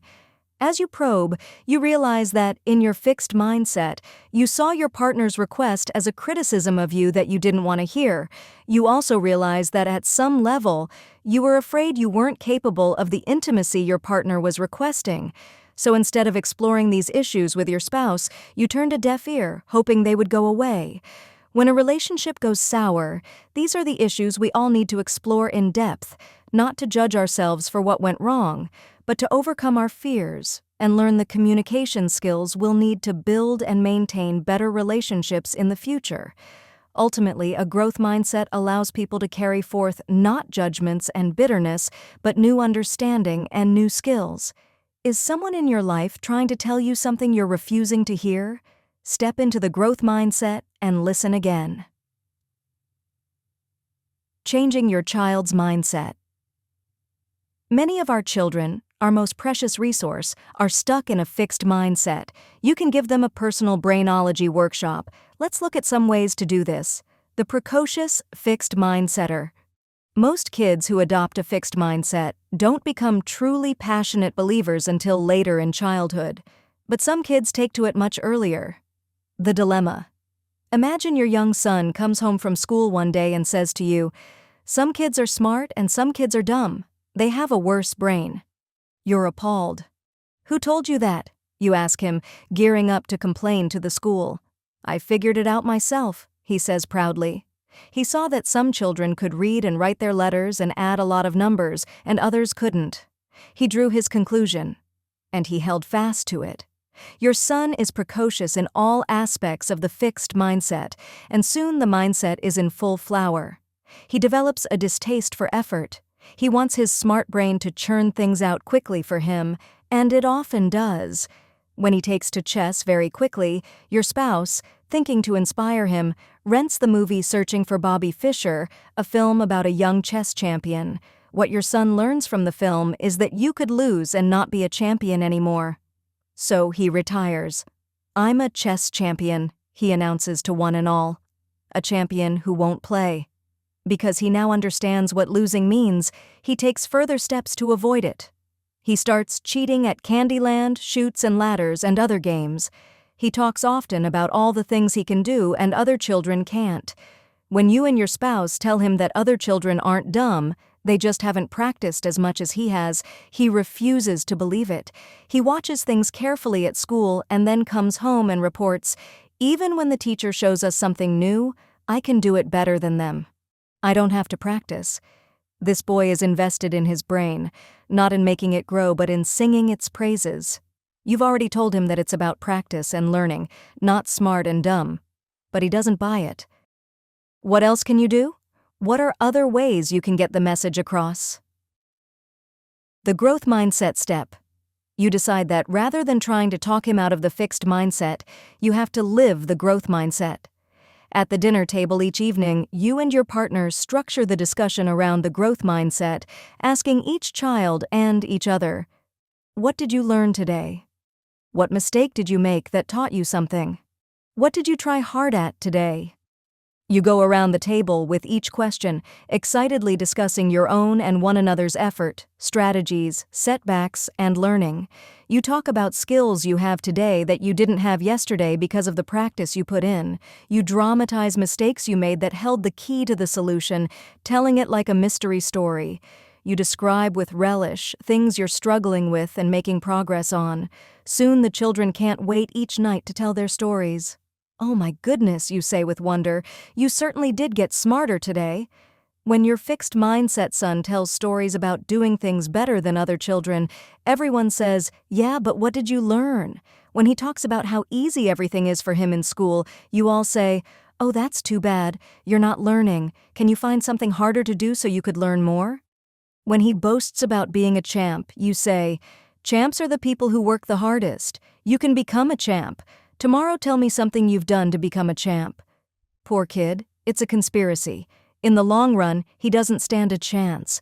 When he does his homework and calls it easy or boring, you teach him to find ways to make it more fun and challenging.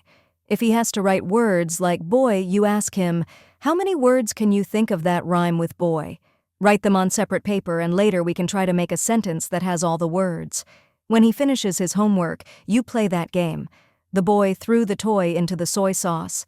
The girl with the surl curl ate a pearl.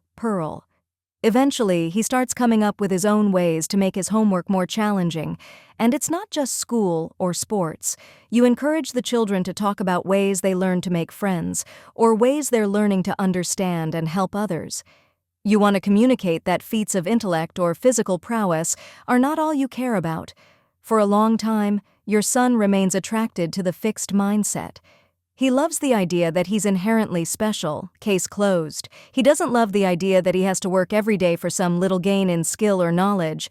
Stardom shouldn't be so taxing, yet as the value system in the family shifts toward the growth mindset, he wants to be a player. So at first he talks the talk, squawking, then he walks the walk, balking.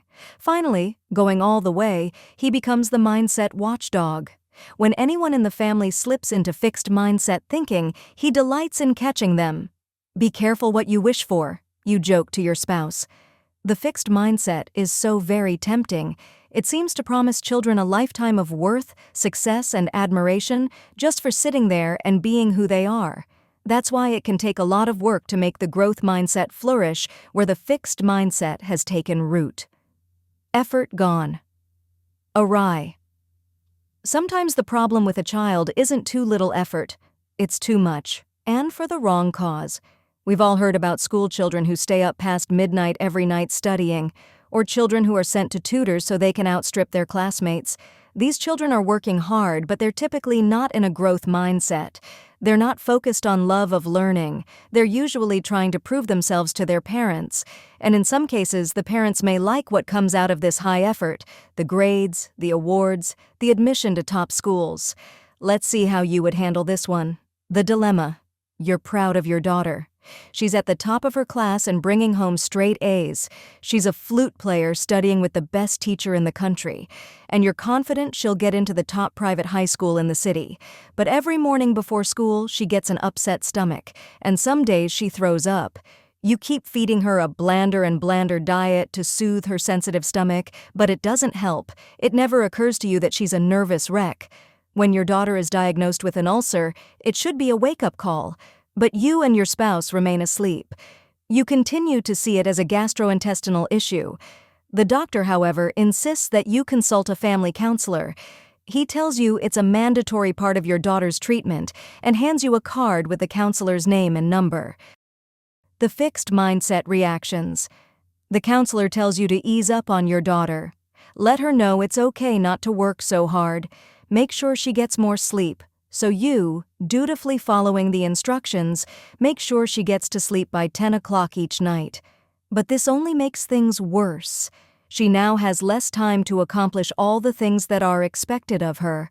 Despite what the counselor has said, it doesn't occur to you that she could possibly want your daughter to fall behind other students, or be less accomplished at the flute, or risk not getting into the top high school.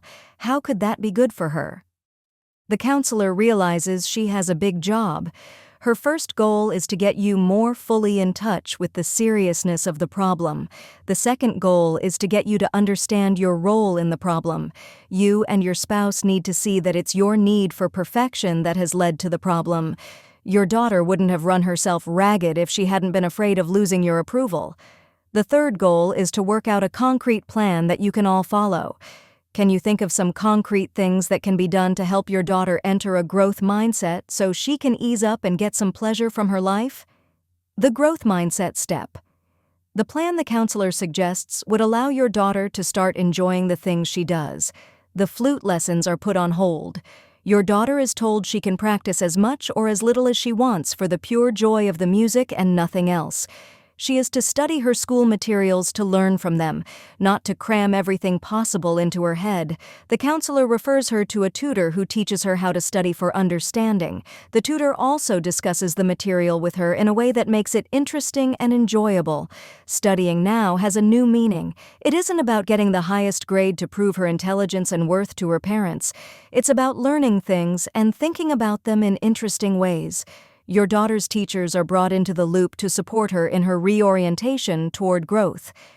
They're asked to talk to her about and praise her for her learning process rather than how she did on tests. I can see that you really understand how to use metaphors in your writing. I can see that you were really into your project on the Incas. When I read it, I felt as though I were in ancient Peru. You are taught to talk to her this way too. Finally, the counselor strongly urges that your daughter attend a high school that is less pressured than the one you have your eye on. There are other fine schools that focus more on learning and less on grades and test scores. You take your daughter around and spend time in each of the schools. Then she discusses with you and the counselor which ones she was most excited about and felt most at ease in. Slowly, you learn to separate your needs and desires from hers. You may have needed a daughter who was number one in everything, but your daughter needed something else, acceptance from her parents and freedom to grow. As you let go, your daughter becomes much more genuinely involved in the things she does. She does them for interest and learning, and she does them very well indeed. Is your child trying to tell you something you don't want to hear? You know the ad that asks, "Do you know where your child is now?" If you can't hear what your child is trying to tell you in words or actions, then you don't know where your child is. Enter the growth mindset and listen harder. Mindset and willpower. Sometimes we don't want to change ourselves very much. We just want to be able to drop some pounds and keep them off, or stop smoking, or control our anger. Some people think about this in a fixed mindset way. If you're strong and have willpower, you can do it. But if you're weak and don't have willpower, you can't. People who think this way may firmly resolve to do something, but they'll take no special measures to make sure they succeed. These are the people who end up saying, "Quitting is easy, I've done it 100 times." It's just like the chemistry students we talked about before. The ones with the fixed mindset thought, "If I have ability, I'll do well. If I don't, I won't." As a result, they didn't use sophisticated strategies to help themselves. They just studied in an earnest but superficial way and hoped for the best. When people with a fixed mindset fail their test, in chemistry, dieting, smoking, or anger, they beat themselves up. They're incompetent, weak, or bad people. Where do you go from there? My friend Nathan's 25th high school reunion was coming up, and when he thought about how his ex-girlfriend would be there, he decided to lose the paunch. He'd been handsome and fit in high school, and he didn't want to show up as a fat middle-aged man. Nathan had always made fun of women and their diets. What's the big fuss? You just need some self-control. To lose the weight, he decided he would just eat part of what was on his plate, but each time he got into a meal, the food on the plate disappeared.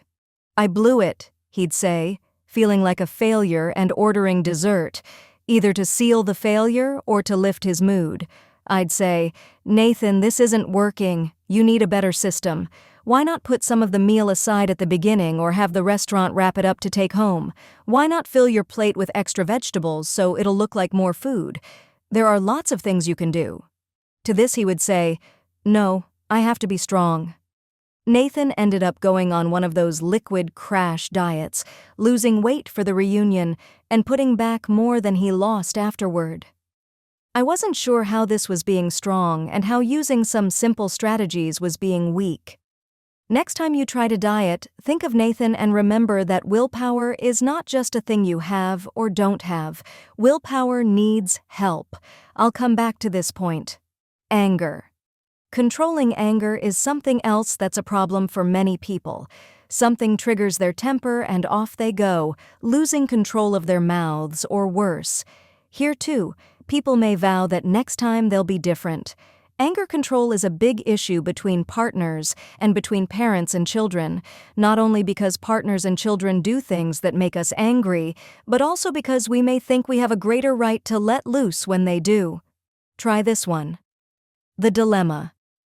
Imagine you're a nice, caring person, as you probably are, usually. You love your spouse and feel lucky to have them as your partner, but when they violate one of your rules, like letting the garbage overflow before taking it out, you feel personally betrayed and start criticizing. It begins with, "I've told you 1,000 times," then moves on to, "You never do anything right." When they still don't seem properly ashamed, you flare, insulting their intelligence, maybe you aren't smart enough to remember garbage, and their character, if you weren't so irresponsible you wouldn't, if you cared about anyone but yourself you'd. Seething with rage, you then bring in everything you can think of to support your case. "My father never trusted you either," or "Your boss was right when he said you were limited." Your spouse has to leave the premises to get out of range of your mounting fury. The fixed mindset reaction. You feel righteous about your anger for a while, but then you realize you've gone too far. You suddenly recall all the ways that your spouse is a supportive partner and feel intensely guilty. Then you talk yourself back into the idea that you too are a good person who's just slipped up, lost it, temporarily. "I've really learned my lesson," you think. "I'll never do this again." But believing you can simply keep that good person in the forefront in the future, you don't think of strategies you could use next time to prevent a flare-up. That's why the next time is a carbon copy of the time before. The growth mindset and self-control. Some people think about losing weight or controlling their anger in a growth mindset way. They realize that to succeed, they'll need to learn and practice strategies that work for them. It's like the growth mindset chemistry students. They used better study techniques, carefully planned their study time, and kept up their motivation. In other words, they used every strategy possible to make sure they succeeded. Just like them, people in a growth mindset don't merely make New Year's resolutions and wait to see if they stick to them. They understand that to diet they need to plan. They may need to keep desserts out of the house, or think in advance about what to order in restaurants, or schedule a once-a-week splurge, or consider exercising more. They think actively about maintenance. What habits must they develop to continue the gains they've achieved? Then there are the setbacks. They know that setbacks will happen, so instead of beating themselves up, they ask, "What can I learn from this? What will I do next time when I'm in this situation?" It's a learning process, not a battle between the bad you and the good you. In that last episode, what could you have done with your anger? First, think about why you got so worked up. You may have felt devalued and disrespected when your spouse shirked the tasks or broke your rules, as though they were saying to you, "You're not important. Your needs are trivial. I can't be bothered." Your first reaction was to angrily remind them of their duty. But on the heels of that was your retaliation.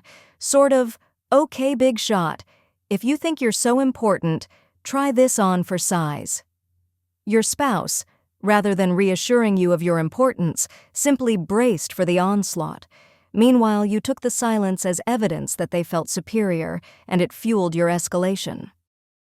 What can be done? Several things.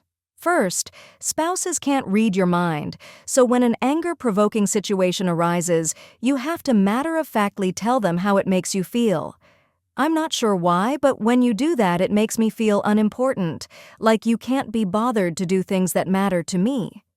They, in turn, can reassure you that they care about how you feel and will try to be more watchful. "Are you kidding?" you say. "My spouse would never do that." Well, you can request it directly, as I've sometimes done. "Please tell me that you care how I feel, and you'll try to be more watchful." When you feel yourself losing it, you can learn to leave the room and write down your ugliest thoughts, followed by what is probably really happening. "She doesn't understand this is important to me. He doesn't know what to do when I start to blow." When you feel calm enough, you can return to the situation. You can also learn to loosen up on some of your rules, now that each one is not a test of your partner's respect for you. With time, you might even gain a sense of humor about them. For example, if your spouse leaves some socks in the living room or puts the wrong things in the recycling bins, you might point at the offending items and ask sternly, "What is the meaning of this?" You might even have a good laugh. When people drop the good, bad, strong, weak thinking that grows out of the fixed mindset, they're better able to learn useful strategies that help with self-control.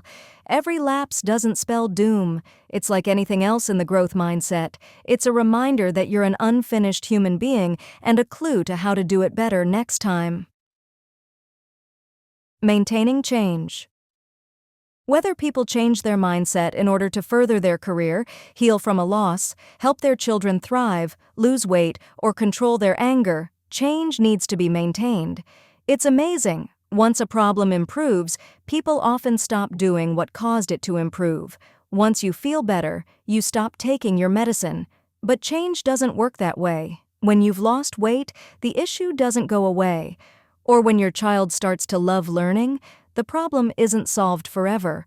Or when you and your partner start communicating better, that's not the end of it. These changes have to be supported, or they can go away faster than they appeared. Maybe that's why Alcoholics Anonymous tells people they will always be alcoholics, so they won't become complacent and stop doing what they need to do to stay sober. It's a way of saying, you'll always be vulnerable. This is why mindset change is not about picking up a few tricks. In fact, if someone stays inside a fixed mindset and uses the growth strategies, it can backfire. Wes, a dad with a fixed mindset, was at his wits' end. He'd come home exhausted from work every evening, and his son Mickey would refuse to cooperate. Wes wanted quiet, but Mickey was noisy. Wes would warn him, but Mickey would continue what he was doing. Wes found him stubborn, unruly, and not respectful of Wes's rights as a father. The whole scene would disintegrate into a shouting match, and Mickey would end up being punished. Finally, feeling he had nothing to lose, Wes tried some of the growth-oriented strategies. He showed respect for Mickey's efforts and praised his strategies when he was empathic or helpful. The turnaround in Mickey's behavior was dramatic, but as soon as the turnaround took place, Wes stopped using the strategies. He had what he wanted and he expected it to just continue. When it didn't, he became even angrier and more punitive than before. Mickey had shown he could behave and now refused to. The same thing often happens with fixed mindset couples who start communicating better. Marlene and Scott were what my husband and I call the Bickersons. All they did was bicker. "Why don't you ever pick up after yourself?" "I might if you weren't such a nag." "I wouldn't have to nag if you did what you were supposed to do." "Who made you the judge of what I'm supposed to do?" With counseling, Marlene and Scott stopped jumping on the negatives. More and more, they started rewarding the thoughtful things their partner did and the efforts their partner made. The love and tenderness they thought were dead returned, but once it returned, they reverted. In the fixed mindset, things shouldn't need such effort.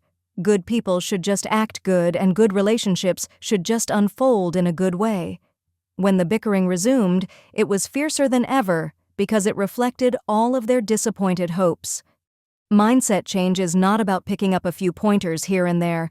It's about seeing things in a new way.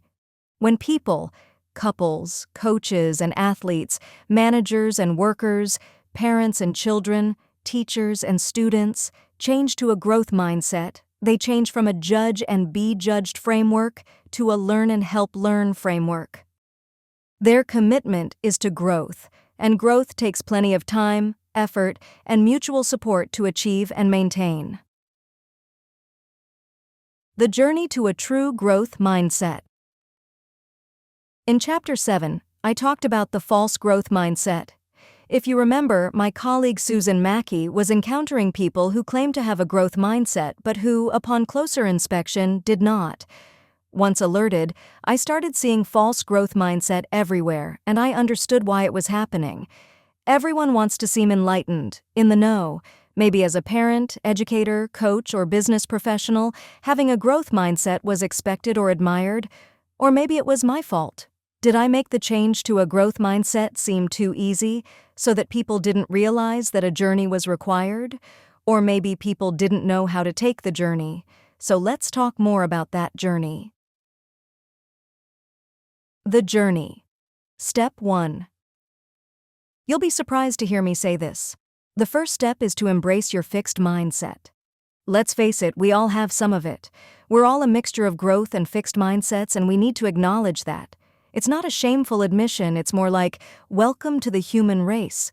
But even though we have to accept that some fixed mindset dwells within, we do not have to accept how often it shows up and how much havoc it can wreak when it does.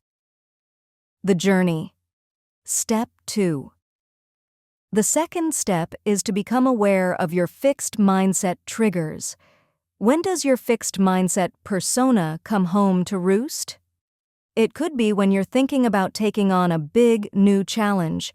Your fixed mindset persona might appear and whisper, "Maybe you don't have what it takes, and everyone will find out." It could be when you're struggling with something and you keep hitting dead ends. Your fixed mindset persona might fly in and offer its advice. Give it up. It's just making you feel frustrated and ashamed. Do something easier. How about when you feel like you failed decisively? Lost your job, lost a cherished relationship, messed up in a very big way. It's a rare person who doesn't have a fixed mindset episode, and we all know very well what that fixed mindset says to us. You're not the person you thought you were, and you never will be. What about when you encounter someone who's a lot better than you in the very area you pride yourself on? What does that fixed mindset voice say to you? Does it tell you that you'll never be as good? Does it make you hate that person just a little? What about our fixed mindset toward others? If we're educators, what happens after a high-stakes test? Do we judge who's smart and who isn't? If we're managers, what happens during and after a big project? Do we judge our employees' talent?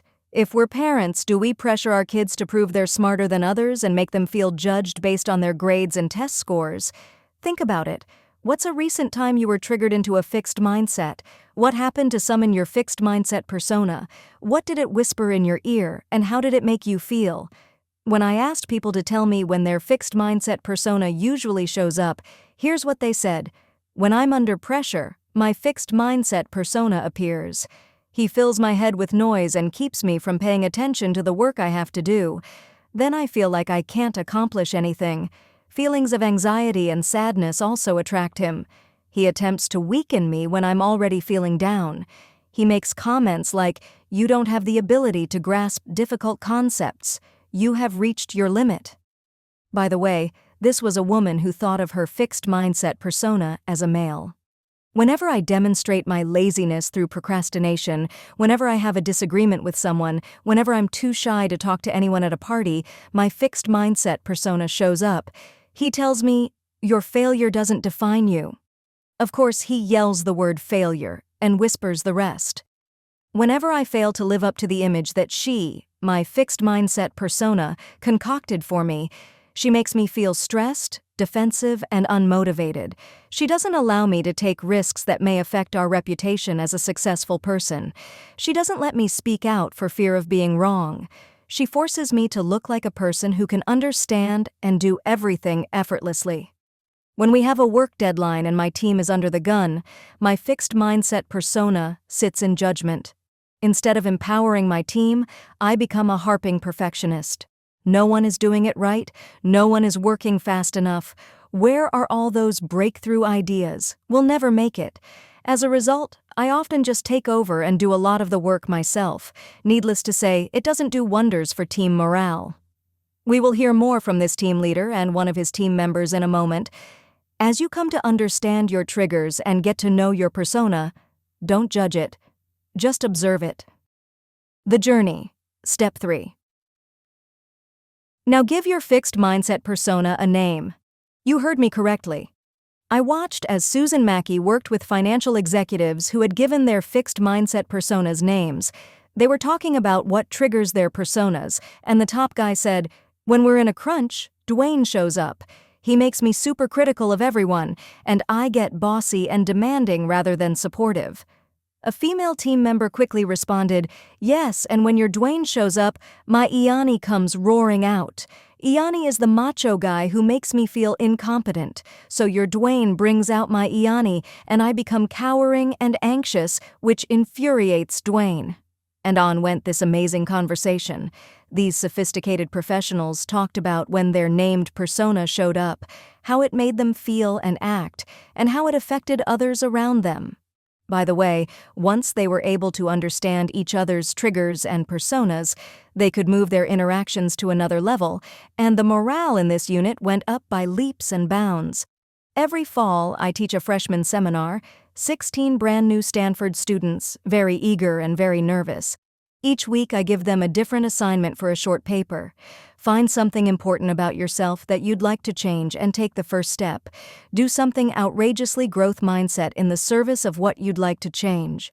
Project yourself 25 years into the future and write me a letter about where you are in your life and all the struggles, disappointments, hardships, and failures you've encountered along the way. This year I tried a new one. In the past, I had assigned a paper that asked students to reflect on their mindsets, and I'd always had a few of them laying claim to a long-standing and total growth mindset. But this year, I asked them to identify their fixed mindset triggers and to give their fixed mindset persona a name. It was fascinating. Not one student claimed to have no triggers or persona. All of them were able to write eloquently and painfully about their fixed mindset persona, its triggers, and its impact. Meet Gertrude, my cagey, histrionic, self-aggrandizing, fixed mindset persona. She sneaks into my subconscious and undermines me. The name Gertrude means strong spear, which reflects her insistence on unwavering natural strength. She detests hard work, second place, and imperfections. Any whiff of failure or imperfection can trigger Gertrude's entrance. 3 seconds slower in a swim race? No shot at the varsity team. Didn't draw as good a self-portrait as another girl in my class? Art isn't your thing? Couldn't use as many big words as my older sister? You'll never be as smart as her. Gertrude convinces me that failure is definitive. One mistake can take away my future success. Almost like marriage, I know Sugar Daddy will be with me through thick and thin, sickness and health, and life and death. He comes forth when I step out of my comfort zone, get criticized, or experience a failure, causing me to become defensive, lash out at others, or stagnate. Sugar Daddy finds peace in never leaving his comfort zone, but his views conflict more and more with mine as his rigid guidelines try to keep me boxed in his standstill world. Failure, especially public failure, is my main fixed mindset trigger. That's when Henrietta comes out. She is my critical grandmother, and in the fixed mindset I remind myself more of her than I'd care to admit. My Henrietta persona is quick to blame others to preserve her ego.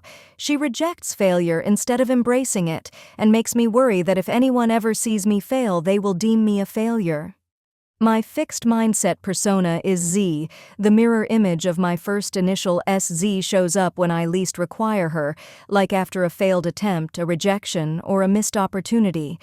I've always been an avid writer, the editor of my high school newsletter and the author of a now-published novel.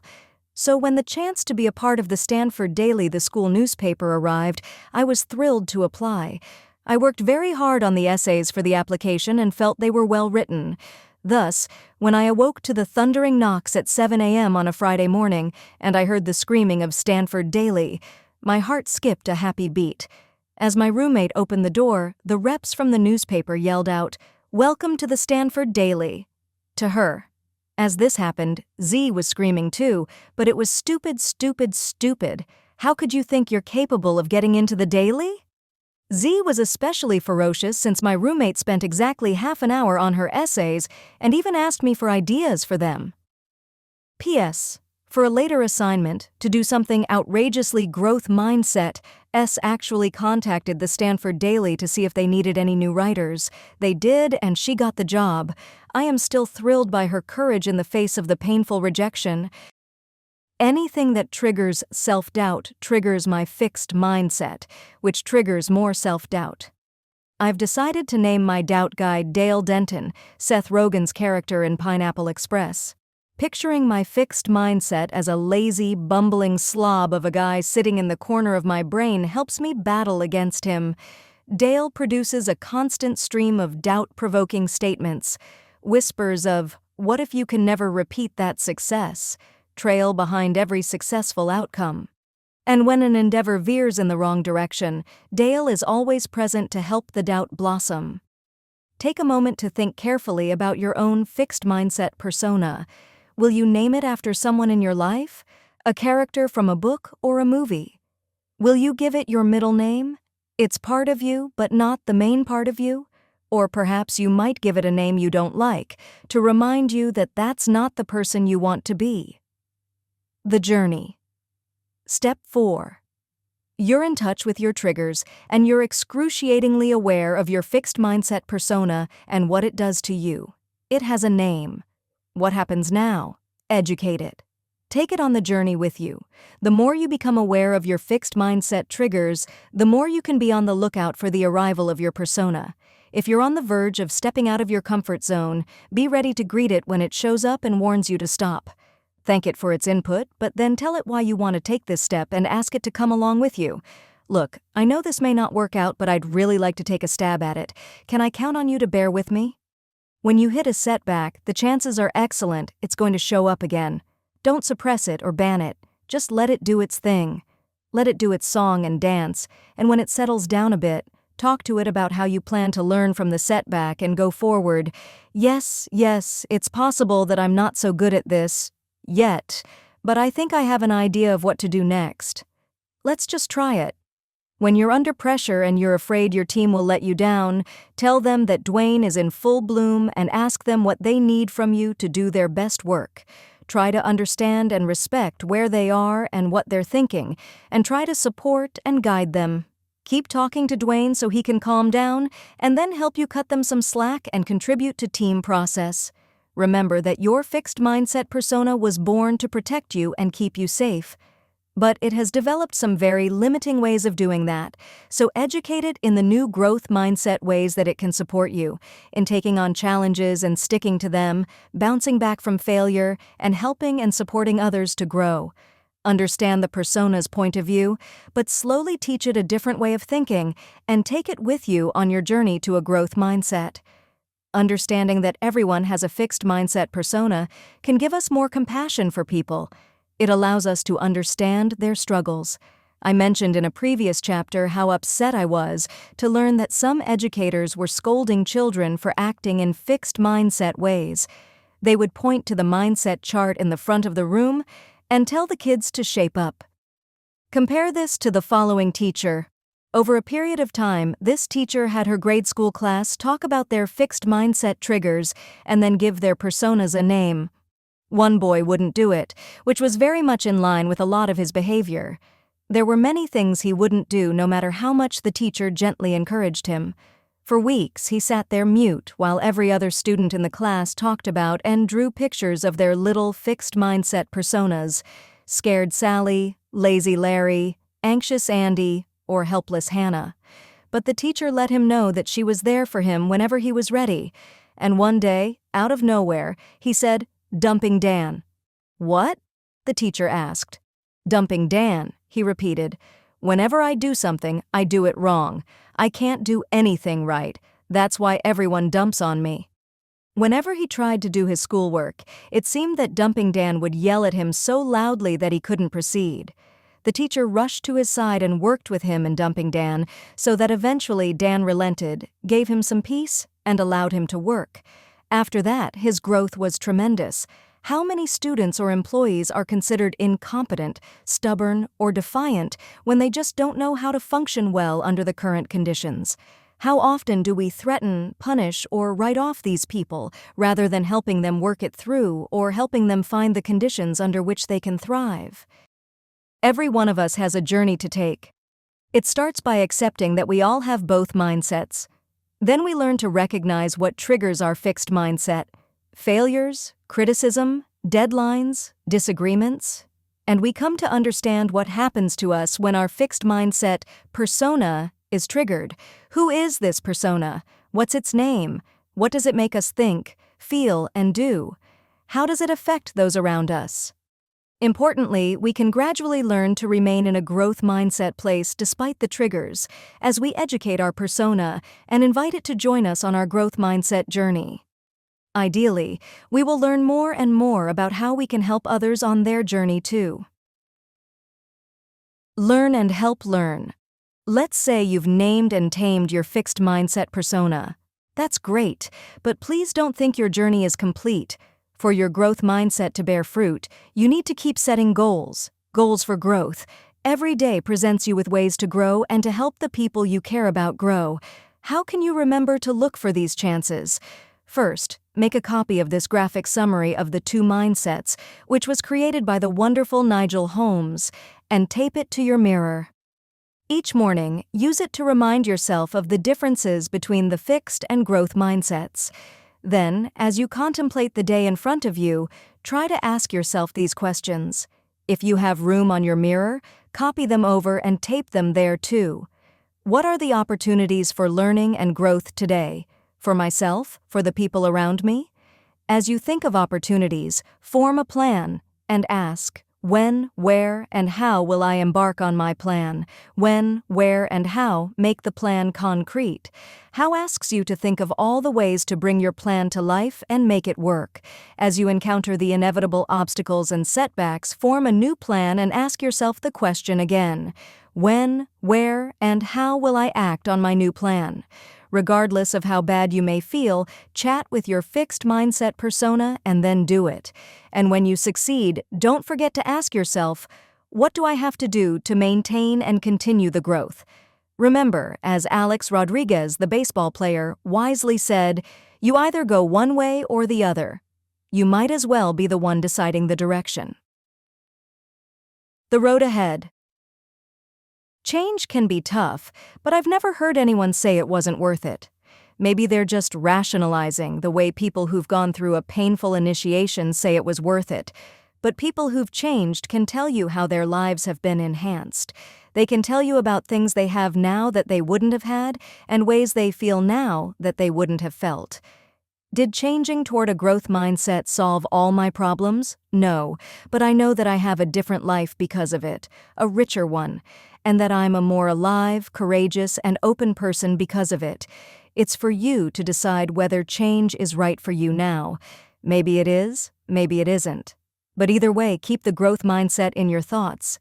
Then, when you bump up against obstacles, you can turn to it. It will always be there for you, showing you a path into the future. Thank you for listening to this book until the end, and I hope you enjoyed this book. Comment your thoughts for us, and please share our channel with your friends to support us.